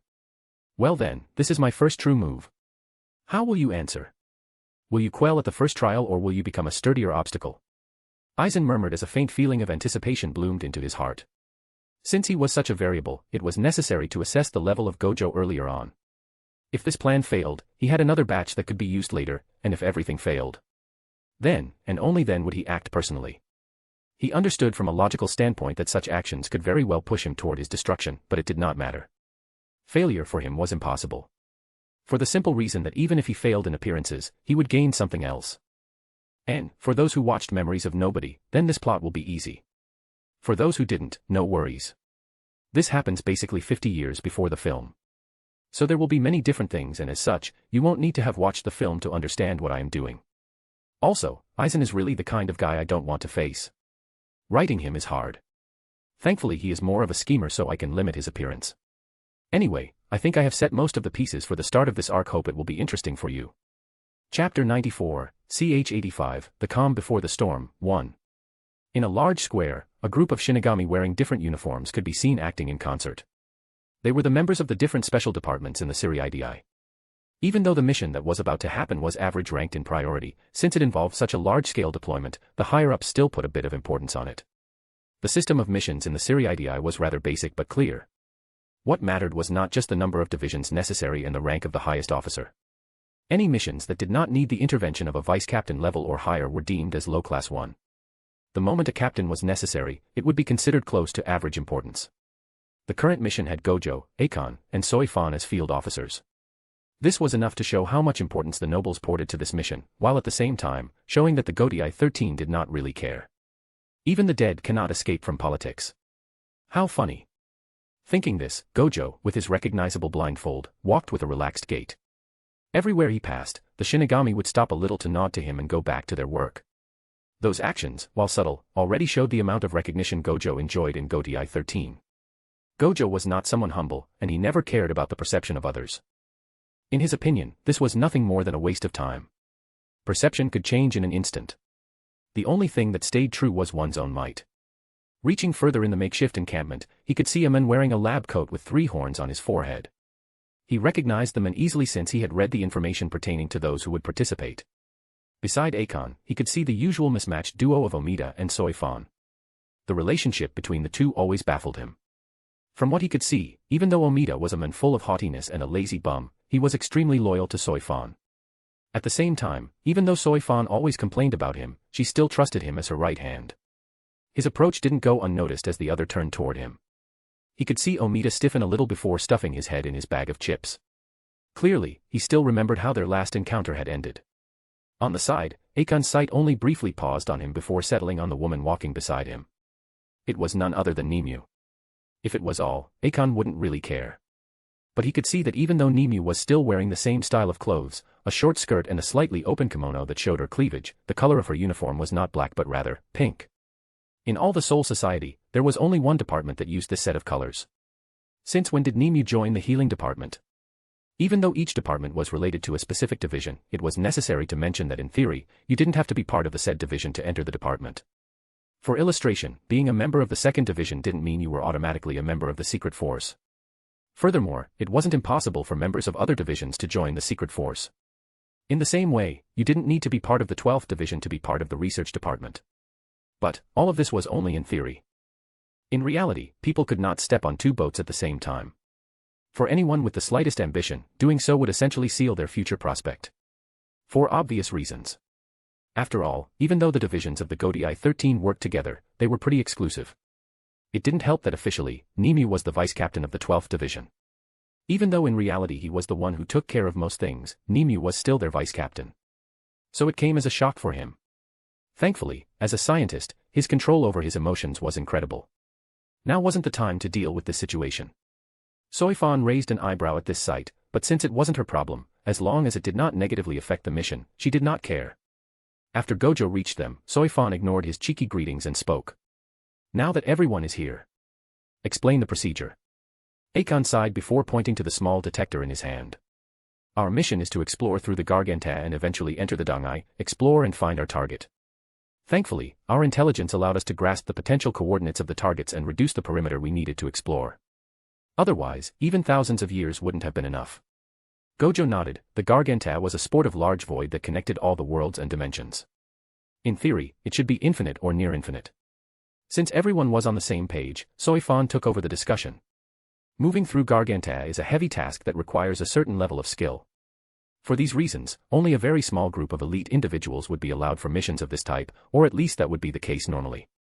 She cast a meaningful glance at Gojo. Since Garganta was a void where the very notion of space was nothing more than imagination, the only way to move through it was to create reishi platforms. The problem was, even though the percentage of reishi was lower than in Soul Society, it was still high enough that only people at the level of vice-captain at minimum could do so. I see.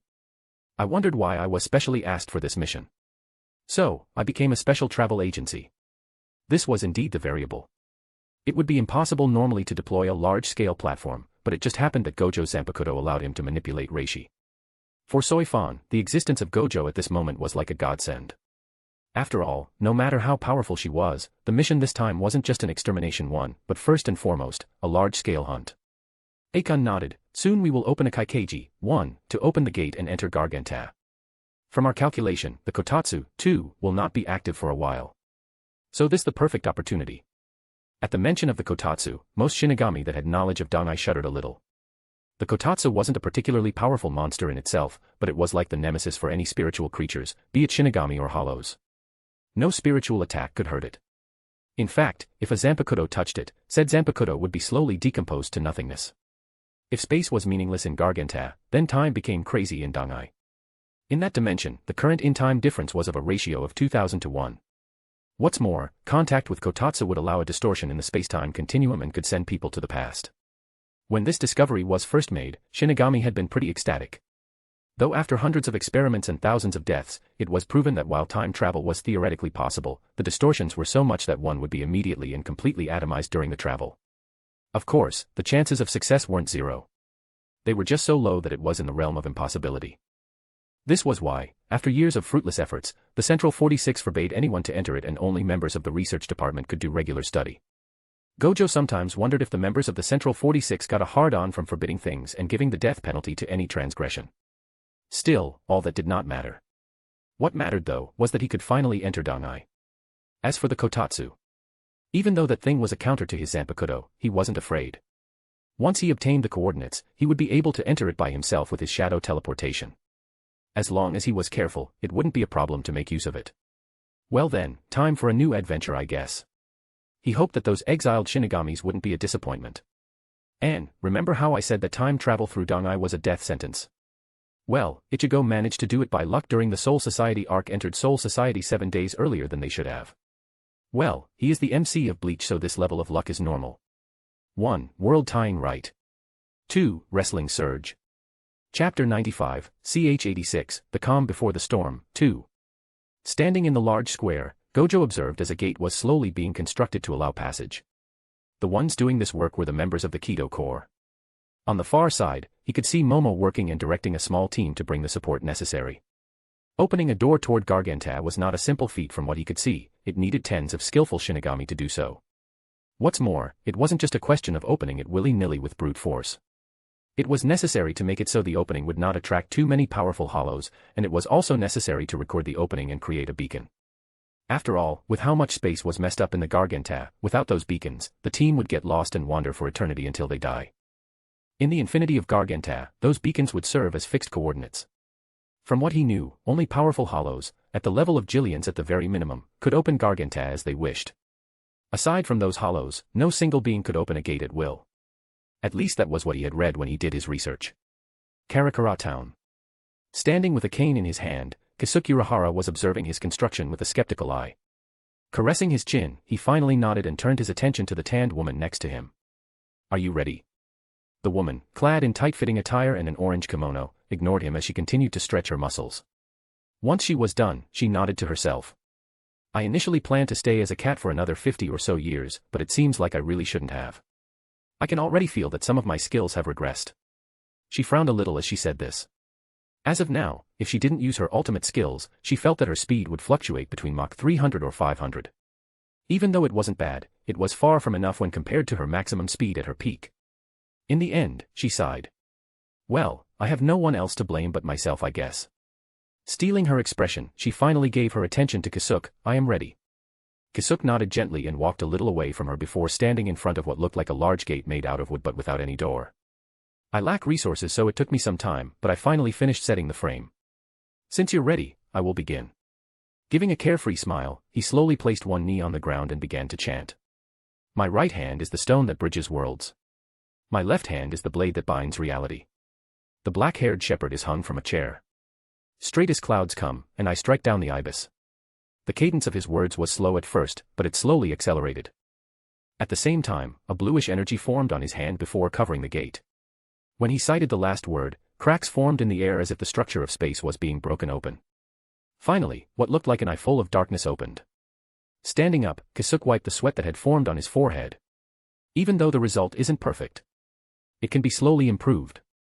Well then, you should go in fast, it won't last long. Once you are ready to go back, just push your Ryatsu in the bracelet. I will be able to sense it. Watching the scene quietly, Yoruchi couldn't help but shake her head. No matter how low-key Kisuke liked to act, she was always awed by his skills. Even though the process was still a little rough, he had clearly done something that had been deemed impossible. Making sure that the beacon in the form of a bracelet was well fixed on her arm, Yoruchi jumped through the gate. As she passed through the gate, she thought back about the information Kisuke had shown to her. One name and photo had particularly taken her interest. For a short instant, a smile formed on the corner of her lips. She really wondered how the genius student from 5 years ago was now doing. Though she doubted she would meet him any time soon. After all, with how big Garganta was, what were the chances of it happening? Back to the Soul Society, after dozens of Kido users finished summoning the gate and after it was stabilized with the help of the scientists, Gojo could finally admire the other side of Garganta. The gate that was opened was different from the one in his memories from 5 years ago during the outing. It was more streamlined and showed less power. He also did not feel the same power of spacetime from it. How many people can this gate take at the same time? Akon answered with assurance. We can keep this gate open for days. This time, Soifan intervened. Very well. Now it's our time. Without turning around, she snapped her fingers, Omida. Omida understood her signal and stopped eating his chips and raised his hand. Immediately, tens of shinigami clad in black from head to toe appeared in front of him before following him toward the gate. Before they entered, each of them received a bracelet that would serve as a mini beacon. Watching them act in such a disciplined way, Gojo couldn't help but nod in appreciation. Omida wasn't just the vice captain of the 2nd Division. He was also the commander of the Patrol Corps. The Secret Corps wasn't just one whole. It was divided into 5 smaller corps, each in charge of different things. For example, Soifan was not only the chief commander of the whole Secret Corps, but she was also the corps commander of the Executive Militia, which was mainly responsible for combat and assassination. As for Omida, the corps he commanded was more geared towards spying and information gathering. Currently, not only were they equipped with mini beacons, but they also had different machines that would register the environment. Once they came back, the scientists would examine the results and take the appropriate actions necessary. All those actions were extremely boring and time-consuming. But he also knew that they were necessary to ensure the lowest death rate possible. After Omida came back with the results, the scientists began to work on it and it didn't take long to give the verdict. No problem detected. Well, go. Soifan once again raised her hand and another group of Shinigami ninja appeared. This time they were the members of the militia. Their goal was to assure the protection of the gate on the other side and kill any hollows that came too close to avoid the possibility of powerful hollows entering the heart of the Siriidii. If it happened, none of them could avoid the punishment that would follow. Once they entered and sent the reports, Soifan finally turned to Gojo. Your help will be precious. Gojo lazily waved his hand with a smirk. No problem. Anything for my little Fan. A nerve formed on her forehead, but she fought the urge to pull out her Suzumabachi and poke him with it 2 times. Ignoring her stiff expression, Gojo laughed mildly. You really need to learn how to take a joke. Well then, let's go, shall we? Soifan could only helplessly shake her head and take the lead. Even though she hated his frivolous way of acting, she was happy to have someone reliable next to her. She hoped that this mission would not suffer any complications. Chapter 96, CH-87, Incoming Storm. Garganta, on the other side of the gate. A few minutes ago, when the members of the militia entered and stationed themselves around the entrance, one of them, the last one, pinched and scattered a white powder discreetly where no one could see him. Since everyone had been focused on observing their surroundings, his movements went undetected. While doing so, his eyes seemed a little empty, as if lacking soul. But, the moment he finished scattering the powder, light came back to his eyes as he shook his head. His memory was a little foggy, but it didn't stop him from understanding what was happening around him. What was I doing just now? He thought briefly before discarding the question. What did it matter what he was doing? If it was important, he would remember. Right now though, his mission was to protect the gate no matter what.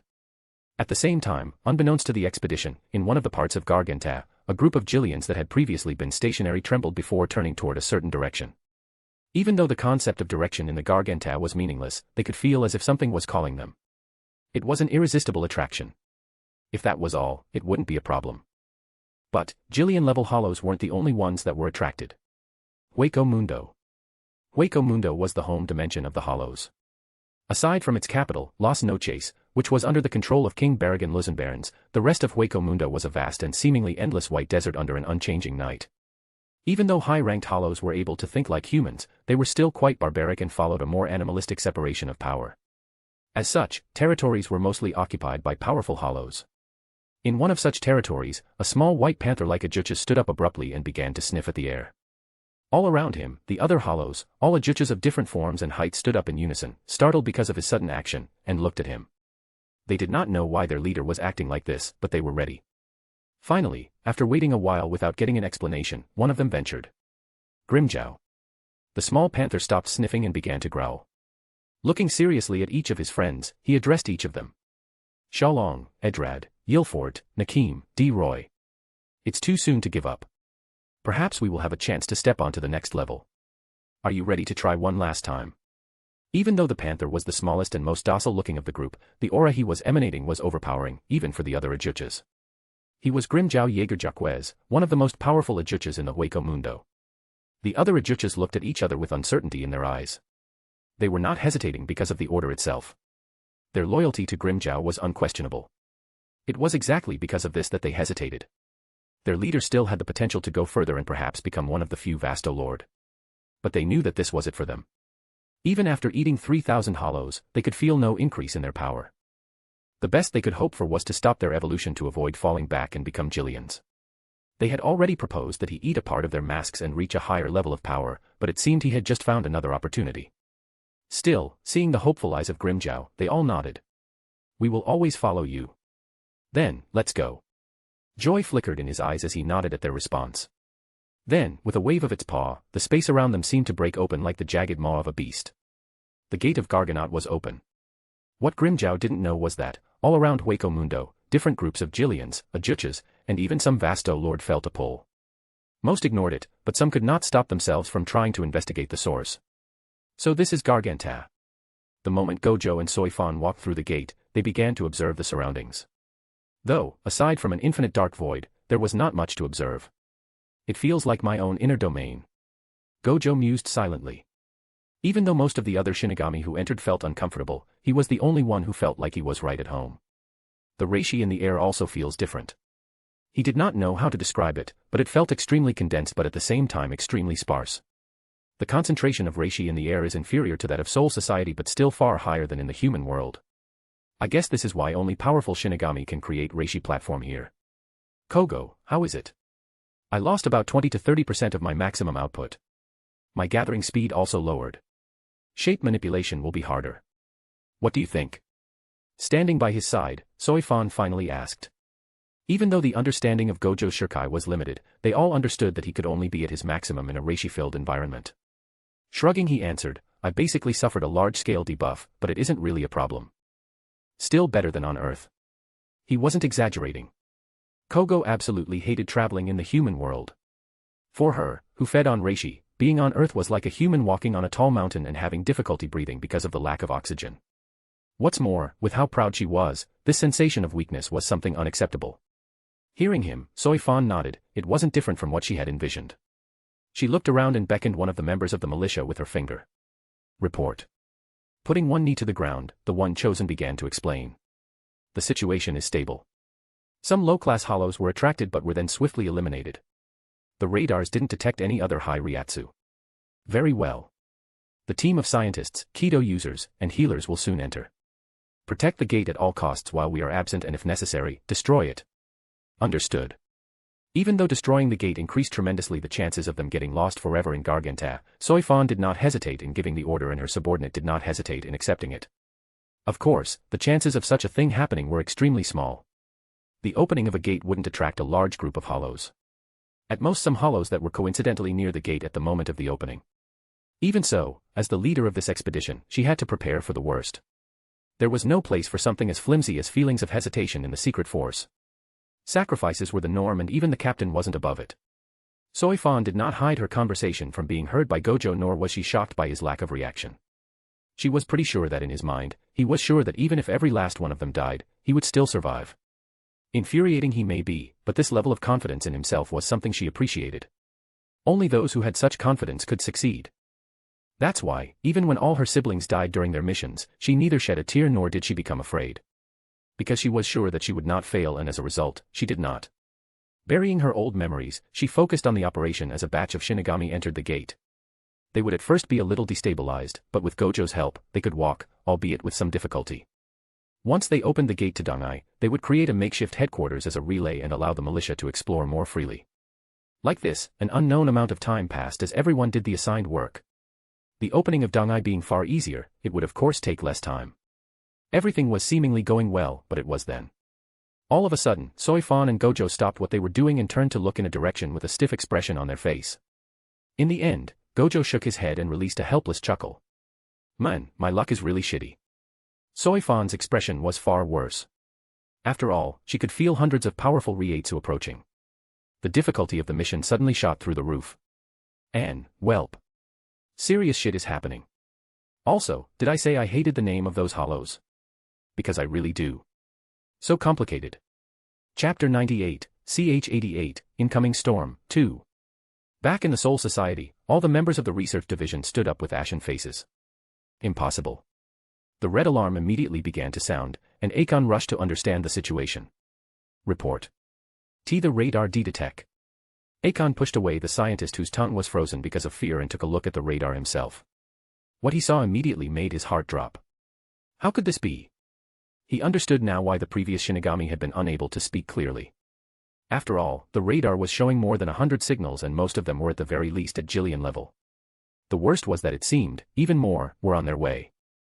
At this rate, it might even reach 1,000. But this shouldn't be possible. Even though the gate was a little enticing, the signal was too weak to reach Hueco Mundo and would only affect the few hollows around the gate at the moment of its activation. Think. I need to think. He was currently the highest ranked on the site. Calling a superior would waste too much time. The situation was clear: if those hollows were allowed to pass through the gate, they would pose a danger to Siriidi. We must close the gate. But this wouldn't be enough. The hollows would be able to read the coordinates and enter by opening their own gates. It would be the first time in 1,000 years that the Siriidi was directly attacked by hollows. They not only needed to close the gate, but they also needed someone to stay and fight off the hollows as long as possible before the residual energy faded. Gritting his teeth, he spoke to the one he had previously thrown off. Contact one of the scientists on the other side. Tell them to pass the line to Captain Soifan. After this, he turned to a few others. You. Go warn Captain Mayuri. Tell him it's an emergency. Hurry. At the same time, the member of the secret force dispersed as they rushed toward the first division and the others. On the other side of the gate, after her shock wore off, Soifan immediately began to analyze the situation and came to the same conclusion as Akon. Raising her hand, she called Omida. Retreat. Short and concise. Even though the members of the Kido Corps and the research department were panicking a little, those of the secret corps were completely calm. The members of the militia surrounded Soifan while those under the direct order of Omida began to help in making the non-combatants retreat through the gate. It was at that time that she received the call from one of the scientists. What? Captain Soifan. No need to waste time. I already know what you mean. The militia will stay behind and assure that the coordinates do not get leaked. Destroy the gate from your side. Ending the discussion, she cut the call and kept the communication device in her hand. She would need it to send the signal when they were ready. Gojo, what will you do? Since Gojo was a member of the 4th Division, he was technically a part of the non-combatants and could also escape if he wanted to. The situation they were facing could be said to be near hopeless. Be it her shurikai, bankai, or her own personal fighting skills, none of it specialized in wide-scale destruction and multiple targets. The same went for the members of her division. But from the report she had on him, it was clear that Gojo was an expert in large-scale and multiple targets. Even though his skills were weakened here, him staying would massively lower the chances of the coordinates leaking. But this meant that he would also most likely die with them. She had expected him to hesitate a little, but she was startled when she saw him give a daring smile. I am staying, of course. Though after this, you will owe me one. The shock soon gave place to a wry smile. If we survive this, I will do whatever you want. She spoke offhandedly, but Gojo gave a shrug and smirked. Remember those words. He could imagine what Soifan was thinking. But what she didn't know was that he really didn't need to fear this horde. Even if thousands of Vasto Lord were to come, he was still confident in escaping. Why then would he fear facing a bunch of Ajujas and Jillians? Shadow teleportation for the win. Currently, what Gojo felt wasn't fear, but incomparable happiness. He could finally test how strong he had really become. Soifan, do you trust me? Soifan immediately frowned. What do you want to ask? The evacuation was already nearly completed, but those words of Gojo immediately made her put her guard up. Not much. You should also evacuate with the members of the militia. Her frown deepened. Are you underestimating me? Underestimating us? He sighed, this isn't about underestimating. At the very least, they need to go. Even if they stay, all they will be able to do is serve as cannon fodder. In front of the coming wave, their sacrifice would not even by 1 second. His words were grating to the ears, but he wasn't wrong. In the first place, they already had difficulty moving because of the environment. What's more, they were assassins, not frontal fighters. It wouldn't be a mistake to say that they were currently performing at less than 50% of their full strength. Since even at their full strength they would have been far from useful, currently they were just walking targets. They gritted their teeth at his words but had no rebuke to offer. Soifan was the only one thinking calmly. In this operation, each second counted. Even if it was just one. There was no such thing as useless cannon fodder. If necessary, she would not hesitate to sacrifice all the people here, herself included. Still, Gojo had been known for realizing many miracles. Should she bet on it? Well, the chances of me dying are so high. Why not do something crazy for once? I will believe you. Captain. Don't listen to him. We are willing to lay down our lives. She silenced them with a wave of her hand, retreat. Don't make me repeat myself. They all fell silent before following the others to retreat. In the end, the only one left now were Gojo, Nimue, and Soifan. You should also retreat. Gojo spoke gently to Nimue before turning back to face the approaching wave. He was so used to Nimue listening to him that it took him a moment to remark that she hadn't moved at all. Slightly turning his head, he asked baffled. Nimue. Nimue did not answer him, her expression showed hesitation and uncertainty, as though some was in some sort of internal struggle. When the last one aside from the three of them went out, she finally came to a decision. I want to stay. I am a vice captain. I can also fight. Even though she spoke a simple sentence, when she finished, her chest heaved up and down as if she had run a marathon. For Nimue, expressing her desire in such a way that went opposite to a direct order was a first. She did not wish to go against Gojo's order, but she did not wish to leave him alone. She wanted to stay beside him. Gojo was only stumped for a short while before he gave a wide grin. Good, very good. He ruffled her hair as he said this. Watching her like this made him feel like he was watching a kid slowly growing. This gave him a weird sense of happiness and pride. He could easily make her faint and throw her out, but he knew that this would bring negative effects to Nimue. After all, if he treated her roughly after she finally gathered her resolve to express her desire, God knew when she would dare to do so again. Soifan, you should send them the signal. Soifan looked quietly at Nimue before nodding. Then, taking out the device, she contacted Akon. Do it. The gate immediately began to frizzle out before vanishing. The three of them were now left alone in the infinity of the void while facing a horde of monsters. The spiritual pressure kept increasing at an alarming rate.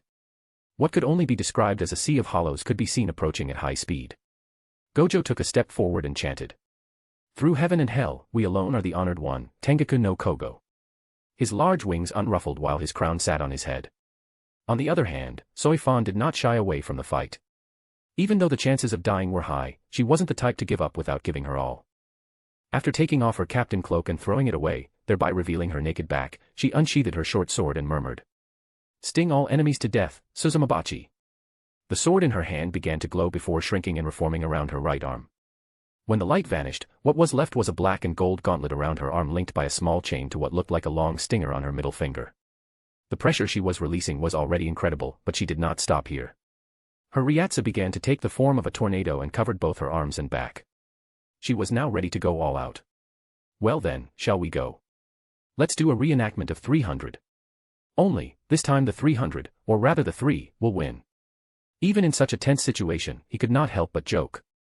After all, even death itself did not make him lose his smile. Chapter 99, ch 89, Bankai. 1. Looking at the vast army of hollows that seemed to extend without end, Soifan sighed inwardly while wondering how many she could take down before ultimately dying. Death did not scare her, she had faced death for as long as she could remember. What really scared her was dying without accomplishing her mission at least. It's a shame that I will die without seeing Yoruchi-sama. Thinking of Yoruchi, she couldn't help but think about another irritating man, Shinji Hirako. The previous captain of the 5th Division. Even though she found his personality distasteful, she had to admit that his bankai would have helped a great deal. At least, as long as they didn't fall accidentally in the zone of effect. A shurikai that inverted all senses and a bankai that inverted the concept of allies and enemies. Both of them being large-scale. Meanwhile, even though her shurikai brought the concept of absolute death, it was a single target ability and had many restrictions. Such as needing to stab the same place twice or the fact that the target couldn't be more powerful than herself. Thankfully, since she was a captain, the number of people with an amount of ryatsu far higher than her own could be counted. As for her bankai, just thinking about it made her mad. Gojo, how shall we proceed? She had decided to trust him when he asked her to send away all her subordinates. She could now only hope that she wasn't wrong in doing so. Gojo, hearing her question, smiled. Immediately, in his perception of the world, everything began to slow down to an incredible degree. At the same time, even though the number of hollows seemed endless, it was just an illusion. He counted them and he could see about 1,000 of them. 90% being Jillians and only about 100 ajuchas. Well, only 100 ajuchas was still quite dangerous. After all, the power of an ajuchas was at the level of a vice captain at the very minimum and generally reached that of a low-level captain. Even for him, dealing with such a big number was a stretch. At least, that would be the case if he was just using his shurikai. I really didn't want to use it. Nimue. Yes. Take care of my body. Yes. Soifan, I have one big move. But once I use it, I will be completely unable to move. You owe me one, right? Indeed. Soifan did not understand what he wanted to ask, but she decided to hear him out. Firstly, I need you to buy me some time. Secondly, please, don't kill me after you see my technique. Yes. Soifan became as confused as Nimue. But, Gojo did not pay attention to them. Kogo, are you ready? Are you sure? The side effects are still quite debilitating. Even if the damage should be lower since we are outside of the Soul Society, it will still be plenty. Not like I have a choice. Gotta bring the big guns. Also do not forget. If Soifan tries to kill me later, just teleport me and Nimue out. Understood. Deciding to stop thinking about his second request, Soifan began to focus on the situation. She didn't know how much time Gojo needed, but she would give as much as possible. Taking a deep breath, she observed the horde of hollow, then, gathering the wind under her feet, she moved. Whoosh. One instant she stood next to Gojo and Nimue, and the next she was already in front of the first wave. She moved so fast it was as if she was teleporting. What followed was a flurry of movements that seemed out of this world. Speed clones.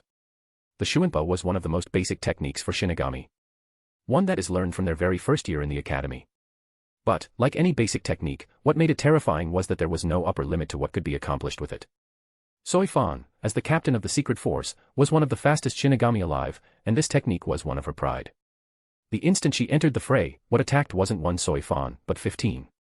In that same instant, black tattoos that looked like flowers could be seen blooming on dozens of hollows that were mindlessly advancing. This was followed by them vanishing into motes of light.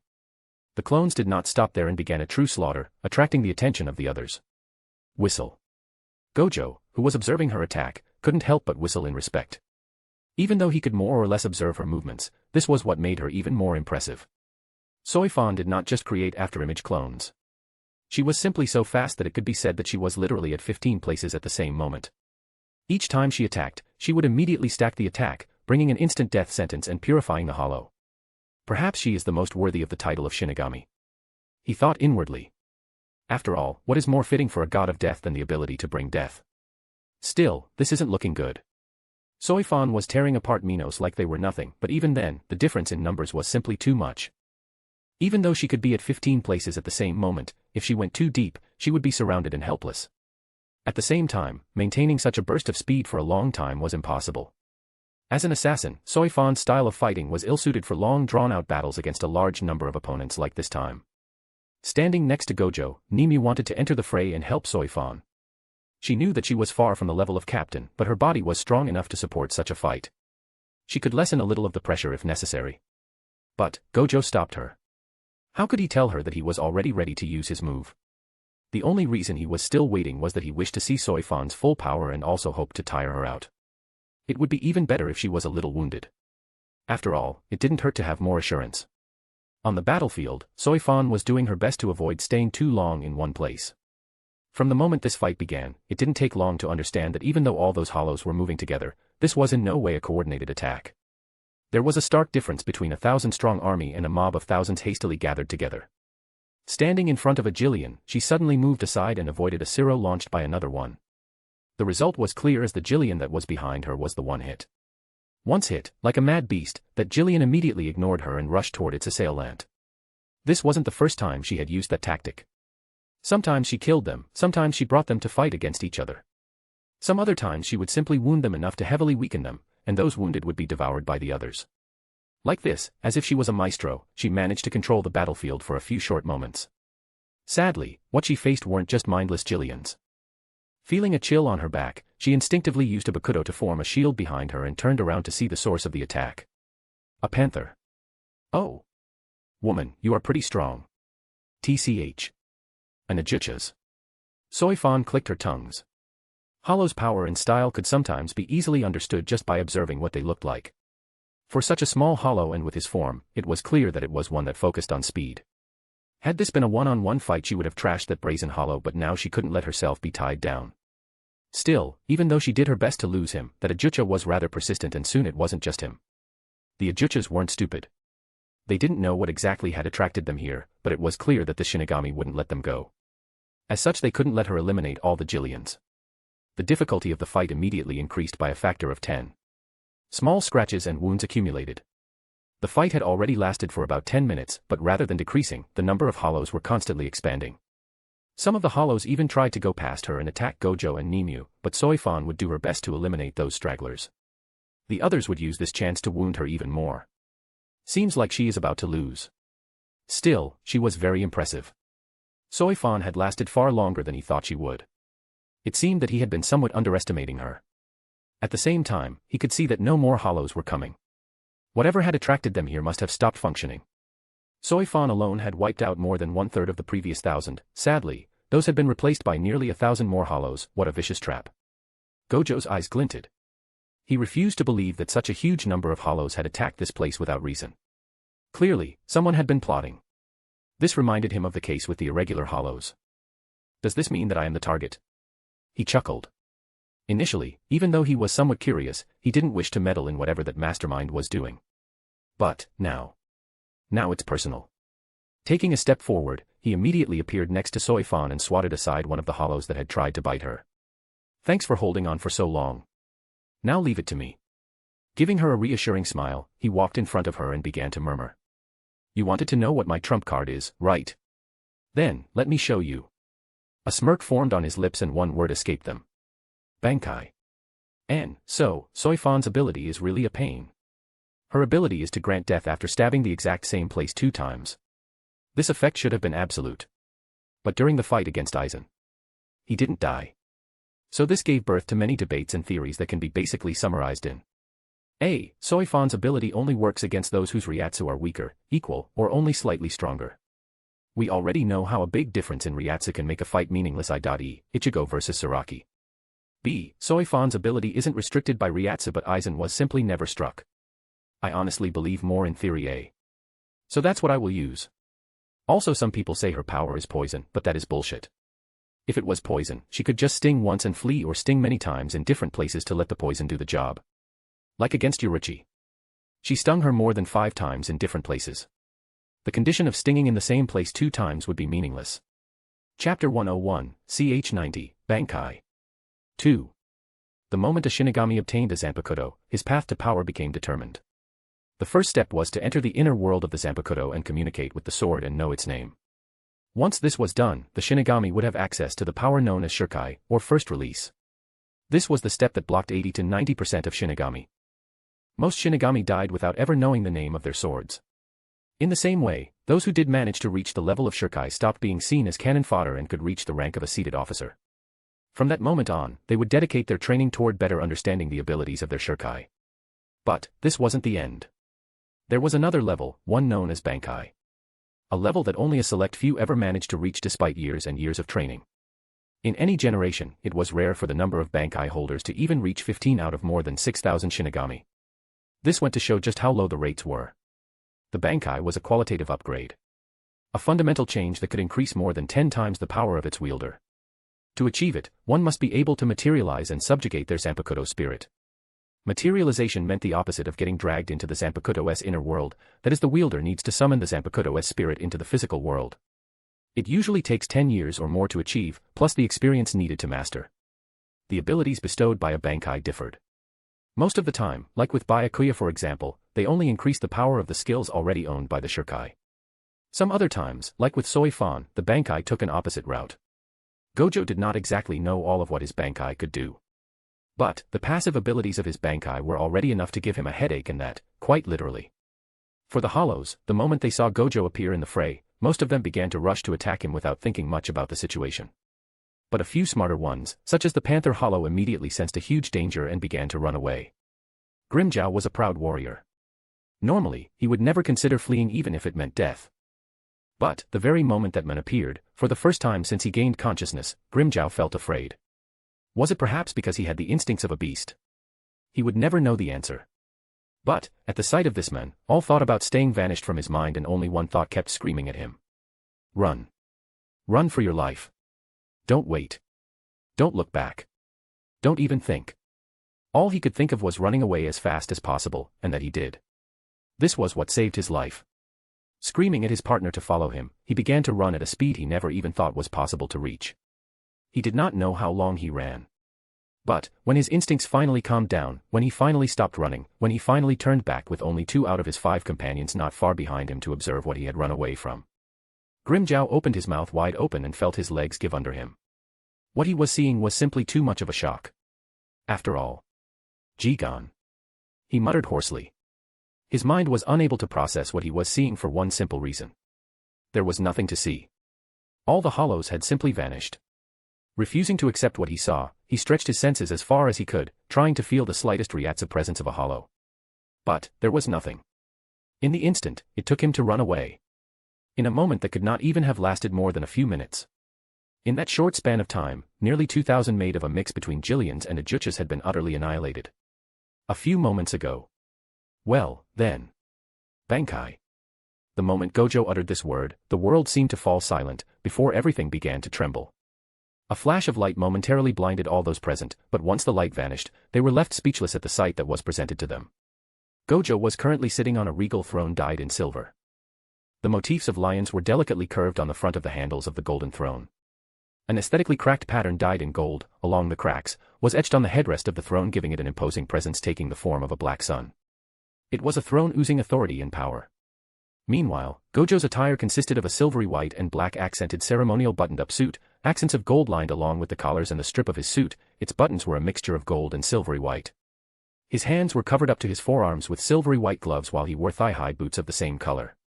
A shawl draped over his left shoulder and ended at his right upper arm as Gojo indifferently stared ahead with his head resting on the knuckles of his left hand and his right leg crossed over his left in an arrogant sitting position. The handle of his zanpakuto rested loosely in his right hand as he held it upside down with his outstretched right arm. Next to him, sitting on a second throne, was none other than Kogo, but this time, rather than looking like a middle schooler, she looked more like a mature woman. Be it her throne or her clothes, they were nearly in all points similar to those of Gojo. The difference rested on the fact that her clothes and throne, rather than a bright silver white like those of Gojo, were of a deep black, reminiscent of the darkness of the night. Her suit and skirt accentuated her beautiful and bountiful forms, and where there was a black sun etched on Gojo's throne, a silver moon was etched on her. 2 thrones, 2 colors, 1 kingdom.